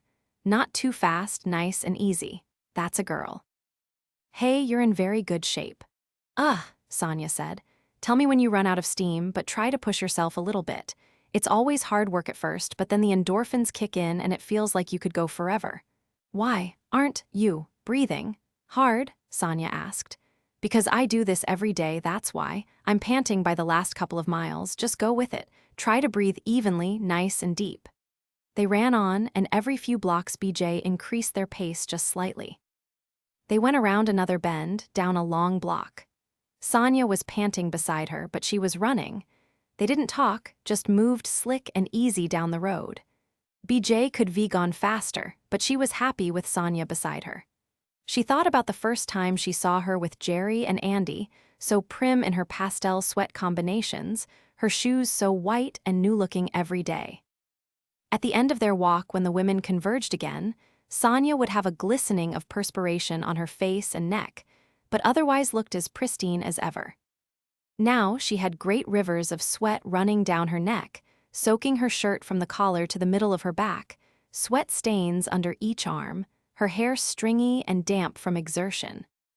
She thought about seeing Sonia sitting against her bedroom wall between her bed and bureau, her eyes wide and spaced out with the fear of not knowing what was happening to her, her face as white as bleached marble, gonzo. She glanced over at her. This was so much better. Running was a thing that required a certain amount of control and yielded a tremendous feeling of freedom. "Have we gone hour? Half mile," Sonia said, gasping for air. "Mile and a half," BJ said. Sonia stopped dead in her tracks and turned wide eyes on BJ. "Mile and a half. Yep, keep moving. How do you feel?" "Holy shit," Sonia said, stunned. Then she took off jogging almost effortlessly. "Holy shit," she said again, laughing almost too hard to run. BJ caught up. "Feels pretty good, doesn't it?" "Not sure," she rasped, "but holy shit. Didn't know you had it in you, did you, girlfriend? I think maybe you're a runner and never knew it." Wow was all she could say. Yeah, BJ thought. This is better. Flowers, running, cursing like a sailor, letting down the barriers so the sun could shine where the darkness had lived. BJ knew all about that. She felt her eyes fill with tears. This is better. Andy was very much looking forward to meeting Bob's family. He confessed to her that Connie and Frank were so excited to meet Bob's new girlfriend. They wanted all 4 grown children, their spouses, and 9 grandkids to come over for a big family gathering, but Bob slammed the lid on that. At his insistence, it would be a cozy little backyard barbecue that would give the 2 couples a chance to get to know each other. There was plenty of time to bring in the entire supporting cast. He explained that Frank and Connie were rich, and their house was probably more of a small mansion.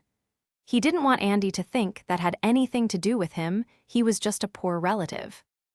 "Bob, I figured if it had a guest house, it was pretty substantial, and that Connie and Frank weren't simple folks if they had all that," she said. "But they are," he said earnestly.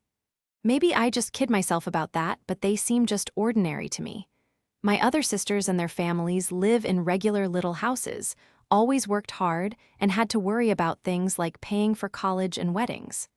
I know Connie and Frank are kind of different in that way, though they're hard workers, too.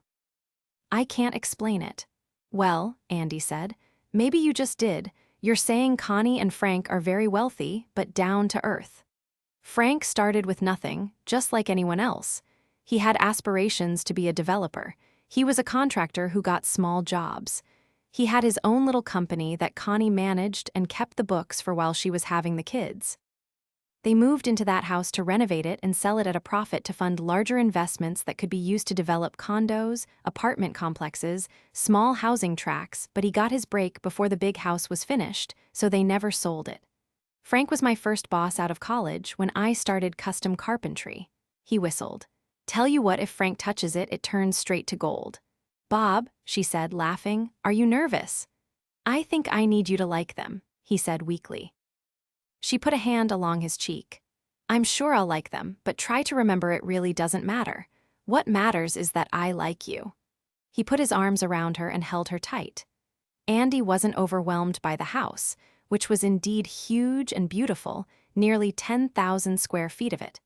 Given her work, she'd been to many a fundraiser and political rally in ostentatious settings and was well acquainted with the wealth of Marin County. The house sat within a small, exclusive neighborhood with a guard at the gate. It was set back on a beautifully manicured lawn with a circular brick drive. Although Bob pulled his truck around back, he insisted they go to the front door. They were drawn into a large marble foyer by Connie, a woman in her 60s who wore a wide grin and pulled Andy immediately into her welcoming arms for a big hug. "I am so glad to finally meet you," she said to Andy. I thought Bob made you up. Completely real. Andy laughed. I never worried that he made you up. I know every detail of your childhood and the childhoods of each of your kids. Doesn't he just talk too much? Connie asked. Come in, come in. I'm not used to this at all, Bob coming to the front door like this. He usually just lets himself in the kitchen door. She bent to say hello to Beau, giving him an affectionate rub on the head. That would have suited me just fine, Andy said. Come on back, Frank's on the patio. You can relax and have something to drink. I'd be happy to help you, Andy offered. Even better, Connie said. I could use a hand. Andy glanced at Bob and saw that he seemed to breathe a sigh of relief that the preliminaries were going well. She tried giving him a smile of reassurance, but he appeared to be too tense to notice. Connie had already turned away from the front door and was leading them through the house toward the back. Andy chuckled, turned, and followed. When she arrived in the kitchen, a kitchen clearly designed to play host to very large parties, she found Connie at the central workstation with food spread all over the place. Tons of food. Bob, please get Andy whatever she'd like and grab yourself a cold beer so you can relax a little bit. We like each other just fine. While Bob busied himself fixing drinks, Andy and Connie exchanged amused glances. Bob handed Andy a glass of wine. Would you like to meet Frank before you get involved in this mess? He asked. I think maybe I better, she said with a laugh. When they arrived on the patio, Andy barely noticed the man sleeping, open-mouthed, his glasses slipping off his generous nose, a newspaper sliding off his lap. She was taken by her surroundings, a backyard showplace. The grounds were massive. The landscaping surrounding the patio and pool was lush, green, and flowering. The patio and pool deck was large enough to hold at least 200 people. There were tables and chairs placed strategically around the yard and 2 gazebos. Right beside the French doors that led back into the kitchen was a small table and chairs, a couple of matching chaise lounges, and a large grill built into a brick console with what looked like a warming oven and small refrigerator. And there, across the yard with a driveway that led to the door, was the guest house. And it was not a tiny guest house. It looked big enough for a couple or small family, with a second-floor dormer window indicating a loft or upstairs bedroom. Frank, Bob said. Frank roused slowly, adjusted his glasses, and looked at Bob. Oh, he said, sitting up as though shocked he'd fallen asleep. Then he stood. Frank, I'd like you to meet Andy Jameson. Andy, meet my brother-in-law Frank Seppelman. Well, it's about time. Frank chortled. I wondered if he was ever going to share you. He took one of her hands in both of his. I'm so happy you came today, so happy. Good to meet you, Andy, short for Andrea. Anastasia, Bob said. She'll rise again, that's what it means. Nice to meet you too, Frank, Andy said. If it's okay with you, I'll just let you men catch up while I help Connie in the kitchen. Then we can all visit together. Super, Frank said. She probably needs some help. Did you see how much food she's got spread around? I did, Andy laughed. So you're having the 49ers to dinner tonight? Frank grinned. If there's anything you're allergic to, any special dietary quirks like you're a vegetarian or whatever, Connie's got you covered. I eat absolutely everything, and lots more of it since I've been seeing Bob, who likes food as much as I do. Well, that's a relief. Don't worry, we don't force people to clean their plates. I'm glad to hear that, she said. Relax, you guys. I'll visit with Connie and see if I can give her a hand. Andy was smiling when she entered the huge kitchen. She stood at the opposite side of the workstation from Connie. I've never seen Bob so nervous, she said. I'm flattered, Connie said. I thought he took me for granted. She pushed ears of corn toward Andy. Shuck these, will you, dear? Into the trash there. Connie, you're going to make me eat corn on the cob at my debut? Bob will probably shear it off the cob for you, Connie said with a laugh. If you act pitiful, he might even feed it to you. Do you imagine there's anything we don't already know about each other? Doubtful, Andy said, tearing the green husks away from the cob. Well, I've heard Bob's version of how you two got together. I'd love to hear yours, Connie said. Very simple, and yet the most amazing experience of my life, Andy said. I was going through my second divorce while Bob was working on remodeling my kitchen. It's pretty embarrassing, going through 2 divorces in less than 10 years. You start to feel like the biggest dope on earth. But Bob was there almost every day and we'd talk for at least an hour, sometimes longer. He had this way of making me feel like I hadn't made 2 giant mistakes. He's just so kind, so supportive. I mean, no reason he should have to prop up my sagging ego in addition to all that hard renovating work, but it seemed to come from him naturally. It didn't take long, Connie. He won me over in no time. He's the most beautiful man I know. When the kitchen was done, I couldn't let him get away. Connie stopped working and looked at Andy with that same precious, somewhat melancholy expression her brother wore so well. In fact, she was a lot like her brother, thick-set and unfussy. She didn't color her hair. She had a short, cropped salt and pepper coiffure and tanned skin, as though she spent lots of time in the sun. Plenty of wrinkles, too. She didn't seem at all the facelift type. When she smiled, the lines around her mouth and eyes crinkled. If she was wearing makeup, it was lightly applied. All that was obvious was a bit of pink lip gloss. And she had that wonderful twinkle in her eyes. He tells it almost exactly the same way, except he didn't mention you until his truck started going missing from the driveway and I asked him about it. "I'll admit something to you," she said. "I warned him to be careful, that you might be lonely because you were suddenly without a partner, maybe needing someone as giving as Bob, someone to lean on, but not ready for a replacement." "You might have been right at the very beginning," Andy said, "but not now. I adore Bob. I can't imagine not having him in my life. He's so remarkable. I don't know how he hasn't been married for 30 years. "Too solitary, I guess," Connie said. "He's terribly shy. Except around family with us, he's loud, hysterically funny, and always full of mischief. He's everyone's favorite Uncle Bob. Connie, I know how close you are. He's safe with me, I promise. I've never been so happy, never felt so secure. And you have a son, Bob tells me." From there, the conversation went to Noelle, then to Connie's kids, then to other family members.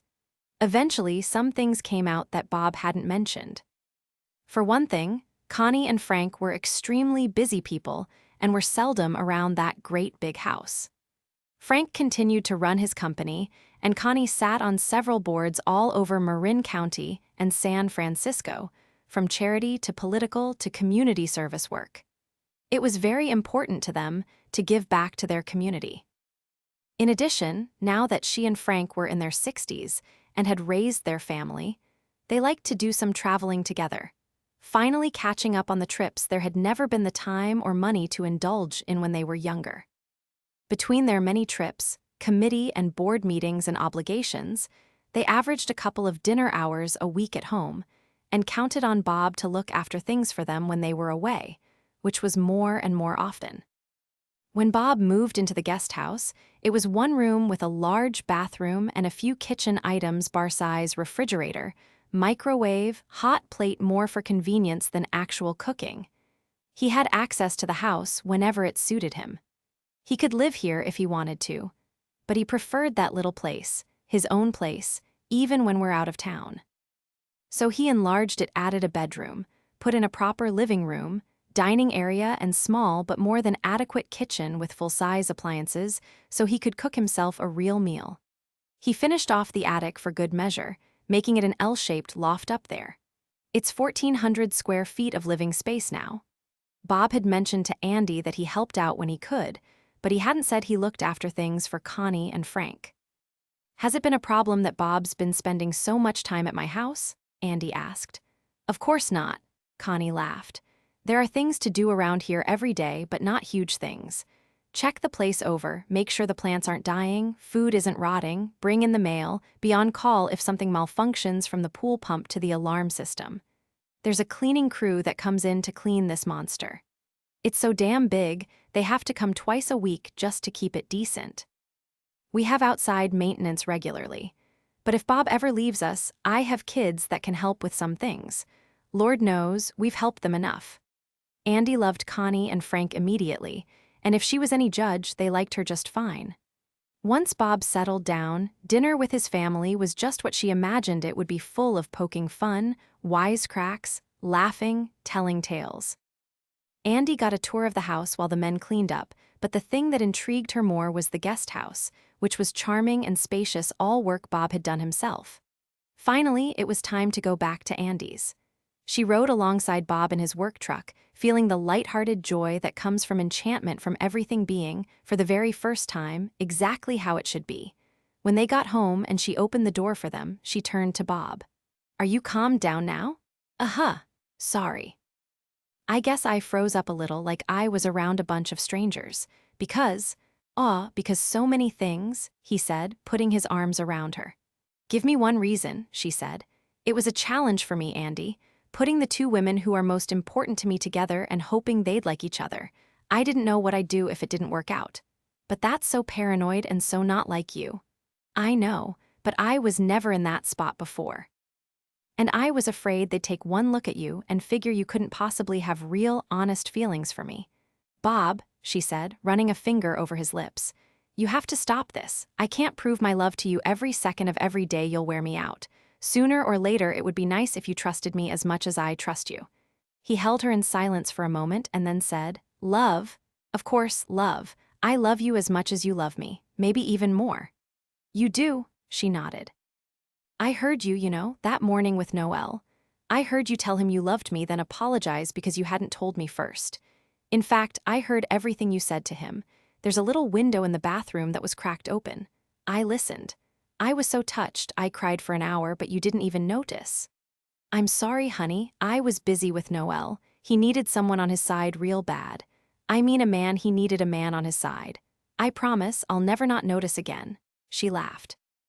I loved you even more for giving all that to Noel because you're right, he needed you a lot more than I did.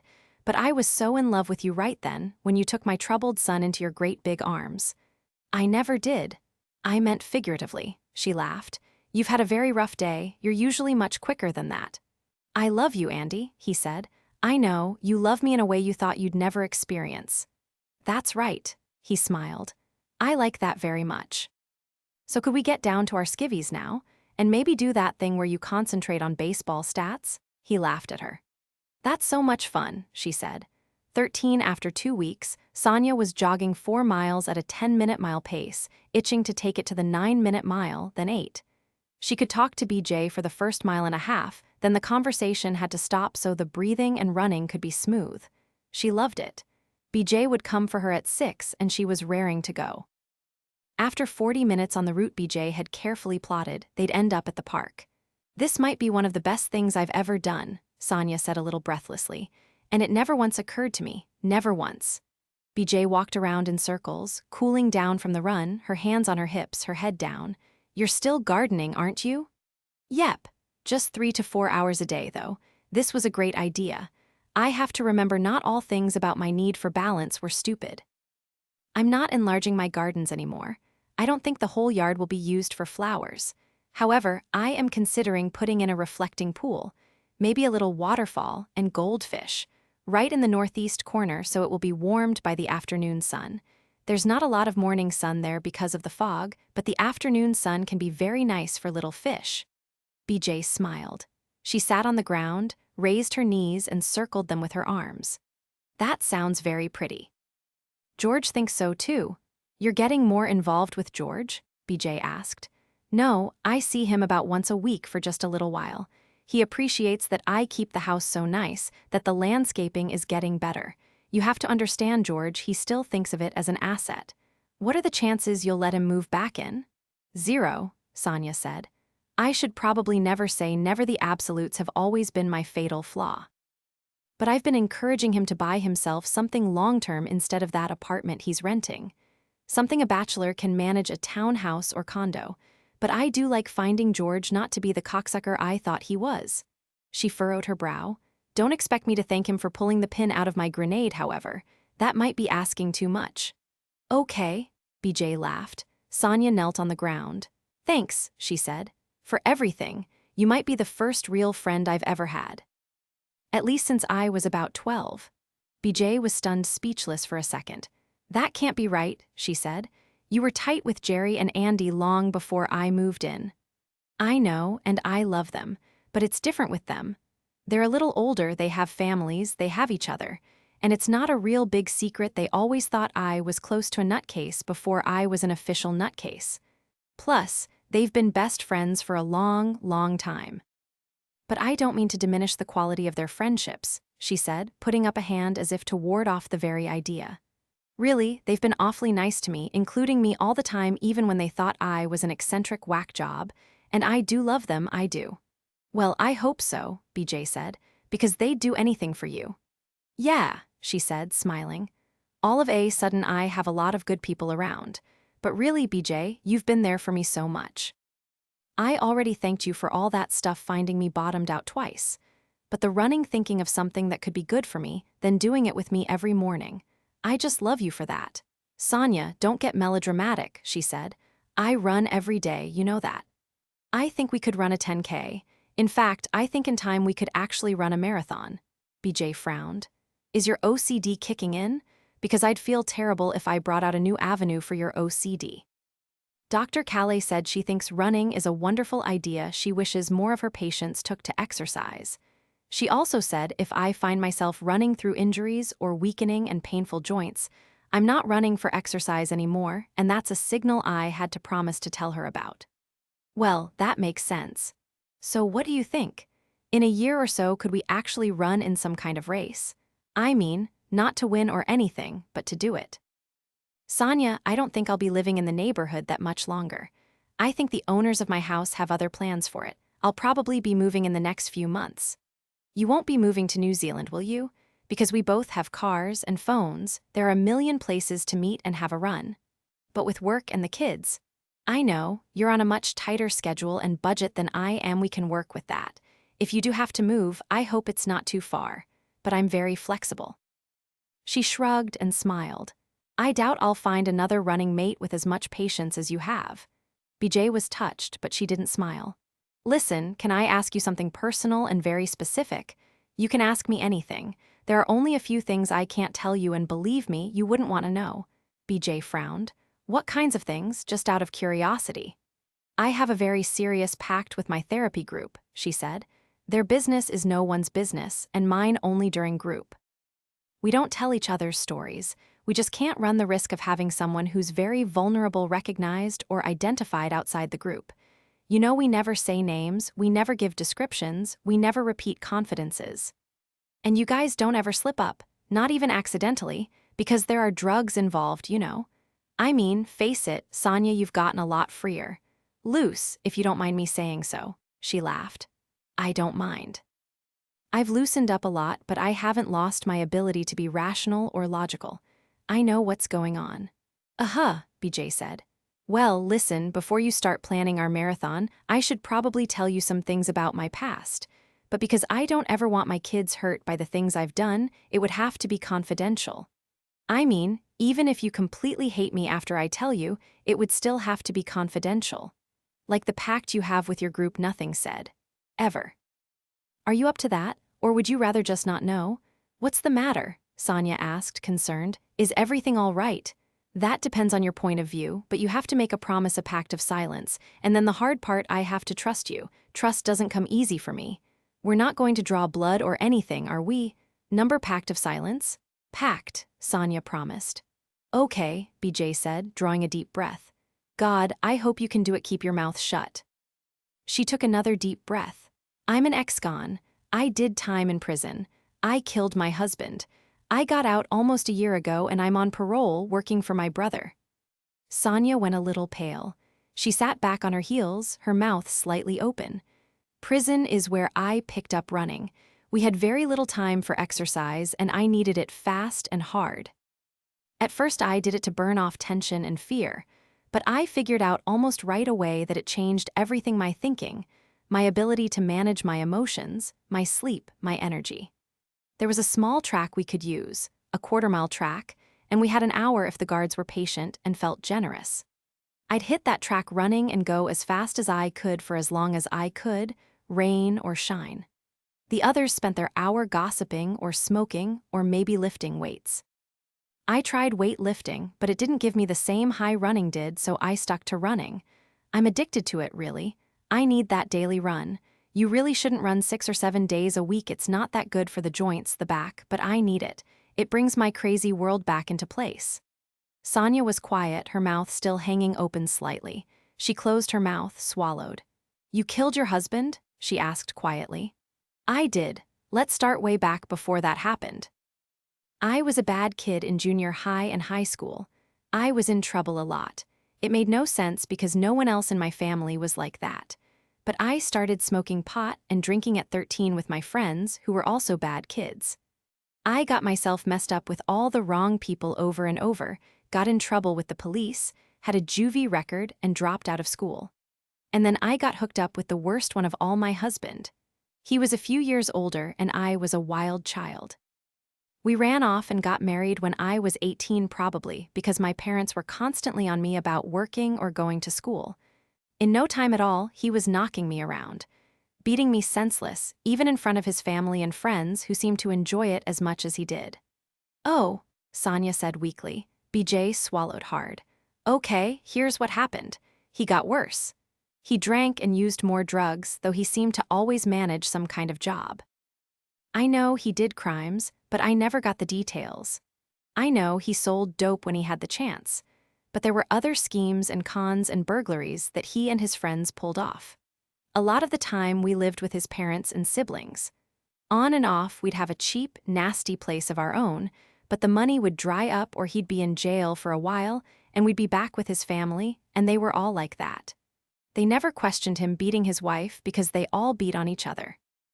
My mom and dad were heartbroken, but they couldn't have him in their house, so they couldn't offer the two of us a place, only me, if I'd come home alone." "You wouldn't leave him?" Sonia asked. "I couldn't. He threatened to kill me, my parents, my brothers, their wives, their kids. I don't know if he ever actually killed anyone, but his threats were real to me. I wasn't going to have kids, but I ran out of pills and got pregnant. Then I got pregnant again. He put me in the hospital 3 times. I was in the emergency room a bunch of times. He actually did time for felony battery twice. His father did time for felony battery. My kids were so little when he started whacking them around, and I knew it was coming to a head. I had these precious little kids. They were 2 and 4 years old, and he'd actually hit them. It was impossible to imagine. They were adorable little tow-headed, freckle-faced kids, and when he'd let me see my folks, we'd show up with bruises where he'd knocked someone in the head or grabbed our arms so hard there were thumb and fingerprints." She looked down. "I have 3 brothers. 3 brothers who always acted like they'd like to beat the crap out of me themselves. But I heard them one night at my mom and dad's before I was picked up by my husband, heard them talking about how they could take him out, get us home where we'd be safe. They were trying to figure out how they could do it without being caught, but if anyone got caught, it would be worth it if I could get free with the kids. They were going to draw straws to see who'd take a chance on prison to get me out of there. And God, they were all good men, all married with kids." BJ sniffed, wiped at her eyes, and shook off the emotion. "You know, I didn't deserve that from them. I wasn't ever that nice to them, my brothers. Growing up, they were ruthless to me. I hated them. But they never hit me, and they tried to keep me safe, warn me, get me to behave, and I just blew them off like the idiots I thought they were. Then I heard them talking about killing my husband to save my life, to get my kids out of that hellhole. You must have been scared to death." BJ cracked a half smile. "I was beyond scared. I'd tried everything. I went to counselors, went to shelters, called the police, ran home to my parents. I always ended up back in the same place. And then I began to worry about what would happen to my kids when he finally did kill me. Would his parents get them even if he went to prison? I was pretty desperate." "I can't even imagine this," Sonia said, shaking her head. "Yeah, I know. You ready for me to stop talking now? I mean, you don't have to hear the rest of this. You already know how the story ends." "Are you kidding? Keep going. Finish it," Sonia said. "You still up to the pact? Because if you're not." "Believe me, I'm not just a boring mental case. I actually heard things in the nut house that would burn your little ears. Finish it." "Well, there's not much more. He beat me mostly, but he hurt the kids, scared them to death. We were in our own place for a little while. He liked his own place, so he could have his friends over without family around, and I decided that I wasn't going to let my family get in trouble for doing something to him. Not when he was my problem. I knew what was going to happen. I knew the laws. I'd have to finish him off when he was defenseless, or I wouldn't be able to win against him, and that is not self-defense, not legally. I knew I'd end up going to jail, but that wasn't the most important thing. So one night when all his friends were over, I helped serve the shots. I kept adding some of his precious cocaine into his. Most of his buddies left, a couple of them passed out. What about your kids? Weren't you afraid of what would happen to the kids?" "Only a little bit. My family was squeaky clean and his was full of priors, including prison time for battery domestic. I was betting on the system that had failed to help me. I couldn't imagine the courts giving the kids to his family. And I was careful I never told anyone in my family I had a plan. That way they weren't a part of it. What happened? Sonia asked. I put the kids to bed and told them to stay there. I added what I thought would be a fatal dose of Coke to his last drink. I never did drugs. I even gave up alcohol after seeing firsthand what it had turned him into. I watched him throw back that shot full of cocaine, tequila, and he crashed. I knew he might survive it even though I'd been poisoning him all night and I was scared to death. I woke the kids, put them in the car, drove them to my parents' house, and waited. I didn't have the stomach to stab him or anything that awful. That's why he had to be stoned or drunk. That's why I odded him. And when the police came to find me and said someone killed him, I was so afraid they might blame the wrong person. I admitted it was me. Wow, Sonia said. I murdered him, BJ said. I didn't know what else to do. Sonia was quiet for a long moment. BJ could see her trying to think it through, process it. Finally, their eyes met. Well, damn, good for you, Sonia said. Jerry forced herself out of bed at 7 on Sunday morning and headed for the kitchen. She had to make her own coffee, get her own paper. Not for the first time, she missed her partner and their routine. She decided that later she'd hit the grocery store, maybe make a nice dinner if everyone was going to be around, including Phil. She poured herself a cup of coffee and began leafing through the paper, beginning with the front page. On to local news. A quick run through the life section, and finally, the editorial pages where most of the political banter took place, especially with the op-ed columns. Suddenly, she was looking at the face of her husband beside that of a well-known criminal defense attorney. The headline leaped out at her. Gilbert to run in district attorney race against arch rival. She stopped breathing. It was difficult to concentrate long enough to read the article, to get past the headline. She had to remember to breathe again. Apparently, the chief contenders for the position being vacated by Clay Sturgis were Phil and a criminal defense attorney he'd been up against in court many times, Byron Carter. Carter's campaign would revolve around his ability to put away criminals because of his vast experience in defending them. There was no comment from Phil. He's running? Now, how could he do this to us? Jerry left the kitchen.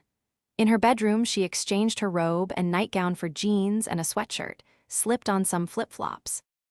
She went back to the kitchen, scribbled a note for the kids, who probably wouldn't be up for another 3 hours. She grabbed her purse and the editorial section of the paper. Jerry got in her car. She caught a glimpse of herself in the rearview mirror, then took a closer look. She hadn't even glanced at herself before leaving the house. Her hair was spiking every which way, and she had a crease down the side of her face from her pillow. What the hell, she thought. This was hardly a social call. She parked right behind Phil's car and went straight to his door. She tried just opening it but found it locked, so she pounded. It was not yet 7:30, but she knew he wouldn't be asleep. When the door opened, she was met with his frown. He was freshly showered and shaved, his pants barely pulled on, zipped but not buttoned, his chest and feet were bare, a towel was draped around his neck. This was not his usual Sunday, morning routine or attire, to shower right off and wear decent pants, Jerry thought. In fact, he could usually manage to look like a vagrant till late afternoon. She said nothing, holding the newspaper toward him, her expression dark, her voice unreliable. He didn't take the paper. He stepped aside so she could enter, then pushed the door closed. The coverlet was pulled over the sheets on his lumpy bed, and the newspaper was scattered there. "It's a leak," he said as she came toward him. "I haven't announced anything. I'm as surprised by the editorial as you are."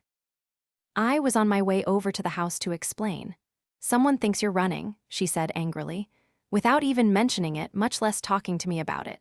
"Because I made it clear that until you and I get our issues resolved, I can't make a firm commitment." "So you've been talking to someone," she said hotly. "I was approached, of course. Who else are they going to approach when Sturgis moves on?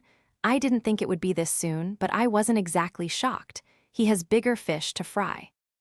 "Who approached you?" "First it was Sturgis. Then it was his election committee. They're trying to be patient, but if you read the article, you can see they need a candidate right now, a strong one. They can't let that Yahoo gather votes while they shop around." "Why in God's name didn't you tell me you'd been approached?" she railed. I didn't even know Sturgis was leaving. Because I didn't want it to get in the way of the stuff we're trying to sort out, he said, raising his voice to match hers. This isn't a reason to work things out, this is a possibility that comes after we've worked things out. But you want it, admit it, you want it. Of course I want it, it's what I've worked toward for more than 25 years. There was a time we both wanted it. I want it almost as bad as I want you, but I'm not going to make that kind of choice. Not now, not yet. Have you told them we're separated, that you had an affair? What do you think I had to tell them? You don't let people put in their time and go looking for money if you're hiding things. And they still want you. With this shit going on in your life? A consensual relationship years ago, brief separation and counseling not even interesting these days. Certainly not front-page news. That bastard Carter is going to go after my prosecutorial record and try to make me look like a wimp who won't be able to put away bad guys, and we're going to make him look like a defender of bad guys for over 20 years and therefore unable to make the transition. That's what the real fight's going to be about, not about our marriage. Besides, Carter has way more dirty linen than I do. If he draws first blood, he'll be up to his eyeballs in mistresses. God, Jerry said, tossing her paper on his bed.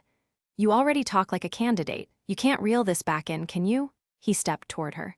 This isn't how I wanted to do this. I wanted to get us back together, healthy and on track, then make a final, official decision together. If this hadn't been something you'd always wanted to do with me, I wouldn't even have listened to the proposal. But you wanted it too. You're doing it again, keeping secrets. No, it's not a secret. I didn't agree to anything, aren't you listening? Have you thought about what it will be like if it comes up the other woman, humiliating your family publicly? I haven't told anyone but Kelly the reason for our separation, he stormed. You're not humiliated, goddammit. You're self-righteous. She took another step toward him. What makes you so sure she isn't going to come out of the woodwork and claim some kind of abuse or harassment, making your situation interesting? Because I may be an idiot, but I'm still an idiot who's a pretty goddamn good judge of character. She won't do that. Did you give them a name? No, I told them if I become a candidate and they have to investigate all the angles, they'll get a name. Then I'll get a name, she shouted. Don't you think you'd look a lot better if you didn't know? Then it's about us, no one else. What's the difference, Jerry? You want to go beat her up. You bastard, you're going to do this. You're going to run. And I'm going to look like the bad guy again? He ran a hand through his damp hair. I don't see how the hell this makes you look like anything. What more can I do to show you my family comes first? If this isn't good for us, we don't do it. Period. She took a deep breath and lowered her voice. And give up something you've wanted your entire career. It wasn't easy staying in the prosecutor's office, doing the people's work, when private practice would have gotten you that stupid sailboat you've always wanted. Don't you think that's been clear for decades? Tears gathered in her eyes. I can't ask you to give up the most important career move of your life.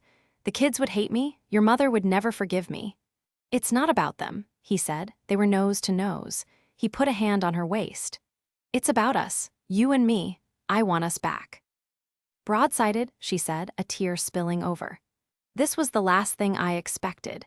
Jesus, I've wanted it too. It's been almost as important to me as to you. You deserve to be the DA. You should probably be the governor, but they're not smart enough to run you. She leaned toward him, crying. God damn you, you should have told me, prepared me. You shouldn't have handled it like this, risking shocking me like this. He slipped his hand under her shirt and gently stroked her bare back. Yeah, guilty, he said. He put his lips against her forehead. I couldn't do it. I couldn't tell you, not yet. I was afraid you'd think it was an excuse to get you back, and I don't want you back that way. But it's working out that way anyway, she cried. Because if you don't step up now, whoever they put on the ballot is going to win against Carter and hold that DA spot for another 10 or 12 years. And by then, whatever is best for us, Jerry, he said. If one of your conditions was that I leave the prosecutor's office, I'd do it. Don't you get it? My marriage is more important than anything else. It's so unfair. I can't say go for it. I can't say don't. Then don't do anything, he whispered. Can't you give yourself time to think? The kids aren't going to read the paper. They'll hear, she said. Their friends' parents pay attention to these things. He kissed her temple, her cheek. We'll tell the kids we're still working on us. We haven't made a decision.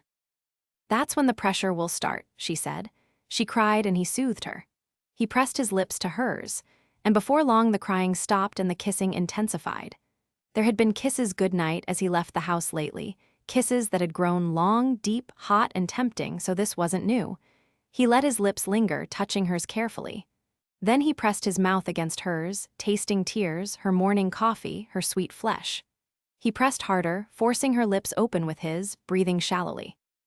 His hand slipped around from her back to her bare breast, and he heard her groan low in her throat. She put her arms around him to hold him closer. "Don't you dare," she whispered. "I want you back," Phil murmured. "How dare you try to get me turned on in the middle of one of the best fights we've had in years?" "Sorry," he muttered, going after her mouth again. He thumbed her nipple into prominence, tasted the inside of her mouth, and pulled her very willing tongue into his mouth, crushing her against him hard enough to leave her breathing labored. His lips slipped from her mouth to her neck. "I'm not sorry," he whispered. "God, Jerry, I miss you." "I hate you," she said. "Fine," he said, going back to her mouth, his hand slipping from her breast to her butt to pull her hard against him. He was erect and ready, and for a split second, knowing he was out of his mind, he hoped it wasn't just another erection that would prove meaningless. "Go ahead and hate me," he said, still kissing her. She bit his lip. "Ah," he shouted, pulling back, 2 fingers going straight to his lip. He stared down into her eyes, now tearless but bright. They were glittering with rage or maybe something else. He felt her hands at his waistband, and she gave a powerful tear, ripping the zipper open, possibly breaking it. "Okay then," he said, going after her mouth again, covering it in a passionate kiss that left little doubt where they were headed. He felt her hand snake down the waist of his shorts and grab hold of him. "Be very careful, Jerry," he whispered in warning, and for a breathless moment, he was afraid of what she might do with that special member in her hand. There had been a constant subtext to all her bitching that she'd like to see it yanked off. But she stroked him firmly, lovingly, and he couldn't suppress a deep groan of pleasure. Her other hand slipped up his chest, running over his pecs, finding a nipple and stimulating it into a hard little pebble. "You make me furious," she said against his open mouth. He couldn't make any fast moves. She had him at a disadvantage. She was in control of his favorite organ. With great care, he pulled her hand out of his pants, and once he was free, he whirled her around and pressed her up against the door. "You're really full of the devil this morning, aren't you?" he asked. Holding her against the door with the full length of his body, he slipped his hands under her shirt and captured her breasts, one in each hand. He kissed her again, feeling her hands run up and down his back, her breathing fast, sweet response in her kiss. He locked his hands onto the hem of her shirt and pulled it up in one fast motion, bringing it over her head and off her arms, leaving her bare. He bent his head to her breast. "Don't hurt me," she whispered. He lifted his head and looked down into her eyes. "I've never hurt you," he said. "You've never once been afraid of me." Then he continued, bending to her breast, teasing a nipple with his tongue, sucking gently. He heard the sound of her head dropping back against the guesthouse door, then the sound of her desire, a low, delicious moan. Her fingers were running through his hair, holding his head against her breast. He found the snap on her jeans with his hands and opened them, quickly but much more gently than her performance on his pants. He put his hands on her hips under the jeans and began to slide them down, but she had her legs locked together tight, and the jeans wouldn't move. He pushed down again, nothing. He rose to her lips, kissed her lightly once, twice, then said, "Give him up, Jerry." "This is a bad idea," she said. "I'm mad at you, very, very mad." "So what? I'm a little pissed off myself. Give him up, come on." The tension came out of her thighs, and she relaxed her legs just enough so he could push her jeans down. When they were around her ankles, she kicked them off and her hands went to his hips. She pushed his trousers down and he stepped out of them easily. They were both naked, pressed up against the door, the first time anything like this had happened in months. "Maybe years. This isn't going to change anything," she said. "It could change 2 things," he said, his voice husky and low. "One for you, one for me." "I don't feel like it," she said sullenly, and he laughed. "Cooperate and you just might." "You're about the last person I feel like cooperating with," she said, but she held him close just the same. "Maybe, but I'm the only one standing here naked with you, jabbing you with the best of intentions." He tongued her lips, she nibbled at his. "I think rage is an aphrodisiac for you, Jerry. Oh God, you feel so good." His hand crept lower, slipped down over her pubis, probing. She tensed, but he pushed gently onward until she relaxed. He covered her lips hungrily while slipping his hand into that dark, secret place no secret to him. He'd been here before, but it had been a long time. He met with slick folds. She could fool herself, but not him. This woman was his woman, and although the past 10 years had been too void of this intimacy, it wasn't as though he'd forgotten the passion they were capable of sharing. He stroked, gently at first, then harder, his mouth on her mouth, her groans of pleasure echoing inside him, her knees buckling from time to time. He ran a hand down over her hip, down the back of her thigh to the back of her knee, and brought it up again. "God, oh God," she whispered hoarsely. She'd never been quiet, never quiet, not in general or during sex. It made him smile. "God," she said again, her pelvis rocking toward him. "You going to let me in?" he asked in a whisper. "I don't know," she said, but she did know. She devoured his mouth wildly, hanging onto him as if she feared losing him. With both hands on her butt, he lifted her just enough to make entry, slowly, carefully. They might as well have been back 15 years in time. She guided him in easily, and he pulled her other leg up. And then he rocked his hips against her, pushing her against the door, making her moan and grab him even more desperately. She held on around his neck while he held her clear of the floor. And with each thrust, she moaned and clung to him. Phil thought the beauty of a long marriage was knowing what your woman likes. He held her against him, legs around his hips, and backed toward the bed, falling with her onto the rumpled coverlet and scattered newspapers, leaving her on top. She liked being on top, she liked the control. Jerry immediately pushed him back onto the mess of papers and leaned down to his mouth, which he took hungrily, his hands all over her. "I love you," he whispered. "I love you so much." "Sometimes you make me so mad," she whispered back, kissing him deeply, passionately. He laughed low in his throat, not giving up her lips. His hands ran down to her butt, grabbing her, hanging on while she moved on him. "Do your worst. You hate me as hard as you want," he said. She moaned, grabbed his lower lip between hers and rocked on him with a vengeance. She held his head in both hands, holding his mouth against hers, and then it happened fast. She felt as if she'd burst into flames, exploded from within, drowning him with wet spasms so hot and powerful he gasped and just held on for dear life. She put her hands on his shoulders and arched her back, making a noise that was at once sheer pleasure and profound relief. Phil seized the moment, pumped his hips a few times and joined her, pulsing into physical exhaustion. And when she crumpled against him, he put his arms around her and held her close, tenderly, gratefully, waiting for their rapid breathing to slow, their heart rates to return to normal. Her head rested against his shoulder. His hands gently stroked her back. He had only one thought. That was so sweet, please, God, no more fighting, please. Jerry was spent. It was as though her bones had turned fluid. She was limp, satisfied, completely subdued. After a few moments of recovery, she gently rolled away from him, lying atop the collection of newspapers. She put the back of her hand against her forehead. "Phew, I wasn't prepared for that. That was bizarre." "That's not the word I would have used," Phil said, his voice reflecting the weakness of postcoital bliss. She laughed. "Just out of curiosity, give me a word." "How about awesome? Can we go with awesome?" She turned onto her side, propped herself up on an elbow, and looked at him. "Did you have that kind of sex with her?" "Jerry, I haven't had that kind of sex with anyone. Including you. You bit me, you used me, you screwed my brains out. I was terrified of what you were going to do when you had your hand around me. You went completely wild, out of your mind." "Ah," she said, smiling at him. "I'm so sorry. I won't let that happen again." He stroked her arm. "It's okay, baby. You want to hate me some more? I can live with that. You really screwed up, Phil." "Even your mother thinks so." He shook his head. "My mother, why did you have to tell her? I've never before wished for a fatal heart attack. Do you really love me? Baby, I love you so much. I've missed you so much. It's been torture having you hate me. Except, of course, today." He grinned at her. Then he became serious. "Jerry, I want to come home. I'll do whatever you want. I won't run for DA. I'll tell everyone it's my decision and has nothing to do with you." "Of course you'll run," she said. "I've been working toward this for as long as you have. I've listened to a million closing arguments. We've worked for this together. We'll run together. I don't want you to feel pushed into this."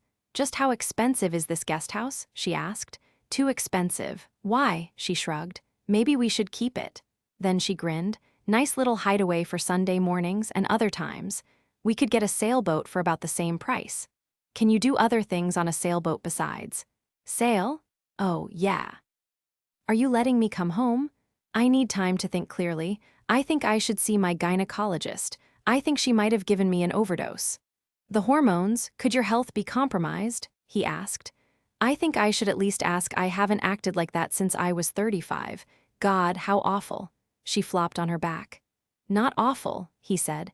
If there's no danger to your health, don't be hasty. We can work with this, he said with a grin. Here I am, barely out of bed, looking like the wrath of God, and you're beautiful.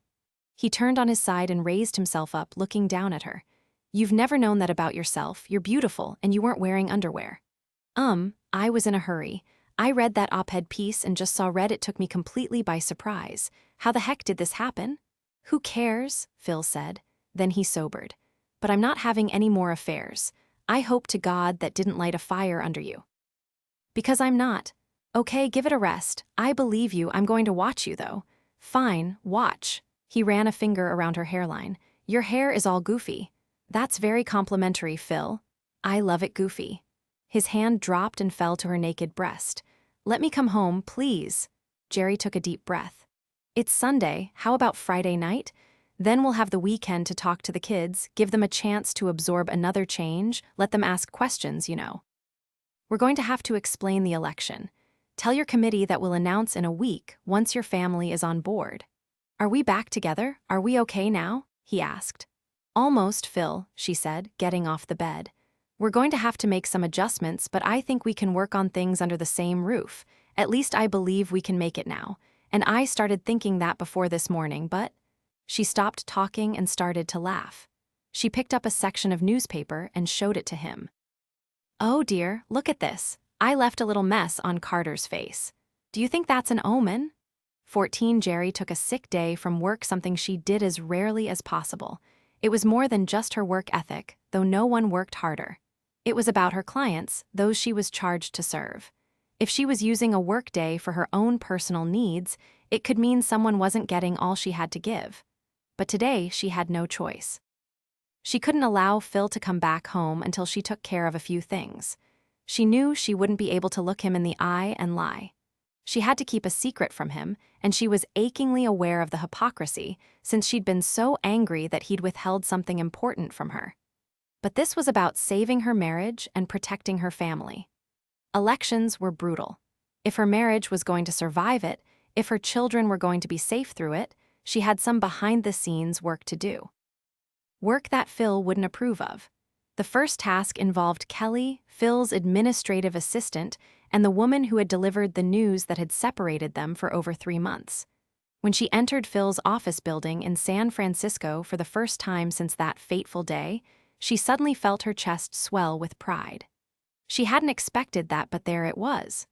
Her husband was going to be the new DA, and she had helped him all along the way.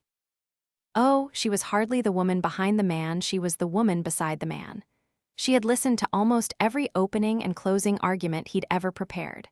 She critiqued him ruthlessly, and he listened raptly, taking her advice. She counseled him on dealing with juvenile victims and defendants, and he'd have been lost without her. She was as much his professional partner as his marital partner. She rode the elevator up to the 11th floor to Phil's office, but she glanced at the button for the 16th. She knew it had a view of the bay, Alcatraz, and the Golden Gate Bridge. It would be Phil's office soon. She was certain. When she got off the elevator, there was the usual bustle of people scurrying around. A young associate glanced up and recognized her. "Morning, Mrs. Gilbert," he said very quickly before moving down the hall. When she approached Phil's office, the receptionist perked up. "Morning, Mrs. Gilbert. Mr. Gilbert is in court this morning." "I know, Kathy." "I thought I'd say hello to Kelly since I'm in the building," Jerry said with a smile. "Oh, sure," Kathy said. Jerry pushed open the door and entered an austere but elegant outer office. Kelly was facing her computer screen and glanced up at Jerry. She actually jumped in surprise, then she quickly collected herself. "Jerry," she said cheerfully. "What a surprise, Phil's in court this morning." "I know," Jerry said. "I thought maybe you and I could have a minute, or 10, she amended. Then she shrugged, smiled. "Maybe 15. "Sure," Kelly said a little nervously. Of course, how have you been? Separated, Jerry said.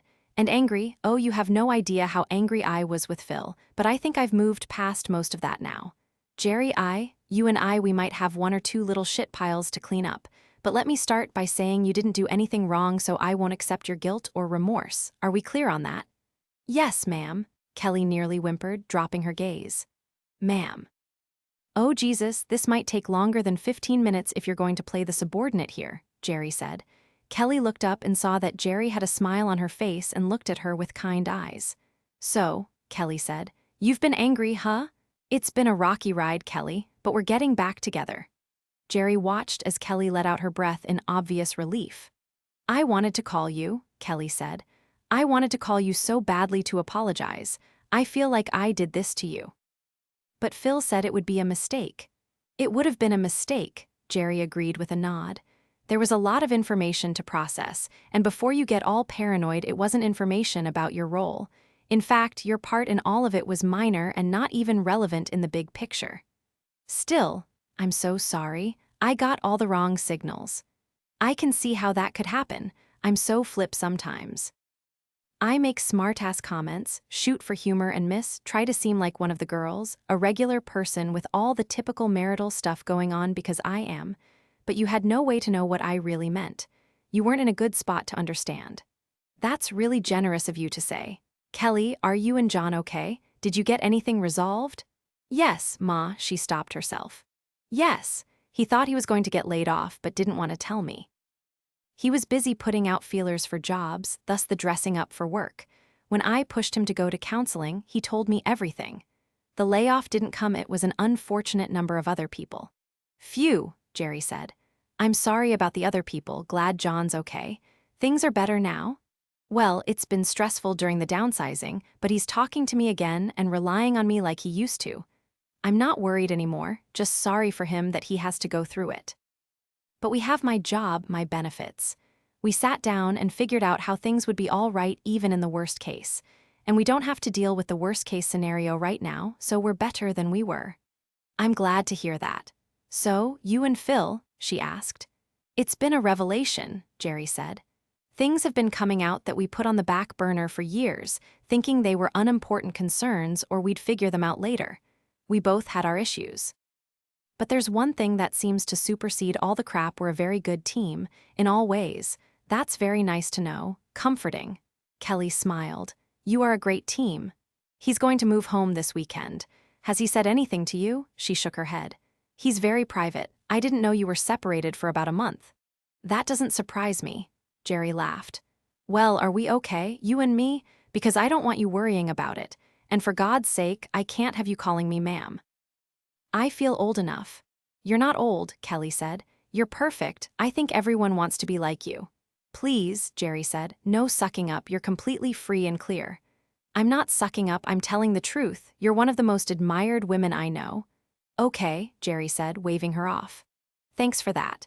But there's one thing I need your help with. The future of my marriage depends on it. I'm counting on you, Kelly, as my friend, as a woman, as my husband's closest confidant. Kelly leaned toward her. What? She asked with a posture and expression that said she'd do anything. I need to know who she is and where she is. Kelly sat back looking paralyzed with terror. It took her a long time to find her voice. Then she shook her head. You realize that he never told anyone? That people suspected because they got along so well, but no one knew for sure? Even I didn't know, I guessed. Yes, you did know, Jerry said with a smile. Maybe you didn't know because of Phil, but you knew because of her. How can you say that? Because I'm a genius, Jerry laughed. Because I read Cosmopolitan in the bathroom, she would need an ally. Who else would she choose? You take care of his professional life, and she was a professional acquaintance. Oh God, Jerry said, feigning shock. She wasn't a hooker, was she?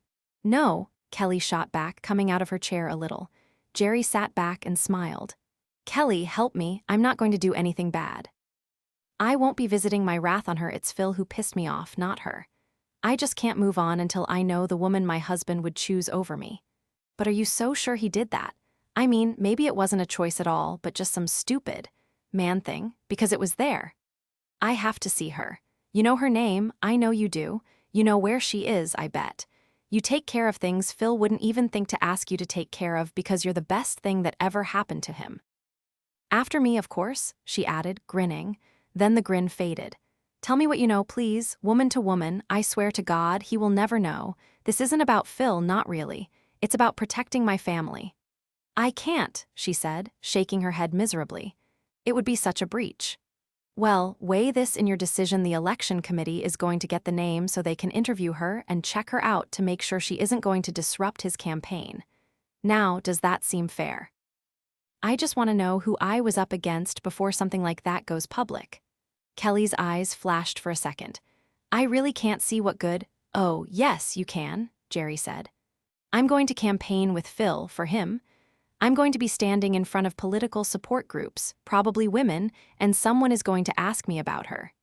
You wouldn't want me to explain his affair is in the past when the Madam X being referred to is his dry cleaner. Or maybe when I say I don't know who they're talking about, they'll tell me, publicly, and then the newspapers will get it? No, Kelly said, shaking her head. No one knows anything. There was conjecture, but no one. What do you think campaigns work on besides conjecture? Besides, someone knows, Kelly. I'll tell you why she loved him, that's why. And he didn't love her back enough to make a life with her. It was 2 years, did you know that? It was on and off for 2 years, an eternity in a single woman's life. She cried to someone, an old college girlfriend, a sister, a neighbor. She cried about how much he meant to her, about the times they were together. I can't imagine that Phil would mislead anyone, Jerry. You're right, she agreed. He wouldn't. He's honest and he's decent, and because of that he needs to be the new DA. But he's also kind and tender, and even if he didn't make promises, I'm sure he would have treated her with care, dignity, and chivalry so that she felt she just couldn't live without him. It's the way he is, Kelly. He's a gentleman, and a thinking woman would risk almost anything to have a man like him. A funny, irreverent, brilliant gentleman, Jerry thought. A powerful lover, even at 53. What woman wouldn't want him? She shook her head and laughed to herself. And that's why he won't tell me who she is. In a way, he's still taking care of her in the only way he can. Listen, Kelly said pleadingly. I never knew anything, all right? I liked her, she's a nice person, but I don't think I was an ally. She was friendly to me, but they all are. I have the boss's ear. Only a fool would be distant or rude. But with her they got along, they worked well together. I heard some gossip, and I blew it off as ridiculous because of the way you two are, the way he was about his marriage, his family. It wasn't until about 6 months before she left the prosecutor's office that I began to wonder because, she took a breath, because he seemed to suddenly not notice she was around. He avoided her, as though they'd had a falling out of some kind, and you can't have a falling out unless you were lovers, Jerry finished for her. She never confided in me.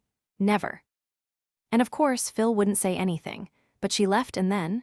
Then what, Kelly? Jerry pushed. She tried to reach him. Okay, you have to believe this because it's true. I have to clean up after Phil a lot. He's too busy to keep track of every detail. Important papers get overlooked, emails get deleted by accident, stuff goes out that isn't ready. I screen his mail, I proof, I shred, I file and sort. Just lay it on me, Jerry thought. Hurry up and give it to me. She sent him cards. They were thrown away unopened. I was looking through deleted emails, and there were several from her, deleted unread. I finally braved asking him if that was a mistake, and he barked at me that if he put it in the trash or deleted it, it was something he didn't want, so I never asked again. A few years ago, she got in touch with me and said she wanted the office to know her current address and phone number. The office, she said, not Phil.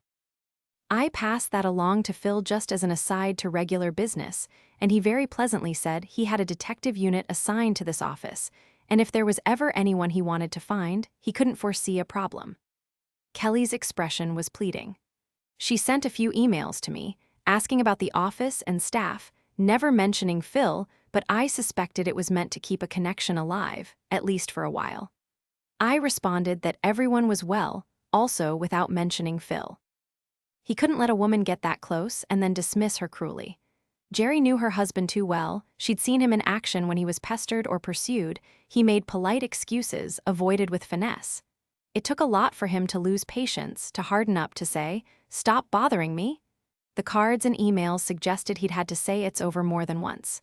Finally, he simply stopped responding. "I'll need that last updated address and phone number," Jerry said firmly. "I don't know if I can let myself do it, Jerry," Kelly said, shaking her head. "It won't be better for her to have her first confrontation with the election committee there brutal. Half the time I suspect they so anger and terrorize the subject, she's pushed into making a stir. No, it would be better to come from me."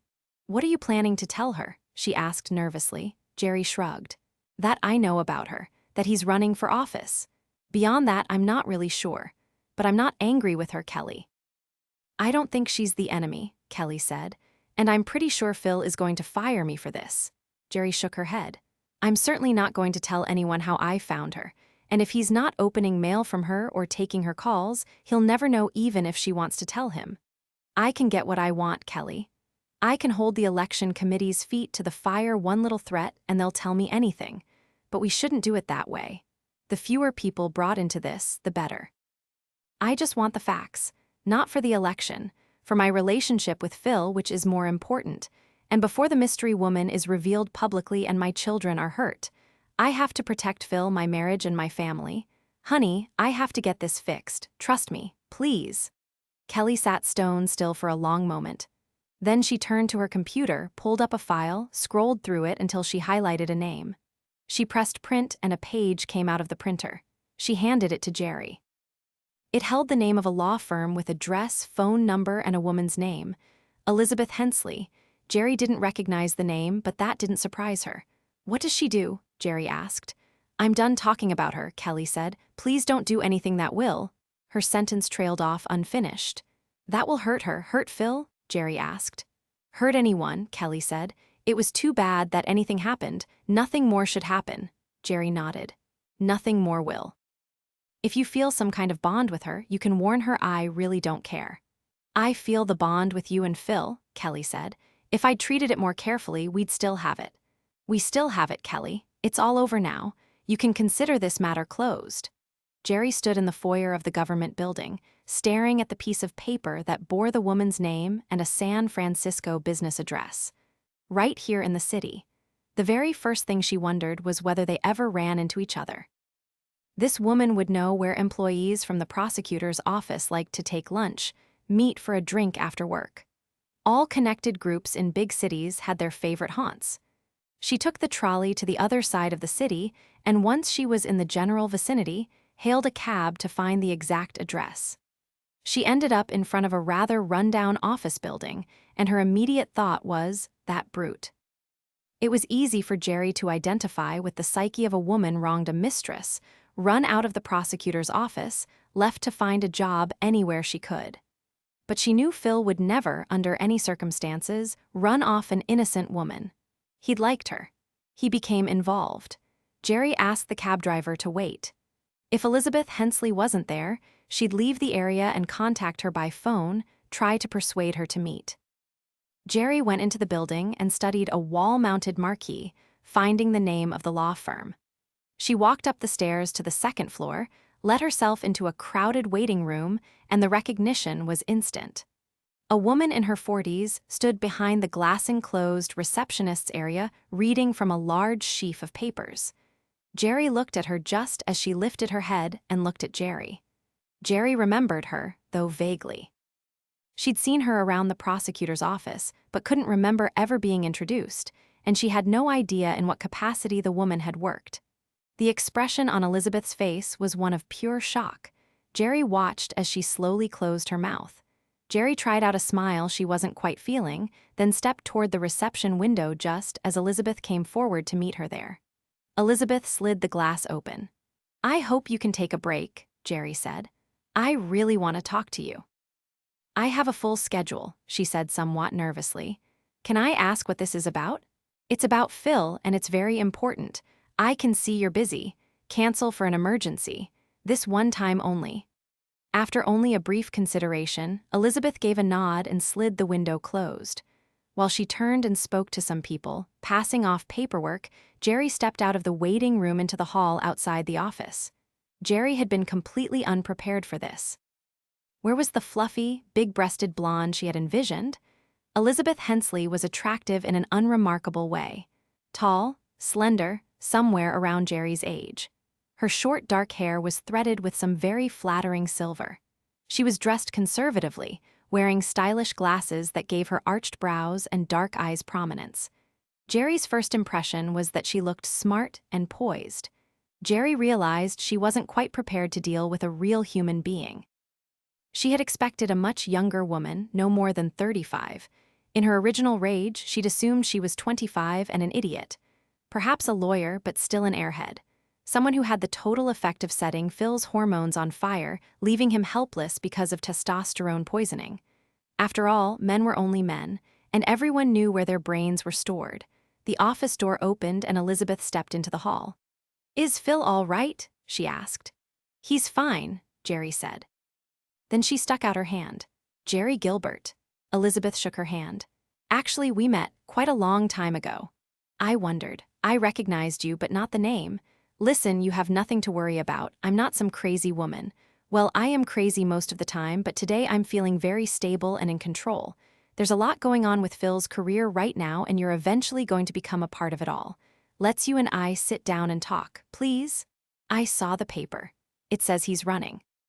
"So it says. I have a cab waiting. Let me buy you lunch." Elizabeth laughed nervously. "Under the circumstances, shouldn't I pay for lunch and the cab?" Jerry smiled. This isn't going to be easy, she thought. I already like her. "It's my pleasure," Jerry said. "I think I'm going to regret we'll only do this once." Elizabeth laughed again, cutting the tension. "I would have expected something like that from you," she said. "You've already outclassed me." "Let's take the stairs," Jerry said, moving in that direction. "You have me at a disadvantage, I see. I know nothing about you, absolutely nothing. Yet you found me. I can play hardball when I have to, but I didn't find you through Phil. In fact, I have no plans to tell him about this." When they reached the cab, Jerry said, "Recommend the closest place that's fairly quiet and has good wine. Consider this a special occasion, the cost doesn't matter." Elizabeth directed the cab driver to a small Italian bistro. It was only a matter of 6 or 7 blocks, and while it didn't take them out of that poor section of town, it was charming and comfortable. There were quite a few people already dining who were far better dressed than the clientele in Elizabeth's office, but it was quiet enough that they could talk freely without being overheard. The waiter was at their table when they were barely settled, and Jerry quickly ordered wine, hoping she wouldn't guzzle it desperately. "So," Jerry opened, "did you have any warning I was coming?" Elizabeth shook her head. "I wouldn't have looked so shocked had I known. You took me by surprise. Well, it's finally happening. He's running?" "He is, and I'm afraid the election committee has some nerves about you and your relationship. They'll probably be in touch. They might be invasive and rude." "I'm sorry, I can't do anything about that." "I know, I always knew," she said. "It was an issue." "It was. Of course, your husband has a public life. It comes with the territory." "Right," Jerry said. "I thought it best, the warning coming from me. At some point I'm going to be asked about you." She shook her head. "There shouldn't be any panic there. I can honestly say he was my boss for a while and we eventually became friends, but I haven't spoken to him in years." "He told me everything," Jerry said. The wine arrived as if it had been an emergency order. Jerry quickly and perfunctorily ordered an Italian salad without even glancing at a menu, and Elizabeth did the same. This meeting wasn't about food. And then, cautiously, Elizabeth said, "I think you'd better be more specific." Jerry took a calming breath. "I'm not trying to trick you into telling me secret things. I heard about it accidentally. I confronted him and he told me he'd had an affair, on and off, for 2 years. That it had been over for 5. Does that mesh with your memory?" Elizabeth sipped her wine. "Perfectly," she said. "He said he'd do that if it got out he wouldn't lie to you. He's a terrible liar. Oh, he can evade and hedge and redirect. He's brilliant at it in court, but when confronted with an absolute, he just can't lie. He's been pursuing the truth for too long. I guess it's his destiny." She put the glass down. "How'd it get out? I never told anyone, and I can't believe he did." "Someone in the office made an assumption, not based on actual knowledge," Jerry said. "Really, if he'd exerted the slightest effort, he could have talked his way out of it." She took a big gulp of wine. "Listen," she said, "I was unprepared for you. I was looking for a young, sexy, big-breasted nymphomaniac who held the delusion that prosecutors actually made money. This time the laugh that escaped through Elizabeth's bright smile was spontaneous. "Are you saying I'm a disappointment?" Jerry thought this might be a two-glass lunch. "Yes, actually, you're much too real, much too competitive." "There was never any competition," Elizabeth said, shaking her head. "I had an affair with a tortured man. He hated himself the whole time. That's not exactly flattering." "Are you making excuses, lying to make me feel better?" She picked up her glass and looked into it. "I wish," she said, without lifting her gaze. "You must have been drawn to him for a reason." "Wait a minute," Elizabeth said. "I was drawn to him for many reasons, but I don't care what he might have said. I didn't make a move. I swear to you. I probably sent out signals because I couldn't help it, but I never—" "Relax," Jerry said. "He said that too. He made the pass." "And I apologize," Elizabeth said. "I was so enamored of him. I admired him. And it doesn't hurt that he's handsome and very, very smart. He has that power aura, yet he's kind and humble. It was lethal for me. But I never thought I would get in another woman's territory." "Then why?" Jerry asked, leaning forward. "Put simply, I hadn't had a man in my life for years. Literally, years. I married young, had children young, got a divorce young, and my degree came late. My kids are now 24 and 26. I was alone. The kids were with their dad or in college. While I was finishing school, I'd been completely uninvolved for a long time. And Phil is a wonderful guy. Surely you know that you're still together." "We're barely back together, both still trying to understand what happened." "There's not much to understand," Elizabeth said. "He loved you so much, I couldn't even put a dent in the armor around your marriage. I'm not proud of it, but I tried, believe me. I'd have taken him with all the baggage in a heartbeat. But he was committed, which put curious doubt on what was happening with us." "No, it doesn't," Jerry thought. And then she strangely found herself wearing this woman's shoes for a moment. She felt terrible knowing he'd have sex with her and talk about Jerry and how devoted he was. "How do you know all that? About his commitment? About me?"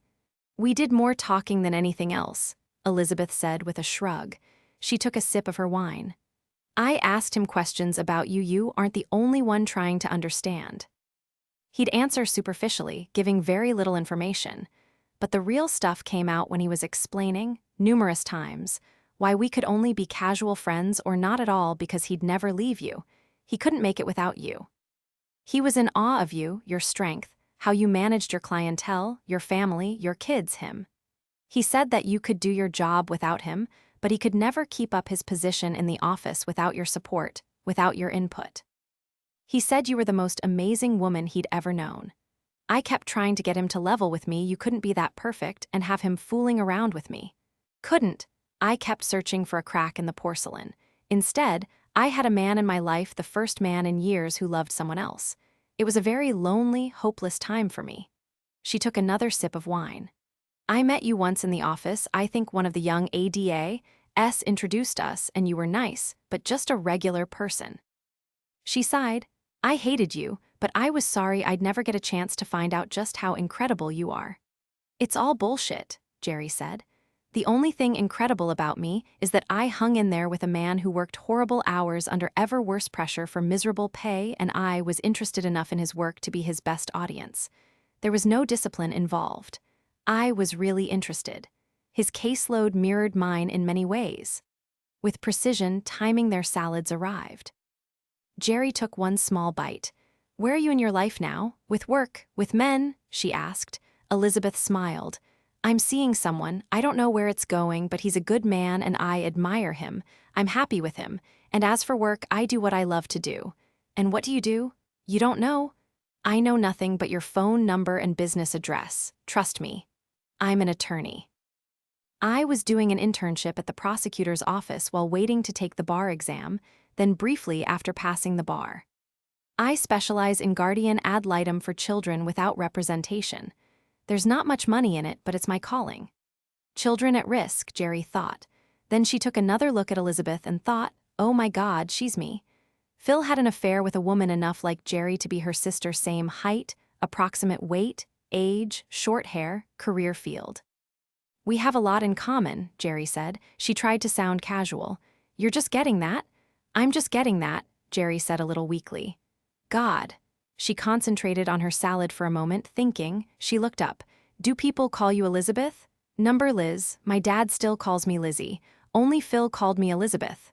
Jerry smiled, took another bite of salad. You're under no obligation to answer this, she said with great trepidation. But if I'd come here to tell you we were divorcing, would you get back in touch with him? No, Elizabeth said easily. He made it pretty clear he doesn't want to hear from me, and if he did want to reach me, he could find a way. I think I've finally passed that place in my life. I realized I'd never be what he wanted, but was as close as he could get, and to my utter embarrassment, that was good enough for me. Listen, she said, you're asking all the personal questions here. Do you have any idea why your husband had an affair? I'm starting to, yes, Jerry said. She felt her eyes begin to mist and willed herself not to get emotional. Neither of us is quite sure what changed or exactly when, but there are certain events, some markers that. She took another sip of wine before continuing. Well, 9 years ago both my parents died in the same year. Long, slow, painful deaths ending with hospice care. I'm sure I was depressed for at least a year after that. It took a toll on our lives. Suddenly, Jerry could see how their drifting apart started. Phil was exhausted from carrying almost the whole load for a couple of years. Jerry was whipped by personal tragedy, weak and dysfunctional. Oh, God, I'm so sorry, Elizabeth said. I'd be lost without my mom and dad. Well, I think I came out of the depression, but I might not have come all the way back, Jerry said. Life held less joy, less spontaneity, less sexual hunger. I had no idea, of course, she said, smiling at Elizabeth, who seemed oddly like a friend. As Phil puts it, everything about us became keeping the boat afloat. We've always been a functional team, we could really get the job done. That's the beauty and the problem. So much about us has always worked. I had no idea there were gaping holes. I thought we were doing so well under the circumstances. Better than most couples. If I had no idea things were missing, I guess it's reasonable that he didn't understand it either. I think you can rest easy on that, Elizabeth said. She reached across the table and covered Jerry's hand with hers. I don't think Phil had the first idea why he was involved with me, and his involvement was not as physical as you might think. But he was like a man who couldn't help himself, a man confused by his own actions. I loved him, but he loved you and only you. The whole time. And yet he was searching for something. Jerry could have explained it to her, but she demurred. Phil was looking for intimacy with someone to whom he'd been deeply bonded, his best friend for over 20 years. He wanted to reconnect, to be as one with his mate. It wasn't just the sex, she thought with some relief, some sadness. Jerry had been emotionally unavailable, not just sexually unavailable. She couldn't have gotten through those 2 years without him, and she was unsure how much longer she'd been numbed by loneliness. She was an only child who missed her parents so much. Phil had been completely there for her, but the truth was, she hadn't been there for him at all. She couldn't because she was worn out and empty inside. He might have wanted the sex at that time in his life, but what he needed was his partner back, all of her. He wanted to give her all of himself, but she just hadn't been present. She wouldn't ask, but she was sure he couldn't stand in the bathroom naked with Elizabeth and talk about the stock market, or the carpool schedule, or the op-ed columns. You have to be best friends and lovers. He couldn't give up the friendship any more than she could. He thought he could fill the gap, but it didn't work for him. God, I'm almost sorry for you, Jerry said. Shouldn't I hate you for taking advantage of our problems? You should probably hate me for hoping he'd find what he was searching for with me. But I guess we were all subject to circumstances we didn't understand. In my defense, I knew so much about you, yet he never mentioned your parents' deaths. I don't think either you or Phil put all those things together, so how could I? She was becoming a little emotional. Oh, how I wished I could have what you had, a man that committed. I know, she said with a wave of her hand. You could argue he wasn't that committed, given the events, but he was, which is why I moved on and you're trying to put things together. But was he at least good to you? Jerry asked. He's a remarkable man. I considered him good to me, and then he tried very hard to let me down easy. She smiled warmly. In case you're concerned, he never bought me gifts or, I'm not worried, Jerry said, suddenly feeling irrationally sorry that Phil hadn't done anything special for Elizabeth. And you're not going to tell him we met? Elizabeth asked. I'm going to do exactly as Phil has done, Jerry said. I'm going to be honest with him. If he asks me, I'll tell him the truth, but if I know Phil, he won't ask. She shook her head and laughed lightly. "This is very bad," she said. "I think you're a good person. I think we could be good friends. Of course, it can't happen. We have to move on, but in my life," Elizabeth said, smiling almost shyly, "I've never been paid a higher compliment." Jerry Gilbert always thought the worst thing that could happen to her marriage was an affair because she and Phil were different from other couples. Their bond went so deep that when friends and acquaintances went through marital rifts, they couldn't relate, and they'd seen some ugly ones. One of the first was Andy and Rick. Their split had been both difficult and mystifying. Suddenly, Rick was unhappy. The testy arguments escalated, grew vicious. Jerry and Phil got right in there, got their hands dirty, tried to mediate from positions of professional skills and a solid marriage of their own. It seemed to come down to Rick being unhappy as a married man. He cited Andy as controlling and demanding, which certainly hadn't been the case until Rick became absent, distant, irritable, uninterested in sex. Jerry and Phil counseled, argued, begged them to get professional help, but it was clearly over. Rick moved out. He filed for divorce. He got engaged to the school nurse. The stunning clarity of what had really happened hit Jerry almost as hard as it hit Andy. Rick had been unhappy in his marriage because he'd found someone new, someone he liked better. He stopped making love to his wife because another woman had already become his partner. The fights were a ruse, the dissatisfactions and shortcomings were all a spin on the facts. At the end of the day, it had all come down to infidelity. In Rick's case, the other woman won. That gutless wonder, Phil had stormed when he learned the truth. If he'd been honest for one goddamn second, Andy would have known what she was fighting for. "You know, I always knew that whole thing about freedom and space was a crock of shit. Men don't want space, they want to get laid." Was that when Phil decided that if it ever happened to him, he'd tell the truth? Give his marriage a fighting chance? Now that the facts were in, years later, Rick had no regrets. And Andy was shed of a cheating husband and father who would abandon his own son. The years after Rick had been hard for Andy, but in the end, she was finally with a man who loved her unselfishly and embraced with genuine acceptance and affection the boy who was suddenly fatherless. What would Andy say now about regrets? There had been quite a few other nasty splits. People did unconscionable things to each other. One of Jerry's coworkers had come home from a business trip to find her house bare and her bank accounts empty, spouse missing. There was a couple in the neighborhood who had thundering fights and frequent separations, having actually been divorced and remarried to each other twice. Phil worked with a couple of men who had cheated. One had a child with another woman. Sonia came to Jerry's mind. Her meltdown brought out an entirely new human being, stronger and healthier than the one before. But it was BJ who tipped the scales to the side of the truly catastrophic. She was the poster child for the worst-case scenario. The best that small family could hope for was survival, coping in the face of tragedy. Relationships floundered, it was the rule rather than the exception. Some kicked and squirmed and fought right up to the death, some recovered. It was all in what you did, whether you created a break in the rope or a knot to hang on to. Jerry actually enjoyed her long and revealing lunch with Elizabeth. It was a pity they couldn't do it again, but they both knew they couldn't. It would be their one and only meeting. Though she couldn't think of anything else she wanted to know from Elizabeth, certainly something would come to mind later, and she'd have to let it go. That part of their lives was now complete.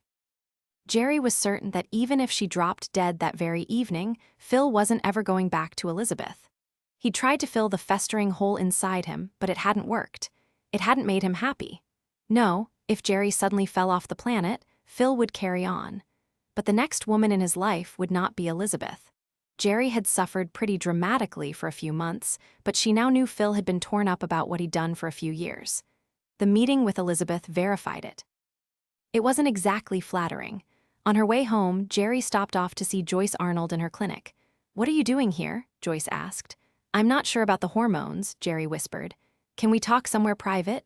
"Sure," Joyce said, leaving her scheduled patients for a quick consult, leading the way to her office. "What's up?" she asked, sitting behind her cluttered desk. "I wonder, is it possible I'm getting too much? Any symptoms? Are you feeling all right? Why are you so concerned?"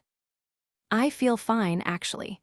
But last weekend I went to Phil's little rented guest house to have a big fight with him, and I almost killed him with the wildest sex I've had in 20 years.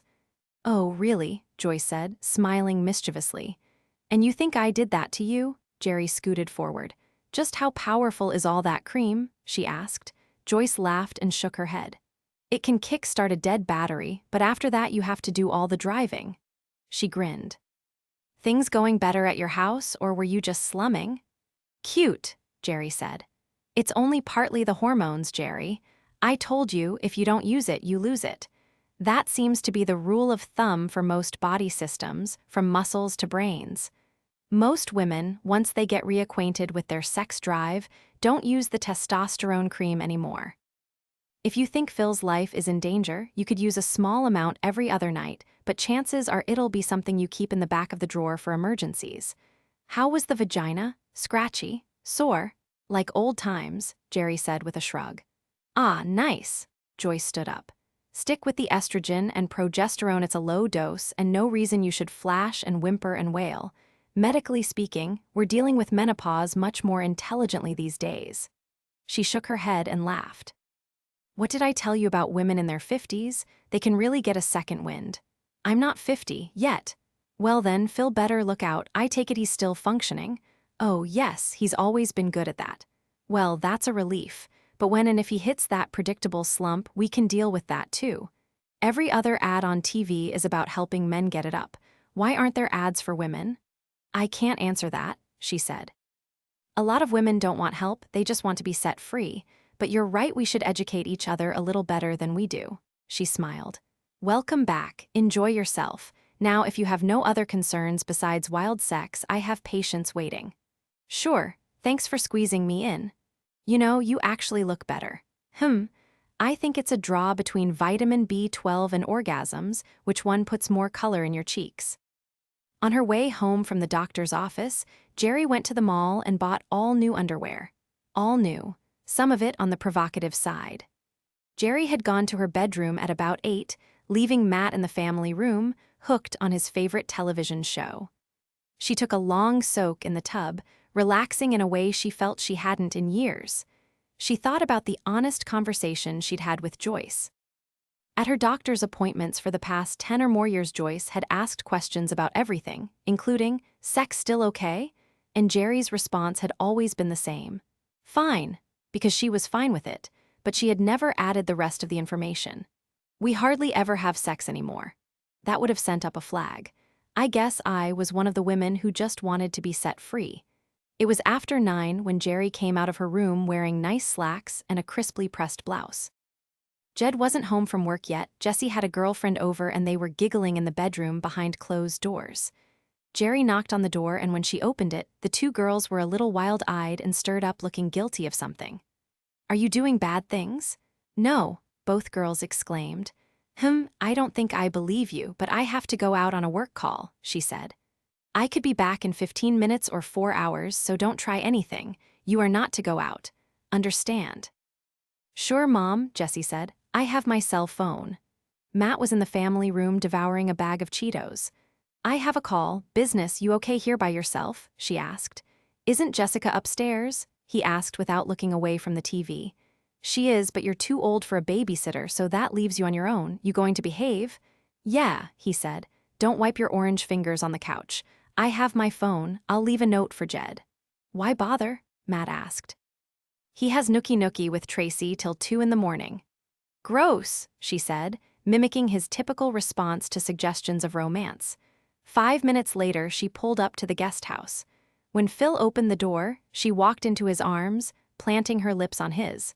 A moment of shock passed before his arms went around her, and he fell into her kiss like a man who wanted to be drowned. Consumed.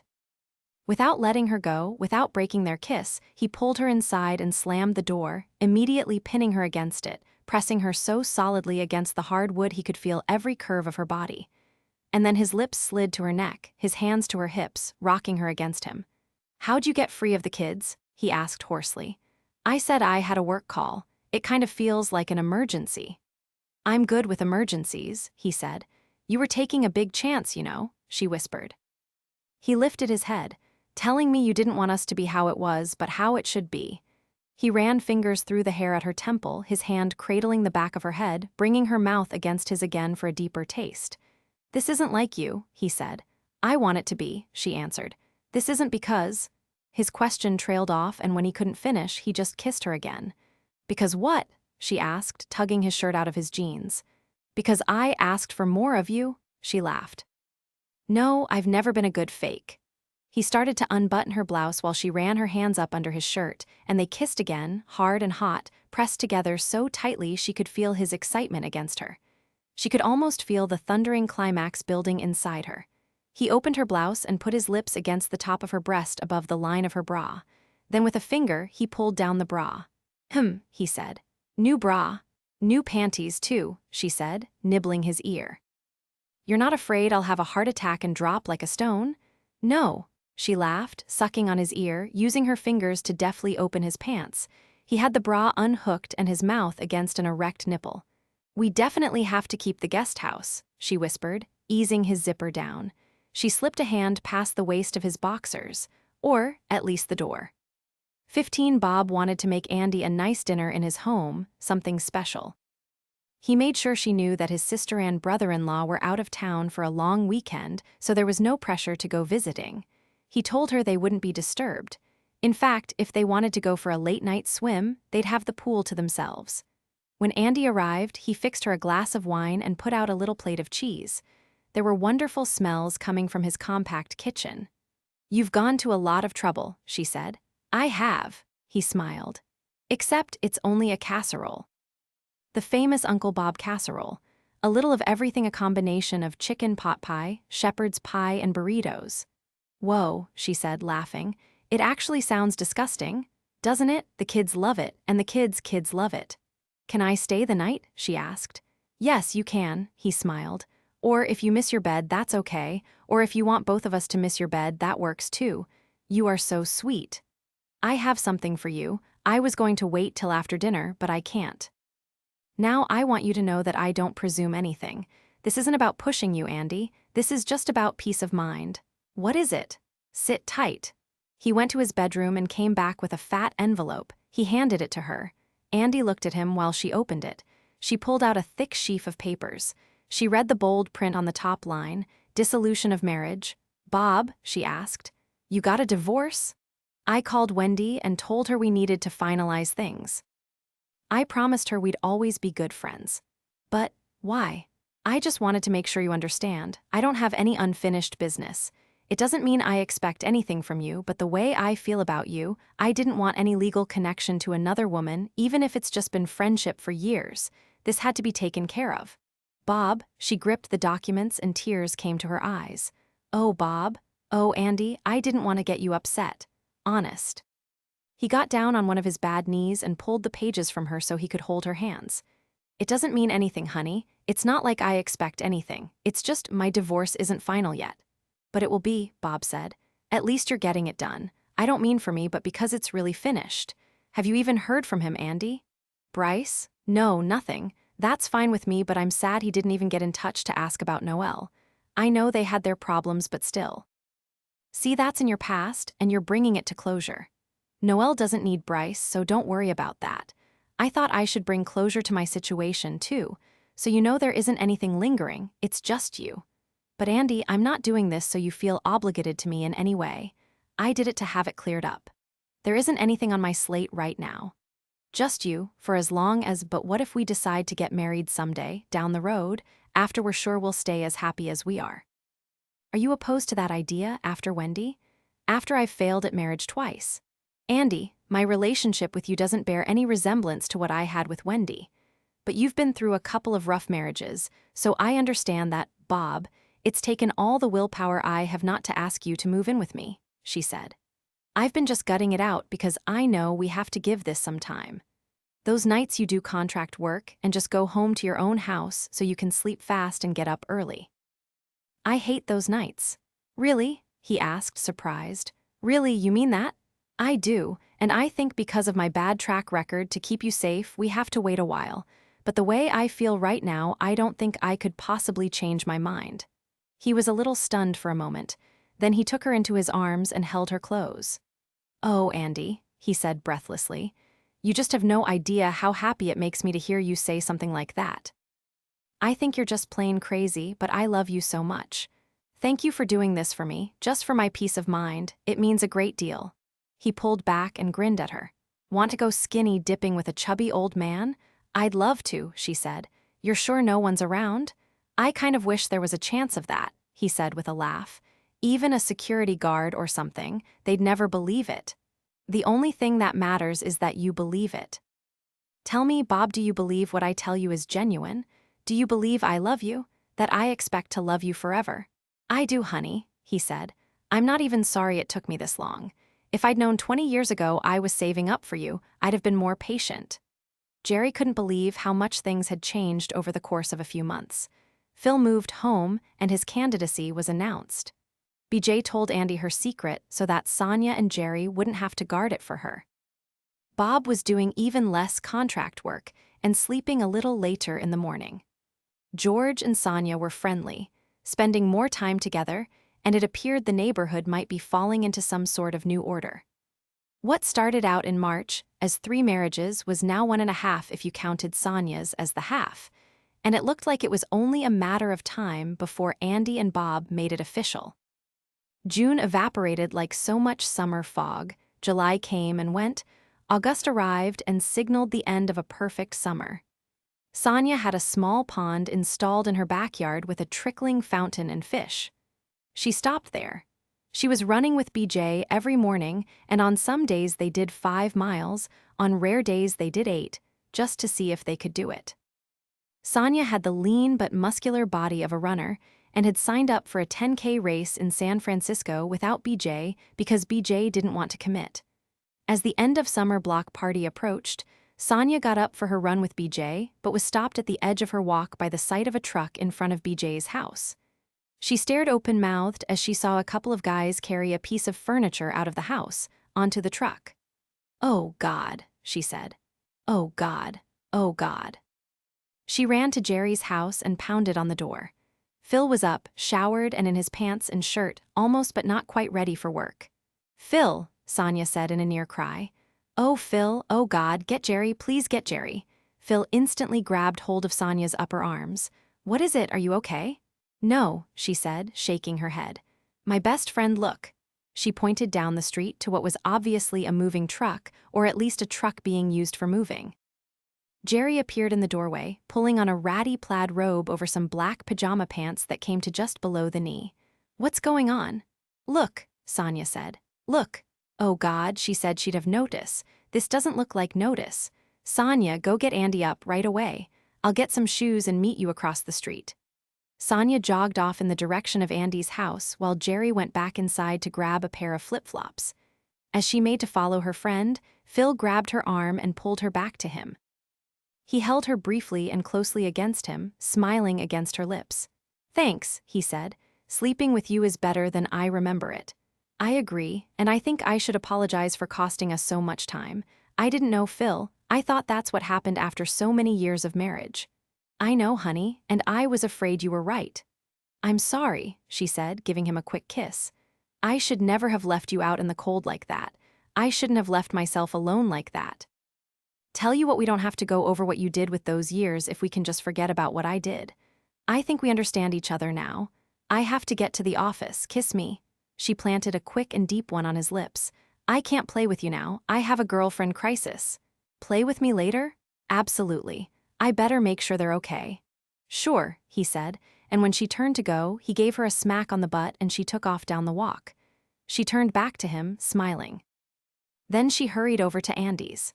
By the time Jerry got there, Andy was at the door in her pajamas, looking where Sonia was pointing.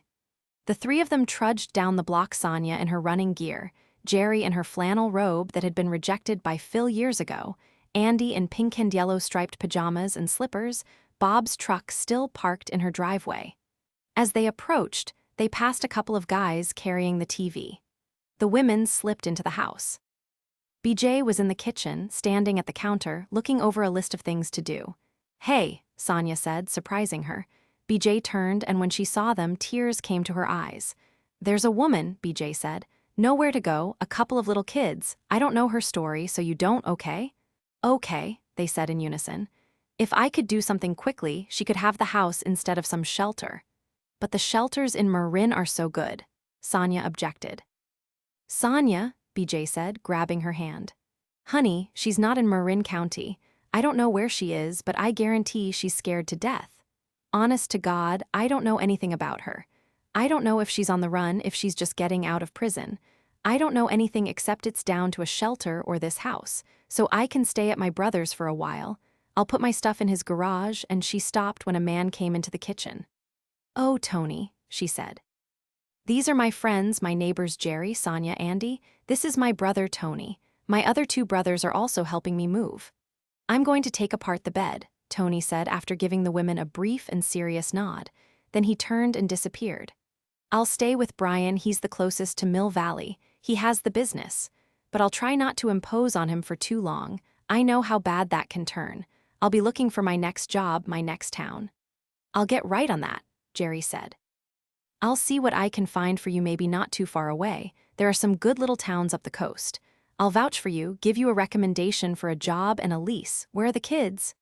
At Brian's. When I heard about this yesterday, I took them over there and spent the night packing. Look, I'm sorry. I didn't mean to do it like this. I had a fantasy about us having a bottle of wine on your deck, Jerry, talking about the move, that kind of thing, saying a proper goodbye, you guys. She hiccuped and a tear spilled over. You girls, she corrected. Man, I never saw it coming. You were so good for me, in such a totally bizarre way. You can live with me, Sonia said. Really, I have room. You can keep your job with your brother and stay in the neighborhood. BJ took Sonia's hands and looked into her eyes. Listen to me. I can't be on charity. I have to earn my way, take care of my family. It's important, Sonia. It's about building some self-esteem, letting my kids see me working hard and doing it the right way on my own. They'll remember that.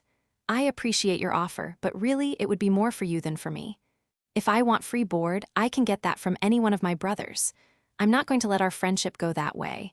You have enough work to do getting your life back. But you know I'm right, BJ said. You know it. I'll be nearby for a while. I'll drive over and run with you. Until I have to, we'll work on this, Andy said. We'll find you something good, something safe, hopefully not too far away.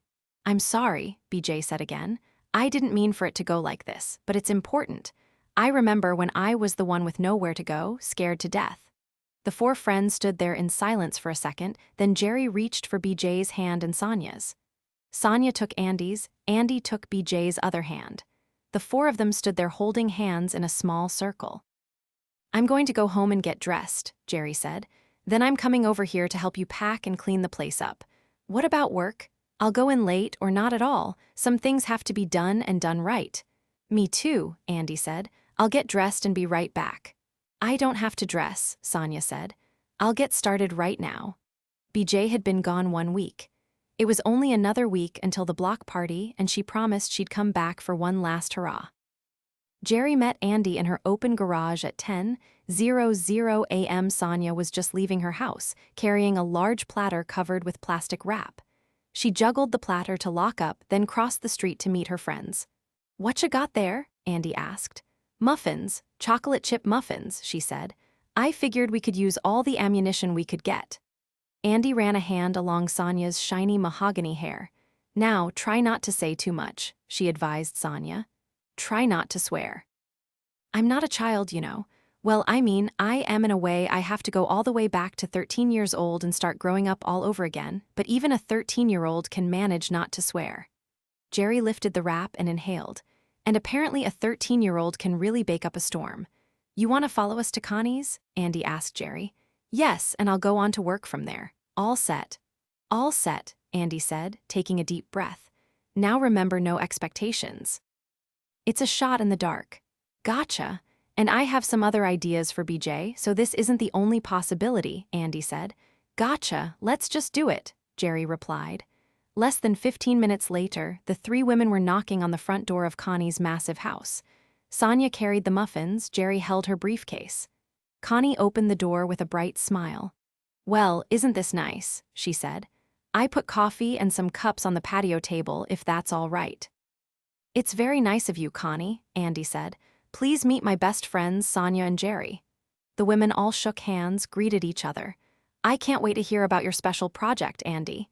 You're going to think we're crazy, but I'm the only one who's crazy, Sonia said. Andy glared at her and Sonia continued. They asked me to try not to say too much and not to swear, Sonia explained. I made these, she said, presenting the platter. Well now, Connie said, don't you worry. I know how it is sometimes those little words just slip out. If you have to swear, I promise not to blush if you swear with passion. Sonia grinned and flashed her eyes at Andy. I like her. Come on, Connie laughed. Let's get some coffee to go with these muffins. As Connie led the way through the house, Sonia looked around and muttered, holy shit. Andy elbowed her while Connie looked over her shoulder and laughed. When they got to the patio, Connie put Sonia's platter on the table. Go ahead and pour the coffee. I'll be right back. As they took seats around the table, Sonia saw the guest house. There it is, she exclaimed. Now listen, this is a very big thing we're suggesting. This is their home. Try to be a little patient, I know, Sonia said. I know, Jerry just shook her head. Years of experience had rendered her fearless when it came to asking for things. Fundraising was always a huge aspect of any public servant's way of life. Tax dollars just never got them up to speed. Connie brought small plates and napkins to the patio. Connie, do you ever get just plain intimidated by this house? Sonia asked her. Not anymore, Connie laughed. As hard as we had to work to get this place presentable, I feel like it's my blood, sweat, and tears in here. She passed the plates and sat down, lifting her coffee cup. We don't need this kind of room, of course, but we have 4 grown, married children and 9 grandchildren right in the area. We're a formidable crowd when we're all together. Plus, I have Bob and 2 married sisters with families, and Frank has a large extended family. Everyone visits. We're not likely to let this monster slip out of our family. I can't think of a better gathering place. When it's just Frank and I, we kind of live in the master bedroom. We fix small, lazy dinners, take them on trays to the bedroom, and watch TV. The house isn't for us, she said. It's for everyone around us. Connie, I'd like to tell you something, Andy said. Before this special project we'd like to share with you even came to mind, I asked Bob if he'd consider moving in with me sometime in the future. He said, whenever I was ready, he was ready. He also said he wouldn't have any trouble looking after your property. After all, I live so close. Well, this is getting serious, Connie said. Oh, Connie, it started serious. I'm so crazy about Bob, you just can't imagine. He's the best thing that ever happened to me. I wish I'd found him 10 years ago. And he's been so good for Noelle. Bob has a lot of experience with youngsters. He has a ton of nieces and nephews. So, Jerry said, directing the conversation where it needed to go, Andy says you and your husband are very involved in community service. Partly true. Usually Frank gets involved, then can't keep up and I step in. Have any local pet projects of your own? Jerry asked. I'm afraid not in Marin County, she said, plucking a muffin off the platter and transferring it to her plate. In Marin, I concentrate on the arts in a small way. I support the library system and a couple of children's literacy programs. But Marin is rich in many ways. There's lots of endowment money here. I find myself more often in the city where the needs are more immediate. Grittier. Primarily AIDS research, babies born addicted to drugs, and the gospel mission. I've always thought you've probably just about reached bottom if you're eating and sleeping at the mission. They need help constantly, and there's a food bank. Any women's work? Women's work? She asked, biting her muffin. The Rape Crisis Center gets some money and I sit on the board, but I couldn't cut it as a counselor. I'm afraid that's about it. I keep thinking about the kids. Jerry's a counselor, Andy said. Child Protective Services. And her husband is Phil Gilbert, running for DA in San Francisco. That's your husband? Connie asked. Congratulations, the press likes him. Today, Jerry said, laughing. Listen, this is a wild card, Connie. We have a neighbor who's been the victim of domestic abuse and is having a hard time getting on her feet. She's a good woman with a couple of nice kids. Her past is very provocative. No, it's worse than that, it's downright shocking. But as we've gotten to know her, the 3 of us agree she's a stellar woman, a devoted mother, a loyal friend. Right now, she's basically homeless.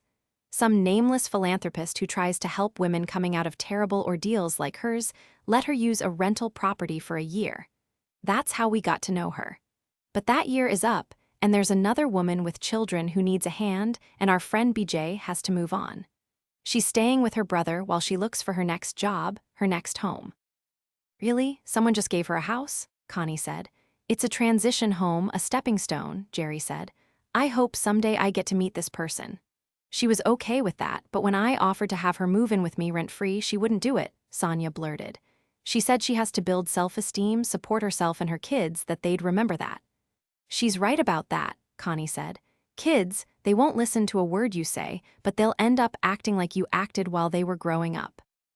As a result, I have 2 sons who are buying dilapidated real estate and working themselves to death to fix everything up. You'd think they'd have looked at our years of labor on this house, our bitter fights over what to do and how to do it, and choose another path. Well, BJ is adamant, Jerry said. She doesn't want any more charity. She has a decent job with her brother, who's an electrician with a small company in Mill Valley, but there's no way she can afford to rent here. I've been looking for another town somewhere around here where she can afford the rent and get a job. Do you need a donation? Connie asked. There was silence for a moment. Jerry knew there was no point dragging things out. No, Connie, it's something much more personal. We wondered if you'd consider offering her a position as your property caretaker, with perhaps a break on the rental price of your guest house. She shrugged. Andy's got her talons in Bob. She's going to snatch him away from you. I understand that wouldn't leave you without help, and I guess you've got lots of other family who could step in if you needed someone to look after the place. But that little house could take on BJ and her 2 kids for a good, long time. She could do it and keep her job with her brother. She could make sure your big house is tip-top. Do whatever your caretaker routinely does. Any number of chores could be accomplished in the mornings, after work and school, on weekends. She could probably handle some housekeeping or errands or outside work, whatever is necessary. She's young, 35, energetic, and tender-hearted. A real find. She's doing a good job of turning her life around. There was a long silence. My, Connie said, clearly surprised, probably overwhelmed. Jerry reached into her briefcase and withdrew a large envelope. Don't look at this until we leave, please. I printed out some newspaper articles and miscellaneous information about her that you'll have to take into consideration. Her history is so shocking. We've all taken an oath not to share it for the kids, of course. The kids should be free to have a normal life if they can. One thing that's not in there that I'd like to point out, she has no ties to dangerous or felonious persons from her past. She comes from a solid, stable family, the only girl with 3 older brothers, all decent, law-abiding, hardworking, and very supportive of her. Her parents can't help her, Jerry shook her head. She can't live in the same area as her abuser's family and friends. I think you'll understand when you graze through this stuff. One brother is here, the one with the business that employs her. The other 2 are still back in Fresno, but they come here often, whenever she needs a hand. It's very important to her to earn her own way. She even has a fantasy that one day, when the kids are older, she'll finish her education, go to college. How old are the kids? A 9-year-old daughter and 11-year-old son. But this is crazy. I shouldn't consider something this bold without talking to Bob. Bob does know this woman, right? Connie asked. He's met BJ, Andy said, but he doesn't know anything about her history. I honored the promise to keep it all quiet. But Connie, Bob's the last person I'd hesitate to tell. I've never known anyone like him when it comes to understanding and acceptance. We shouldn't say anything more, except that there are also references in this packet, people you can call to discuss her, and we vouch for her. We'd be willing to help if she'd take our help, and we realize this is a real long shot. I mean, that guest house isn't even empty yet. Well, it is most nights, Connie said with a sly smile, peering at Andy. That makes me very happy, by the way, but are you 2 really ready to live together so soon? Didn't he tell you? He didn't say it was a secret, so I guess it's okay. He and Wendy have divorced now. He's so thoughtful he didn't want me to feel he had any unfinished business. I swear, I didn't ask him to do that. Connie's mouth hung open slightly. She filled it with a bite of muffin. After she chewed and swallowed, she spoke again. I've been asking him for 10 years if he was ever going to take care of that. I guess he didn't think it mattered. It was a complete surprise to me, but he promised her they'd always be good friends. Isn't that just so Bob? Connie nodded. It's so nice to have someone appreciate him as much as I do. Well, Jerry said, I have to get to work. Listen, if you'd like a chance to meet BJ before you seriously consider this proposition, we're having a neighborhood party next weekend, and she promised to come back for it. She doesn't know anything about this idea. We didn't run it by her. Jerry stood. Wait a minute, what about all these muffins? Connie said. They freeze, Jerry said with a smile. And hopefully you'll have us back for coffee when we don't have such an alarming agenda. She put her hand out. It was a real pleasure to meet you, Connie. Thanks for letting us knock you off your feet. No matter what comes of this, you're a very good sport to even listen to us. A little reluctantly, Andy and Sonia also stood. Sonia reached across the table and tapped the envelope. There's something that isn't in all those reports and articles. She saved my life twice. And she jogs with me every morning because it's good for me. She doesn't need me to go for a run, she's been doing it for years. She drags me along because it's good for me. She's one of the best people in the world. I'll remember that, Connie said, smiling. Listen, we understand it's just not possible to ask you to consider anything more personal, Andy said. No matter what you decide, I'm going to try to take Bob off your hands, and I can't wait to meet the rest of the family.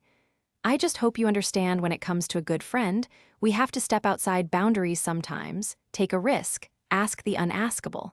She shrugged. It's just what you have to do if you believe in someone. Connie smiled gently. I understand. Even if I can't invite your friend to my home, I might think of something. We're up a creek, Andy said. She's so proud, but I guess that's what got her through the worst of it. Aren't we all so lucky? Connie said. When you think about it, I mean, everyone has problems, but really we've all ended up being so lucky. Well, Sonia said, square footage-wise, I think you win. The block party came together nicely, even though it had depended almost entirely on Jerry and Andy making phone calls. The neighbors did all the work, but at least it was their usual work, divided equitably. There was an enormous amount of food, activities were planned out, prizes for winners were displayed, and the neighborhood children were kept busy and happy. There was one new feature this year.